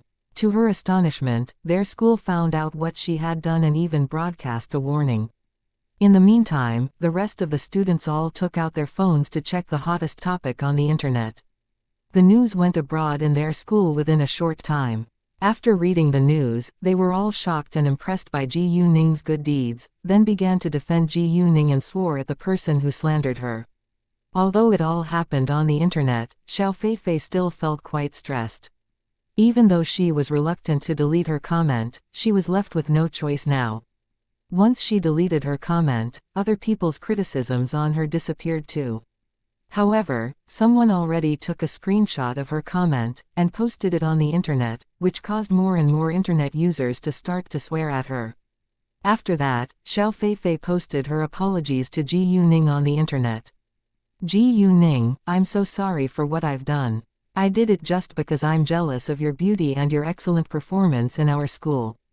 Please forgive me and don't sue me. Although Xiao Feifei apologized, many internet users had no intention to let her easily get away with it. Chu Peihan was also dissatisfied, and said in their WeChat group, Chu Peihan, I don't think her apology is enough. Hao Ran, what can we do now? Can you find out who did it? Mu K, it isn't easy. Chu Peihan, I don't think it's difficult. I can turn to a hacker for help. The Qing gang could be so successful not only because they relied on their roughnecks, but because there were all kinds of skilled people in the gang. It was easy for a hacker to find an IP address. Without hesitation, Chu Peihan sent the apology on the internet to a hacker and told him to find its IP as soon as possible. Within 5 minutes, she got the result.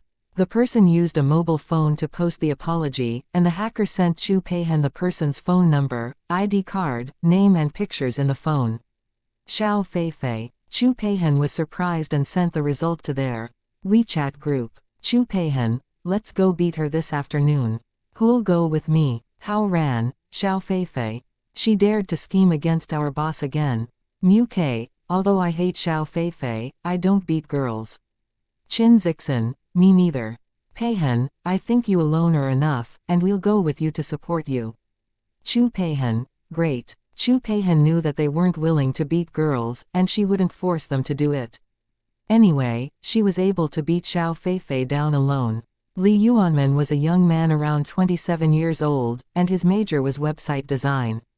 He was the manager of the official website of Jade Beauty Jewelry. When he noticed that the number of page views and comments increased rapidly, he was shocked, and thought that maybe there was something wrong with the system. However, when he read the comments, he was more shocked than ever. Without a doubt, Jade Beauty Jewelry became a household name now. Li Yuanmen started to reply to those comments. After 3 hours of flying, Ji Yuning and Zhou Zhenghong arrived at the airport of City B at 5:30 p.m. They carried 2 26-inch suitcases which were filled with jade jewelry with them. Boss, is the white Lamborghini yours? Zhou Zhenghong asked when they got off the private jet. Chapter 598 Xiao Feifei is doomed. Hearing that, Zhou Zhenghong was shocked by Ji Yuning's wealth once more. Without further questioning, Zhou Zhenghong put the suitcases into the trunk, then got in the luxurious car. I'll send you to the hotel first and you can have a rest today. I need you to go to our branch to get familiar with the staff and prepare for the opening ceremony tomorrow, Ji Yuning said. Although the branch hadn't opened yet, the staff were ready. No problem, Zhou Zhenghong said. When it was 6 p.m., the last class was over and all the students went to the canteen. However, Chu Peihan suddenly appeared in front of Xiao Feifei on the way and slapped her across her face a few times. Seeing the scene, students around them were scared and ran away, including Wu Qingye and Yang Yulu, who claimed to be Xiao Feifei's best friends. It wasn't uncommon that Chu Peihan publicly fought with others in their school, so she didn't hesitate to beat Xiao Feifei this time. Although onlookers were confused about the reason why Chu Peihan beat Xiao Feifei all of a sudden, they knew that Chu Peihan did it for a reason. Xiao Feifei, how dare you slander Ji Yuning? Hearing that, everyone was surprised. What? Xiao Feifei slandered Ji Yuning? Don't think that you can get away with it with your insincere apologies. You must pay for what you've done, Chu Peihan said while she kept beating and kicking Xiao Feifei. However, nobody came forward to stop her. They were afraid of Chu Peihan and they were also mad at Xiao Feifei because she was the one who had slandered Ji Yuning on the internet, so it was impossible that any of them were willing to help Xiao Feifei. Why are you so sure that it's Feifei who slandered Ji Yuning? Yang Chengjun arrived at this moment, and questioned Chu Peihan, but he didn't walk forward to protect Xiao Feifei, because he was afraid of Chu Peihan too. Why? Chu Peihan sneered. Do you want me to reveal the evidence? The best way to keep your dirty secrets is not to do bad deeds. You should know that there is a group of people called hackers in this world, right? As long as you use your phone or computer to post something on the internet, it's easy for them to track you down using your IP address. Hearing that, everyone was shocked. Luckily, they didn't spread fake news on the internet. Yang Chengjun also shut his mouth now. Chu Peihan knew that she couldn't beat Xiao Feifei to death, so she seriously injured her before she walked away. Once Chu Peihan was gone, Wu Qingye and Yang Yulu called the ambulance and their teacher. When Zhang Chuhua arrived and got to know the reason, she was shocked by what Xiao Feifei had done, but she also thought that Chu Peihan shouldn't have beaten Xiao Feifei like that in public, and she had to report this to the Academic Affairs Office. Nevertheless, Xiao Feifei had to be sent to the hospital right away. When Xiao Feifei's parents heard about it, they were furious. Although they knew that it was their daughter's fault in the first place, they still thought that it wasn't a big deal, and blamed Chu Peihan for everything. Therefore, they decided to defend their daughter in the school the next day. At the same time, Ji Yuning drove Zhou Zhenghong to the Wangdeng Hotel and booked 2 rooms. One was for Zhou Zhenghong, while the other was for Su Tongnuo and her assistant. Afterwards, she arranged for an exclusive car from the hotel to be responsible for their following commutes. As for jade jewelry, Ji Yuning would take care of it because Ji Yuning was a kung fu master, and jade jewelry would be safer with her than with Zhou Zhenghong. When Ji Yuning left, she put the 2 suitcases into her telepathic eye space. After that, she went back to the Tang family's house. On the way, Ji Yuning received Su Tongnuo's call, and Su Tongnuo told her that she was already in City B. Ji Yuning told her to have a good rest tonight and that they would start to work tomorrow. When Ji Yuning arrived at the Tang family's house, they were enjoying their dinner, so Ji Yuning directly joined them. "Ningning, I heard that your jewelry store is about to open. I have a party tomorrow and I can wear your jewelry to help you promote it," Zhang Lihua said with anticipation. "That's a good idea, thanks," Ji Yuning said. "Well, we're a family, you don't need to thank me," Zhang Lihua said. "Sure," Ji Yuning said with a smile. "Good girl." Zhang Lihua was satisfied. After dinner, Ji Yuning told Tang Yunfan that she had encountered Feng Shueqin in private and that she wasn't willing to see Ji Yu Man being hurt by another woman because of him. Tang Yunfan promised that he would never allow anyone to hurt Ji Yu Man, and he would arrange more people to keep a close eye on Feng Shueqin. He also told Ji Yuning not to tell Ji Yu Man about Feng Shueqin, in case Ji Yu Man would be upset. Ji Yuning agreed without hesitation. When Ji Yuning and Ji Yu Man went back to Ji Yuning's house, Ji Yu Man went to bed, but Ji Yuning took out 10 sets of jade jewelry that they were going to shoot tomorrow and put them into a small safe. After that, she put the safe into her telepathic eye space. The next day, Ji Yuning drove Ji Yu Man to the Tang family's house as usual, then took out the safe from her telepathic eye space and put it on the front passenger's seat before she went to pick Yuzi up at the shopping mall. After Yuzi, along with the gowns, got in her car, she called Su Tongnuo and told her to meet at the appointed place. Ji Yuning and the others were going to the photo studio of the entertainment company under the name of the Tangguang Group. Because the hotel wasn't far from the shopping mall, Su Tongnuo and Ji Yuning arrived there at almost the same time. Although Su Tongnuo wasn't very famous now, she still put on a baseball cap and a mask. Once Su Tongnuo got out of the car, she walked to Ji Yuning and greeted her with great respect. "Let me introduce you. Tongnuo, this is Yu Zi, the designer of charm. Yu Zi, this is Su Tongnuo, the spokesperson of the jewelry brand." Ji Yuning introduced them to each other. The two greeted one another politely. It was the first time that Yu Zi had seen an actress in person, so she was a little nervous and quite excited. She had dreamed that her designs could be worn by celebrities, but she never believed that it would come true so soon. When Su Tongnuo noticed the safe in Ji Yu Ning's hand, she said, "I've never seen a boss like you who does everything in person." "Sometimes it's not a bad thing to do some things in person," Ji Yuning said with a smile. "I'm the boss after all and I need to know how my company works." Chapter 599 Fei Nan. "Well, I think a boss should have a secretary and a personal driver as well. You drive yourself and you take the safe yourself. You don't seem like a boss at all," Su Tongnuo half joked. "Let Lin Xiaoxia help you carry it." Su Tongnuo was a star after all, so she wouldn't take the safe herself. Boss, let me help you. Lin Xiaoxia walked forward at once. No need. I can do it myself. Let's go inside, Ji Yuning said, then walked ahead, followed by them. Since Ji Yuning said so, Lin Xiaoxia, of course, wouldn't insist. In addition, it was obvious that the safe was filled with jewelry, so Lin Xiaoxia didn't dare to take it either. A group of them walked into the building, and a young man welcomed them asking Ji Yuning politely, "Good morning, may I ask whether you're Miss Ji Yu?" "Nice to meet you, Miss Ji Yu. I'm the photographer, Fei Nan's assistant, Yang Chao. I'm here to welcome you all," Yang Chao said, then noticed the safe in Ji Yuning's hand. "Miss Ji Yu, may I help?" "Thanks, I can handle it myself. Let's get inside," Ji Yuning said. Since Ji Yuning said so, Yang Chao didn't insist. "Sure, please." Afterwards, they walked in together. However, when they approached the photo studio, they heard a noisy argument from inside.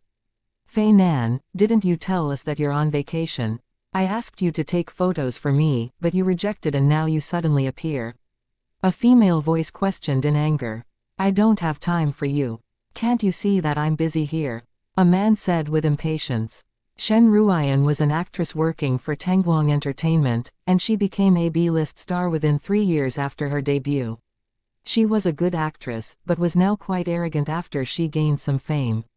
"I don't care. I want you to shoot photos for me today, and tell someone else to shoot the others for you," Shen Ruiyan said in a domineering tone.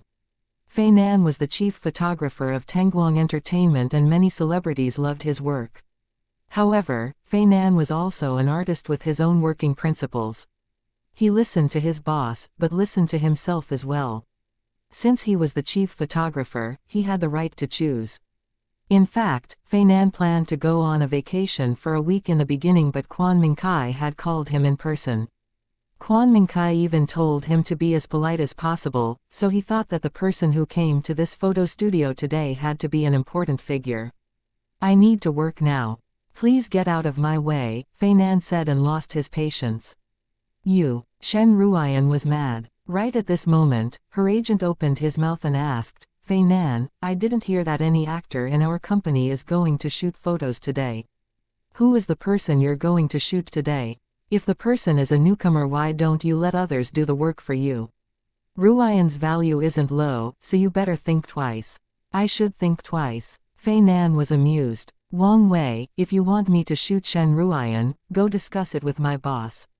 I'm not the boss of this company, and I have no power to make decisions." "You." Wang Wei didn't expect Fei Nan to be so tough.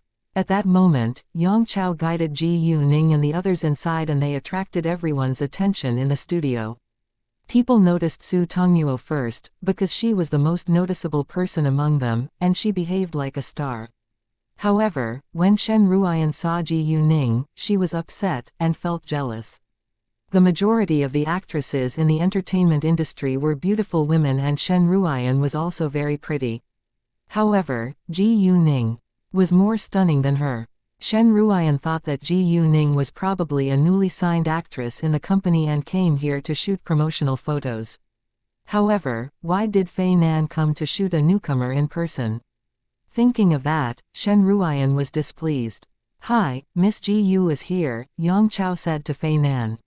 Fei Nan was a tall and handsome man who was around 30 years old. It was obvious that he exercised a lot, because he had an attractive build. "Nice to meet you, Miss Ji Yu. I'm your photographer today. My name is Fei Nan." Fei Nan greeted Ji Yuning politely at once. "Nice to meet you too, Mr. Fei," Ji Yuning said with a smile, and shook hands with him gently. "Thank you so much for your help today." "My pleasure," Fei Nan said. Seeing Fei Nan being so polite to Ji Yuning, both Wang Wei and Shen Ruiyan were dissatisfied. "Are you a newcomer?" Shen Ruiyan asked in an aggressive tone, like she was more important than Ji Yuning. However, before Ji Yuning could say a word, she snapped at Ji Yuning without delay, "Since you're just a newcomer, you should learn the rules here. Never compete against an experienced actor for a photographer." Ji Yuning gave her a cold glance, and didn't bother to explain. "Or what? You To Shen Ruoyan's astonishment, Ji Yuning was so proud. Mr. Fei, I don't have much time, so please clear this set as soon as possible, Ji Yuning said to Fei Nan. Ji Yuning sounded cold, but wasn't picking on Fei Nan. She aimed to chase those uninvited guests away. You're merely a newcomer. You can't chase us away. Shen Ruoyan raised her voice. She felt that she had been humiliated. Yes, I'm chasing you away. So what? Ji Yuning was extremely displeased because Shen Ruoyan prevented her from doing her work. If Shen Ruoyan worked for her company, she would fire her without hesitation. Actually, Tang Yunfan couldn't tolerate such people either, but he was the chairman of a large business group after all, and he was always busy dealing with important issues. Moreover, Shen Ruoyan could help the company make money, so the staff here all accepted her bad temper. Businessmen all valued benefits most. Shen Ruoyan was irritated again by Ji Yuning's cold attitude. Right at that moment, Fei Nan interrupted. Mr. Wang and Miss Shen, please leave right now. No, I won't leave here today unless you shoot the photos for me. Shen Ruoyan argued. Chapter 600A Battle Between Fans, Wang Wei, Shen Ruoyan behaves like a 3-year-old child, are you a kid too? If you have the ability to make the general manager order me to shoot for her, I'll listen to you. If you don't, get out now. Fei Nan coldly said to Wang Wei. Wang Wei was furious, but he didn't know what to say, because he didn't have the ability to make the general manager help him, so he could only pull Shen Ruoyan walking away. However, when Shen Ruoyan walked past Su Tongnuo, she recognized Su Tongnuo's face, and couldn't believe her eyes. Su Tongnuo. Shen Ruoyan was surprised. She was so jealous of Su Tongnuo when Su Tongnuo had become a hot topic on the internet a while ago. Although Shen Ruoyan was already a B-list actress now, Su Tongnuo was still more famous and beautiful than her, which made Shen Ruoyan feel jealous too. All of a sudden, Shen Ruoyan turned to Fei Nan and criticized him seriously. Fei Nan, you're shooting for an actress from another entertainment company. Don't you know that it's not allowed in our company? It sounded like she was his boss, but actually she wasn't. However, Shen Ruoyan was right. Fei Nan worked for Tangguang Entertainment, and he according to the rules shouldn't shoot for other actors from other entertainment companies because they were competitors. Unfortunately, she didn't know that it was their boss who assigned this task to Fei Nan. Shen Ruoyan, report me or not, but go away. Fei Nan totally lost his patience and got mad. Shen Ruoyan was struck speechless. Let's go now. Looking at Fei Nan's attitude, Wang Wei realized that this shoot could have been arranged by the senior management, so he didn't dare stay here any longer and pulled Shen Ruoyan walking outside. Although Shen Ruoyan was annoyed, she listened to Wang Wei and followed him, walking away. Once Wang Wei and Shen Ruoyan were gone, Ji Yuning introduced Su Tongnuo and Fei Nan to one another before Su Tongnuo went to put on makeup. Wang Wei, how could Fei Nan do that to us? Shen Ruoyan pouted and complained to Wang Wei when they walked out of the photo studio. All right, I think that the shoot must have been arranged or allowed by the senior management today, so Fei Nan remained so tough, Wang Wei said. He was annoyed too. Since Wang Wei said that, Shen Ruoyan didn't say anything further, but she had no intention to let it go. Well, you can go to work now. I need to deal with something else now, Wang Wei said, then turned around walking away. When Wang Wei left, Shen Ruoyan said to her assistant, take a photo of my back and tell Xiao Du to send me a picture of what's going on in the photo studio now. Be quick. Xiao Du worked in the photo studio too, and he came from the same village as Shen Ruoyan's assistant, so they maintained a good relationship. Because of Shen Ruoyan's assistant, Xiao Du had done Shen Ruoyan a lot of favors, and he also had gained many benefits from Shen Ruoyan. Hearing that, Shen Ruoyan's assistant understood that she was going to slander Su Tongnuo. As Shen Ruoyan's assistant, she was worried that the scheme would be exposed, but she had to obey Shen Ruoyan's order. After that, she took a picture of Shen Ruoyan's back along with the outside of the photo studio. Later, she sent a message to Xiao Du, and Shen Ruoyan went to shoot. Actors needed many beautiful and professional photos. Some of them were for promotion, while others might be posted on the official websites of their companies. About an hour later, Shen Ruoyan's assistant received a picture taken by Xiao Du. He took the picture secretly from afar, so it wasn't clear, but it was enough. Shen Ruoyan was in the middle of shooting now, so she planned to conduct her scheme later. When they had a break at noon, Shen Ruoyan logged into a Weibo account which few people knew was hers. Although this Weibo account didn't have as many followers as her official account, it still had hundreds of thousands of followers. Shen Ruoyan posted the 2 pictures on Weibo at once. Big news. Rude Su Tongnuo grabbed the photo studio and photographer away from poor Shen Ruoyan, who left in loneliness. Pictures attached. Once the news was out, it went viral, and it threw a bomb among Shen Ruoyan's fans. Who the hell is Su Tongnuo? I think she's an actress who just became popular again. She's so rude. How dare she grab the photo studio and photographer away from Ruoyan? Although the amount of Su Tongnuo's fans was smaller than Shen Ruoyan's, she had many loyal fans who stood out to defend her at this moment. Enough. Do you have evidence? These are just 2 pictures, which can't prove anything. Exactly. It's just a publicity stunt. Ruoyan is already famous now. She doesn't need a publicity stunt. No solid evidence. It's just a slander. Support Tongnuo. Support Tongnuo. You're crazy fans just like your crazy idol. Fuck off. Shen Ruoyan, why don't you explain it in person? Shen Ruoyan's fans and Su Tongnuo's fans began to argue fiercely on Weibo, which attracted a lot of attention from common internet users, and they joined the battle too. Wow, Fenghua Entertainment is competing against Tangguang Entertainment. I heard Fenghua Entertainment isn't officially established yet. Some staff working for Tangguang Entertainment also saw the news, and they were all surprised that Su Tongnuo was in the middle of shooting in their company now. Several of them were Su Tongnuo's fans too, so they ran to have a look, but Su Tongnuo and the others had already left for lunch. At the same time, they didn't believe that Su Tongnuo had grabbed the photo studio and photographer away from Shen Ruoyan. Chapter 601. Spy. They knew Shen Ruoyan's personality to some extent, and it was impossible that someone could grab a photo studio away from her, because she would argue loudly if it really happened.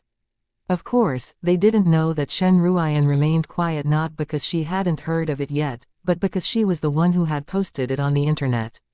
In addition, there were many photo studios and photographers in Tangguang Entertainment, so there was no need for others to grab them away from Shen Ruoyan. Therefore, it was obvious that someone posted on the internet on purpose. However, even though they knew that it wasn't Su Tongnuo's fault, they wouldn't say anything, because they weren't sure whether it was a publicity stunt. After all, a publicity stunt was something an actress needed, so they wouldn't side with anyone for now, in case they might ruin its effect.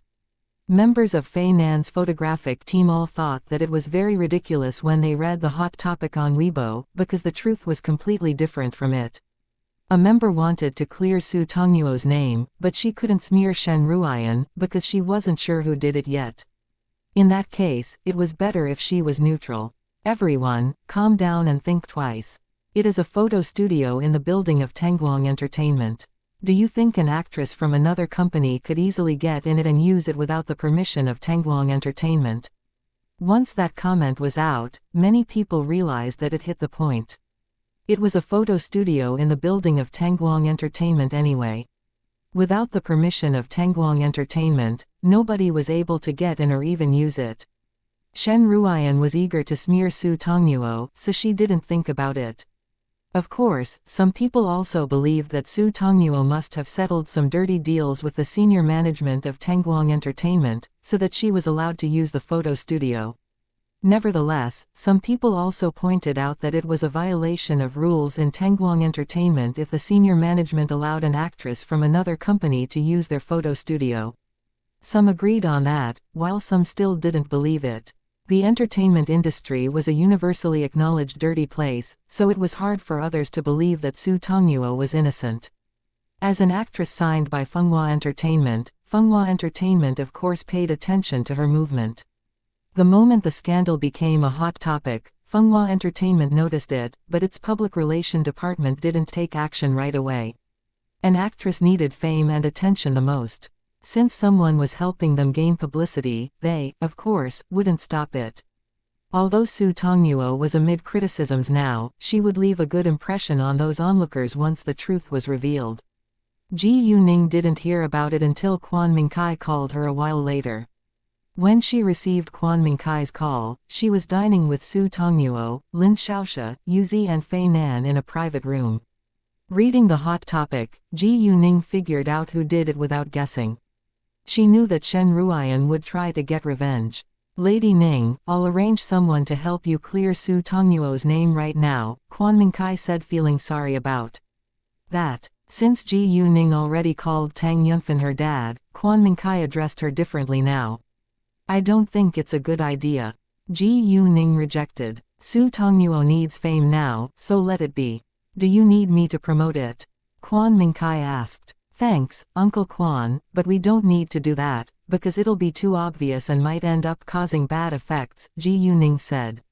Since Ji Yuning said so, Quan Mingkai didn't insist. Well, do we need to find out who did it? Ji Yuning thought for a while, then said, not now. Let's see how it develops. Ji Yuning was curious about what Shen Ruiyan would do next. If Shen Ruiyan stopped, she would give her a chance, otherwise she would pay her back. When Ji Yuning told Su Tongnuo her plan, Su Tongnuo wasn't worried at all and chose to believe Ji Yuning. This wasn't the first time that she had been amid criticisms, and Ji Yuning had solved the crisis very well last time. Tongnuo, why aren't you worried at all? Seeing Su Tongnuo being so relaxed, Yuzi was concerned. She thought that Su Tongnuo probably didn't know how dangerous the entertainment industry was. Su Tongnuo smiled and said with confidence, I don't think that there is anything to be worried about as long as my boss is here. Hearing that, Yuzi turned to look at Ji Yuning, who seemed calm and confident too, then she realized that their boss wasn't a simple girl. Therefore, she stopped being worried. Well, Ji Yuning suddenly opened her mouth again, but said to Fei Nan with a meaningful look. I think there is a spy in your team. It must be a spy who had leaked the photo of the photo studio. Fei Nan's expression changed at once. I'll find out, he said coldly. Fei Nan hated spies the most, and he wouldn't allow a spy to work in his team. Jesus, jade beauty jewelry is one of the hottest topics on Weibo. Lin Xiaoxia said in surprise all of a sudden, and everyone turned to look at Ji Yuning with confusion. It wasn't easy to be a hot topic on Weibo after all, especially if it was about business. Ji Yuning was also surprised, but she had no idea what had happened. Chapter 602 Are you an idiot, Jesus? Lin Xiaoxia exclaimed in shock again. What's wrong? Su Tongnuo was worried. Read it yourself. Lin Xiaoxia didn't know how to explain it, so she put her phone on the tail, and others approached to read it. It was the news about Ji Yuning and jade beauty jewelry. After reading it, Ji Yuning understood what had happened, but she wasn't surprised. The others, on the other hand, all rounded their eyes in great shock. Boss, are you a kung fu master? Boss, are you an alien? Ji Yuning was amused. All right, she had to admit that it looked very unbelievable in ordinary people's eyes. Fei Nan was also astonished. He had served in the army for 3 years, and kept exercising in his daily life, but he knew that he was barely comparable to Ji Yuning. She was so young. However, she was already the boss of a high-end jewelry brand, and now was involved in the entertainment industry. She even had an unusual relationship with Tangguang Entertainment. She couldn't be a simple girl. As time went by, Su Tongnuo became a hot topic on Weibo. All the stars who ached to be a hot topic felt very jealous of her, because Su Tongnuo had already done it several times within a month. In addition, there were more supporters than haters of Su Tongnuo this time. Probably because of the previous news reversal, Su Tongnuo left a good impression on many people, while Shen Ruiyan had a bad reputation. All in all, it was still unclear whether Su Tongnuo had grabbed the photo studio and photographer away from Shen Ruiyan. Even if Su Tongnuo had done that, Tangguang Entertainment should be the first one who came out to explain it. Therefore, most people believed that Su Tongnuo was innocent. In the meantime, some still thought that Su Tongnuo must have made some dirty deals with the senior management of Tangguang Entertainment so that she was able to use the photo studio. Wang Wei didn't know that Shen Ruiyan had caused such a big problem on the internet until hours later. Without doubt, he knew that it must be Shen Ruiyan who had posted the pictures, so he called her without delay. Did you post the pictures on Weibo? Although Wang Wei was certain that it must have been Shen Ruoyan, he still had to ask for her answer at first. Yes. Shen Ruoyan didn't deny it, like she wouldn't deny her relationship with Wang Wei. Are you an idiot? Don't you know that it's a very cheap trick? Once our company clears Su Tongnuo and the truth is revealed, your career will be ruined, Wang Wei snapped at her. He didn't expect that Shen Ruoyan could be so stupid. I didn't use my own Weibo account. Nobody will find it out. Shen Ruoyan said airily. It wasn't the first time that she had done it after all. You're truly an idiot. Don't you know that you're the #1 suspect in this mess? It's obvious that the pictures were taken at the photo studio, so Fei Nan can easily find out who did it. If the person betrays you, your career will be ruined. Wang Wei almost shouted in anger. When he had signed Shen Ruoyan a few years ago, she had been a modest, smart girl. However, she became very arrogant once she gained some fame. Hearing that, Shen Ruoyan finally panicked. What should we do now? What else do you think we can do now? Delete the post right now and post your apology. Say it's a mistake and then use your own Weibo account to repost it. Use the excuse that you've been busy all the time, so you didn't see the hot topic until now, and it's not true. Wang Wei was regretful now that he had signed Shen Ruoyan. Sure. Although Shen Ruoyan was reluctant to do that, she had to listen to Wang Wei for the sake of her career. Before long, Shen Ruoyan deleted the pictures and sent out another post. I'm sorry. It's a mistake and not true that Su Tongnuo grabbed the photo studio away from Shen Ruoyan. Please forgive me. Once this post was out, it threw another bomb on Weibo. Most internet users believed that Su Tongnuo was innocent from the very beginning, so they started to attack this Weibo account user now. At the same time, Shen Ruoyan's fans were also amid criticisms now. Ha, another news reversal. What can you say right now? Haters are pests. Well, maybe this Weibo account user apologized under threat. I agree. Why do you believe the post that Su Tongnuo grabbed the photo studio away from Shen Ruoyan, but now refuse to believe this post that it's not true? Those people are brainwashed stupid fans, and they only believe what they want to see. Calm down, guys. Both Shen Ruoyan and Su Tongnuo are still quiet now. Lin Xiaoxia had been following the trend of the hot topic on Weibo all the time, so she saw the apology the moment it was sent out. Ji Yuning and others read it afterwards, but they didn't react at once. Ji Yuning was curious about what Shen Ruoyan would do next. If she was willing to clear Su Tongnuo's name, Ji Yuning would let her go this time. About a dozen minutes later, Shen Ruoyan used her own Weibo account to repost the apology along with several lines of words. Sorry, guys. I've been very busy for the past few hours, so I have no idea what has happened until now. As for the photo studio thing, it's not true at all. Please stop spreading fake news. Most people chose to believe that it was just a mistake because nobody knew that it was a drama filmed and acted by Shen Ruoyan herself. Afterwards, Su Tongnuo's fans went to attack Shen Ruoyan's fans. How do you feel now, Shen Ruoyan's fans? Why are you so quiet now? Chapter 603 Desirable Ji Yuning. Shen Ruoyan's fans were quiet now because Shen Ruoyan came out to clear Su Tongnuo's name. After this drama, the amount of Su Tongnuo's followers on Weibo increased rapidly. Half an hour later, Ji Yuning told Su Tongnuo to send out a new post. Su Tongnuo, I'm so honored to be the spokesperson of It Jade Beauty Jewelry. We had the shoot in the photo studio of Tengguang Entertainment, but unexpectedly caused a misunderstanding. Glad to know my name is cleared now. Love these pieces of jade jewelry so much. Pictures attached. Su Tongnuo uploaded 6 selfies to show the 6 sets of jade jewelry. Although the design of the jade jewelry wasn't very special, the jewelry still looked extremely attractive because it was made of high-level jade. Once the post was out, many people reposted it within minutes along with compliments. Wow, Tongnuo is so beautiful, so is the jewelry. As the brand Jade Beauty Jewelry. The brand is very famous recently, and it became a hot topic just now. Tongnuo, do you know Goddess Gu? Can you post some photos of her? Photos of Goddess Gu please. Actually, Su Tongnuo should be the focus of the advertisement, but Ji Yuning replaced her once Jade Beauty Jewelry appeared.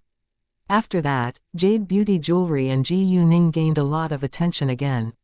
As long as Jade Beauty Jewelry, Su Tongnuo and Ji Yuning became more popular, more people became potential customers of Jade Beauty Jewelry.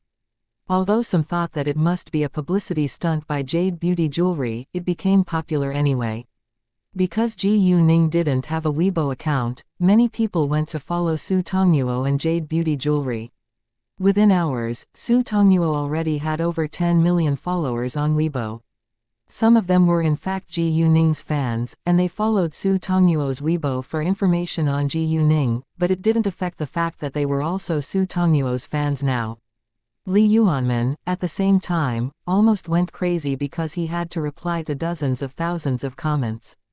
Shen Ruiyan, however, was in a rage, because Su Tongnuo was even more famous than her now.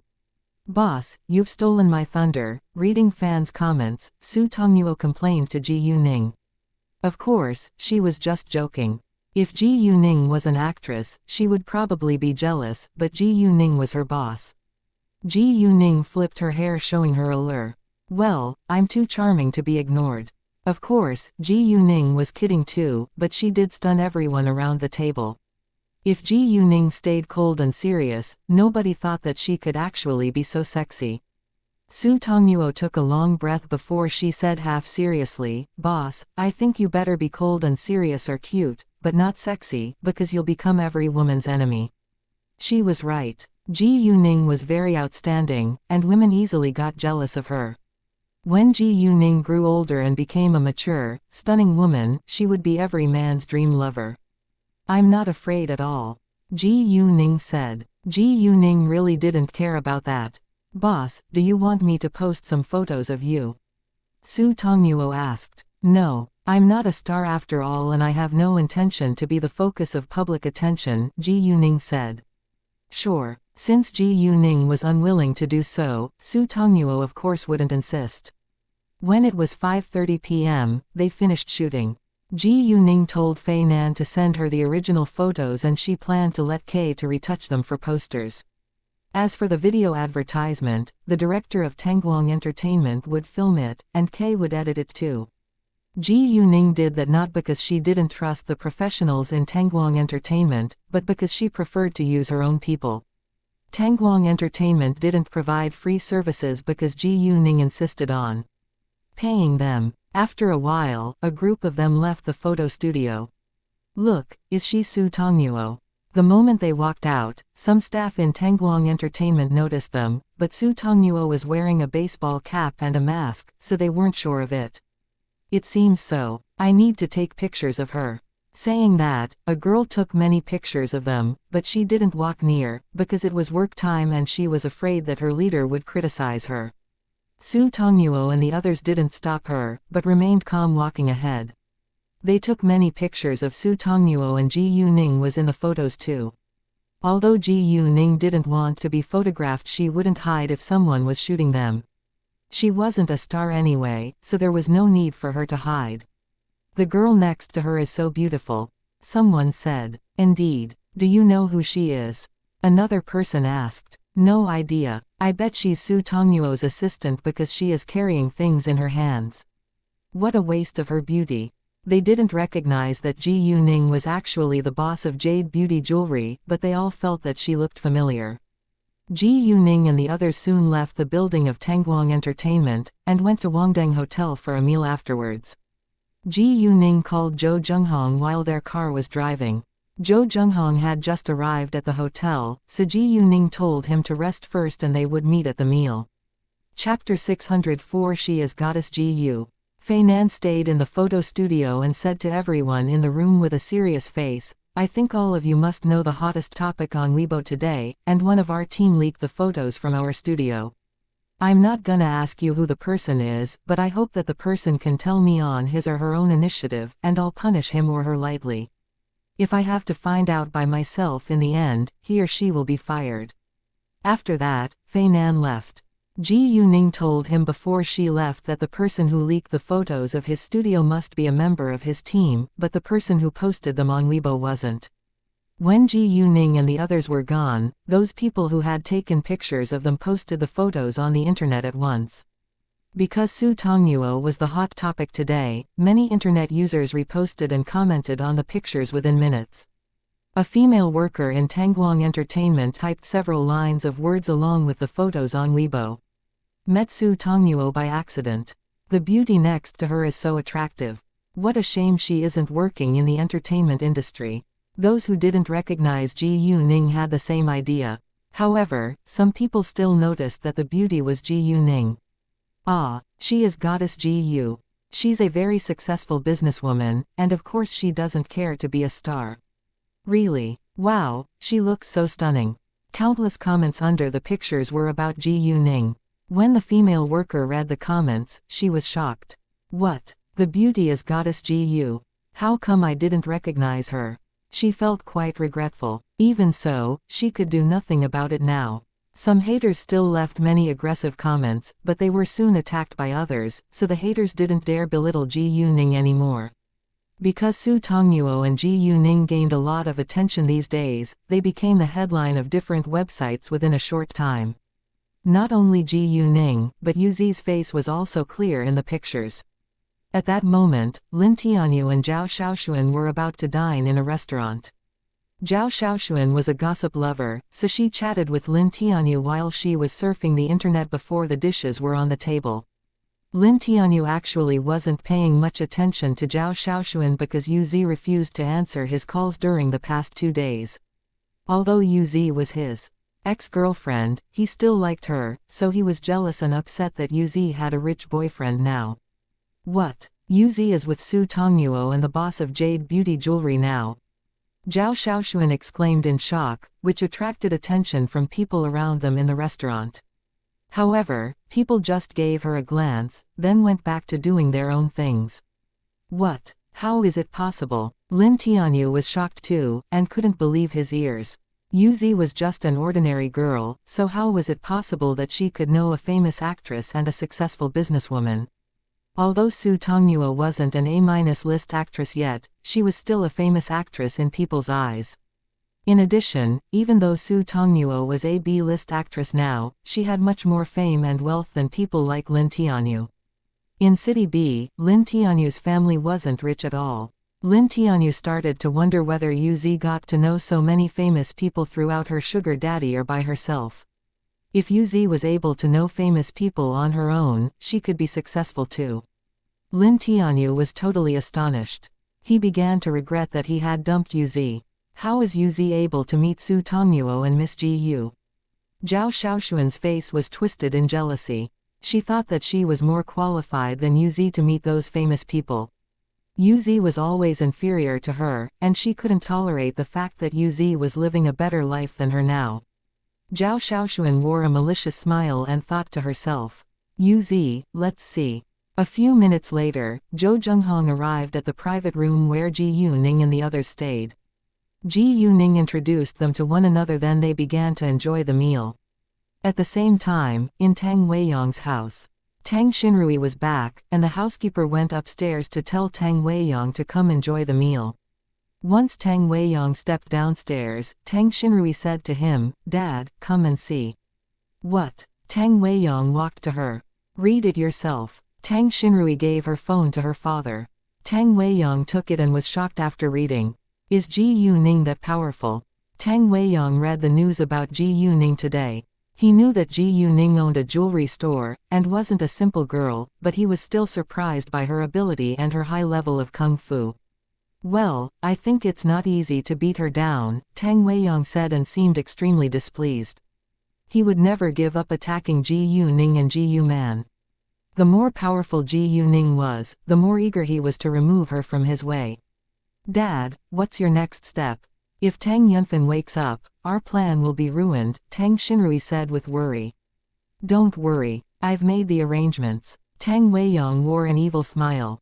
"Tang Yunfan will never wake up this time." "Oh, seize a chance to approach Ji Yuning," Tang Weiyang added. "No problem," Tang Xinrui said. In the Feng family's house. After a few days of resting, Feng Shuiqin's face recovered.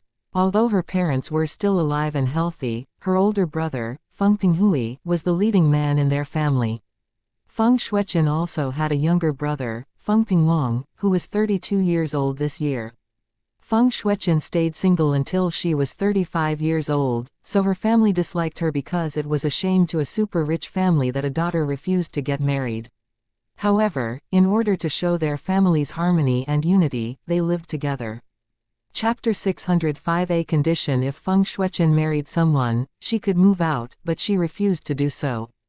In the beginning, her family had tried to persuade her to forget Tang Yunfen and marry another man, but she wouldn't listen to them. Feng Pingwang and his wife despised Feng Shueqin the most, and they argued often. Feng Shueqin came back home late when it was dinner time, but she saw Feng Pinghui and his wife in formal clothes walking out the moment she walked inside. "Where are you going?" Feng Shueqin asked. "To join a party, of course," Feng Pingwang's wife, Tong Wen, said in an acidic tone. "A party? What party?" Feng Shueqin ignored her but asked Lu Chuting. "Oh, it's Mrs. Lei's birthday party," Lu Chuting said. "What?" Feng Shueqin was displeased. "Why did nobody tell me?" The Lei family maintained a good relationship with the Tang family, especially the leading role in the Lei family, Lei Haowei, who was Tang Yunfen's good friend. Therefore, Tang Yunfen must have been invited to his wife's birthday party. As long as Tang Yunfen appeared, Feng Shueqin would seize the chance to meet him. Ever since Ji Yuning and Ji Yuman showed up, Feng Shueqin had an increasingly strong sense of crisis. Lu Chuting had helped her to investigate them, but she didn't get any useful information. Feng Shueqin was curious to see whether Ji Yuman would attend the party along with Tang Yunfen. However, she didn't know that Tang Yunfen wouldn't show up. I don't think you should embarrass our family anymore at such an important event," Tong Wen said acidly. "Shut your mouth." Feng Shueqin snapped at her. Nevertheless, Tong Wen wasn't afraid of her at all. "Why? I don't think it's wrong that I want to protect our family's face. Why do you have to show up? Don't you know that you've brought shame on the whole family? You." Feng Shueqin was mad. However, before she could say another word, Tong Wen interrupted her. "I know that you want to meet Tang Yunfen, but don't you have any sense of shame? Tang Yunfen will never marry you, and you better accept it.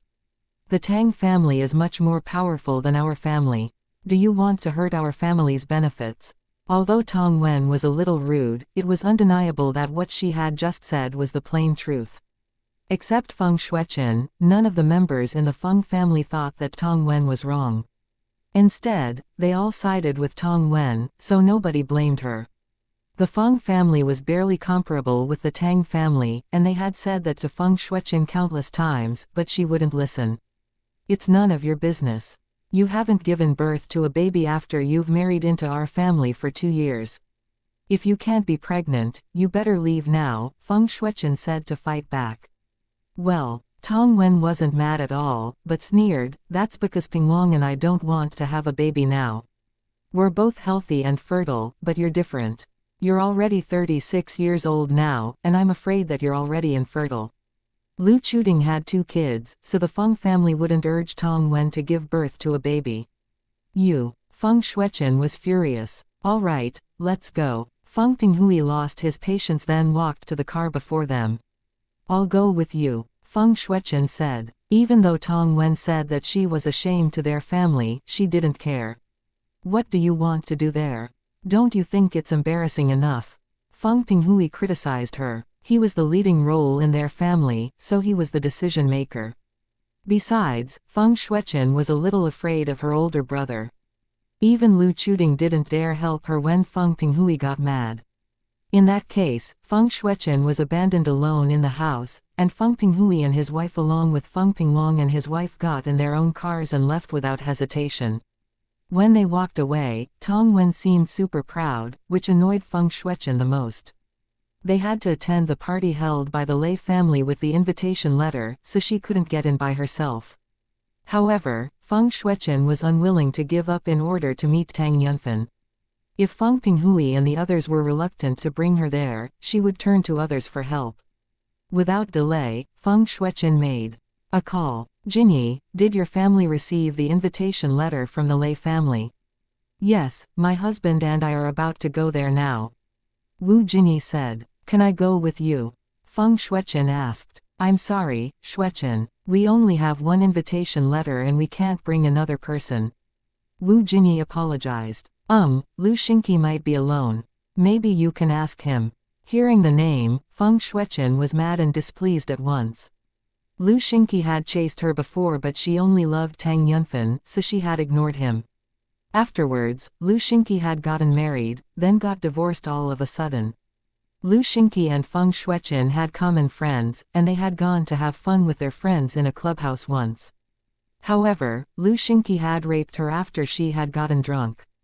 Although Feng Shuichen stayed single throughout the past years for Tang Yunfen, she also had sexual needs, but she only made love with handsome men, while Lu Xingqi was ugly in her eyes. Therefore, she felt disgusted whenever she thought of the nightmare. However, she had to call Lu Xingqi in order to attend the party. Oh, it's been a while, Shuichen. Once the phone was answered, a man said with levity. I heard that you've received an invitation letter from the Lei family. Can I go with you? Hearing Lu Xingqi's voice, Feng Shuichen felt utterly disgusted, but she had to calm herself down. Sure, Lu Xingqi said with alacrity. However, before Feng Shuichen was cheered up, he said again, but, there is a condition. Feng Shuichen frowned. She knew that it wouldn't be that easy. What condition? Feng Shuichen asked. Chapter 606 Sleep with me for a night. Lu Xingqi smiled and didn't bother to hide his desire. Sleep with me for one night. You. Feng Shuichen was mad. She would rather die than sleep with him. He wasn't only ugly and fat but was also creepy in sex. His wife couldn't tolerate it, so they got divorced. In fact, Lu Xingqi wasn't very ugly, but he seemed quite ordinary compared with Tang Yunfen, who was a handsome gentleman. In addition, Feng Shuichen was a pretty woman, so she despised Lu Xingqi. We have slept with each other before. What are you afraid of now? I won't tell anyone about it, Lu Xingqi said. If he was going to tell someone about it, he wouldn't have hidden it for a few years. Lu Xingqi valued his reputation too, and he was an easygoing, well-educated man in other people's eyes, so he wasn't willing to tell anyone this dirty secret. Moreover, he preferred to make deals with women, instead of using violence. Shut up. Don't mention that again, Feng Shuichen snapped at him in shame. Fine. Forget it if you're not willing to do it. Lu Xingqi was disappointed. In fact, Feng Shuichen was very good in bed. Although she had been drunk last time, she had been very excited, which had impressed Lu Xingqi. Accordingly, he had given Feng Shuichen booty calls afterwards, but she always refused. Lu Xingqi couldn't help but sigh. I know you want to meet Tang Yunfen at the party, but I think you should give it up after so many years. Why don't you marry me?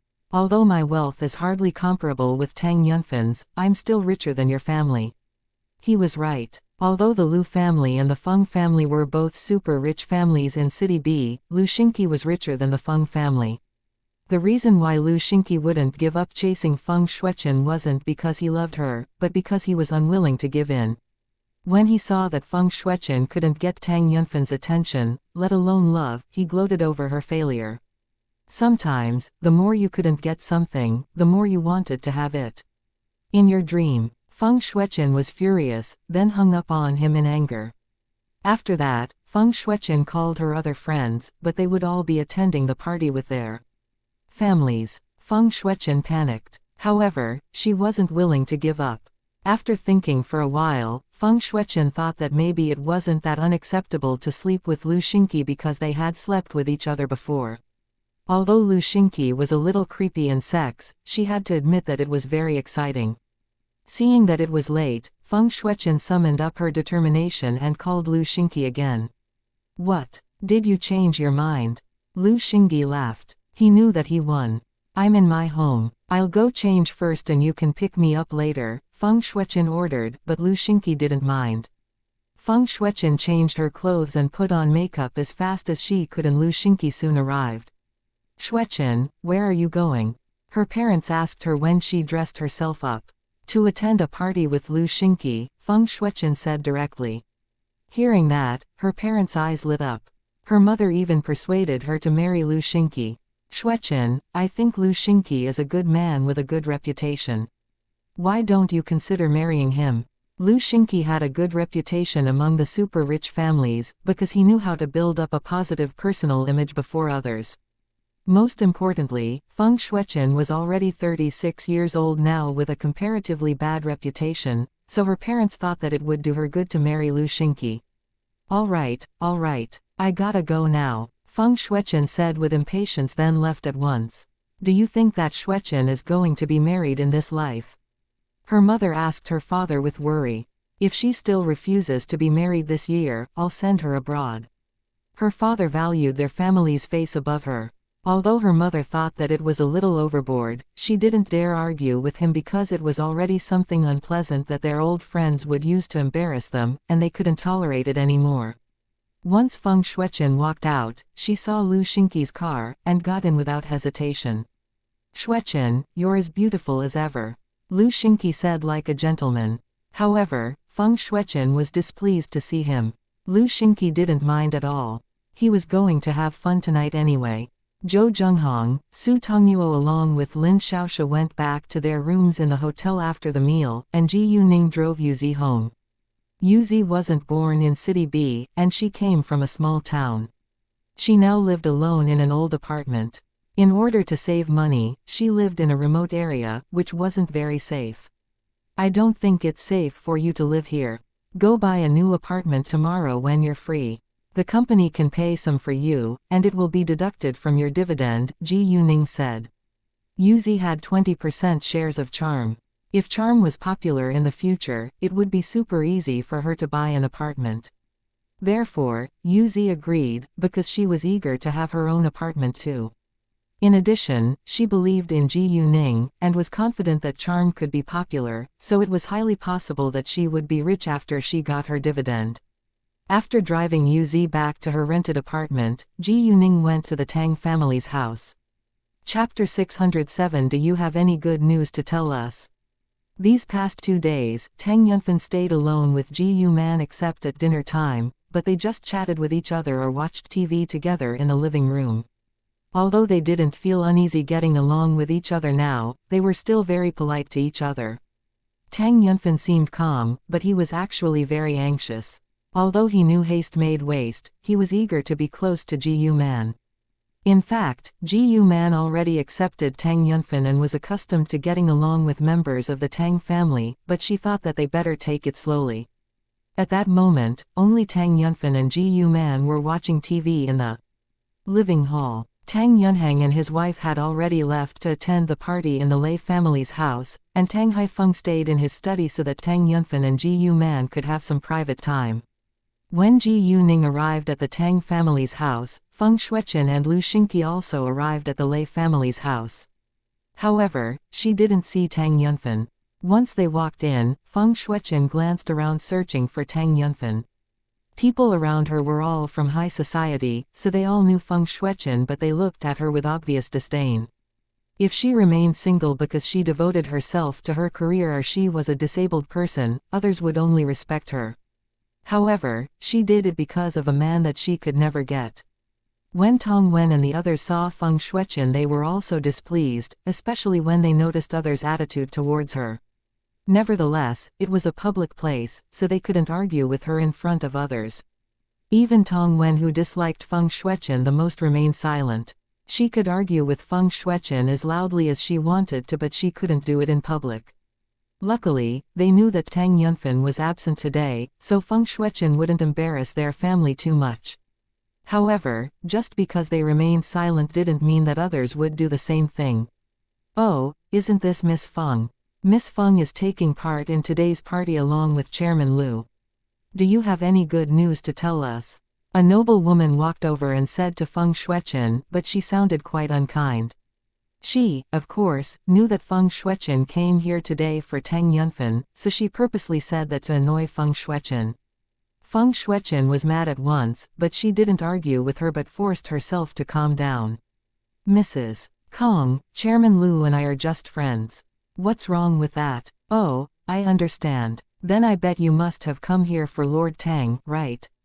Another noble woman said in an acid tone. Unfortunately, Lord Tang went abroad, and he's absent today. People were used to addressing Tang Yunfan as Lord Tang, although he was actually the chairman of the Tangguang group now. However, they had to address Tang Yunhang as Secretary Tang, because he was the most powerful figure in City B. Tang Yunhang told Lei Haowei that Tang Yunfan had gone abroad, and most people at the party had heard it. What? Feng Shuichen was obviously disappointed. Hearing that Tang Yunfan was absent, Feng Shuichen turned around walking away but was stopped by Lu Xingqi. He approached her ear and said in a low voice, "If you leave like that, I'll feel embarrassed, and don't forget to fulfill the condition. You must come with me and leave with me." Hearing that, Feng Shuichen had to stay although she was unwilling to do so. It was a long party for her. Ji Yuning sat in the Tang family's house for a while, then went back to Wufu Hills with Ji Yuman. Before long, Ji Yuning discovered that some people were stalking her. She checked it for a while, and noticed that they were strangers. She didn't know who sent them, but she wasn't willing to have conflict with them now because Ji Yuman was in her car, so she had to get rid of them. "Mom, some people are stalking us. I must speed up to get rid of them. Be prepared," Ji Yuning said to Ji Yuman. What? Some people are stalking us? Ji Yuman's face turned pale at once, because she thought of the abduction. Feeling Ji Yuman's anxiety, Ji Yuning comforted her. "Don't worry, Mom, we'll be fine." Although Ji Yuman trusted Ji Yuning, she was still worried. Ji Yuning directly accelerated, then overtook one car after another on the road even though there was a lot of traffic, so Ji Yuman couldn't relax for fear of an accident, and Ji Yuning's action also caused a lot of grievances. However, when a group of young men noticed it, they were all impressed. "Gee, it's the limited edition Lamborghini. Wow, it looks so cool, and its driver is so good." In a car behind Ji Yuning, two men were struck dumb. "Seriously, she's so good at driving." A man couldn't believe his eyes. "I think she found us," another man said. After a short while, Ji Yuning got rid of them. When she slowed down, Ji Yuman finally relaxed a little. "Ningning, did we get rid of them? Who are they? Could they be the same people who abducted me last time?" Ji Yuman was anxious. "Mom, relax. You're safe with me," Ji Yuning said to comfort her. After a while of silence, Ji Yuman said, "Ningning, your aunt called me today, and the salon is ready to open after a few days. When will we go back to City F?" Ji Yuman wasn't in a hurry to go back, but their beauty salon was going to open again. Hearing that, Ji Yuning suddenly thought of her skincare products. "Mom, let's try new skincare products. I know a brand which is quite effective," Ji Yuning said. "Will the customers be willing to use new products?" Ji Yuman asked. "If they're worried, we can sign an agreement with them. If there is any side effect, we'll pay 10 times compensation. I think they'll know how good our new products are once they try them," Ji Yuning said with confidence. "Great. Let me call your aunt now." Since Ji Yuning said so, Ji Yuman agreed. Ji Yuman then called Ji Yuqing and told her what Ji Yuning had said. Ji Yuqing of course chose to believe and listen to Ji Yuning. Chapter 608 The deal between Lu Xingqi and Feng Shuichen. After Ji Yuman hung up the call with Ji Yuqing, Ji Yuning said to her, "Mom, if you move in to live with my dad, you'll stay in City B in the future. Although the Tang family is super rich, I think you better not be a housewife, because you'll be disconnected from society and it's quite boring. You need to socialize. Dad will be very busy running the business group, so I think you can open a high-end beauty salon in City B. I'm confident that the new skincare products we're going to use will be popular in high society." "You're right. I don't want to be a full-time housewife either." Ji Yuman understood that Ji Yuning said it for her own good. When they were in City F, Ji Yuman went to work in the beauty salon every day, although it wasn't necessary. "The new skincare products aren't on the market yet, so I'll go to the capital to have a look tomorrow," Ji Yuning said. "Do you have to do it in person?" Ji Yuman asked with confusion. She didn't understand why Ji Yuning cared about it so much, like it was her own brand. In fact, it was. Hearing that, Ji Yuning knew Ji Yuman had doubts, so she said directly, "Yes, I must check it myself, because it's my brand." "What?" Ji Yuman was shocked. Yours. Mom, don't you always wonder why your skin and Aunt's skin became so smooth and shiny after just a short time? I have a unique formula and it can be used to make medicines or skincare products, Ji Yuning said. Hearing that, Ji Yu Man finally figured out the reason why she and Ji Yu Qing became beautiful and healthy again. In the Lei family's house, Feng Shuiqin received a call and heard that Ji Yu Ning had easily gotten rid of the two men that she sent to follow Ji Yu Man and Ji Yu Ning. Feng Shuiqin was already in a bad mood, and she was in a worse mood now after receiving the call. What's wrong? Lu Xingqi asked. Nothing, Feng Shuiqin said in annoyance. Since she wasn't willing to tell him, Lu Xingqi wouldn't ask further, but just reminded her to stay calm. I know you're unhappy, but you can't show it on your face. I brought you here. If you embarrass yourself at this party, not only will your family feel awkward but I will as well. If he hadn't been eager to sleep with Feng Shuiqin, he wouldn't have agreed to bring her here. Being warned, Feng Shuiqin was displeased, but she knew that Lu Xingqi was right. After a while, Lu Xingqi and Feng Shuiqin made an excuse and left halfway through. Seeing Feng Shuiqin leaving, Lu Chuting asked her, Shuiqin, won't you go back with us? No, thanks. I have another appointment with my friends, Feng Shuiqin lied. She was unwilling to let others find out about her relationship with Lu Xingqi. Others didn't think further about the relationship between Feng Shuiqin and Lu Xingqi either, because they knew that the two were old friends. In addition, Lu Xingqi didn't show much interest in Feng Shuiqin in front of them, and they all knew that Feng Shuiqin only loved Tang Yunfen, so nobody thought that Feng Shuiqin would have unusual relationship with another man. It seemed none of them knew Feng Shuiqin well. Afterwards, Lu Xingqi drove Feng Shuiqin to his other house which was in a suburb. His parents and son lived downtown in his main house, so they couldn't go back there. When Lu Xingqi was finally alone with Feng Shuiqin in the car, he couldn't wait a second longer to flirt with her. Don't be so unhappy. Since we're going to have fun together tonight, let's enjoy it. Hearing Lu Xingqi's voice, Feng Shuiqin only felt disgusted. When Feng Shuiqin heard that Tang Yunfen was absent, she was more regretful than ever. If she had known earlier, she wouldn't have made the deal with Lu Xingqi. However, she couldn't break the deal now because it would annoy Lu Xingqi, and he would probably expose something that she wanted to hide the most. Seeing that Feng Shuiqin was still displeased, Lu Xingqi didn't mind but smiled. It's okay. I'll cheer you up later. Feng Shuiqin turned to look at Lu Xingqi and coldly said, don't be too much. She wasn't criticizing Lu Xingqi for what he had said but told him not to be too overboard in bed, because she couldn't accept it. No woman could accept Lu Xingqi's tricks in bed, and those who accepted his creepy sexual needs just did it for his money. Lu Xingqi, of course, understood what Feng Shuiqin was talking about. Don't worry, I won't hurt you the way I did to other women. I promise you'll enjoy it. Before long, they arrived at Lu Xingqi's house in the suburb. Lu Xingqi didn't press her against the bed the second they walked in a bedroom, but stared straight at her with burning desire. I love sensual women, so I want to see you undressing yourself. Feng Shuiqin didn't move at once but said, I like dim light. If the light was too bright, she would see Lu Xingqi's disgusting face. As you wish. Lu Xingqi understood very well but he still didn't mind and dimmed the light. Although it was dim in the room, they were still able to see each other clearly, and it seemed more romantic. When Feng Shuiqin took off her clothes, Lu Xingqi complimented her. You keep a great figure. Look at your boobs and butt. However, he didn't press on and penetrate her at once, because it wouldn't be exciting enough without foreplay. Therefore, he started to touch and kiss her sexually. After half an hour of foreplay, he began to penetrate her. Chapter 609. Do you want more?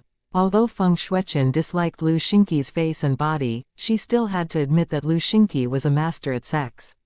There was no doubt that he was a master at sex given his rich sexual experience. If he had a good-looking face or a sexy body, countless women would be willing to have sex with him for free. Therefore, Feng Shuiqin gradually started enjoying it and then let her desire guide the way. Lu Xingqi did fulfill his promise and didn't hurt Feng Shuiqin in bed, but Feng Shuiqin still felt exhausted after hours of making love in different sexual positions. It was so exciting that she forgot that the man who was penetrating her was Lu Xingqi. Feng Shuichen also had to admit that it was more exciting to make love with Lu Xingqi than those strong young men. Seeing Feng Shuichen enjoying it, a touch of disdain flashed by Lu Xingqi's eyes. It seemed to be true that a woman's body would never lie. Feng Shuichen's pleasure was the approval of his skills, so he moved even harder. Men all wanted to prove their sexual skills in bed, and they got more excited if women enjoyed it. Are you satisfied? Lu Xingqi asked with an amorous smile. Yeah, Feng Shuichen said, listening to her heart. Do you want more? Lu Xingqi asked again. Why yes. Feng Shuichen's voice was full of desire, and Lu Xingqi continued to penetrate her violently. Am I better than your strong young lovers? Lu Xingqi asked once more. Lu Xingqi, of course, knew that Feng Shuichen had many young lovers. She was loyal to Tang Yunfen, but her body wasn't. In addition, Feng Shuichen had sexual desire too, and she couldn't tolerate years of her life without sex. Yes, Feng Shuichen said. Lu Xingqi didn't stop a second and was getting increasingly violent. Feng Shuichen even begged him to stop a few times halfway. However, Lu Xingqi wasn't willing to stop because he didn't get many chances to have sex with Feng Shuichen. So they didn't stop until hours had passed. They slept for a few hours, then it was daybreak. However, Feng Shuichen touched Lu Xingqi's cock by accident in her sleep, and Lu Xingqi was turned on again. Once he was turned on, he couldn't sleep any longer, so he began to press on Feng Shuichen and penetrate her once more. Feng Shuichen was annoyed, but didn't resist. Nevertheless, Feng Shuichen closed her eyes the entire time, because it was bright now, and she was reluctant to see his face. Well, you can turn to me to satisfy your sexual needs, Lu Xingqi said. Feng Shuichen didn't say a word, but her silence was also an affirmative answer. After having violent sex with Lu Xingqi, she thought that those strong young men were less attractive now. In fact, Feng Shuichen thought that what Lu Xingqi said wasn't a bad idea. Ji Yuning sent Ji Yu Man to the Tang family's house as usual before she left. She went to pick up Yu Zi and then told Su Tongnuo to go to the building of Tangguang Entertainment. They were going to shoot the video advertisement today. When they arrived, some people in the hall saw them and got excited at once. Because of the hot post on Weibo, everyone got to know Ji Yuning's identity, so they paid more attention to her today. She is Goddess Ji Yu. She's so beautiful. They all complimented Ji Yuning and ignored Su Tongnuo, but Su Tongnuo wasn't annoyed or jealous at all because Ji Yuning was indeed very outstanding. Ji Yuning remained calm, and didn't think that it was a big deal, because she didn't have any vanity. They would shoot in the same photo studio as before with a video director. It wasn't complicated, and was just a short film of dozens of seconds. Although they needed to shoot many scenes, it could be finished within half a day if everything went well. When they gathered in the photo studio, they introduced themselves to one another before they started to discuss the script. Lu Xiao had sent the script to Ji Yuning yesterday, and Ji Yuning sent it to Su Tongnuo later. Su Tongnuo was a good actress, so it wasn't difficult for her to finish the shots. When it was 4 p.m., the video ad was finished. She was going to the capital tomorrow for business, so she decided to give these photos and the video ad to Kay in person. In addition, it was about time to arrange for Kay and Chen Kanji to work for her. When they walked out of the building of Tangguang Entertainment, a young girl ran over with her face full of excitement. Tongnuo, I'm your loyal fan. Could you please take photos with me? Sure, Su Tongnuo agreed. In fact, she really appreciated what her fans, especially those loyal fans, had done for her. Thanks. I've argued with those haters on the internet to defend you, the young girl said with pride. Oh, thank you so much. Su Tongnuo said kindly. Let's take photos together now. Great. The young girl opened the camera on her phone and took several selfies with Su Tongnuo. Afterwards, she stared at Ji Yuning with anticipation. Would you mind taking several pictures with me too? You're my idol as well. Ji Yuning was amused. She wasn't a star after all. No problem. Ji Yuning didn't reject. After taking photos with Ji Yuning, the young girl left happily. Once she walked away, she posted her photos with Su Tongnuo and Ji Yuning on Weibo without delay. I've been waiting for a whole day outside of Tangguang Entertainment, and I met two goddesses. They're so kind, and we took several selfies together. Love. Chapter 610 Shameless Lin Tianyu. The young girl was famous among Su Tongnuo's fans, so she had many followers, and the majority were Su Tongnuo's fans too. Therefore, once she posted the photos on Weibo, she received many comments within seconds. Ah, why didn't you tell me you went to wait for the two goddesses? You're so lucky. Wow, they are so beautiful. Is Goddess Gu not wearing any makeup? She looks so beautiful without makeup. I wonder how stunning she will be if she puts some on. Indeed, she's a natural beauty without makeup. Her skin looks so good. I think I'll go to wait outside of the building tomorrow too. Wish me good luck. Many fans were excited to meet Su Tongnuo. I'm sorry to tell you this, but the shooting is already over, so Goddess Su won't come tomorrow. What? No, how do you know that? It's a secret, but I promise it's true. Do you work for Tangguang Entertainment? Many fans asked the person who leaked the information whether she worked for Tangguang Entertainment, but she wouldn't answer it. It was still early, so Su Tongnuo wanted to fly back, in case she would waste more time here. Ji Yuning didn't stop her and sent her a thick red envelope. As for the fee for being the spokesperson, the company would transfer it to her later after they signed the contract. Su Tongnuo wasn't worried about it, because she trusted Ji Yuning. Afterwards, Ji Yuning booked 2 plane tickets for her and her assistant, then went to dine with Yuzi. Ji Yuning's car was quite noticeable, so Lin Tianyu, who was waiting for the green traffic light at the road, saw them clearly. He was sure now that Yuzi didn't have a rich boyfriend, but a rich boss. If they weren't close, Yuzi wouldn't have followed Ji Yuning all the way. Without hesitation, Lin Tianyu turned his car and followed Ji Yuning's. At the beginning, Ji Yuning didn't discover him, but she noticed the same car following behind from the rearview mirror after a few turns. She was suspicious and used her jade eyes, then found out that it was Lin Tianyu. There was heavy traffic on the road, so Ji Yuning allowed him to follow her. Is your boyfriend still bothering you? Ji Yuning asked Yuzi. Yuzi was struck dumb for a second, because she didn't know why Ji Yuning suddenly asked that, but she still answered, yeah, but I've hung up every time he called me. She already blacklisted Lin Tianyu's number, but he always called her using different numbers. Does he know the addresses of your store and your apartment? Ji Yuning asked. If he knew, she was worried that Yuzi could be harassed. He doesn't. We've broken up for a year and a half, and my store was located in another shopping mall before. I moved it to Fengsheng Shopping Mall after I broke up with him, and I also moved into a new apartment, Yuzi said. In fact, she had already forgotten Lin Tianyu because they had been broken up for a year and a half, which wasn't a short time. However, once she saw him, she couldn't help but remember his betrayal, which aroused her hatred. Yuzi added, we barely contacted each other during the past year and a half. Even if we encountered one another on the street, we pretended to be strangers. He's following us, Ji Yuning said. What? Yuzi was shocked. She didn't expect that Lin Tianyu would stalk them. Why is he doing that? She was mad. Let's see, Ji Yuning said, but her mood wasn't affected. Boss, I'm sorry, Yuzi apologized. It's fine, Ji Yuning said. Lin Tianyu followed Ji Yuning and Yuzi all the way to the parking lot of Fengsheng Shopping Mall. They got out at the same time. Yuzi. Once Yuzi got out of Ji Yuning's car, Lin Tianyu called her name, in case she would walk away. Since Ji Yuning said that she was curious what Lin Tianyu would do, Yuzi didn't walk away, but faced him.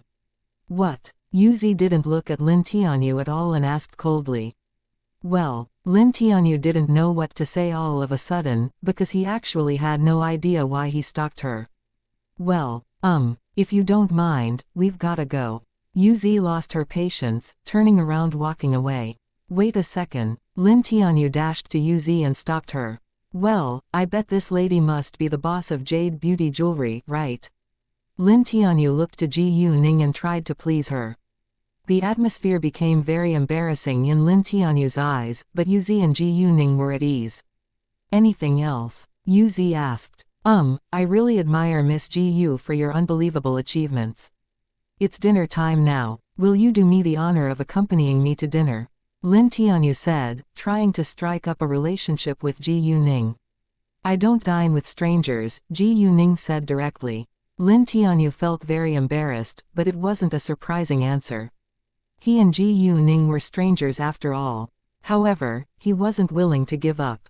Miss Ji Yu, people all become friends from strangers. And Yuzi is my friend, so her friend is, of course, my friend too. Lin Tianyu was very shameless to say that. Chapter 611 K's real name. Yes, he was shameless. If he was really Yuzi's friend, it would be normal for him to say that, but the thing was that he was Yuzi's enemy now. Lin Tianyu, don't you know how shameless you are? Since when are we friends? Yuzi was annoyed and snapped at him. Yuzi, although we already broke up, we're still friends. Why can't you let it go? Lin Tianyu asked innocently. Oh, in that case, if your girlfriend betrays you, you can still be friends with her. Mr. Lin, you're really tolerant. Ji Yuning mocked, which embarrassed Lin Tianyu again. However, I don't like to make friends with terrible men, because I'm afraid I'll punch them, Ji Yuning said and gave Lin Tianyu a cold glance which scared him. Lin Tianyu was frightened of Ji Yuning, not only because she was the boss of Jade Beauty Jewelry, but also because she was a kung fu master. At this moment, he finally realized that Ji Yuning was mad at him because of what he had done to Yuzi. Yuzi, let's go. Ji Yuning said, then left without delay. Lin Tianyu didn't dare to stop them, but just watched them walking out of his sight. Boss, it's obvious that he aimed to approach you, Yuzi said. Yuzi knew that she wasn't Lin Tianyu's target. Ji Yuning had, of course, noticed that, but she despised him. When charm is on the market, and he finds out about your identity, he'll be utterly regretful for what he did to you before, Ji Yuning said with a smile and even gloated. It's not a bad thing that you broke up with him, he won't be your burden now. Yuzi also felt lucky that Lin Tianyu had cheated on her and that she left him. When they finished ordering, Ji Yuning called Kay and told him that she would fly to the capital tomorrow. If they were ready to work for her, they could meet her in the capital. Kay and Chen Kanji were already prepared, so they directly booked plane tickets to the capital after Ji Yuning's call. Leng Xiaoting hadn't contacted Ji Yuning in 3 days, and Ji Yuning knew that he was carrying out his task. Sometimes, it could take days or half a month. Sometimes, he could be out for several months even. The next day, Ji Yuning sent Ji Yuman to the Tang family's house in the early morning, then immediately left for the airport. Her plane would take off at 10:20 a.m., and it landed at the airport of the capital around 12:30 p.m. Kay and Chen Kanji arrived earlier than Ji Yuning, then waited for her at the airport. Ji Yuning called Kay once she got off the plane and went to meet them without delay. When Ji Yuning walked to them, Kay and Chen Kanji got out of a car and greeted her politely. Boss, good morning. Kanji, how are you doing now? Ji Yuning asked Chen Kanji with concern. Very well. Chen Kanji said with a happy smile. Thank you so much for your help, otherwise my legs would have been cut off. In fact, his doctor said that he needed an amputation, and he had already accepted it. Fortunately, Kay had met Ji Yuning, and Ji Yuning was willing to help him. Glad to hear, Ji Yuning said. Let's get in the car. Kay said, then opened the rear car door for Ji Yuning. When they were in the car, Ji Yuning proposed, let's go dine together first. They went to dine at the restaurant next to the building of Ji Yuning's corporation. Afterwards, Ji Yuning planned to take them to have a tour around the building before she left for the medicine factory. There was the chauffeur in the car, so they didn't talk about their work along the way. Oh, did you come here without any assistance? Ji Yuning asked. They will arrive tomorrow night by driving, Kay said. Since Kay and Chen Kanji were going to settle down in the capital, they should naturally bring their car here. City D was a little far from the capital, so they had taken a plane. The three of them booked a private room in the restaurant. Kay, what's your real name? I can't call you Kay in the company, which will reveal your identity as a hacker, Ji Yuning said. Kay was a well-known hacker after all. Mu Yi, Kay said. After this meal, I'll take you to have a tour in the building of my corporation, and then you can go buy an apartment. The company will pay for it, Ji Yuning said. Both Kay and Chen Kanji were highly skilled workers hired by her, so they were, of course, treated differently. Sure, Kay and Chen Kanji didn't reject. Although they didn't lack money, they knew that Ji Yuning did it out of kindness, so they accepted it. After the meal, Ji Yuning took Kay and Chen Kanji to the building of her corporation, and directly met Zhang Shunji. Nice to see you, boss. Zhang Shunji greeted Ji Yuning with great respect. Shunji, this is Chen Kanji, and he'll be the executive president. This is Mu Yi, the director of the information department, Ji Yuning said to Zhang Shunji, then turned to Kay and Chen Kanji. This is Zhang Shunji, the secretary of the chairman of the real estate company under the name of my corporation. Hearing that, Zhang Shunji greeted them with respect at once. So nice to meet you, President Chen and Director Mu. So nice to meet you too. Kay and Chen Kanji said. My office is on the 18th floor, and you can use the offices on the 17th floor, Ji Yuning said. You can go to have a look, and tell the designer what style you want in your offices. If you need anything, tell Shunji. Sure, Chen Kanji and Kay said, then took an elevator along with Zhang Shunji to the 17th floor. Ji Yuning had something else to deal with, so she left. Just as she walked out of the elevator, she came across Song Manny, who had just walked in from outside. Song Manny was surprised to see Ji Yuning here. Hi, boss, when did you come here? At noon, and I'm about to leave to deal with something, Ji Yuning said. Can we dine together this afternoon? Song Manny asked. Sure, Ji Yuning said. I'll bring a person with me and you can meet each other then. I'll see you at the Wangdang Hotel. Ji Yuning was indeed a smart businesswoman because she chose to dine at her father's hotel. Chapter 612 Future sister-in-law. The person Ji Yuning was going to bring to meet Song Manny at dinner was Ning Chengkai.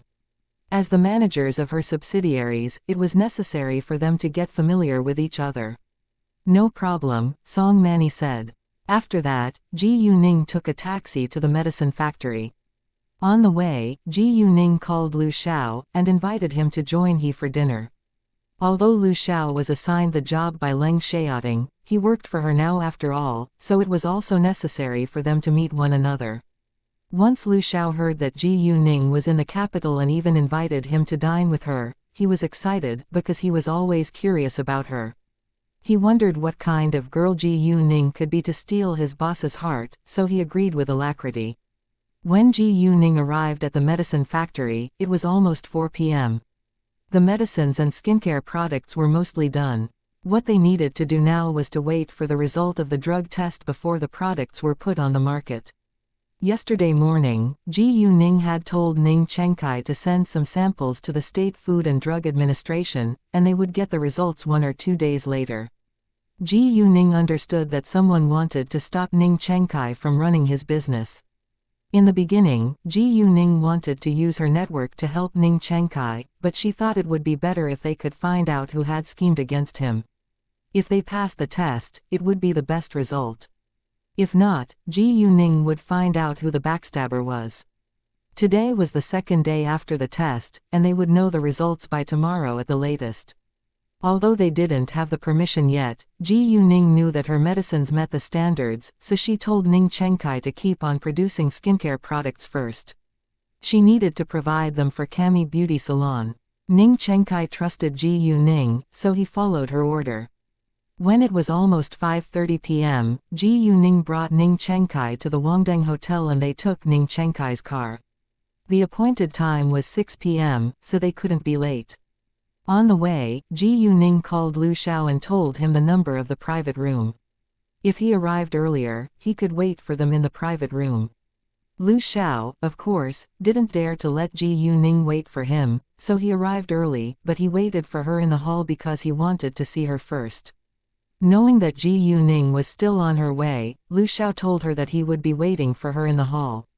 There was a traffic jam on the road, so Ji Yuning and Ning Chengkai arrived at the hotel 40 minutes later. Lu Xiao arrived 10 minutes earlier than Ji Yuning. When Ji Yuning arrived, she called Lu Xiao. Once Lu Xiao's phone rang, Ji Yuning heard the sound, and her sight fell on a handsome man in the hall. Lu Xiao, at the same time, met Ji Yuning's eyes. Lu Xiao thought that his boss's girlfriend must be a gorgeous beauty, so he wasn't very stunned when he saw Ji Yuning, but he still thought that his future sister-in-law was really beautiful. Although they both saw each other, Ji Yuning didn't hang up right away in order to make sure of it, and Lu Xiao answered her call too. When they were sure that they found the right person, they ended the call. Lu Xiao walked to Ji Yuning at once. "Nice to meet you, future sister-in-law." Ji Yuning was surprised that Lu Xiao would address her in that way, but she felt happy to hear it. However, it wasn't suitable in front of others, so Ji Yuning said, "Please call me Miss Ji Yu when we are in a public place, or call me boss like others do." "Yes, boss," Lu Xiao said. "Let me introduce you. This is the general manager of the medical company under the name of my corporation, Ning Chengkai," Ji Yuning said.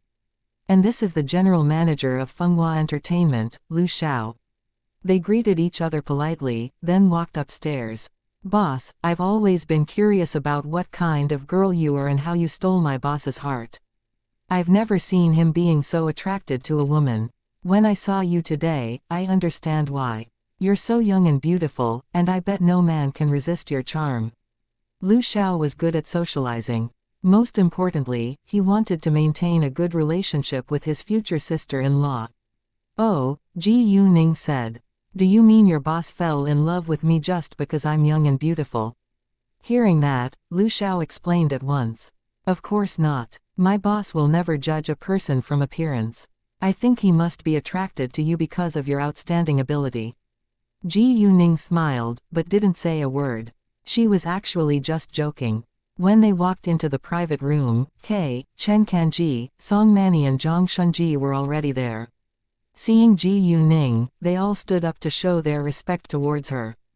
Afterwards, Ji Yuning introduced them to one another. When Ning Chengkai got to know the others around the table, he realized that Ji Yuning was building a business empire. He was shocked, but also believed in Ji Yuning more. Everyone there was a key manager of Ji Yuning's corporation. Of course, there were other key managers who were absent today. Right at this moment, Ji Yuning thought of Chen Durong, but it was too late to call him to join them now, so Ji Yuning gave up on the idea. She decided to visit Xianxia antique store tomorrow. Ji Yuning didn't forget that there was a box of antiques at the bottom of the lake in the park. She planned to salvage it in the dark. During the meal, everyone enjoyed it, and they didn't compete against each other for Ji Yuning's attention. Of course, Ji Yuning didn't know whether they would change in the future, but they all owed Ji Yuning. As long as they remained grateful, they wouldn't argue or fight against one another for personal benefits and ruin Ji Yuning's business. In addition, they worked in different industries. Chapter 613 Antiques at the bottom of the lake. After dinner, they dispersed. Chen Kanji and Kei stayed in the hotel for the time being, while Ji Yuning went to Leng Xiaoting's house. Before she left, Ji Yuning gave the photos and video advertisement to Kei. It was still early, and there were many people ambling around the lake, so Ji Yuning planned to go there after 11 p.m. When Ji Yuning arrived at Leng Xiaoting's house, she felt a little lonely because he was absent. She took out her phone, wanting to call him, but he was in the middle of carrying out his task, so she put her phone down. At the same time, she was also worried about his safety. Ji Yuning went to the bedroom first and put on waterproof clothing, in case she would be wet after diving. Afterwards, Ji Yuning put on a long woolen coat. Because the waterproof suit was black, nobody would notice that it was different from a normal sweater. When it was 11:30 p.m., Ji Yuning took a taxi to a nearby hotel, then walked to the park. There were few people around Beihai Park at this time. And although Beihai Park was located downtown, it wasn't difficult for Ji Yuning to find a concealed place. She was wearing a mask when she showed up in Beihai Park. However, because it was still cold, it wasn't strange that people were wearing masks. Ji Yuning came to the side where she found the box of antiques, then glanced around. She found a well-concealed bush, so she went over. After that, she took off her coat and put it into her telepathic eye space before she went into the water. She went in slowly and didn't cause much sound. With the help of her power, Ji Yuning could breathe in water, so she directly swam to the box of antiques. A few minutes later, she found it, and put it into her telepathic eye space before she swam back. When she was back in the small bush, she put on her coat and walked out. However, 3 young men who were wandering along the road surrounded her. They were all drunk and smelt like they had been soaked in alcohol for a long time. "Oh, what a beautiful girl. Why are you still out so late? Do you feel lonely? Why don't we have some fun together?" A man leered at Ji Yuning. "Come on," the other 2 men said, and ogled Ji Yuning. Seeing that they were all drunk, Ji Yuning didn't bother to argue with them, but walked away. However, they wouldn't give up, and stopped her. "Get out of my way." Ji Yuning snapped at them. It was already spring, but they still felt quite cold when Ji Yuning coldly stared at them. Nevertheless, they thought that the weather was cold, not Ji Yuning. Therefore, they didn't move away at all. "Don't be so rude. Let's have some fun together." All they wanted to do now was to have sex with Ji Yuning. Right when Ji Yuning was about to punch them, a Maserati stopped by them all of a sudden. A man got out of it and snapped at those drunk men. "Fuck off." He was protecting Ji Yuning. However, when Ji Yuning saw the man, she was even angrier. The man wasn't a stranger, but was exactly Chi Ziyu. Ji Yuning did her best to hide her strong hatred towards him, and stayed calm.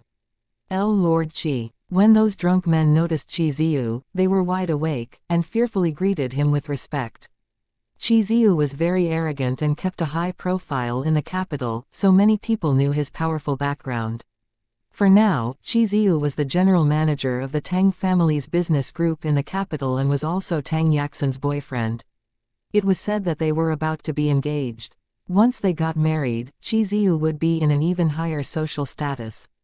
Tang Yaxin didn't know how to run a business, and it was impossible that Tang Bingsun would be willing to let his brothers or cousins inherit his properties, so Chi Ziyu would be the chairman of the Tang family's business group as long as Tang Yaxin married him. And when Tang Bingsun retired, Tang Yaxin would inherit everything, and Chi Ziyu would take over. Of course, it was just a thought in other people's mind. Although Tang Yaxin was the only child in the Tang family, Tang Bingsun was too selfish to let another man with a different surname inherit his business group. That being the case, Tang Bingsun had a love son a long time ago. He would only give his properties to his own son, even though he was a love child. No one else knew this secret, especially Chi Ziyu, Tang Yaxin and her mother. If they got to know about it, they wouldn't work hard for him, and would expose everything Tang Aining had done for him. If so, his company would be in danger. "Disappear now," Chi Ziyu said with impatience. Sure." Those young men escaped without delay. "Miss, are you all right?" Chi Ziyu asked her with concern. Chi Ziyu, of course, helped her for a reason. He recognized that Ji Yuning was the girl who had sat with the Shu family at the auction last time. If Chi Ziyu was going to have a more stable position in the capital, he had to expand his network. Since he encountered Ji Yuning tonight, he had his own plan. Chi Ziyu thought that Ji Yuning would be grateful for what he had done, and they would exchange phone numbers. Ji Yuning would probably buy him a meal to thank him, then they would gradually become friends. After that, she would introduce him to her other friends. Chi Ziyu was too self-centered to realize that he wasn't important, or charming at all in Ji Yuning's eyes. Instead, she hated him. No matter what, Ji Yuning didn't want to cause more trouble because he had helped her after all. Accordingly, Ji Yuning thanked him, then walked away without giving him a second glance. "Wait a second, miss." Chi Ziyu stopped Ji Yuning. "It's so late now. You won't be safe alone. Let me send you home." Chapter 614 Zhang Rukan, "Thanks, I can take a taxi myself." Ji Yuning rejected him, and waved her hand towards an empty taxi. Although it didn't go as well as he thought, Chi Ziyu didn't insist, in case Ji Yuning would have a bad impression of him. Seeing Ji Yuning leaving in the taxi, Chi Ziyu went back to his car. When Chi Ziyu was back in his house, Tang Yaxin, who was in her sleeping gown, pressed against his body and complained, "Why are you home so late?" He felt aroused by the pressure of her body so close to his, and hugged her smiling at her. "What? Were you waiting for me?" "Yes, I haven't seen you in a week and I miss you so much." Tang Yaxin said and made eyes at Chiziu. Chiziu couldn't wait a second longer and kissed her wildly. While kissing, he undressed her in a second, and began to rub her soft breasts. When Ji Yuning was back in Leng Xiaoting's house, she took a shower, then put on her sleeping gown. Afterwards, she took out the box of antiques from the telepathic eye space and opened it. Although the sunken box had been hidden there for over 100 years, no water got inside because of the thick wax on its surface. After checking the antiques, Ji Yuning put some of them into a mahogany box which she would bring to Shangyan Antique Store tomorrow, and then went to sleep. The next day, Ji Yuning was awake at 5:30 p.m. and couldn't fall asleep again, so she got up and went for a run.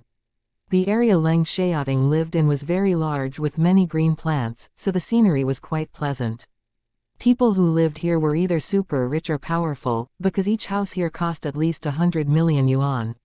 There was a track in this living area, so Ji Yuning ran along it. At this time, there were many runners. In the square, there were many aged men and women who were practicing taiji. Seeing such a beautiful young girl coming to run so early in the morning, they all complimented her, because it was rare to see. The younger generation all slept late, but this young girl was different. Right at this moment, a Zhanzi one flew at her. Ji Yuning stopped at once and kicked it back through its original route in the air, which surprised everyone in the square. "Nice one," an old woman said. Ji Yuning smiled at her, then continued running. When she was gone, several old women gathered together and discussed her. "Indeed, I don't often see a young kid like her running so early in the morning." "Me neither. My grandson hates exercises. Well, I wish my grandchildren could be as energetic as her." Zhang Rukin had been working hard for a long time and he rarely had free time, so he got up early this morning to run. When Ji Yuning ran by him, his heart skipped a beat. In the beginning, Zhang Rukin didn't take it seriously, and continued running. However, when Ji Yuning ran by him the second time, Zhang Rukin couldn't help but turn to follow her. Before long, Ji Yuning noticed that someone was following her, but she knew that he wasn't a bad guy, so she didn't mind. Zhang Rukin followed her for a while, and tried to strike up a conversation with Ji Yuning but didn't know how.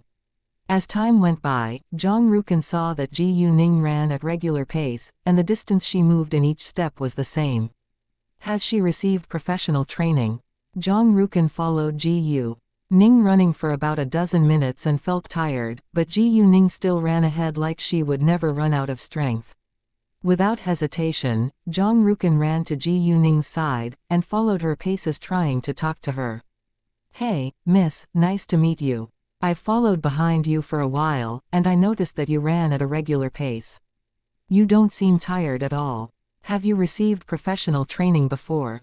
Zhang Rukin was almost out of breath when he said that. Zhang Rukin was kind and asked purely because he was curious. "Yeah, I've been trained professionally," Ji Yuning said and gave him a glance. Seeing Ji Yuning being so calm and even a little cold, Zhang Rukin felt slightly disappointed, because he was a handsome young man and was used to being admired by young girls. However, Ji Yuning seemed to be an exception. Ji Yuning's heart was occupied by Leng Xiaoting, so she wasn't interested in other men, even though he was handsome. "Oh, right." Zhang Rukin got the answer he wanted, then he asked again, "My name's Zhang Rukin. May I know your name?" After that, he added, "Don't worry. If you don't want to tell me, it's totally fine." Ji Yuning smiled and said, "My name's Ji Yuning." After that, Zhang Rukin ran with Ji Yuning and they talked to each other once in a while. After another circuit, Ji Yuning left. It was the first time that they had met each other, so Zhang Rukin felt shy to ask for her phone number. Anyway, she lived here, and often ran in the morning. He was confident that they would meet again soon. Ji Yuning went back to the house, and took a shower before she walked out. She went to have breakfast first, then went to her company. Once she arrived, Zhang Shunji asked her, "Boss, the construction of the store is coming to an end. When will it open?" "I think it'll be delayed, because the branch in City B is about to open the next weekend. We'll open the branch here after that," Ji Yuning said. Today was Monday, and the opening ceremony in City B was just 4 to 5 days away. Zhanzi is a traditional Chinese sport in which the players try to keep a heavily weighted shuttlecock in the air using their bodies excluding their hands. It also refers to the shuttlecock used. Chapter 615 Encounter Master Leng. Boss, it's done. Kay gave the flash drive back to Ji Yuning. Wow, you're very efficient. Ji Yuning was surprised. It's very easy for me, Kay said. It was child's play in his eyes. Fine. Ji Yuning had to admit that Kay was indeed a computer master. Afterwards, Ji Yuning called Quan Mingkai and told him that the ad was done, and that she would send it to him later. She would also send someone to sign the contract and pay the fee. Quan Mingkai was astonished by Ji Yuning's efficiency, and he was doubtful whether the ad was good enough since it was done in such a short time. However, when he saw the posters and video, he was stunned because they were masterpieces. Ji Yuning called Zhou Zhenghong to handle things with Quan Mingkai. After lunch, Ji Yuning went to the antique street, but she drove Chen Kengyi's car. Kay and Chen Kengyi's assistants arrived last night along with their cars. Kay's car was too noticeable and Ji Yuning disliked it, so she chose Chen Kengyi's. Because of that, Kay had even criticized Ji Yuning's taste for a long time. Kay normally wouldn't lend his car to others, but Ji Yuning even refused to use his. Ji Yuning drove Chen Kengyi's Land Rover to the antique street later.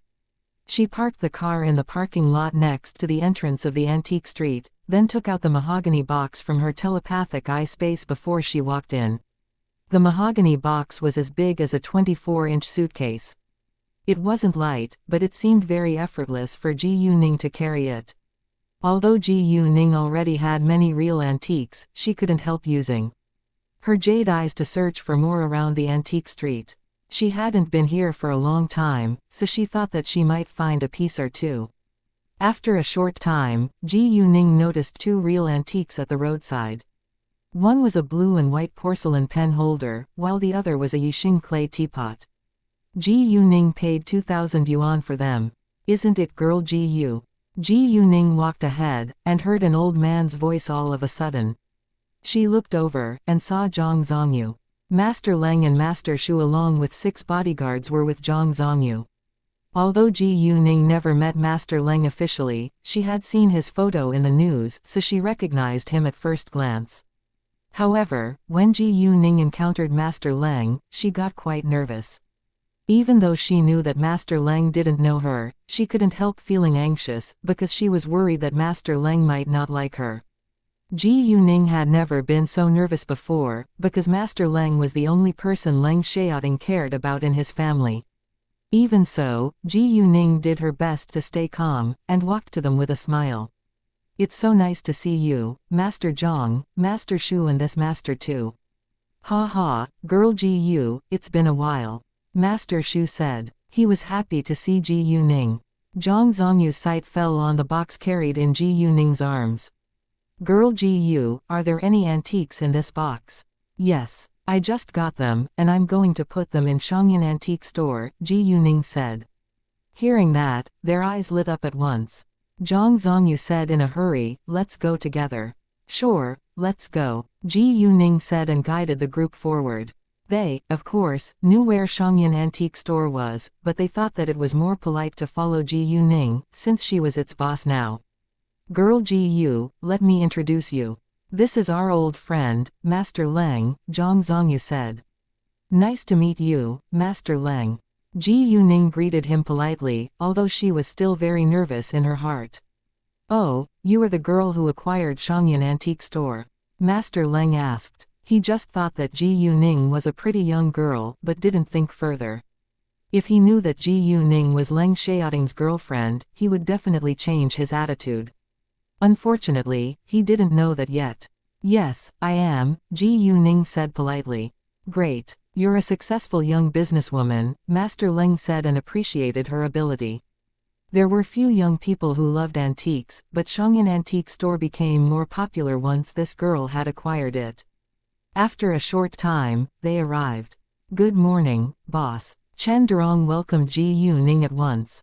When he saw the group of people behind Ji Yuning, he also greeted them with respect. So nice to see you, Master Shu, Master Zhang, and this master. Welcome. Chen Durong didn't know Master Leng because Master Leng had retired for a long time, and seldom appeared in a public place, so not many people knew his identity. Let's go upstairs, Ji Yuning said. Since those masters were all from super rich and powerful families, they needed privacy. Afterwards, Chen Durong guided them to the second floor. When some people noticed Zhang Zongyu and the others walking into Shangyan antique store, they followed them walking in, but the group was already on the second floor. Some left right after since they couldn't meet Master Zhang, while some bought several pieces of handicrafts before they left. When they were all seated, Chen Durong went to pour cups of tea for them, and Ji Yuning opened the box.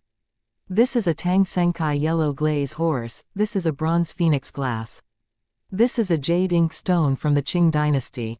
This is. After seeing 10 antiques in the box, Zhang Zongyu and the others rounded their eyes in shock. Jesus. Girl Ji Yu, where did you get so many real antiques? Zhang Zongyu asked with great surprise. From different places, and Ji Yuning said, then put down her backpack and took out the 2 antiques she just bought. I just bought these at the roadside. You just bought them here. Hearing that, they were shocked again. They had been walking along the antique street, but failed to find anything valuable. However, Ji Yuning found 2 real antiques. Chapter 616 turned to Zhang Zongyu for help. Although Zhang Zongyu was an antique expert, he was a human being without special power after all, so it was reasonable that he missed the real antiques. Zhang Zongyu took the blue and white porcelain pen holder, and couldn't put it down after he was sure it was real. Girl Ji Yu, how much is this jade ink stone from the Qing dynasty? Master Leng asked Ji Yuning. Ji Yuning didn't know how to answer that question. Master Leng was Leng Xiaoting's grandpa after all, and she wasn't willing to let him pay for it. Well, why don't you choose a piece as a gift from me? Ji Yuning said to them. What? Hearing that, they were all astonished and couldn't believe their eyes. Master Leng asked with doubt, Girl Ji Yu, are you serious? Please choose one as a gift from me, Ji Yuning said to them again. We can't do that. Master Leng seemed displeased. This isn't cheap at all. We can't take it for free. Ji Yuning felt a little scared facing Master Leng. Girl Ji Yu, we understand that you're kind to us, but we can't take it for free, Zhang Zongyu said. I seriously don't know whether you're kind or dumb. These are all priceless antiques, and you send them to us as gifts. Master Shu said. They weren't willing to take advantage of Ji Yuning, so they rejected Ji Yuning's proposal. However, Ji Yuning insisted on it. It's no big deal. I didn't pay much for them, so they're not very expensive in my eyes. That's your opinion, but we must pay according to its market price, Zhang Zongyu said with determination. Exactly. Master Leng and Master Shu agreed. Fine. Then 100,000 yuan each piece, Ji Yuning said. Ji Yuning, of course, wouldn't charge them according to the market price. 100,000 yuan each piece. It's merely free. Master Leng was still displeased. It's 100,000 yuan each piece. Buy it or not. Ji Yuning wasn't willing to yield anymore. If Master Leng wouldn't accept it, she planned to let Leng Xiaoting send it to him, and didn't mind exposing her relationship with Leng Xiaoting.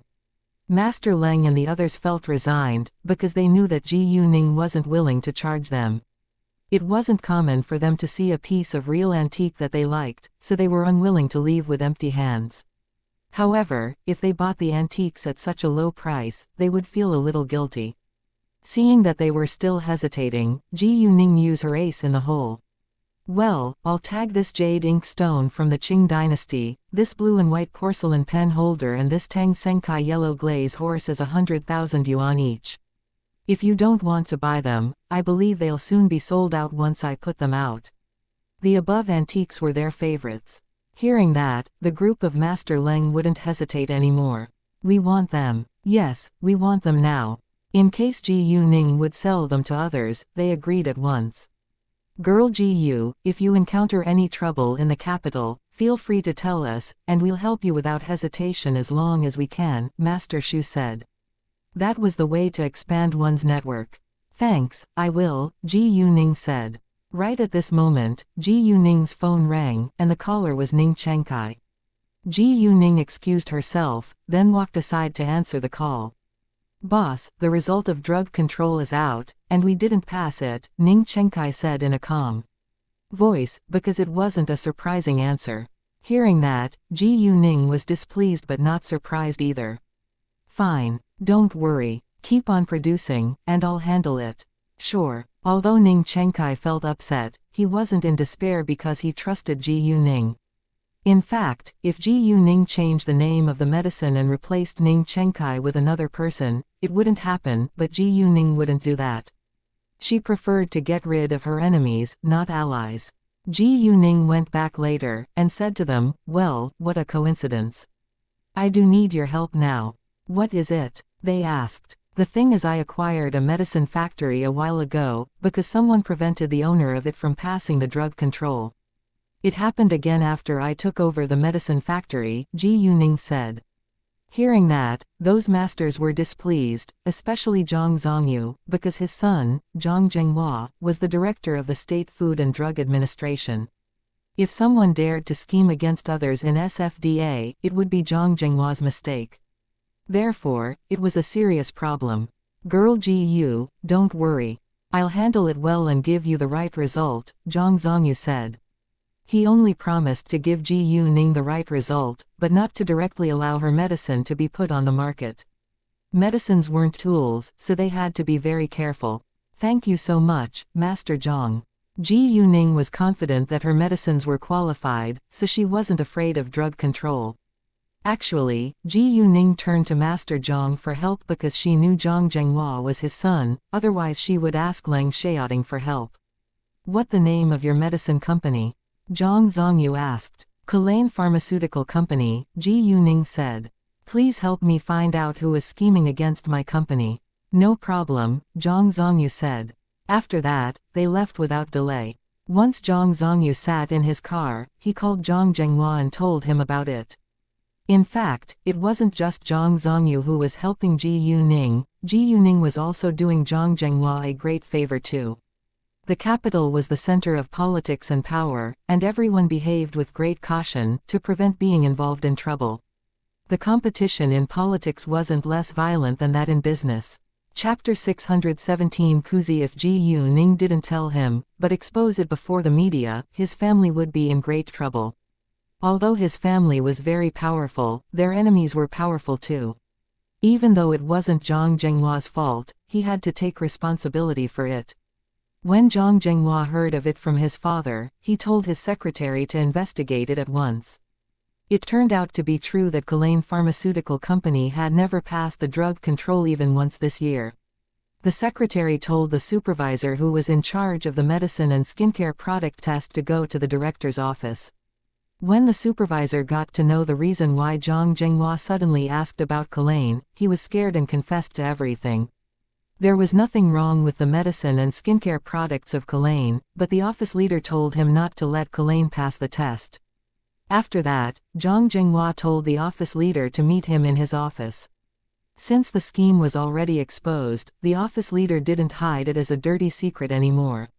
He came from the same county as the boss of Xing Pharmaceutical Company, and helped him scheme against Culane because Culane had been very profitable. Because the boss of Xing Pharmaceutical Company was jealous of Culane, he schemed to make Culane go bankrupt, which was very unacceptable. Although Zhang Zhenghua found out the truth, he didn't have solid evidence for now, so he couldn't punish Xing Pharmaceutical Company, but the office leader was fired. Since Culane Pharmaceutical Company was innocent, Zhang Zhenghua issued a drug certificate for it and called Zhang Zongyu later. When Zhang Zongyu received the call from Zhang Zhenghua, he told Ji Yuning what had happened, and it was all done within an hour. Afterwards, Ji Yuning told Ning Chenkai about it and asked him, "Do you have any grudges with Xing Pharmaceutical Company?" Although the boss was jealous of Ning Chenkai's achievement, Ji Yuning still wanted to find out more. No, Ning Chenkai said. He always ran his business according to the rules and he seldom argued with others. In addition, he had only heard of Xing Pharmaceutical Company, but had never met its boss.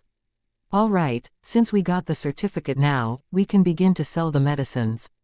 I think we better put them on the market during the next 2 days, because I'm flying back to City B in 2 days, Ji Yuning said. Culane was a popular brand among the public. Although they had changed its package, there was no need for them to publicize it.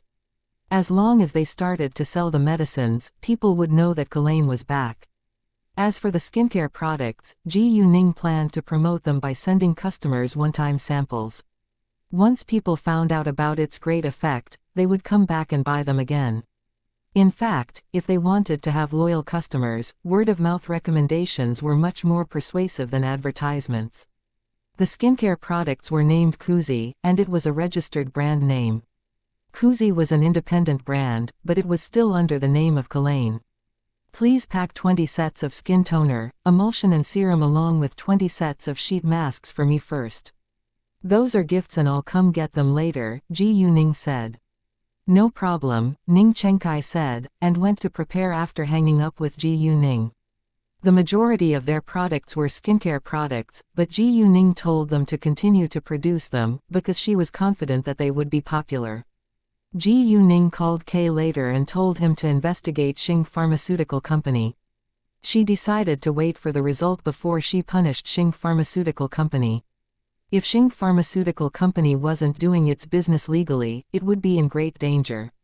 If it was running its business according to the law, Ji Yuning would punish it lightly.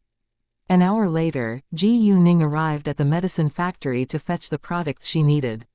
She was going to build a high-end brand, so it wasn't cheap. A set consisted of a skin toner, emulsion and serum, which cost 3,800 yuan. It was an acceptable price for most people. As for the facial masks, there were 6 sheets in a box, and it cost 288 yuan. Although its price was a little higher than other facial masks, its effect was worth it. When Ji Yuning got the skincare products, she put them in her telepathic eye space, and only left 2 sets in her backpack, because she was going to give them to Song Mani and Sha Yichu. Therefore, Ji Yuning went to the building of her corporation after she left the medicine factory. When Song Mani received the gift from Ji Yuning, she was very happy. "Boss, do I get a gift too?" Kei approached them and asked. "You're a man," Ji Yuning said and joked, "do you want to be a woman?" "Well, if you want, start with wearing makeup." Ha ha. Hearing that, everyone laughed. Kei argued, "Men can use skincare products too. Unfortunately, I didn't produce male skincare products." Ji Yuning shrugged. Kei was annoyed, but couldn't do anything about it. Ji Yuning didn't give the gift to Sha Yichu in person, but told Song Mani to do it for her. Since Song Mani and Sha Yichu didn't have many friends or relatives in the capital, Ji Yuning hoped that they could become friends. After that, Ji Yuning called Shu Qinyan. She was going to give her a set too. Chapter 618. An appointment with Shu Qinyan. Although they weren't close, they had each other's phone number. Shu Qinyan was born in the Shu family, and she was a walking ad for Ji Yuning. If she became a loyal customer of Ji Yuning's skincare products, the brand would soon be popular in high society. Those super rich ladies might doubt Kuzi, but they wouldn't doubt Shu Qinyan. Ji Yuning didn't know whether Shu Qinyan would like Kuzi, but she knew that Shu Qinyan would try it for the sake of Leng Xiaoting. As long as Shu Qinyan tried it, Ji Yuning was confident that she would like it. When Shu Qinyan received Ji Yuning's call, she was surprised, but she was willing to meet Ji Yuning. Therefore, Shu Qinyan left her home at once. "Shu Qinyan, where are you going?" "It's lunch time." Seeing Shu Qinyan leaving again, her mother called her loudly. "One of my friends came here, so we'll dine together," Shu Qinyan said. "Your friend, male or female?" her mother asked in a hurry. Shu Qinyan rolled her eyes. She knew what her mother was thinking. "Female." Hearing that, her mother felt disappointed. Shu Qinyan was in her mid-20s now, but she was still single and always hung out with female friends. Shu Qinyan soon arrived at the appointed restaurant, and Ji Yuning was already waiting for her inside. "I'm sorry to keep you waiting," Shu Qinyan said. "Not at all. I just arrived too," Ji Yuning said with a smile. "Please have a seat." After ordering, Shu Qinyan asked, "Where is Xiaoting? Isn't he with you?" "Oh, he left to carry out a task, and he isn't in the capital now." "I came here for business," Ji Yuning said, then took out the set of skincare product from her backpack. "I've prepared a gift for you. It's a new product from my medical company. I don't know whether you'll like it or not, but I strongly suggest you give it a try." Although Ji Yuning did want to gain a reputation for cozy through Xu Qinyan, she wouldn't force her to do that. Your medical company. Hearing that, Xu Qinyan was surprised again. She didn't expect that Ji Yuning would be able to do some things at such a young age. Well, thanks. I'll try it. Xu Qinyan was happy to receive Ji Yuning's gift, and she trusted Ji Yuning too. Oh, are you free tonight? Xu Qinyan asked Ji Yuning. Obviously, Xu Qinyan had her plan. Hearing that, Xu Qinyan's face lit up. Then hang out with me. One of my friends just opened a music bar and it's interesting. Sure. Ji Yuning agreed. She called Xu Qinyan, and Xu Qinyan came to meet her without hesitation, so it would be impolite if she rejected her invitation now. Anyway, she had nothing else serious to deal with. Afterwards, Xu Qinyan drove Ji Yuning to meet her friends. Ji Yuning, have you heard? Yuxin is Siming's girlfriend now, but both of them are very busy, so they seldom meet each other. I wonder what will happen to them in the future. Xu Qinyan was a little worried about their relationship. Saying that, she suddenly thought that Leng Xiaoting and Ji Yuning were in the same situation. Ji Yuning, you seldom meet Xiaoting too, right? Don't you feel lonely? Ji Yuning smiled and said, sometimes I do, but not often, because I have many things to deal with in my life too, so I don't have much time to feel lonely. I'm still young, and I'm fighting for my future. I don't think it's a bad thing. Right, you're just 18, and you're even below the age of consent now, Xu Qinyan said. Then she added, well, I'm really envious of you. I wish I were 18 now too, so that my mother wouldn't urge me to find a boyfriend or get married. It isn't easy to find a boyfriend now. Xu Qinyan had even run away from home because of it many times, but she always went back after a short time. Doesn't your older brother have many single comrades? Don't you like any of them? Ji Yuning asked. Ji Yuning understood that Xu Qinyan must have not found someone she liked among them, otherwise she wouldn't have stayed single for such a long time. Xu Qinyan shook her head and said, I don't like soldiers. They're too busy. Like my older brother, I only see him a few times a year. She was right. Soldiers indeed were very busy, and their partners had to get used to loneliness.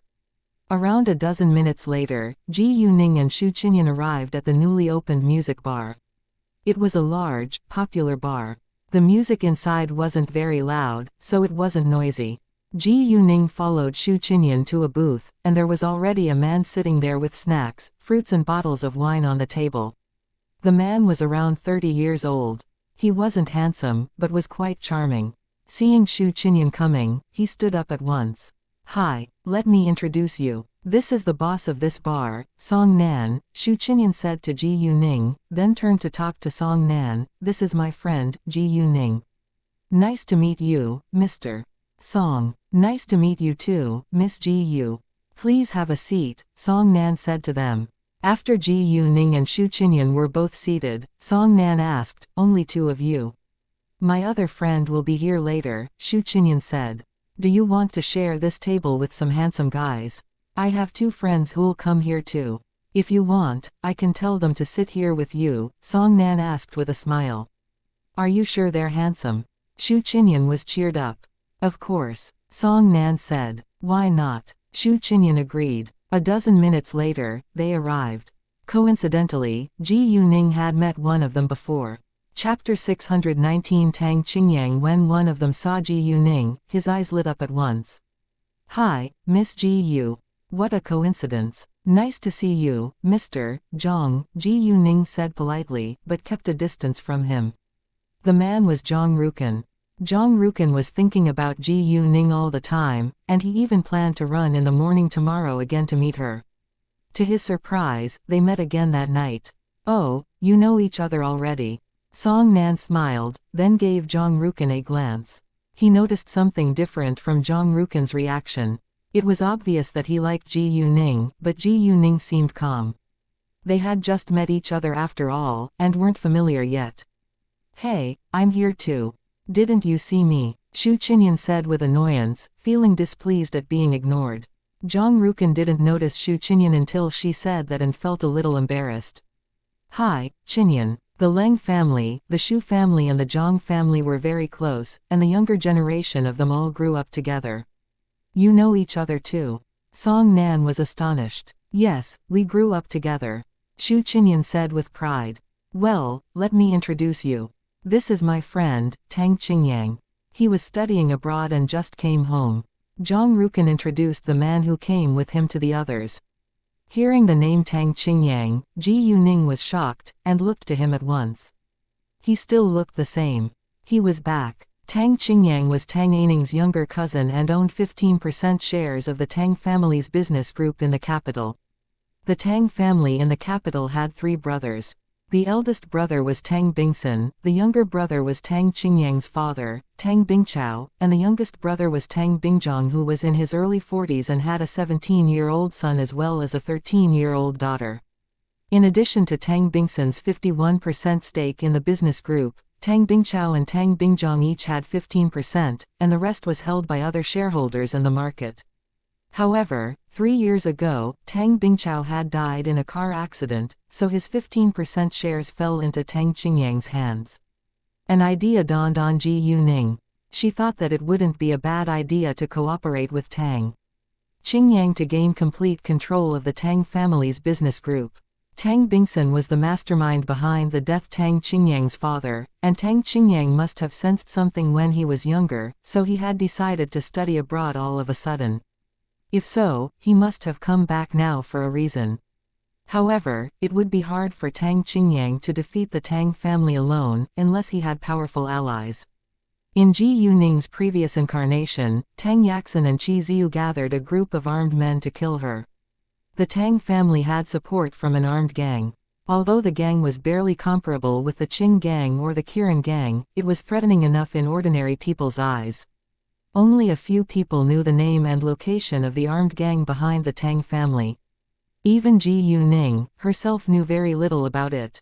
In her previous incarnation, she was merely a killing machine in Tang Bingsun's eyes, so it was impossible that Tang Bingsun would allow her to know much about his secrets. However, Ji Yuning wasn't afraid of Tang Bingsun's power at all. Instead, she was quite interested in ruining his power.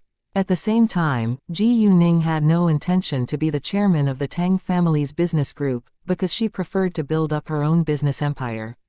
In that case, if Tang Qingyang wanted to take over the Tang family's business group, she was willing to help him. Tang Qingyang also noticed Ji Yuning looking at him differently, but he didn't take it seriously. They greeted each other, then sat down. Before long, Xu Qinyan's other friend arrived. It was a 25-year-old sexy woman. She was wearing a tight dress, which accentuated her figure, and she attracted a lot of attention from men in the bar when she walked over. Even Song Nan and the others who had seen countless beautiful women before couldn't help giving her glances. Hi, everyone. She walked up to them and flipped her hair, which was quite alluring. Even her voice sounded sexy. Saying that, she sat right next to Song Nan and said, "We meet again, handsome guy. Don't you see the 2 really handsome men in front of you?" Song Nan said with annoyance. "Well, why are you so displeased with it? I'm not making fun of you." She rolled her eyes at Song Nan. Even though she was rolling her eyes, she still seemed very attractive, as if she was born a stunner. "You." Song Nan didn't know what to say. He always failed in an argument with her. Xu Qinyan laughed, then introduced the woman to them. "Let me introduce you. This is my friend, Ji Yuanna." After that, she introduced the others to Ji Yuanna. "Hi, Ji Yuning, have we met before? You look so familiar," Ji Yuanna said to Ji Yuning, but she sounded like she was flirting with Ji Yuning. Ji Yuning understood that Ji Yuanna was serious, but she was sure that this was the first time they had met each other. "Maybe," Ji Yuning replied with a smile. Ji Yuning didn't care about it, but Ji Yuanna fell into deep thought. She thought that she must have seen Ji Yuning's face somewhere before. All of a sudden, Ji Yuanna took out her phone and searched Ji Yuning's name on the internet. "Oh, it's really you. Goddess Ji Yu," she exclaimed with excitement. Chapter 620. A fight in the bar. Everyone was surprised, looking at Ji Yuanna with confusion, then turned to look at Ji Yuning. What? Ji Yuning, however, realized that Ji Yuanna must have seen her picture on the internet. "Goddess Ji Yu, I admire you so much." Ji Yuanna became Ji Yuning's biggest fan at once. Could you please take pictures with me? My colleagues will be very jealous of me. Ji Anna seemed so adorable, and nobody had the heart to reject her. However, before Ji Ning could say a word, Xu Qinyan asked, "What's going on here?" "Search Ji Ning's name on the internet, and you'll know," Ji Anna said with impatience. Then looked at Ji Ning with anticipation, like she would cry if Ji Ning rejected her. The others took out their phones and searched Ji Ning's name on the internet without delay. Ji Ning couldn't resist Ji Anna's charm, so she agreed. Ji Anna immediately got up and moved to Ji Ning's side. She took many photos of her and Ji Ning within seconds. When Xu Qinyan and others read the news about Ji Ning, they were all shocked. "Miss Ji, it was you who rescued my younger cousin." Zhang Rukan was excited and astonished. "Your younger cousin?" Ji Ning didn't know whom Zhang Rukan was talking about. "The boy who had been kidnapped on the overpass," Zhang Rukan said. "Oh, that." Ji Ning figured out that Zhang Rukan was Master Yang's grandson. "Wow, Ji Ning, you're so amazing." Xu Qinyan was totally amazed by what Ji Ning had done. "I can't believe it's true." Song Nan said. "Miss Ji, have you been practicing kung fu ever since you were a kid? I'm curious whether you can beat Jinshan down," Zhang Rukan said. "Of course she can," Xu Qinyan said with obvious admiration towards Ji Ning. "What?" Hearing that, Zhang Rukan was even more shocked. Did they try it? Although it was a question, Zhang Rukan already had the answer, otherwise Xu Qinyan wouldn't have said that Ji Ning could beat Xu Jinshan down. "Yes, but it didn't last long, because my older brother clearly couldn't win," Xu Qinyan said, and she didn't bother to hide her disdain for Xu Jinshan. Tang Qingyang and Song Nan knew that Xu Jinshan was Xu Qinyan's older brother, but they didn't know much about him, so they weren't very impressed by Ji Ning's ability. However, Zhang Rukan was very familiar with Xu Jinshan, so he was quite shocked to know that Ji Ning could easily beat him in a fight. Since Ji Ning was better than Xu Jinshan, it seemed that she was a match for Leng Xiaoting. Zhang Rukan didn't know that Ji Ning actually was Leng Xiaoting's girlfriend, and thought that it was impossible that they could meet each other, so he didn't mention Leng Xiaoting. "Xu Qinyan, couldn't you save your older brother some face?" Ji Anna was amused. Xu Qinyan shrugged. She didn't care about it at all. "Oh, Goddess Ji, is your jewelry store branch open in the capital? I saw many beautiful pictures on the official website of Jade Beauty Jewelry, and I really want to buy some, but City G is too far away and I don't have time to fly there," Ji Anna asked Ji Ning. She was a jewelry lover. "We'll open the branch in the capital next week," Ji Ning asked. "Really?" Ji Anna was excited. "Please let me know once it's open." Saying that, Ji Anna took out her name card from her bag and gave it to Ji Ning. "No problem." Ji Ning took it with pleasure. Ji Anna was a potential customer, so she would obviously not reject. A while later, Song Nan received a call and left. "If you'll excuse me, I need to use the ladies' room," Ji Anna said, then walked to the ladies' room. However, when she walked back, a young man stopped her. The man had 2 shot glasses of alcohol in his hands. He gave 1 shot glass to Ji Anna and said, "Hey, beauty, let me buy you a drink." "Thanks, but I don't want to drink right now," Ji Anna said. The man felt a little embarrassed and glanced around, then said to her in a low voice, "Do me a favor. I made a bet with my friends. If you drink this shot, they'll lose 20,000 yuan, and I can give you 10,000 yuan. How is it?" Ji Anna sneered. Although she didn't know whether this man was telling the truth, she wouldn't take the risk of drinking a shot of alcohol given by a stranger in a bar. If the alcohol was doctored, she would be in danger. 10,000 yuan is nothing in my eyes. Please get out of my way, Ji Anna said with disdain, then walked away. However, the man was annoyed by her attitude. "I think you better listen to me and drink it now. If you embarrass me, I'll make you a joke." Ji Anna was displeased, but she wasn't afraid. "I think you better leave me alone now. The boss of this bar is my friend." Hearing that, the man was struck dumb for a second, but he wasn't scared either. So what? Song Nan is nobody. Song Nan was indeed nobody in his eyes, but Ji Anna admired Song Nan. She frowned, feeling the danger ahead. It was Song Nan's bar, so Ji Anna wasn't willing to cause any trouble. What should she do now? What do you want to do? Ji Anna asked coldly. Drink it, he said. It seemed he wouldn't let her go unless she drank the shot. Ji Anna rolled her eyes, walking away, but was grabbed by the man. The man slapped her across her face, and the clear sound attracted a lot of attention from people in the bar. However, nobody helped her, because none of them wanted to be involved in this mess. Chapter 621 The Ji family, fuck you, bitch. The man even swore at her. In fact, Ji Ning had noticed them, but she thought that the man was Ji Anna's friend. However, to her astonishment, he slapped Ji Anna. If the man slapped a stranger, she wouldn't get involved, but Ji Anna was her friend's friend after all, so she couldn't stand aside. Therefore, Ji Ning stood up at once. She didn't say anything, walking towards them. Xu Qinyan and the others thought that she was going to the ladies' room, so they didn't pay much attention to her. How dare you? Ji Anna was so mad that she grabbed a bottle on the nearby table and hit the man over the head without hesitation. Although Ji Anna looked weak, she wasn't a weak woman at all. Instead, she would fight back once she was treated unfairly. Nobody thought that Ji Anna was going to attack the man, and the man was hit right on the head. With a loud crash, the bottle broke and the man's head immediately started bleeding. Everyone was shocked, and the sound also attracted the attention of Xu Qinyan's group. Damn it, Anna is in danger, Xu Qinyan said, standing up, then ran to Ji Anna, followed by Zhang Rukan and Tang Qingyang. Are you all right? The man's friends ran to him too. Fuck, how dare you hit me? The man was annoyed, and attacked Ji Anna. However, when he had just raised his hand was grabbed by a slim, beautiful girl. The girl looked very pretty, but was also cold, which scared him. Besides, this girl was so powerful and he couldn't move at all. Without delay, Ji Ning broke the man's wrist and kicked the back of his knee. The man abruptly knelt down right before Ji Anna. The scene shocked everyone in the bar again.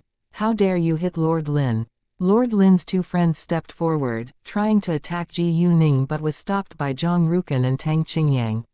Let me go. They struggled and argued loudly, but couldn't get rid of the control of Zhang Rukan and Tang Qingyang. What happened? Xu Qinyan asked with concern. The man tried to force me to drink a shot and I refused, so he slapped me. Ji Anna said in anger. She was born in the Ji family, and nobody dared to humiliate her like that. In the capital, there was only one super rich family called Ji. Hearing that and seeing the palm mark on Ji Anna's face, Xu Qinyan was in a rage. She didn't hesitate to slap the man several times and said, "Who do you think you are? Stop it. Do you know who he is?" "He is." A friend of the man tried to stop Xu Qinyan. However, Xu Qinyan interrupted him with impatience and said with disdain, "I don't care." Saying that, she slapped the man once more. At this moment, Song Nan walked to them after hearing the fight.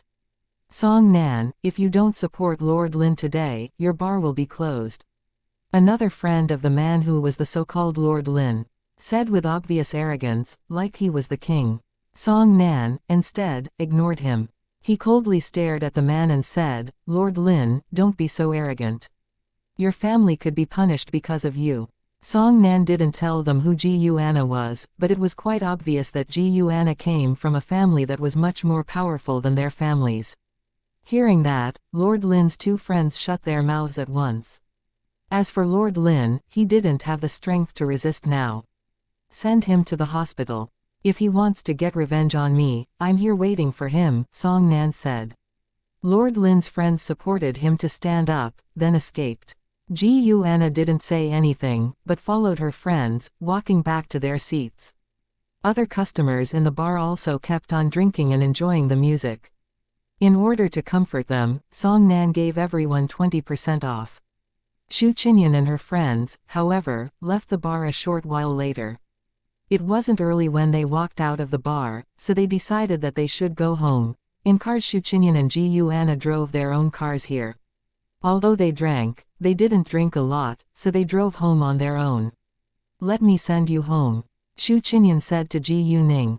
However, before Ji Yuning could answer, Zhang Rukin said first, I live in the same community as Miss Ji Yu. If you don't mind, I can drive you home, Miss Ji Yu. Of course not, thanks. Ji Yuning didn't know that Zhang Rukin admired her from afar, so she agreed. Great, Xu Qinyan said. After that, Ji Yuning along with Tang Qingyang got into Zhang Rukin's car.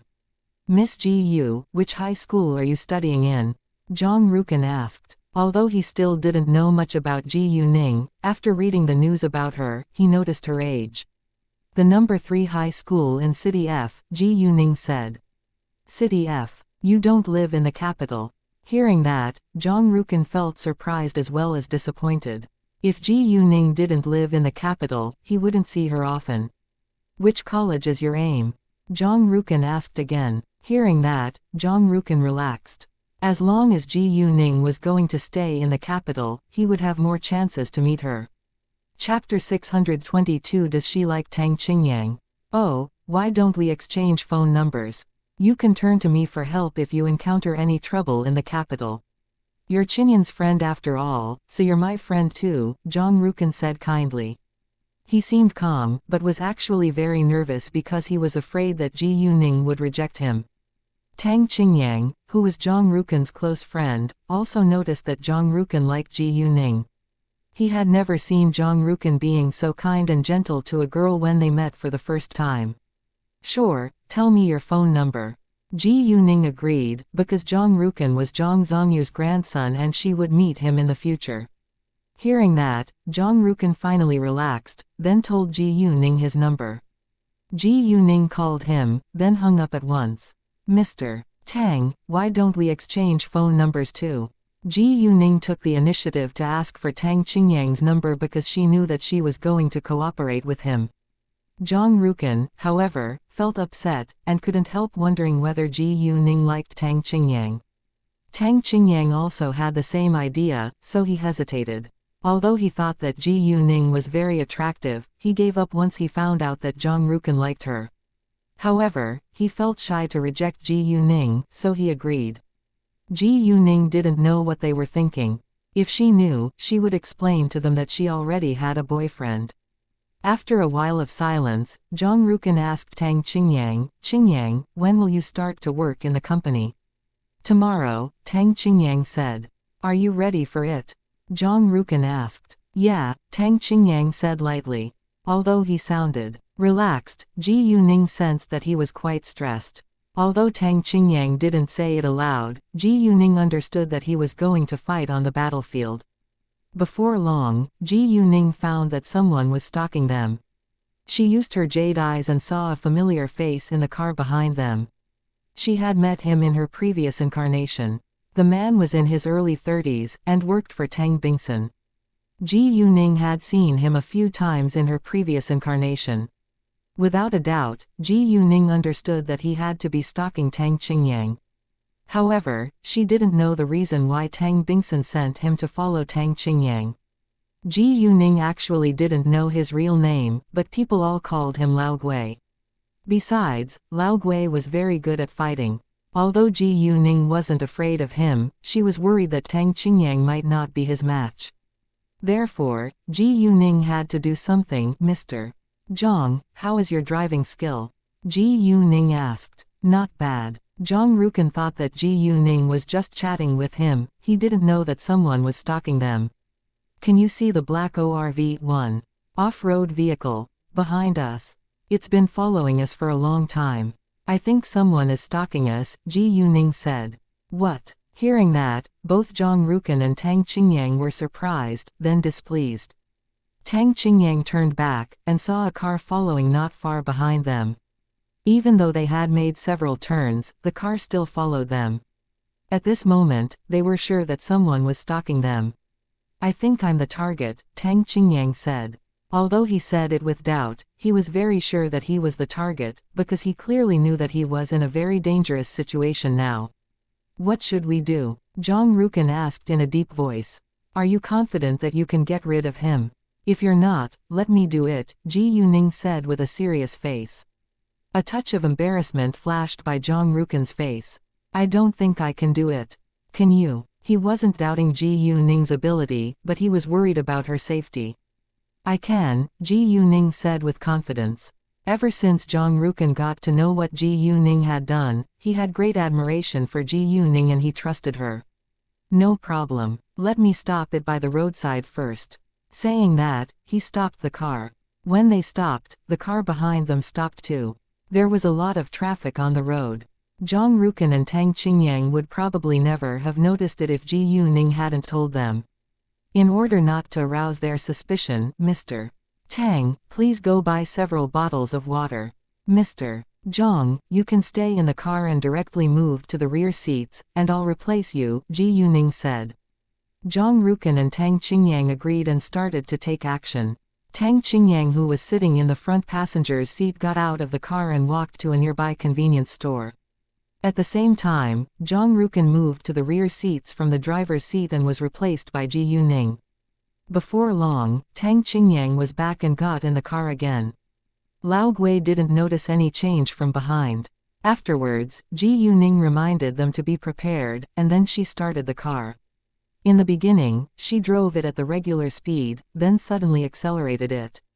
She didn't even bother to slow down when there was a lot of traffic, and she could always masterfully overtake other cars on the road. Other drivers on the road all noticed a black private car smoothly moving at a high speed among the traffic. They kept swearing, but had to admit that the driver of the black private car was really skillful. Zhang Rukan and Tang Qingyang were both shocked. Even Lao Gui was astonished, and thought that he might have been discovered. Thinking of that, Lao Gui stopped following, in case he would expose himself. After all, he had only received the order to follow Tang Qingyang and see what Tang Qingyang was doing and whom Tang Qingyang was hanging out with. There was no need for him to attack Tang Qingyang right now. Seeing that Lao Gui stopped following, Ji Yuning and the others were a little surprised, but didn't think further. Lao Gui called Tang Bingsun the moment he stopped following Tang Qingyang, and reported on what had just happened. At that moment, Tang Bingsun was having sex with his mistress, Tian Feifei, in a big house. Tang Bingsun was an aged old man after all, and his body was already out of shape, while Tian Feifei was young and hot. However, she had to sell her body for money and fame, and even pretended to have orgasms when Tang Bingsun penetrated her to please him. Tang Bingsun was in his late 50s now, and he easily ran out of strength. Chapter 623 Leng Xiaoting comes back overnight. Men always wanted to prove their manhood in bed, and refused to admit that they were aging. Therefore, even though Tang Bingsun clearly knew that he was already old and out of strength, he still didn't want his women to despise him. However, right at this moment, Tang Bingsun's phone rang. He was mad about being interrupted, but he knew that it had to be something important, otherwise his subordinates wouldn't dare call him when he was free. So although Tang Bingsun was displeased, he had to take it. Tian Feifei, instead, couldn't care less about it, because she was always acting in bed with Tang Bingsun. In fact, she thought that her agent was much better than Tang Bingsun. Tian Feifei maintained a secret sexual relationship with her agent, but she didn't have the right to have a boyfriend because of Tang Bingsun. If Tang Bingsun found out that she was having sex with another man, he would abandon her after torturing her.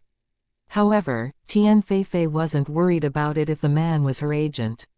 Anyway, Tang Bingsun assigned the agent to her in person, and the agent was very loyal to Tang Bingsun, except he was secretly sleeping with his mistress, so Tang Bingsun trusted him very much. The agent also clearly knew that Tang Bingsun was just paying Tian Feifei for sex. If Tang Bingsun had the intention to marry Tian Feifei, he wouldn't have dared to sleep with her. Tian Feifei also wasn't afraid that her agent would expose their secret, because Tang Bingsun definitely wouldn't let her agent get away with it once it was exposed. Therefore, Tian Feifei and her agent shared a dangerous secret, and they had to protect each other because of it. What? Tang Bingsun sounded very displeased. No man would be pleased if he was interrupted during sex. Lao Gui also sensed that, so he was more cautious. Boss, it seems that he noticed me and suddenly sped up, so I stopped following. What? He noticed you? Tang Bingsun was mad upon hearing that, because he thought that he had taken Tang Qingyang lightly. Tang Bingsun told Lao Gui to keep on watching Tang Qingyang, but he had to be more careful this time. After that, Tang Bingsun put on his clothes and was about to go home. "Boss, don't forget to take a shower before you go home," Tian Feifei said to remind him not to be discovered by his wife. Hearing that, Tang Bingsun walked to the bathroom at once. At the same time, Ji Yuning and the others arrived at the housing area. Ji Yuning drove the car to the front of Zone C in the housing area, but she didn't stop it right in front of Leng Xiaoting's house, because she wasn't willing to let them know where she lived. Zhang Rukan understood and didn't ask further. "Mr. Zhang, Mr. Tang, thank you so much for sending me home. Bye-bye." Ji Yuning got out of the car. "You don't need to call us misters. We're friends now after all," Zhang Rukan said, trying to be close to Ji Yuning. "Sure. Bye-bye, Rukan and Qingyang," Ji Yuning said, then left. Zhang Rukan sat back to the driver's seat, and he didn't start the car until Ji Yuning disappeared from his sight. "What? Is she your type?" Tang Qingyang joked. Although it was a question, he already knew the answer. "I think she's more interested in you than me," Zhang Rukan said with jealousy. "Of course not," Tang Qingyang said. "She asked for your phone number." Zhang Rukan went down a dead end. "Maybe she thought that it was impolite to only exchange phone numbers with you," Tang Qingyang said to comfort him. Hearing that, Zhang Rukan thought that it was reasonable, so he stopped complaining. When Ji Yuning got home, she told Kay to investigate Tang Bingsun and the Tang family in the capital. In a villa near the southern suburbs from the center of the city. Tang Bingsun felt really tired when he got home and his wife, Ji Yijing, was still awake watching TV in the living hall. She was actually waiting for Tang Bingsun to come home. Ji Yijing was Tang Yaxin's biological mother who had replaced Tang Yining's biological mother and became Tang Bingsun's second wife. She was already 45 years old, but looked much younger than her age. Ji Yijing didn't work, and all she was doing was taking good care of her appearance. Even so, Tang Bingsun had cheated on her many times. In fact, Ji Yijing was aware that Tang Bingsun had mistresses, but she turned a blind eye on it, because she had once been his mistress too. She also knew that she couldn't stop him from doing it, and she enjoyed her luxurious life now. However, if there was a love child, she would do everything to kill the child. Seeing Tang Bingsun walking in, Ji Yijing stood up at once and welcomed him home. "Hi, I've made some chicken soup for you. Have some before you go to sleep." "Great," Tang Bingsun said, then walked to the table. Ji Yijing immediately served the chicken soup for him. After drinking the chicken soup, they went upstairs to go to bed. When it was midnight, Ji Yuning received Leng Xiaoting's call. Leng Xiaoting didn't want to bother her at midnight, but he just finished his task at this moment, and couldn't wait a second longer to call her. "I'm in your house in the capital," Ji Yuning said. "Great. I'll be right back," Leng Xiaoting said, but didn't tell her the exact time. Ji Yuning thought that Leng Xiaoting would be back tomorrow afternoon. However, to her surprise, she heard the door open at 4 a.m. from the first floor.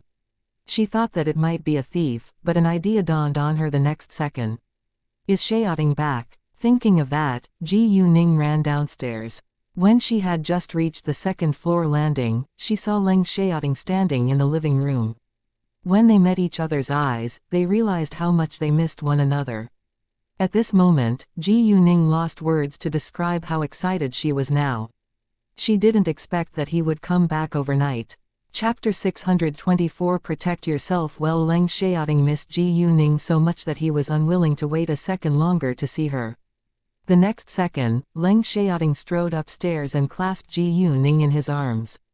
"Ningning, I missed you so much," Leng Xiaoting said by her ear, and she felt aroused by his warm breath. Ji Yuning reached out her arms to hug his neck and looked at him with affection.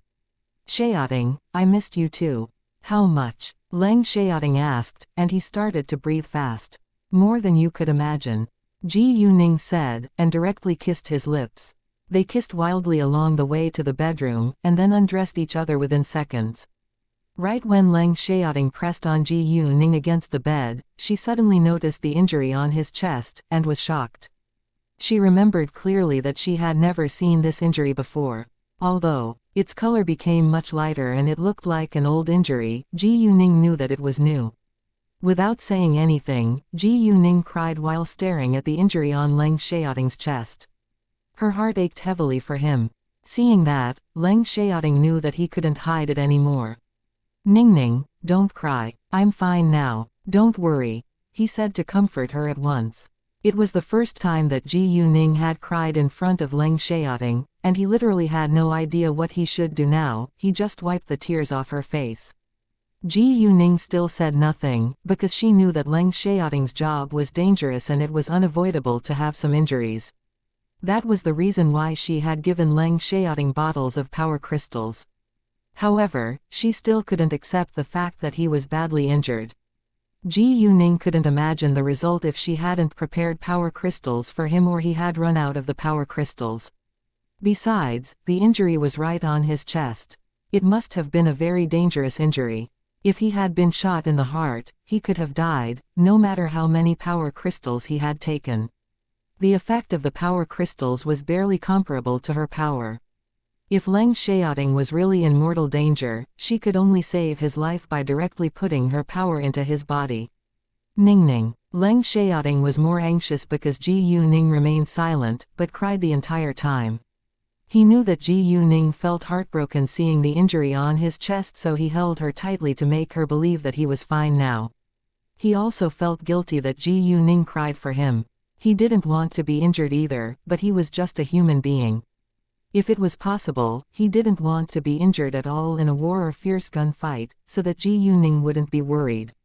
He felt sad too, when Ji Yuning was sad. Ji Yuning stopped crying a while later, and raised her hand to touch Leng Xiaoting's injury, secretly putting her power into his body.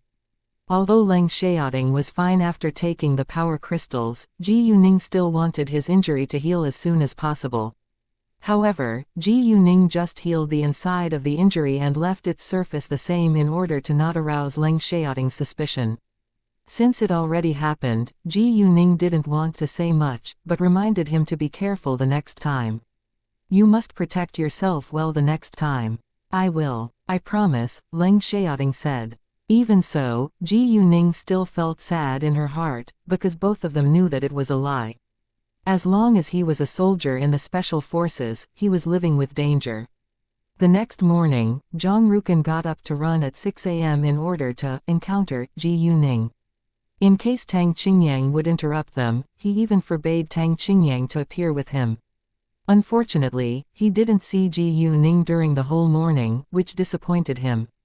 He wanted to call Ji Yuning, but was afraid that he would disturb her.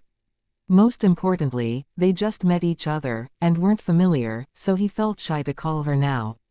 Zhang Rukan had never been afraid of anything before, but it all changed after he met Ji Yuning. Since Ji Yuning was absent, Zhang Rukan didn't run for long and soon went home. "What happened? You seem so upset," Tang Qingyang asked Zhang Rukan, although he already had the answer. "Nothing," Zhang Rukan lied. "Fine." Since Zhang Rukan wasn't willing to say it, Tang Qingyang wouldn't ask further. Leng Xiaoting hadn't had a good rest for a long time because of his task, so he had a long deep sleep. He didn't wake up until 9 a.m., and Ji Yuning was still in her sweet dreams. He fixed his eyes, which were full of love, on Ji Yuning, and felt like he had regained a priceless treasure. Ji Yuning woke up a while later, and felt a little uneasy when Leng Xiaoting stared straight at her. I'm a little hungry," Ji Yuning said. "Are you? Let me help." Leng Xiaoting wore an evil smile and pressed on Ji Yuning. "Hey." Ji Yuning pushed him away. "I want food, not you. Why were men always thinking about sex?" Leng Xiaoting stopped flirting with Ji Yuning, and said with love in his voice, "Sleep for a while longer, and I'll go cook for you." Ji Yuning indeed needed more rest now, because she was so exhausted after the wild sex last night. Leng Xiaoting got up at once, and took a shower before he went to go grocery shopping. When Ji Yuning woke up again, it was already 11:30 a.m., and Leng Xiaoting had almost finished cooking too. Ji Yuning left the bed and took a shower. When she walked out, the dishes were already on the table. "Come on, have a seat," Leng Xiaoting said to her. Chapter 625. Goddess Su. Ji Yuning was starving and enjoyed the meal without hesitation. Leng Xiaoting began to eat as well, and put a lot of food into Ji Yuning's bowl. When Ji Yuning was almost full, she slowed down and said, "I met Master Zhang, Master Shu and your grandpa at the antique street yesterday." Hearing that, Leng Xiaoting was surprised and panicked a little. And Leng Xiaoting asked. Actually, he wanted to ask whether his grandpa had recognized Ji Yuning, but he was afraid that Ji Yuning might find out that he already told his grandpa that he had a girlfriend. Ji Yuning didn't notice anything unusual with Leng Xiaoting, and said, "They bought some real antiques at my store. I didn't want to charge them at the beginning, but they weren't willing to take them for free, so I told them to pay me 100,000 yuan each." Leng Xiaoting nodded. "Oh, how is Uncle Tang now?" he asked with concern. "He's awake now," Ji Yuning said. "Glad to know that." Leng Xiaoting was relieved. If Tang Yunfan couldn't wake up, Ji Yuning and Ji Yuman wouldn't live a happy life. "What's your plan today?" Leng Xiaoting asked. "The flagship store of Kalane is going to open tomorrow, so I want to have a look at the products today," Ji Yuning said. After the meal, Leng Xiaoting told Ji Yuning to have a rest, and he went to wash dishes himself. "Well, it's really good to have a boyfriend who's good at cooking and housework, so that I can eat and sleep well," Ji Yuning said and complimented Leng Xiaoting. "Eat well, and you can sleep well," Leng Xiaoting said, and the stress was on the word of sleep. Ji Yuning flushed and ignored Leng Xiaoting, walking upstairs. She went back to the bedroom and checked her phone. There was a missed call from Shu Qinyan, so she called her back at once. The moment Shu Qinyan answered Ji Yuning's call, she was very excited. "Ji Yuning, the skincare products you sent me are so good. I've never used such a set of effective products before. My skin is very smooth and shiny now. Women all cared about their appearances. Oh, my mother even wanted to steal the set from me, but she failed." "Ha ha," Shu Qinyan said with great pride. It seemed that Shu Qinyan's mother also became a loyal customer of Ji Yuning's skincare products now. Hearing the good news, Ji Yuning smiled with satisfaction. She was confident that her products would soon be popular. "When will your skincare products be put on the market?" "My mother wants it so badly," Shu Qinyan asked. "Tomorrow," Ji Yuning said. "There are also many new products, and you can go to the flagship store tomorrow." In fact, Ji Yuning could send Shu Qinyan's mother a set, but she didn't do that because her store would be opening tomorrow and it needed popularity. Where? Shu Qinyan asked with excitement. "Number 168, XX Road, downtown. Don't forget to go there along with your mother," Ji Yuning said. "Of course I won't. I'll tell my mother right now," Shu Qinyan said, then hung up, and went to tell her mother the exciting news. Her mother called several female friends at once, and they decided that they would go there tomorrow together. Shu Qinyan's mother had no intention to promote Ji Yuning's brand, because she didn't know Ji Yuning anyway, but she simply thought that the products were quite good, so she recommended it to her friends. Shu Qinyan called Ji Yuanna later as well, and invited her to go with her. Ji Yuanna cared more about skincare products than Shu Qinyan, so she absolutely wouldn't miss it. Even if not for the skincare products, they were Ji Yuning's friends, and should go to congratulate Ji Yuning tomorrow. After washing dishes, Leng Xiaoting and Ji Yuning left home together. At the same time, a piece of news went viral. It was about the ads of jade beauty jewelry and charm. Su Tongnuo was a beauty herself, and she looked even more stunning in the photos and video ad after K's editing. No matter if it was a photo or video ad, it was very attractive. Su Tongnuo dressed in 3 different styles in the posters and video ad. She was as pure as a flower fairy, as elegant as a noblewoman, and as powerful as a queen. She looked perfect with the jade jewelry. Wow, she's a pure goddess. I'm in love with her now.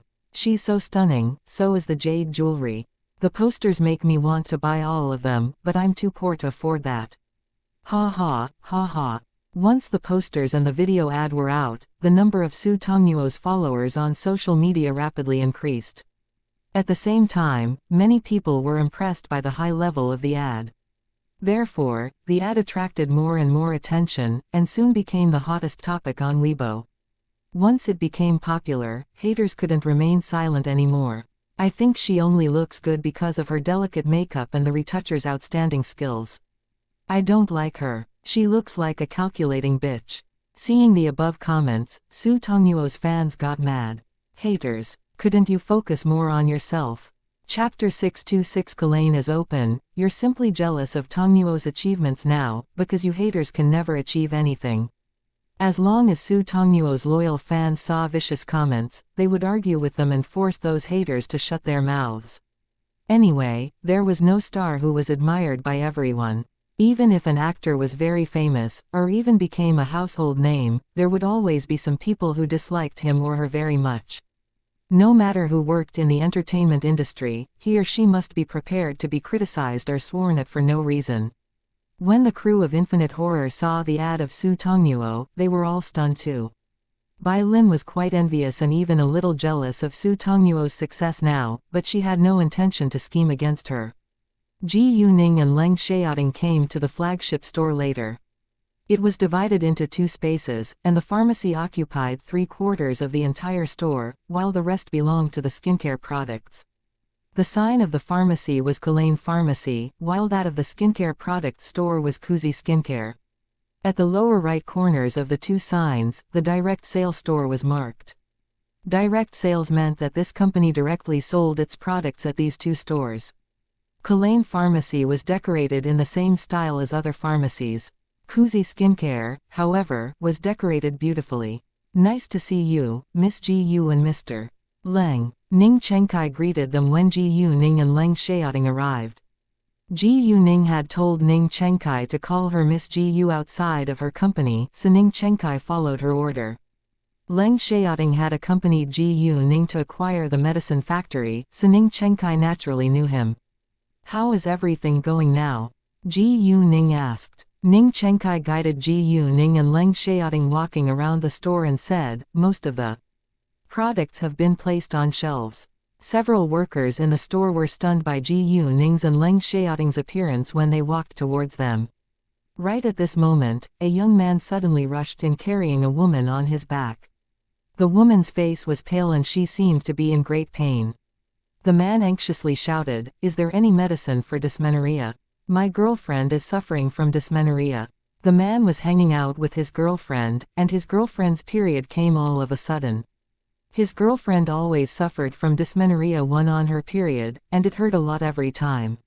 Yes, the leader of the pharmacy was a woman, and she answered the moment she heard the man's call for help. Although this pharmacy was going to open tomorrow, she wouldn't chase her potential customer away. The man put his girlfriend down on the sofa.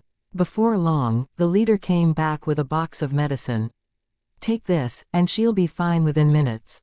It was quite effective if this medicine could come into effect within minutes, because normally it took dozens of minutes or even hours. The man didn't ask further and opened it at once. There were 6 small bottles the size of a finger in the box. "Take a bottle at a time," the leader said. The man opened a bottle and helped his girlfriend take it. Once the liquid went into her mouth, she tasted some sweetness and it didn't taste terrible at all. The cool liquid medicine flowed down her throat. The moment the liquid medicine arrived at her stomach, her pain was gradually relieved, and the woman didn't feel much pain after only a minute.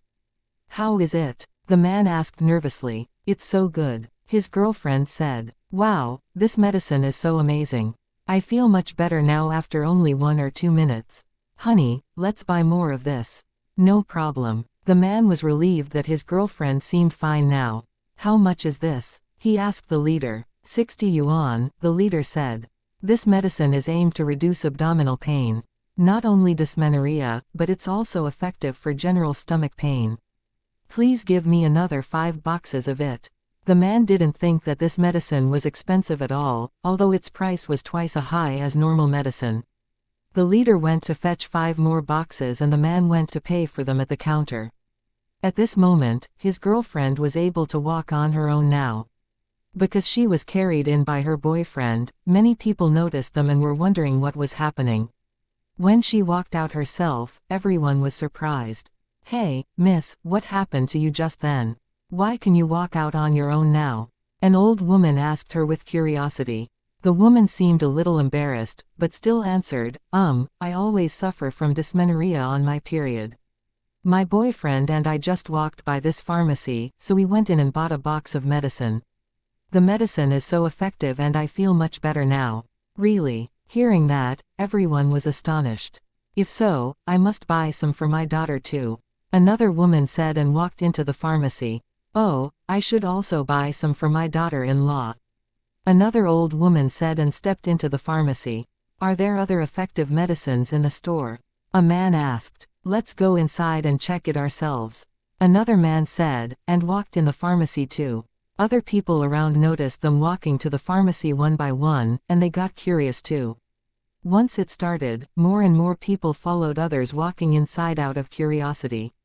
In addition, many of them acquired a lot of medicines at a time.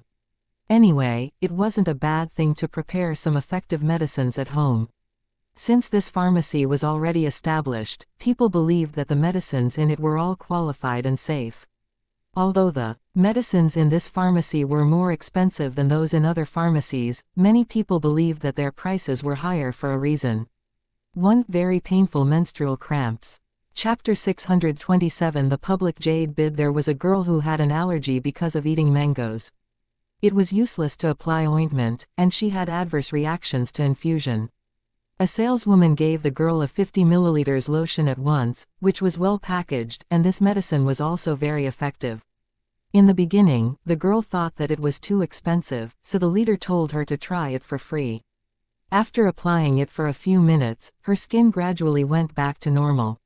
If she continued to apply the lotion 3 times a day, she would fully recover from the allergy. Moreover, this lotion was also effective in removing acne marks. Therefore, it was very popular among girls. Without hesitation, the girl bought it at once. Other girls in the pharmacy also bought it after seeing its effect with their own eyes. Some people bought many kinds of medicine for themselves or their families too according to the illnesses they had, such as cold, rheumatism, joint pain, and so on. Those were all common illnesses, but weren't serious, so it could be kept under control by taking medicines. Culane Pharmacy provided all the medicines for common illnesses. Why are the medicines here all the same brand? Someone suddenly asked. A salesman explained. It's a direct sale store of a pharmaceutical company, so there is only their brand, but the brand covers all the common illnesses. Look, there are many skincare products too.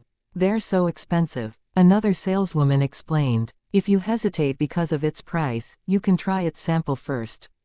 If you like it, you can buy more after that. Really? Hearing that, the girl was very happy, and took 3 free samples of skin toner, emulsion and serum. Other girls all got the same free samples. Within a dozen minutes, there were dozens of customers coming in and out of this pharmacy. Although only half of them bought something, they were still able to make several thousand yuan. It's a really good beginning. Ji Yuning and the others saw everything in the lounge, and Ning Chengkai was especially excited. There was also a satisfied smile on Ji Yuning's lips. To be honest, she was surprised that this pharmacy could be so profitable within a short time even before it opened. Around 9 a.m., Ji Yuning and Leng Xiaoting left. They went directly back to Leng Xiaoting's house. However, on the way home, Leng Xiaoting received Xu Jinshan's call. Hey, Xiaoting, since Ji Yuning is in the capital now, why don't you share a meal with us? Leng Xiaoting didn't answer it at once, but looked at Ji Yuning asking for her opinion in silence. Ji Yuning could hear Xu Jinshan's voice on the phone and didn't reject. Afterwards, they went to the appointed place. Before long, Ji Yuning's phone rang, and the caller was Zheng Peng who was in City Tang. Hi, Uncle Zheng, Ji Yuning said. Boss, Burma will hold the annual public jade bid on the 28th next month. Will you be attending it? Zheng Peng asked. The public jade bid was held once every year in Burma, and it was the largest public jade bid activity in Burma. The public jade bid was the most exciting competition for jade merchants. It was a comprehensive competition of wealth, eyesight and courage. Prior to the beginning of the public jade bid, all raw materials of jade were numbered and indicated its weight as well as reserve price. The reserve price was generally low. All the raw materials were publicly exhibited for 3 days, and jade merchants observed all the exhibits one by one to select what they needed. Afterwards, they evaluated its price to determine the best bid price before putting it into the bidding box. Burma was very strict about jade resources. It was only legal trade at the public jade bid, and all other kinds of trade would be regarded as smuggling. Although Ji Yuning already had her own raw material mountain, she was running a jade provider now, so she needed a large amount of raw materials. In the beginning, Ji Yuning planned to visit Burma to buy raw materials when she was free. She had her telepathic eye space after all, so she wasn't worried about being caught because of smuggling. However, unexpectedly, the public jade bid would be held the next month. It was already the end of this month, so she still had a month to prepare for it. She could settle the ongoing things within a month. Sure, why not, Ji Yuning said. Leng Xiaoting heard their talk on the phone, and thought that he could get at least a week free next month. If I'm free next month, I'll go with you, Leng Xiaoting said. Great. Ji Yuning agreed. A short while after Ji Yuning hung up the call with Zheng Peng, Zhang Rukan called her after he had hesitated for a long while. Hey, what are you doing now? Wanna dine out together? Zhang Rukan said. Hearing the voice, Leng Xiaoting immediately knew who he was, and he was confused as to how Ji Yuning got to know Zhang Rukan. Thanks, but I already have an appointment with my friend, Ji Yuning said, feeling a little bad. Well, fine, we can dine together next time. Zhang Rukan was a little disappointed, but didn't insist. Sure, Ji Yuning said, then hung up. Are you familiar with him? Leng Xiaoting said, feeling slightly jealous. Ji Yuning sensed Leng Xiaoting's emotional changes. She wore a resigned look but still explained.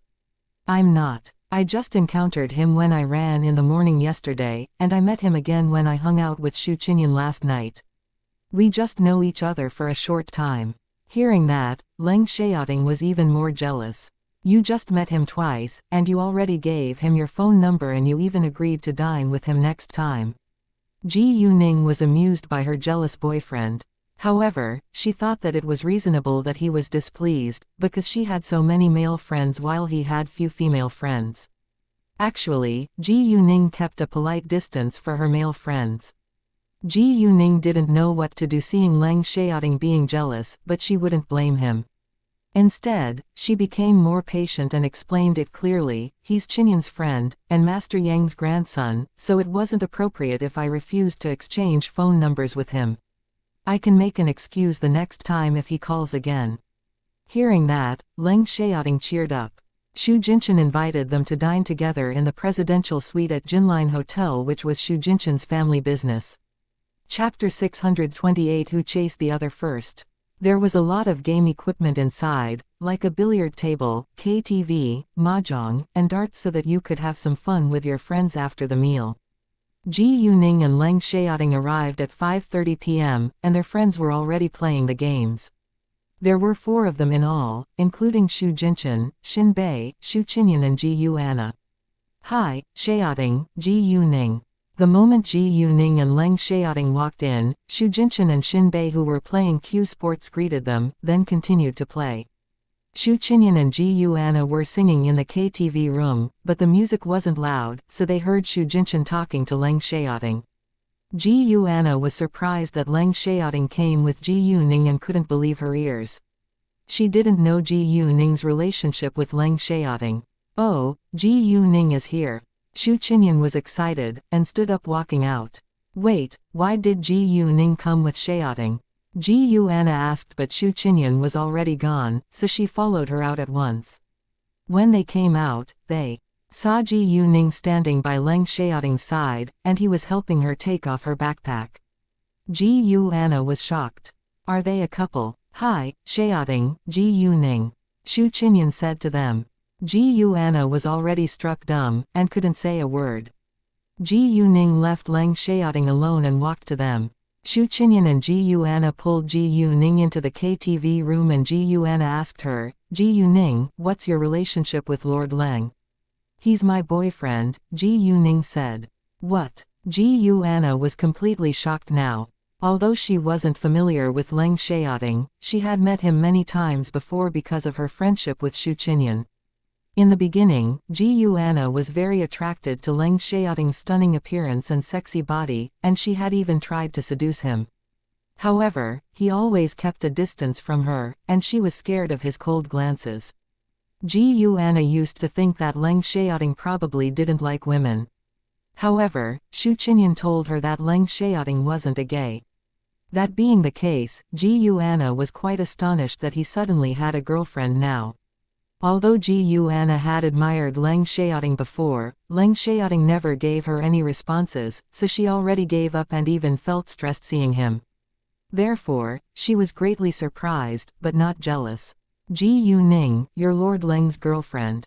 That's so astonishing, Ji Anna said. Ji Ning smiled, but didn't say anything because she understood why Ji Anna was as shocked as everyone else when they heard that Leng Xiaoting had a girlfriend. However, Ji Ning was wondering about Master Leng's reaction when he found out.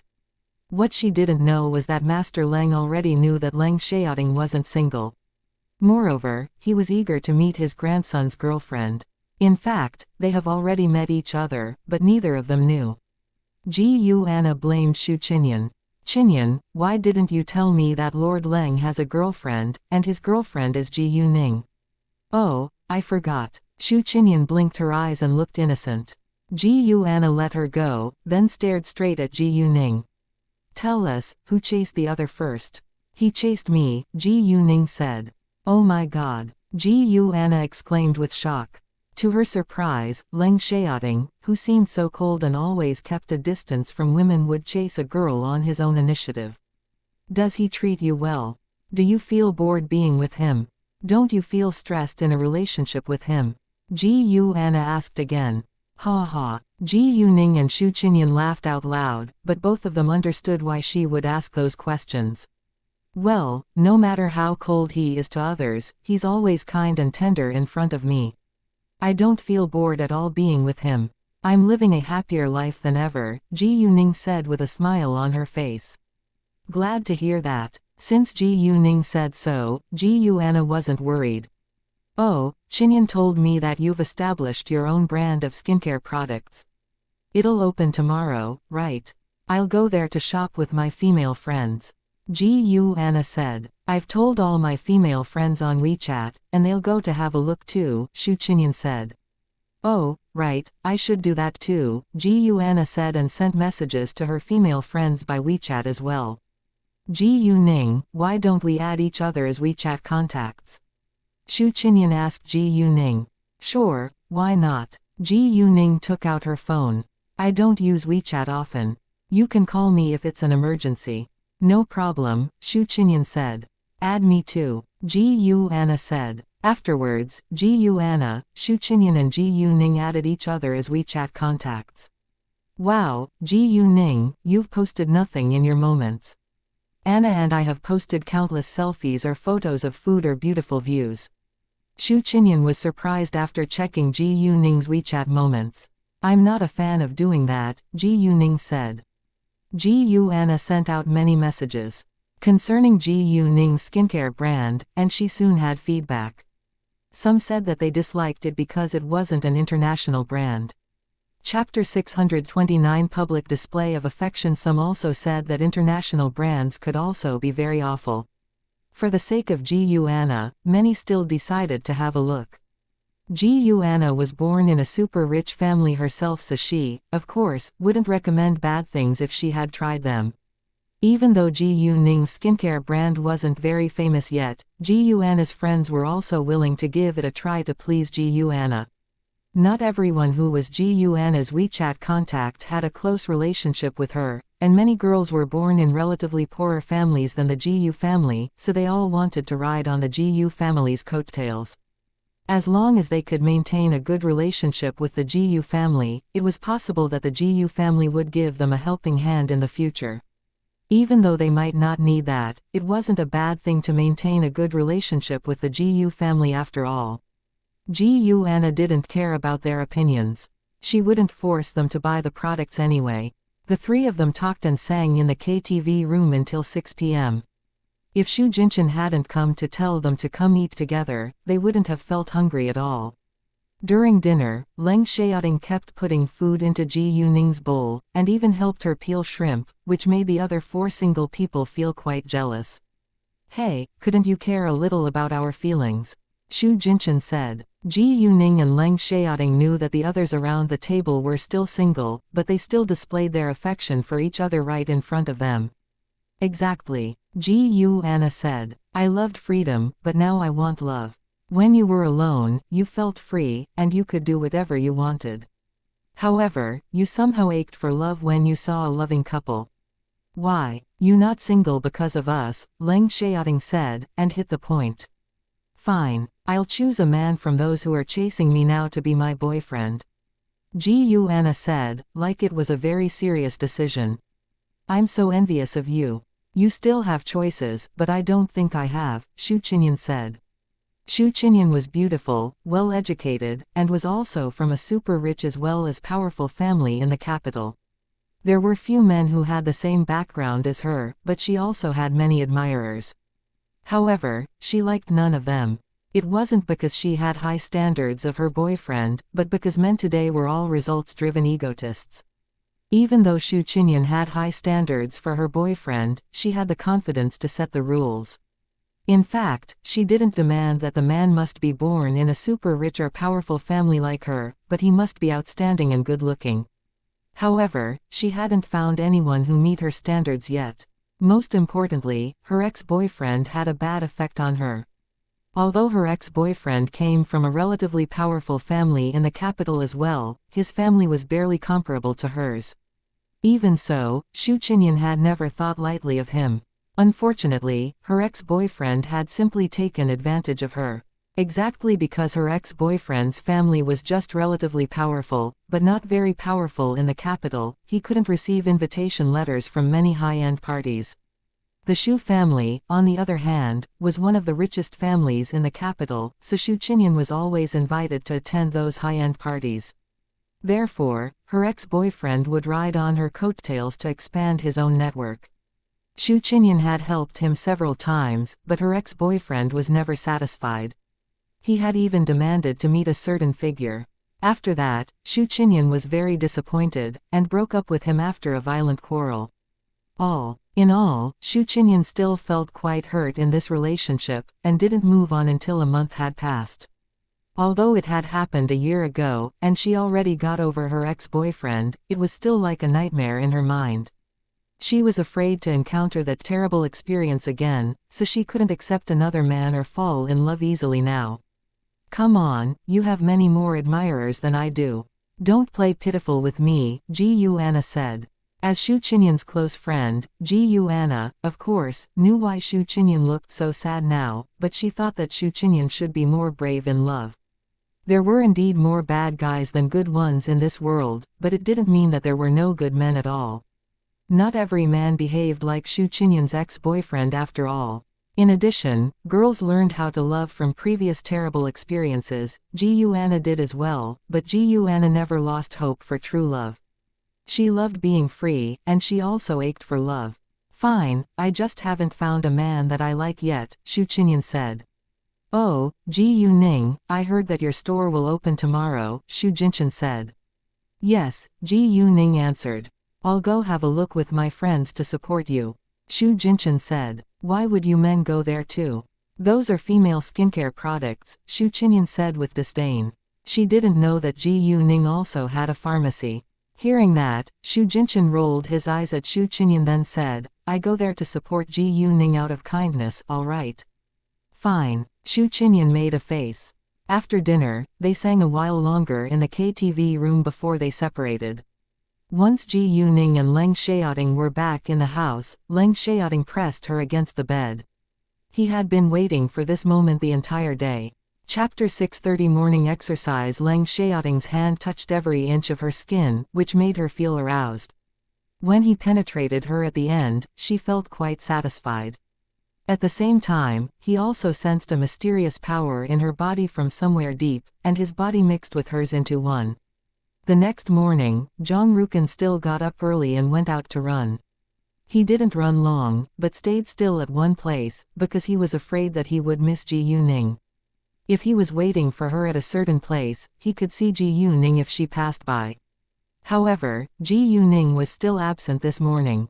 Zhang Rukan was more disappointed than ever now. Didn't she say that she runs in the morning every day? Why has she been absent for 2 days?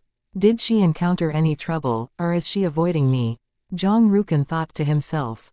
Zhang Rukan couldn't figure it out, and went back home feeling sad. Tang Qingyang was preparing breakfast when Zhang Rukan came home with obvious disappointment again.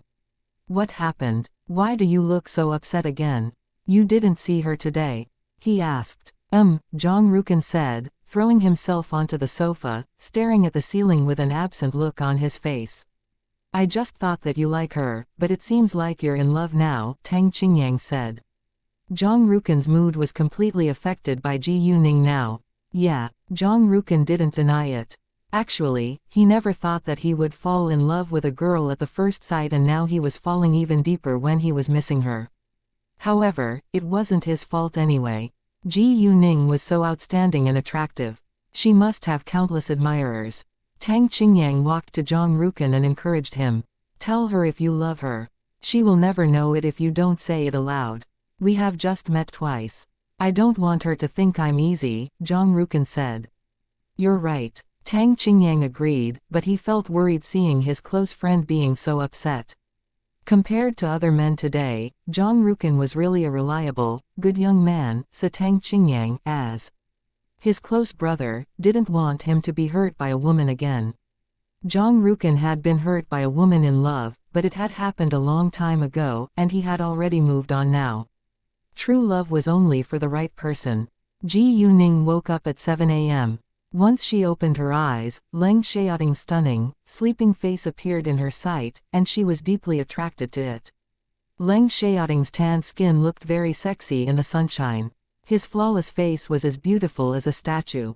Maybe he wasn't the most handsome man in the world, but he definitely was the most attractive one in her eyes, and she was willing to do everything for him. All of a sudden, Leng Xiaoting opened his eyes, and wore an evil smile. Ji Yuning was a little scared, but still couldn't move her eyes away from his smile. Seeing that, Leng Xiaoting was quite satisfied, and wore a broader smile, which stunned Ji Yuning. Do you enjoy looking at me? Leng Xiaoting asked in his husky voice. Yeah, Ji Yuning said, listening to her heart. Go on, Leng Xiaoting said. Why don't you kiss me? Ji Yuning, however, stopped looking at him and was about to leave the bed. Nevertheless, Leng Xiaoting pulled her back and pressed on her body without hesitation. What are you doing? Ji Yuning looked at him, feeling nervous. Let's do some morning exercise, Leng Xiaoting said with a serious face. No, my store is going to open today, and I must be there this morning. Ji Yuning struggled to get rid of his control.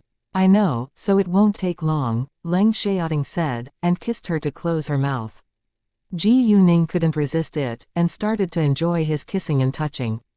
The foreplay only lasted for a short time today before Leng Xiaoting penetrated her. After a dozen minutes, Leng Xiaoting stopped. He hugged Ji Yuning while taking a shower today. He knew that she would be busy today, so he wouldn't exercise again with her. After putting on fresh clothes, they left the house together. It was almost 9:30 a.m. when they arrived. A while later, Xu Jinchen came with flowers to congratulate Ji Yuning. Congratulations, Xu Jinchen said to Ji Yuning. Thank you so much. Ji Yuning took the flowers from him. Afterwards, Xinbei also came with flowers. Seeing several extremely handsome sexy men standing at the door, many women stopped walking. Wow, they're so handsome. Look at their bodies. Are they models? They must be. They could be actors too. If they were actors, countless women would be stunned by them. They discussed and took many pictures of them. Chapter 631 My Girlfriend, Ji Yuning. Some women also walked into the store to be near to them. Seeing the effect of those handsome men, Ji Yuning said half seriously half jokingly, you may attract many customers for me today by simply standing here. My pleasure to help. Xu Jinchen smiled. He didn't feel embarrassed at all, neither did Xinbei. Leng Xiaoting followed Ji Yuning the entire time. Once Xu Jinchen smiled, a group of women screamed with excitement. Oh, I'm dead now. His smile is killing me. Hey, ladies, why don't you come on in and have a look? You may try things before buying it, Xu Jinchen said to those women who were still standing outside hesitating to walk in. Hearing that, a lot of them ran inside at once, not for the skincare products but because of the irresistible charm of handsome guys. Afterwards, more and more women were attracted by this popular store. Before long, Xu Qinyan came with her mother with bunches of flowers in the car. When Mrs. Xu saw Leng Xiaoting standing with a girl, and they seemed quite close, she rounded her eyes in shock, and couldn't believe it. Qinyan, is the man standing by the girl in black Xiaoting? Mrs. Xu asked with doubt, because she couldn't believe that Leng Xiaoting would stand so closely to a girl, and he was even carrying a female backpack in his hand. Since it was a female backpack, it couldn't be Leng Xiaoting's. And there was only one girl beside Leng Xiaoting, so it must be the girl's. Yeah, Xu Qinyan said. Who is the girl? Mrs. Xu asked again. Xiaoting's girlfriend. Her name's Ji Yuning, the boss of this store, Xu Qinyan said with pride. What? Xiaoting's girlfriend? He has a girlfriend? Mrs. Xu was shocked to hear that, because she knew that Leng Xiaoting never seemed to be interested in women, and Master Leng had even turned to her for help introducing a girl with a good reputation to Leng Xiaoting. However, Leng Xiaoting never showed much interest in blind dates. Therefore, Mrs. Xu was really surprised to hear that he had a girlfriend now.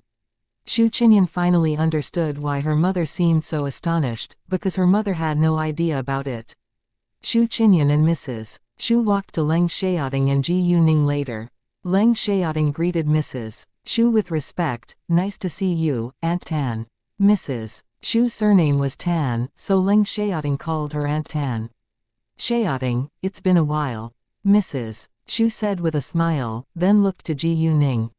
What a pretty girl. Why don't you introduce her to me? This is my girlfriend, Ji Yuning, Leng Xiaoting said with happiness. Whenever he introduced Ji Yuning to his friends or relatives, he felt proud and happy. Mrs. Xu also noticed Leng Xiaoting's love for the girl. It seemed that Leng Xiaoting loved her a lot. It's so nice to meet you, Aunt Tan. Ji Yuning greeted Mrs. Xu with great respect. Nice to meet you too, Mrs. Xu said. Although it was the first time that she met Ji Yuning, she somehow already liked her. Oh, I heard from Qinyan that you're the boss of this store. Mrs. Xu asked. Yes, Aunt Tan, please look around as you like, and you can have 20% off no matter what you want to buy, Ji Yuning said kindly. Well, I came here to shop.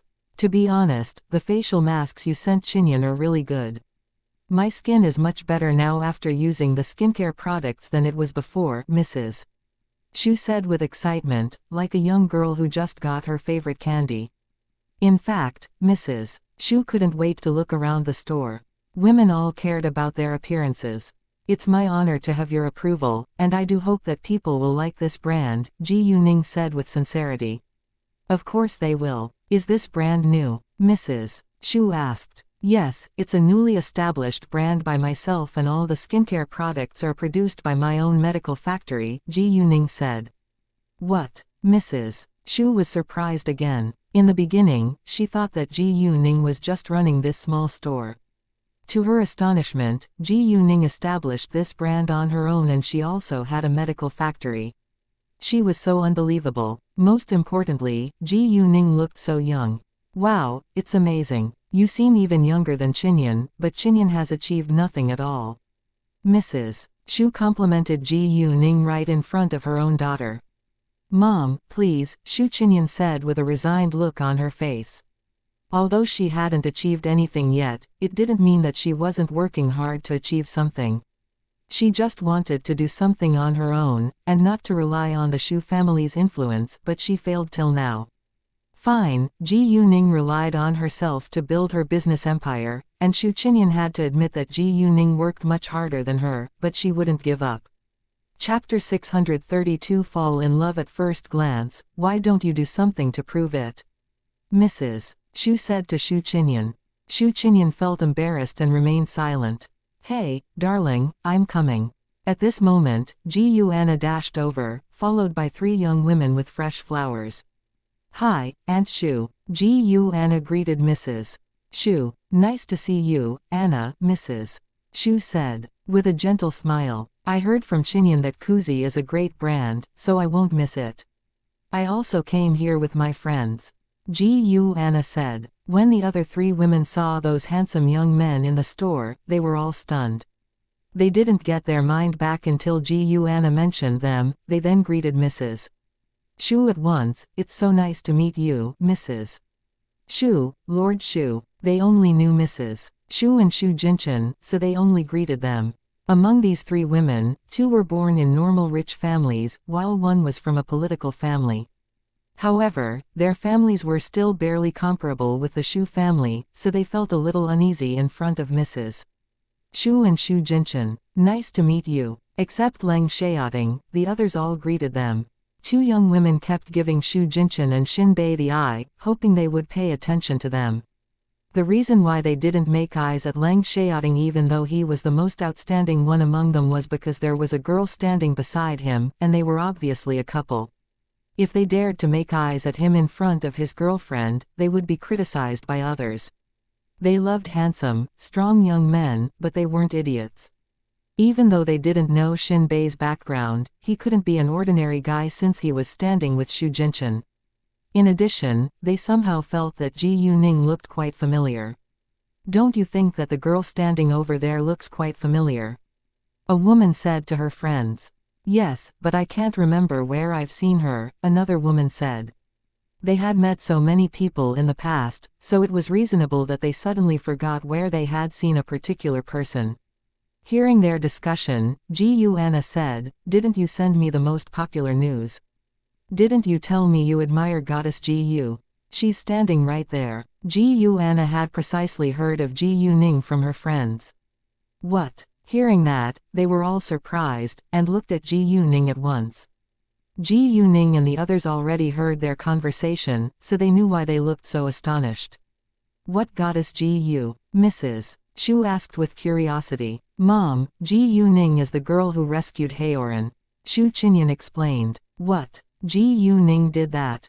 Mrs. Shu was also shocked. Xianxia's friends asked her without delay, Anna, please help us ask goddess Ji Yu whether she's willing to take photos with us. Although Ji Yuning wasn't a star, she was a heroine. No problem, Xianxia said, then walked to Ji Yuning. In fact, she felt a little nervous because Leng Xiaoting was standing right by Ji Yuning's side. Ji Yuning heard their conversation but remained quiet. Ji Yuning, my friends want to take photos with you after they found out that you are goddess Ji Yu. Are you willing to do it? Xianxia asked. Although Ji Yuning was reluctant to do so, she would seem arrogant if she rejected, so she agreed. With Ji Yuning's permission, they immediately walked to her with excitement, and Leng Xiaoting also stepped away to leave them some space. They didn't bother Ji Yuning for too long, and only took 2 photos with Ji Yuning together. Afterwards, they posted the photos on their moments. Woman A, don't you think this beauty in black looks familiar? Guess who she is? Woman B, finally met goddess Ji Yu in person. Woman C, goddess Ji Yu is so beautiful even without any makeup. Once they posted the photos, many people left comments below. Some of them recognized Ji Yuning and asked them where they met her. Some didn't and asked them who goddess Ji Yu was. Should we tell them? A woman asked. I think we better not. It'll bother goddess Ji Yu. I agree. Therefore, they didn't reply to the comments. After a short while, another 4 young women arrived. They were Shu Qinyan's friends. When they walked over, they noticed Ji Yuning at first glance. 3 of them got excited, but one seemed jealous. They also shared common friends with Xianxia, so they already saw the photos. 3 of them admired Ji Yuning, but one of them disliked her. She hated Ji Yuning's beauty and ability, and even thought that she was better than Ji Yuning. When their sight moved away from Ji Yuning, they saw several extremely handsome young men, and were all stunned. When the woman who was jealous of Ji Yuning noticed Leng Xiaoting, her heart skipped a beat. She had never seen such an extraordinarily attractive young man before. She fell in love at first glance. Chapter 633 The woman who tries to grab Leng Xiaoting away. However, when she noticed that Leng Xiaoting was standing very close to Ji Yuning and even had a girl's backpack in his hand, her eyes turned malicious, staring at Ji Yuning. Ji Yuning, of course, noticed the woman's admiration for Leng Xiaoting and the woman's hatred towards her. She knew clearly that the woman fell in love with Leng Xiaoting. Ji Yuning was slightly displeased, but didn't say or do anything for now. Nice to meet you, Mrs. Shu, Lord Shu and Miss Ji Yu. They greeted them. They only knew Mrs. Shu and Shu Jinchen, and just found out Ji Yuning's name. Except Leng Xiaoting, who remained silent as usual, the others also greeted them politely. Two of the women who came had boyfriends, while another two were single, so the single women wanted to attract Leng Xiaoting and the other men's attention. Although they wanted to do that, they didn't dare strike up a conversation with them, because they were afraid to embarrass themselves in public. Instead, they would pretend to casually walk by them and approach them to see whether they would pay attention to them. Unfortunately, none of the men gave them a glance. When it was 10:10 a.m., the opening ceremony began. Afterwards, the store was officially open. There weren't as many important figures at the opening ceremony in the capital as there were in City G. Shu Jinchen and Leng Xiaoting had planned to invite some members of the Shu family and xianxia group to attend it, but was declined by Ji Yuning. It was just a pharmacy and aimed at curing illnesses as well as rescuing people, so there was no need to do a publicity stunt. Ji Yuning decided to promote Kuzi at the right time. With the help of several extremely handsome men, many girls were attracted to shop in the skincare product store too. Kuzi. I've never heard of this brand. Is it effective? The woman who admired Leng Xiaoting said with disdain. Why don't we have a try? Another woman said. Since the females all went to shop for skincare products, Leng Xiaoting and the others didn't follow them, but went to sit in the lounge. The woman who admired Leng Xiaoting didn't have much interest in Ji Yuning's skincare products, and walked to Leng Xiaoting later. Hi, may I have a seat here? There are too many people over there and I need a rest, she said politely, then sat down on a vacant seat. Oh, please allow me to introduce myself. My name's Di Runa. I'm Chinyan's friend. Nice to finally see you, Miss D. Shu Jinchen, who was always a gentleman, kindly greeted Di Runa. However, Xinbei and Leng Xiaoting stayed silent and didn't give her a glance at all. The Di family was a super rich family in the capital too. Although it wasn't among the richest families in the capital, it was a well-known family. Oh, I'm surprised that you know me. Di Runa didn't expect that Shu Jinchen would have heard of her, and felt flattered. Although the Di family was a super rich family in the capital, it was barely comparable with the Shu family. The Shu family owned 100 billion yuan in wealth, while the Di family only had less than 50 billion yuan. There was a huge gap between them. Nevertheless, Di Runa felt quite disappointed seeing that Leng Xiaoting didn't even bother to give her a glance. Chinyan has mentioned your name many times, Shu Jinchen said. Di Runa smiled, then glanced at Leng Xiaoting and Xinbei. May I know these two gentlemen's names? Mr. Leng and Mr. Xin, Shu Jinchen said, but didn't tell Di Runa their full names. In fact, Di Runa wanted to strike up a conversation with Leng Xiaoting, but Leng Xiaoting focused on the screen of his phone and didn't give Di Runa a glance. Leng Xiaoting wasn't addicted to mobile phones, but he just got to know something about Ji Yuning from their previous talk, so he searched it on the internet when he was free now. He knew a little about what Ji Yuning had done, but not clearly. Although Ji Yuning was fine now, he blamed himself for not having helped her by her side when she had been in danger. Luckily, Ji Yuning was safe. Di Runa was eager to leave a good impression on Leng Xiaoting, but she failed to seize a good chance to do that. Actually, Di Runa was very suitable for Leng Xiaoting according to her appearance and family background, but love wasn't a business deal. At the other side in the store, women were looking around for skincare products. A woman had worked overnight for many days, so she had heavy dark circles under her eyes. She had used eye masks, but they were useless. Even makeup couldn't cover her dark circles now. Therefore, a saleswoman immediately took out a piece of Kuzi eye mask for the woman. In order to convince everyone, the saleswoman took a picture of the dark circles beforehand. The eye mask should be laid on the face for 10 minutes. Afterwards, another woman said that she recently had some acne on her face, so the saleswoman told her to remove her makeup first, and apply a piece of Kuzi facial mask after taking a photo of her face. The facial mask should be laid on the face for 10 minutes too. Mrs. Shu and Ji Anna, however, didn't try anything at all, but directly bought 10 boxes of facial mask and a piece of every other skincare product. Shu Qinyan, of course, wouldn't leave with empty hands. In the pharmacy, a man said that he had knocked his knee on a corner of the table yesterday by accident, and there was a bruise around his knee now. A salesman gave him the trial medicine in the store and applied it to his knee. After a few minutes, half of the bruise faded away. Someone who had a cold also recovered soon after taking the medicine of Kulain. Seeing that, many people who hesitated to buy medicines here bought a lot without delay, especially cold medicines. Colds was a very common illness, so almost everyone bought cold medicines. 10 minutes later, the woman removed her eye mask, and her dark circles faded a lot, which was quite obvious compared to the photo she had taken. Accordingly, the woman bought 5 boxes of eye masks without hesitation, because she always worked late. Not only her, but many women in the store bought many eye masks as well. Chapter 634 Sao When Sheen comes. There were few people who slept early now, and most people were used to sleeping late, so it was very easy for them to have dark circles. Since Leng Xiaoting wouldn't talk to Di Runa, she felt bored and walked over to see what they were doing. The other woman removed the facial mask 10 minutes later too, and more than half of the acne on her face disappeared, which was a miracle in the women's eyes.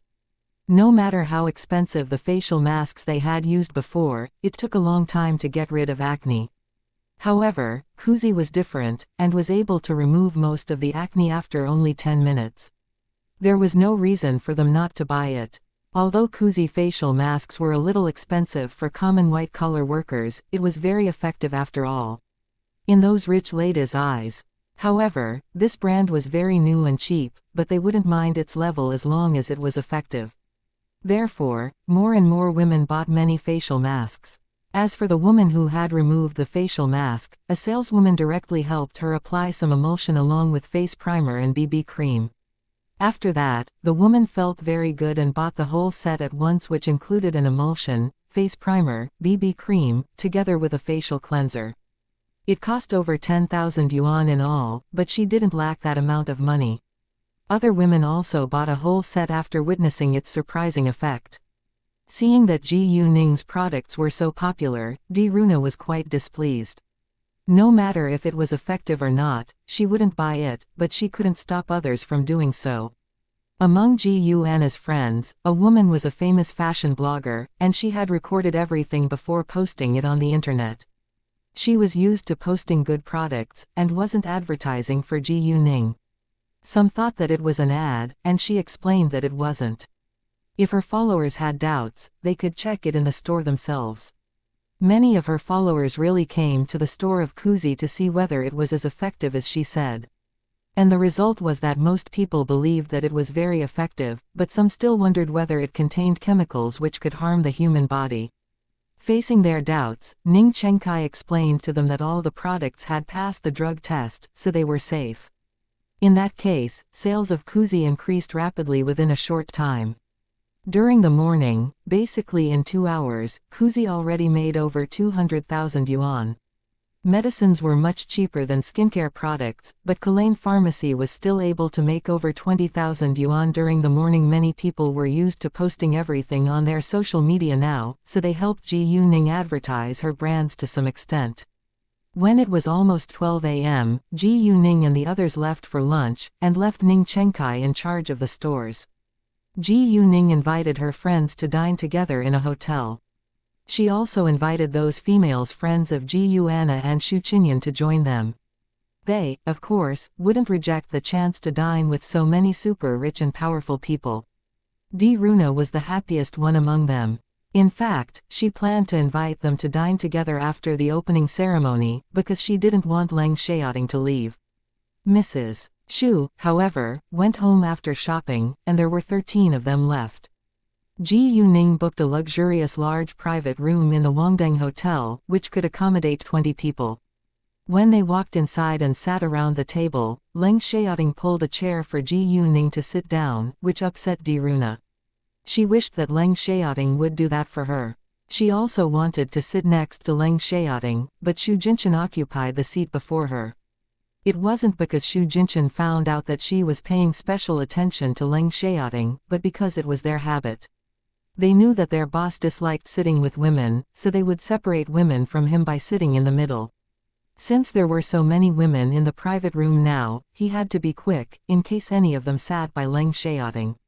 Accordingly, Xu Jinchen sat by Leng Xiaoting's right side, and Xinbei sat next to Xu Jinchen, while Ji Yuanna sat by Xinbei's side. Ji Yuning was sitting on Leng Xiaoting's right side, and Xu Qinyan sat next to her so that the other women in the room had no chance to approach Leng Xiaoting. Not only Di Runa, but the other women who were interested in Xu Jinchen and Xinbei also felt disappointed, but they couldn't show it. During the meal, Leng Xiaoting kept putting food into Ji Yuning's bowl and didn't care how many people were staring at them. He even peeled shrimp for Ji Yuning, which made others feel quite jealous. Seeing the scene, Di Runa lost her appetite. Ji Yuning didn't feel uneasy at all, but enjoyed the meal. "I'm so jealous of you and I can't eat anything," Xu Jinchen complained. "Then put down your chopsticks," Ji Yuning said directly. Xu Jinchen felt so hurt in his heart. At this moment, Ji Yuning's phone rang, and the caller was Cao Wenxin. "Ningning, I heard that you're in the capital now. Where are you?" "I'm in the capital too." Cao Wenxin was excited. Hearing that, Ji Yuning was slightly surprised, then subconsciously gave a glance at Xinbei. She had a feeling that something was going to happen. "I'm in the Wangdang Hotel now," Ji Yuning said. "Really? I'm here too. Today's Xinyu's birthday, and we're having a birthday party now. Have you eaten?" Cao Wenxin asked. "In the middle of it. Why don't you come over?" "We're in room number 888, Ji Yuning said. "Sure, I'll be there in 2 minutes, Cao Wenxin said. "Who is it?" Xu Qinyan asked with curiosity. "Wenxin," Ji Yuning said, then gave Xinbei a glance. When Xinbei heard Cao Wenxin's name, he stopped eating for a second, and a touch of nervousness along with happiness flashed by his eyes. Seeing that, Ji Yuning was sure that Xinbei liked Cao Wenxin. It seemed like they could be a couple. Ji Yuning was right.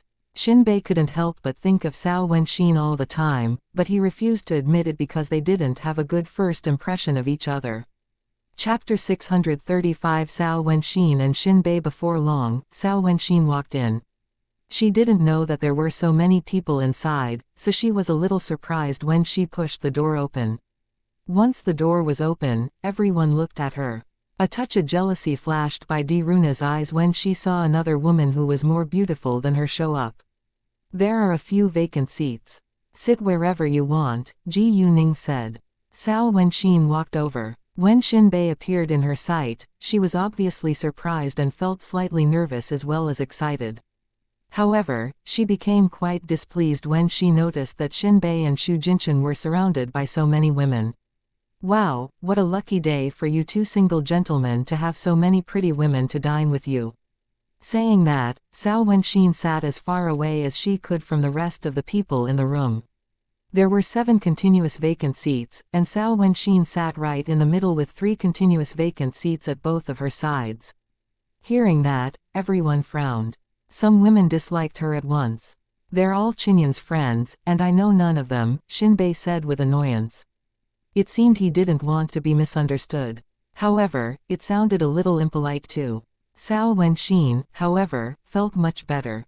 A woman disliked the way Cao Wenxin talked about them, so she pretended that she was just joking and said, "You're right.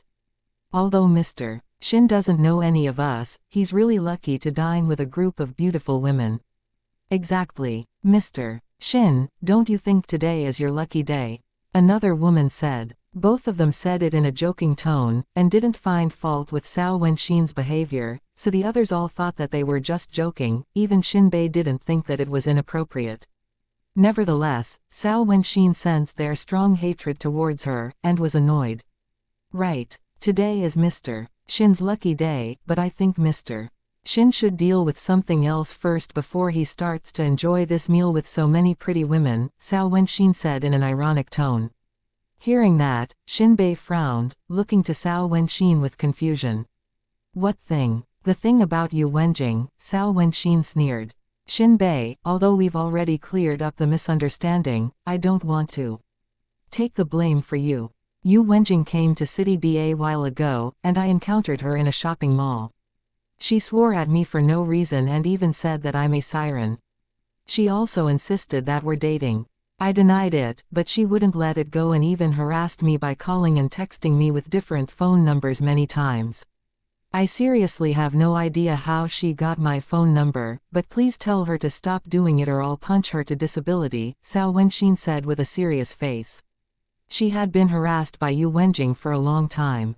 Although Yu Wenjing was hardly her match, she was quite displeased being harassed all day.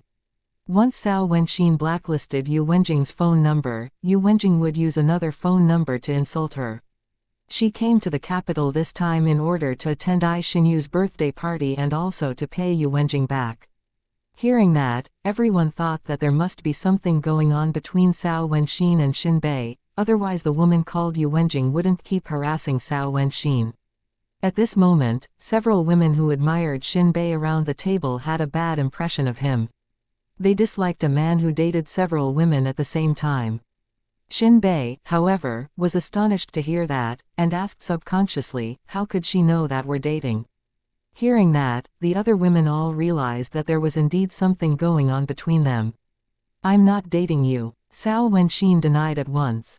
The others around the table watched the drama in silence. Xin Bei immediately realized that he had said something wrong, so he explained it without delay. Of course not. I meant, why did she insist that we're dating? Her friend saw us hanging out together at the Lantern Festival and sent a picture of us to her, Cao Wenxin said. Nonetheless, Cao Wenxin somehow felt that it was very wrong. She tried to explain that she wasn't dating Xin Bei, but her explanation proved that they did hang out together. We hung out together with our families. Why did she have to say that we're dating? Xin Bei didn't understand it. Hearing that, everyone realized that there was a misunderstanding. I don't know, Cao Wenxin said with annoyance. All of a sudden, Ji Yuning opened her mouth. Maybe she thinks you'll make a great couple. Both Cao Wenxin and Xin Bei were struck dumb for a second, but Cao Wenxin denied it at once. It's not true. Ningning, Xiaoting has peeled so many shrimp for you. Why can't you focus on eating? Xin Bei felt slightly disappointed when Cao Wenxin denied it. He thought that maybe she really hated him. Ji Yuning looked to Leng Xiaoting and asked him with an innocent face, am I wrong? You're right, Leng Xiaoting said. Well, I do think Xin Bei and Wenxin will make a great couple, Xu Qinyan said. She suddenly had a feeling that it wasn't a bad idea. Their parents have the same idea, Ji Yuning said again. Stop it. Cao Wenxin flushed. Xin Bei remained silent, like he agreed with it. He, of course, knew that Cao Wenxin's parents approved of him. However, it seemed Cao Wenxin disliked him. Others around the table also noticed the chemistry between them. Chapter 636 Punch her if you're angry, maybe out of guilt or something else, Xin Bei said to Cao Wenxin gently, which had never happened before, I'm so sorry for what she has done to you, but there is nothing between her and me now. She did it on her own initiative. Cao Wenxin stopped eating, looking at him. Anyway, tell her to stop harassing me, or I'll punch her the next time. I know the address of her place. Punch her if you're angry, and leave the rest to me, Xin Bei said. He was spoiling her, but even he didn't realize. Some of the women around the table felt a little scared. Cao Wenxin's heart, on the other hand, skipped a beat all.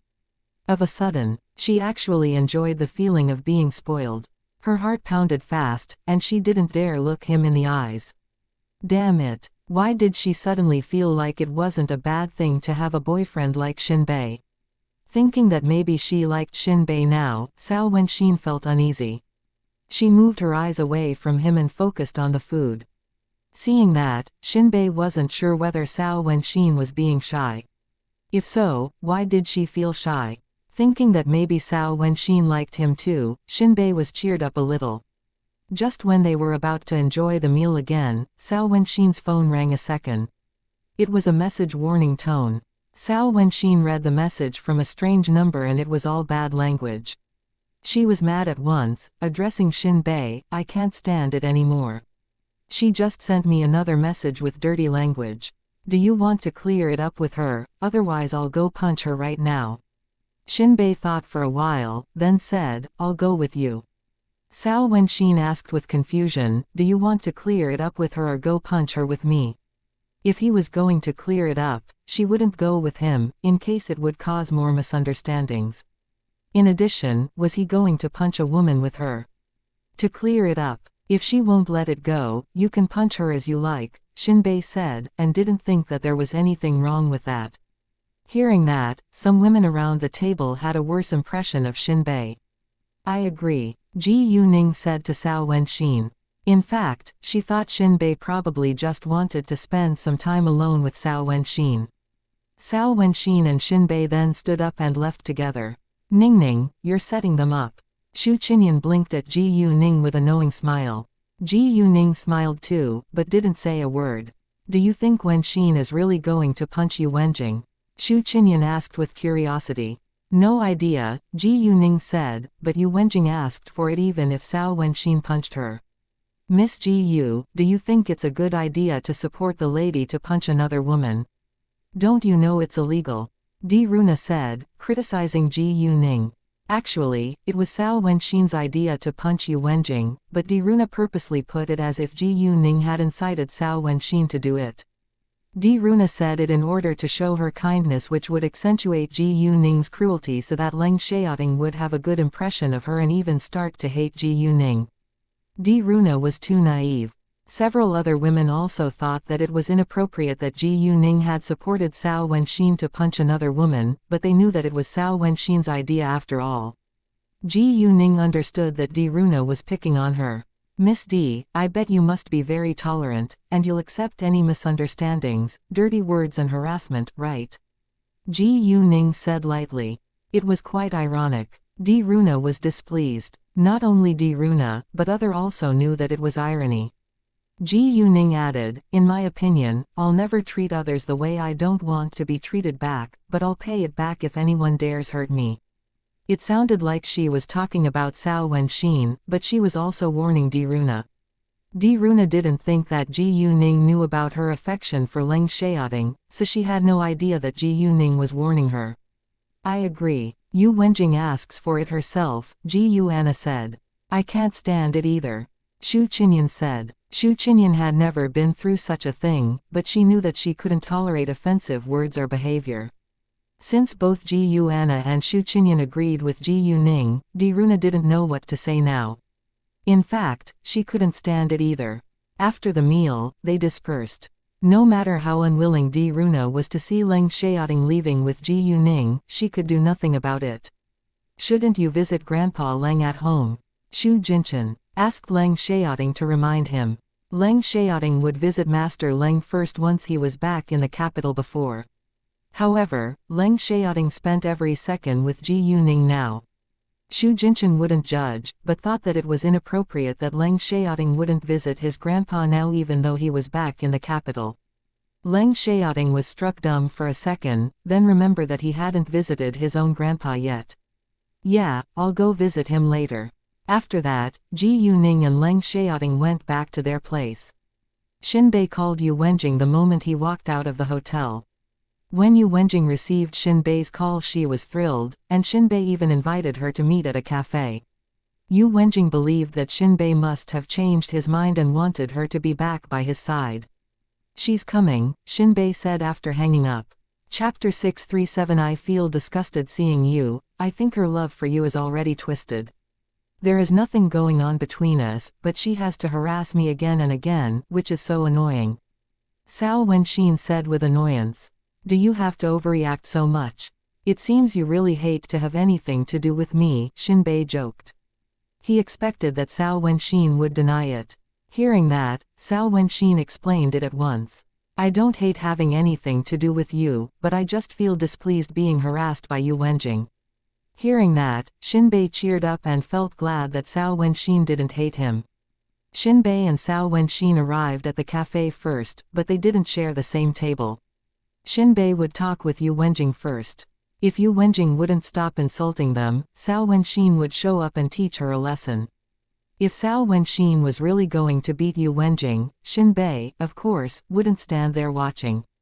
It wasn't Shinbei's fault that he agreed with Xiao Wenxin to punch Yu Wenjing, but Yu Wenjing asked for it herself.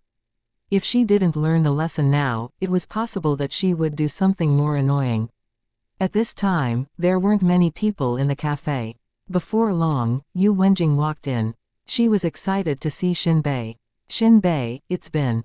Have a seat." Xinbei interrupted her with a cold expression before she could finish the sentence. Yu Wenjing didn't think further and sat down at once. "Yu Wenjing, have you been harassing Cao Wenxin lately?" Xinbei questioned her without hesitation. Hearing that, the smile on Yu Wenjing's face disappeared. She didn't expect that Xinbei called her to meet here because of Cao Wenxin. Yu Wenjing was more certain now that Xinbei was dating Cao Wenxin. "You called me today just for this?" Yu Wenjing was disappointed and mad. "Yes," Xinbei said. Yu Wenjing felt so hurt and said in anger, "She seduced you, so I punished her." "What's wrong with that? Do you really like her? Are you really dating her? Why do you care about it so much?" She admitted that she had been harassing Cao Wenxin. Cao Wenxin, who was sitting by a nearby table, rolled her eyes. It was ridiculous that Yu Wenjing jumped to the conclusion that she had seduced Xinbei just because of a photo of them. "It's none of your business." Xinbei coldly looked at Yu Wenjing. He had never despised himself as much before as he did now. How could he have fallen in love with such a selfish, snobbish and malicious woman? "You were mine," Yu Wenjing almost shouted. It seemed that she had totally forgotten that she had already broken up with Xinbei years ago. "I'm yours. Are you insane? We've been broken up for years, and you are the one who dumped me," Xinbei said. "I'm regretful now. I'm still in love with you and I want you back," Yu Wenjing said and took it for granted that he should accept her as long as she still loved him. Hearing that, Cao Wenxin couldn't help but roll her eyes. Again, Yu Wenjing was so shameless. Xinbei was annoyed. "You're the most shameless person I've ever seen before. Who do you think you are? I feel so disgusted seeing you." Cao Wenxin gave Xinbei a thumbs up in her heart. 5 years ago, Xinbei joined the Red Flame. Because of his special identity, he couldn't tell anyone, including his family. When he met Yu Wenjing 4 years ago, he told her that he was just a common soldier. At the beginning, Yu Wenjing admired him for his honorable job, but soon disdained it because he didn't make much money. Afterwards, Yu Wenjing had an affair with a rich man but didn't break up with Xinbei beforehand. Xinbei didn't find out until he went to visit Yu Wenjing. However, not only had Yu Wenjing dumped him, but she had also humiliated him. Yu Wenjing was dumped by the rich man after a few months, but she soon turned to another rich man and was dumped after a few months again. After a period of time, she heard from a friend that Xinbei was actually a military officer of high rank in the army, so she did everything to find him. Although Xinbei didn't mind his girlfriend's rich experience in sex, he would never accept a betrayer.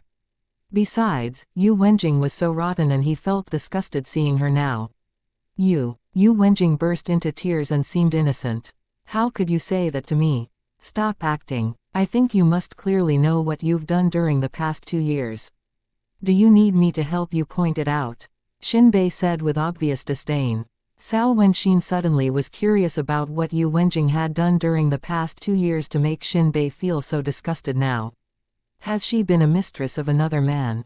Cao Wenxin thought. Yu Wenjing's body stiffened and her face turned pale. In fact, she also despised herself when thinking about what she had done during the past 2 years. During the past 2 years, she had maintained a sexual relationship with many rich men, but none of them treated her with sincerity. She had simply sold her body for money. Not long ago, she heard from her friend that Xinbei held a high rank in the army. Chapter 638 Hit with an ashtray. A high rank meant that Xinbei was a senior military officer in the army now. Therefore, she did everything she could to find Xinbei and she really was still in love with him. However, he said to her face that he felt disgusted seeing her. Yu Wenjing was also an utterly selfish person. Yu Wenjing, stop harassing Cao Wenxin right away. She isn't someone you can mess with. Don't hurt yourself and involve your family too. Xinbei warned her with a serious face. He didn't care about Yu Wenjing now, but he was unwilling to see Cao Wenxin being harassed again. Yu Wenjing couldn't believe her ears. Did you just threaten me because of her? Yu Wenjing still believed that Xinbei shouldn't treat her like that. Yu Wenjing, that's all I can say. If you won't stop, you're digging your own grave.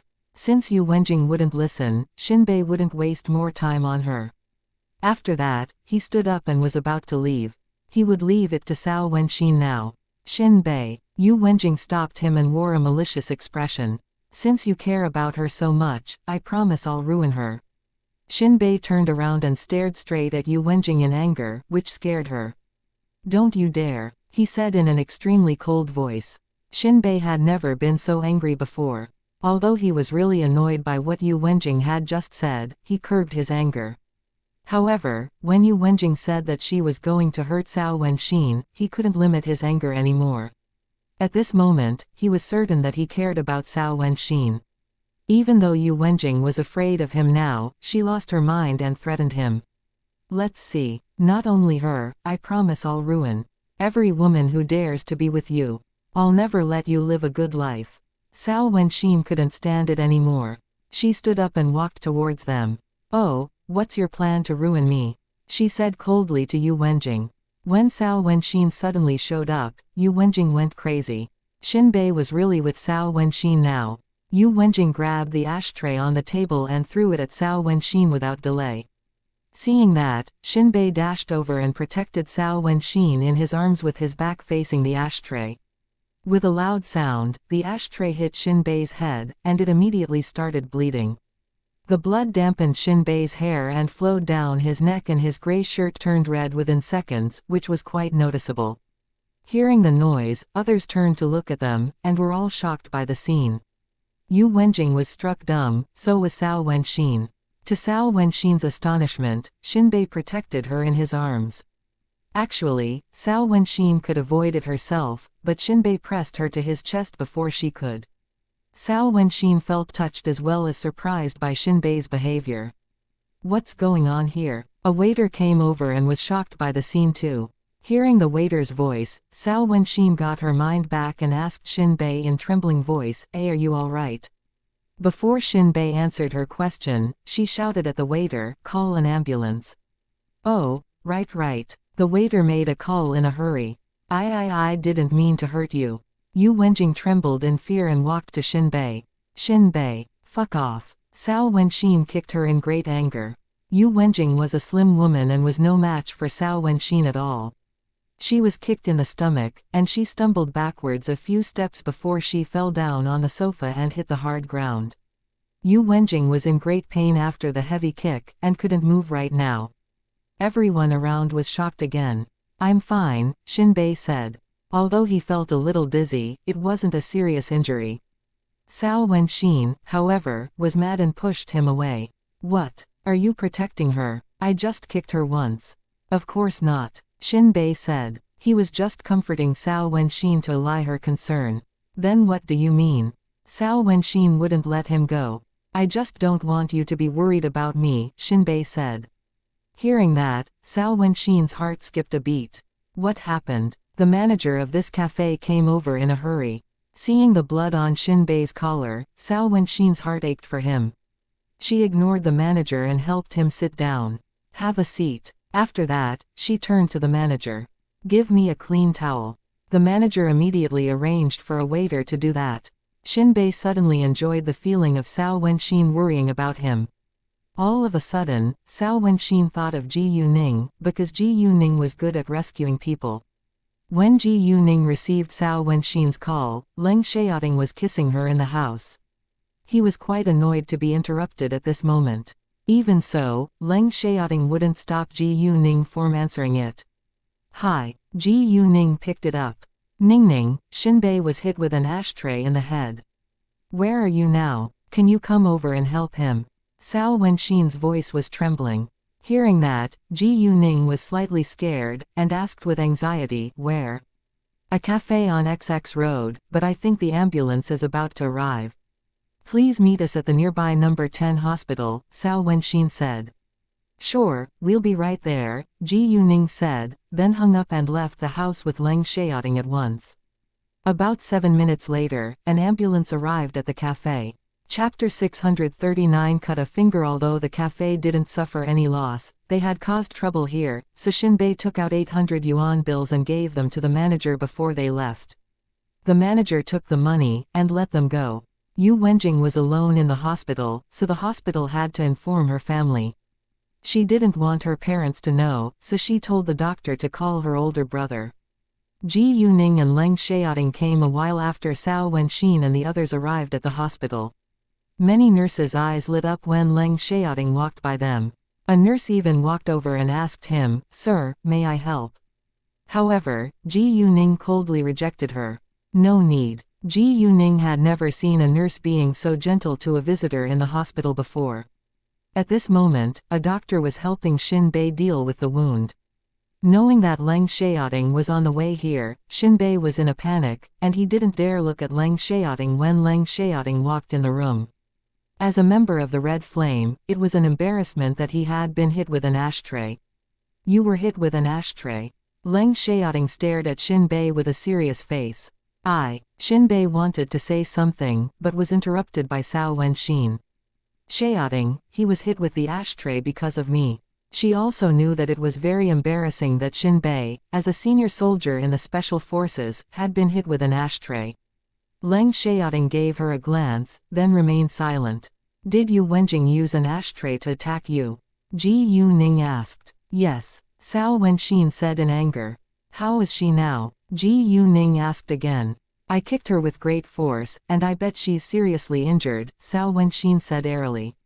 She didn't think that it was inappropriate at all. Ji Yuning also thought that there was nothing wrong with it. If she were Cao Wenxin, she would beat Yu Wenjing to disability. The doctor finished dealing with the wound on Xin Bei's head. Just when he was about to apply some medicine to it, Ji Yuning stopped him, and took out a bottle of power crystal. She poured some water inside, and treated the wound for Xin Bei. The external application of the power crystal was aimed at curing wounds. It could improve resistance by talking it, and the power would spread to the wound to heal it from inside, but the wound on the surface would look the same. It took more pills to completely heal a wound. Given Xin Bei's outstanding physical fitness, there was no need for him to take the pill, so Ji Yuning applied it to the wound on the surface. The doctor tried to stop Ji Yuning, because he thought that Ji Yuning wasn't a professional. However, Xin Bei agreed to it, so the doctor gave up and let Ji Yuning do whatever she wanted. Before long, the wound on Xin Bei's head stopped bleeding, which surprised the doctor. "Wow!" The doctor rounded his eyes in shock. He turned to Ji Yuning and asked her with curiosity, "Miss, may I know what kind of medicine is this? It's so effective." "I have no idea. It was a gift from a friend." Ji Yuning gave him a perfunctory answer. Since Ji Yuning said so, the doctor didn't ask further. "Ningning, how's the wound now?" Cao Wenxin asked with concern. "It's fine, but I think he better have a CT scan," Ji Yuning said. Afterwards, Xin Bei went to have a CT scan. A while later, the result was out, and the doctor said that Xin Bei was fine, but he better stay in the hospital for a day. Therefore, Xin Bei stayed in the hospital. Leng Xiaoting had to go back to the Leng family's house, so Ji Yuning and Leng Xiaoting didn't stay in the patient room for long. Ji Yuning said, "He was injured because of you, so you should stay here to take care of him." "Xiaoting and I have to leave now." "No problem," Cao Wenxin said. "Here, apply it once in the afternoon, and once in the evening." Ji Yuning gave Cao Wenxin the bottle of power crystal. "Thanks." Cao Wenxin took it, and thought that this bottle of medicine was really important. When Ji Yuning and Leng Xiaoting were gone, Cao Wenxin felt a little uneasy staying with Xin Bei alone. I'm not good at taking care of others. If you need anything, please directly tell me." "Thanks," Xin Bei said. "I should thank you for what you did," Cao Wenxin said. "No big deal. I feel guilty that you've been harassed by her because of me," Xin Bei said, feeling embarrassed. "Well, let's drop the topic. Do you want to have an apple? I can help you peel one," Cao Wenxin said. "Thanks," Xin Bei said with a smile. Seeing his charming smile, Cao Wenxin flushed, and turned around at once, in case Xin Bei would notice it. Even so, Xin Bei still saw her red face. Xin Bei wasn't an idiot in love, so he knew that Cao Wenxin flushed because she liked him now. Although he wanted to ask her directly, he was afraid that she would be annoyed, so he decided to take it slowly. All of a sudden, Xiao Wenxin cut her finger by accident and shouted in pain. What happened? Xinbei jumped out of the bed at once. Seeing that her finger was bleeding, he felt very sad. It's fine. I just cut my finger by accident. Xiao Wenxin wasn't a weak woman, so she didn't care about it at all. It's bleeding. Xinbei was displeased. Where is the medicine Ji Yuning gave you? Xinbei asked. I can ask for an adhesive bandage from the nurse, and it'll be fine. The medicine is for your wound. Xiao Wenxin thought that the cut on her finger was barely comparable to the wound on Xinbei's head. Chapter 640. Search your body, give it to me yourself, or do you want me to search for it on your body? Xinbei asked, staring straight at her. Hearing that, Xiao Wenxin couldn't believe her ears. However, she didn't feel offended at all, but flushed again. Xinbei waited for a few seconds. Seeing Xiao Wenxin still standing there, he said, You remain silent, so then I guess I'll search your body. Saying that, he stepped forward. I'll give it to you. Xiao Wenxin gave up at once. She took out the porcelain bottle from her pocket and Xinbei grabbed it at once, then applied the medicine to the cut on her finger. Seeing Xinbei being so cautious, Xiao Wenxin's heart pounded fast and she enjoyed it very much. Once the liquid medicine was applied to Xiao Wenxin's injured finger, she felt the flow of coldness into it. Within seconds, the pain was reduced, the wound stopped bleeding and the cut healed too. There was only a light mark left on her finger, like a scar. Although they knew that Ji Yuning's medicine was very effective, Xinbei and Xiao Wenxin were still astonished. However, right at this moment, the door was kicked open with a loud sound, and a man who was around 30 years old dashed inside with his face full of anger.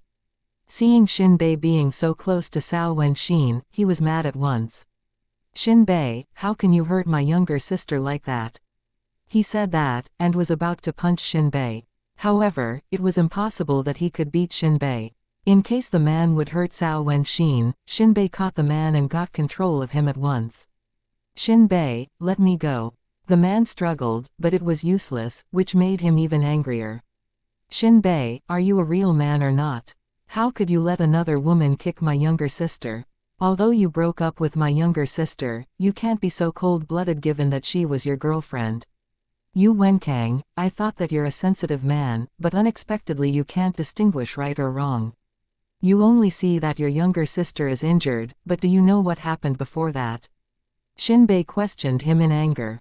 Yu Wenkang was exactly Yu Wenjing's older brother, and he came here to cause trouble once he heard that his younger sister was hurt by a woman with Xinbei. No matter what happened, you shouldn't have watched another woman kick my younger sister and done nothing. My younger sister loves you so much, and you treat her like that. Yu Wenkang argued, like Xinbei should feel honored that his younger sister loved him. It was the worst decision I've ever made to be with Yu Wenjing, Xinbei sneered. Yu Wenkang, I bet that you must know what kind of person your younger sister is. I don't want to judge her, but please tell her to stop harassing my friend. She attacked my friend with an ashtray in a public place. If you were me, would you let a stranger hurt you and not resist at all? What? Yu Wenkang was shocked. He had no idea what Yu Wenjing had done. Yu Wenjing only told him that a woman who was with Xinbei kicked her and she was badly injured now. Yu Wenkang was actually aware of the fact that it was Yu Wenjing who had dumped Xinbei. However, he also supported Yu Wenjing getting Xinbei back after finding out that Xinbei was a military officer of high rank. He was also selfish, but he wouldn't force Xinbei if Xinbei rejected. In addition, he was so mad now only because he thought that Yu Wenjing was badly injured after arguing with the woman who were with Xinbei. If what Xinbei told him was true, it was Yu Wenjing's fault. When he calmed himself down, he saw that Xinbei's forehead was wrapped in bandages. Xinbei must have protected the woman when Yu Wenjing attacked her with an ashtray. Are you sure? Yu Wenkang asked with doubt. You can go check the surveillance video of that cafe, Xinbei said, then let Yu Wenkang go. Yu Wenkang didn't say anything further, and turned around walking out. Wait a second. Xinbei stopped him. Tell Yu Wenjing to stop harassing my friend. My friend isn't someone she can mess with. She can't bear the result if my friend takes revenge, and your family will also be involved. Hearing that, Yu Wenkang panicked a little. The woman with Xinbei must be from either a rich or powerful family. He believed Xinbei, and he knew that Xinbei wouldn't lie to him. Moreover, Xinbei was a military officer of high rank now, so he, of course, knew many important figures. Yu Wenkang, on the other hand, was from a very common family, and didn't dare annoy anyone with power or wealth. After he left Xinbei's patient room, he didn't go to the cafe, but went to visit Yu Wenjing, and told Yu Wenjing what Xinbei had said to him. Yu Wenjing didn't deny that she had attacked Xinbei's friend, and Yu Wenkang was mad at her. Yu Wenkang, you'd better stop now. The woman is from a powerful family.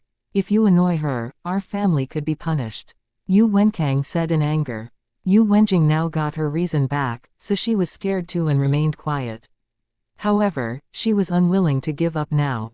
Even so, there was nothing she could do about it. Leng Xiaoting drove Ji Yuning back to his house, and then went to the Leng family's house. Leng Xiaoting told Ji Yuning that he would dine with her later. Ji Yuning, on the other hand, thought that he should share dinner with his grandpa. Leng Xiaoting finally agreed. Before Leng Xiaoting left, Ji Yuning gave him 8 gold bars and told him that it was a gift for Master Leng. Although gold wasn't worth much nowadays, an ancient gold bar was a precious collectible. Leng Xiaoting understood that Ji Yuning got them from an ancient grave, so he didn't ask further. Thank you for listening and supporting the Cultivation audiobook channel. If you'd like to support us, 1 cup of coffee can make a big difference. Please check the PayPal link in the YouTube description.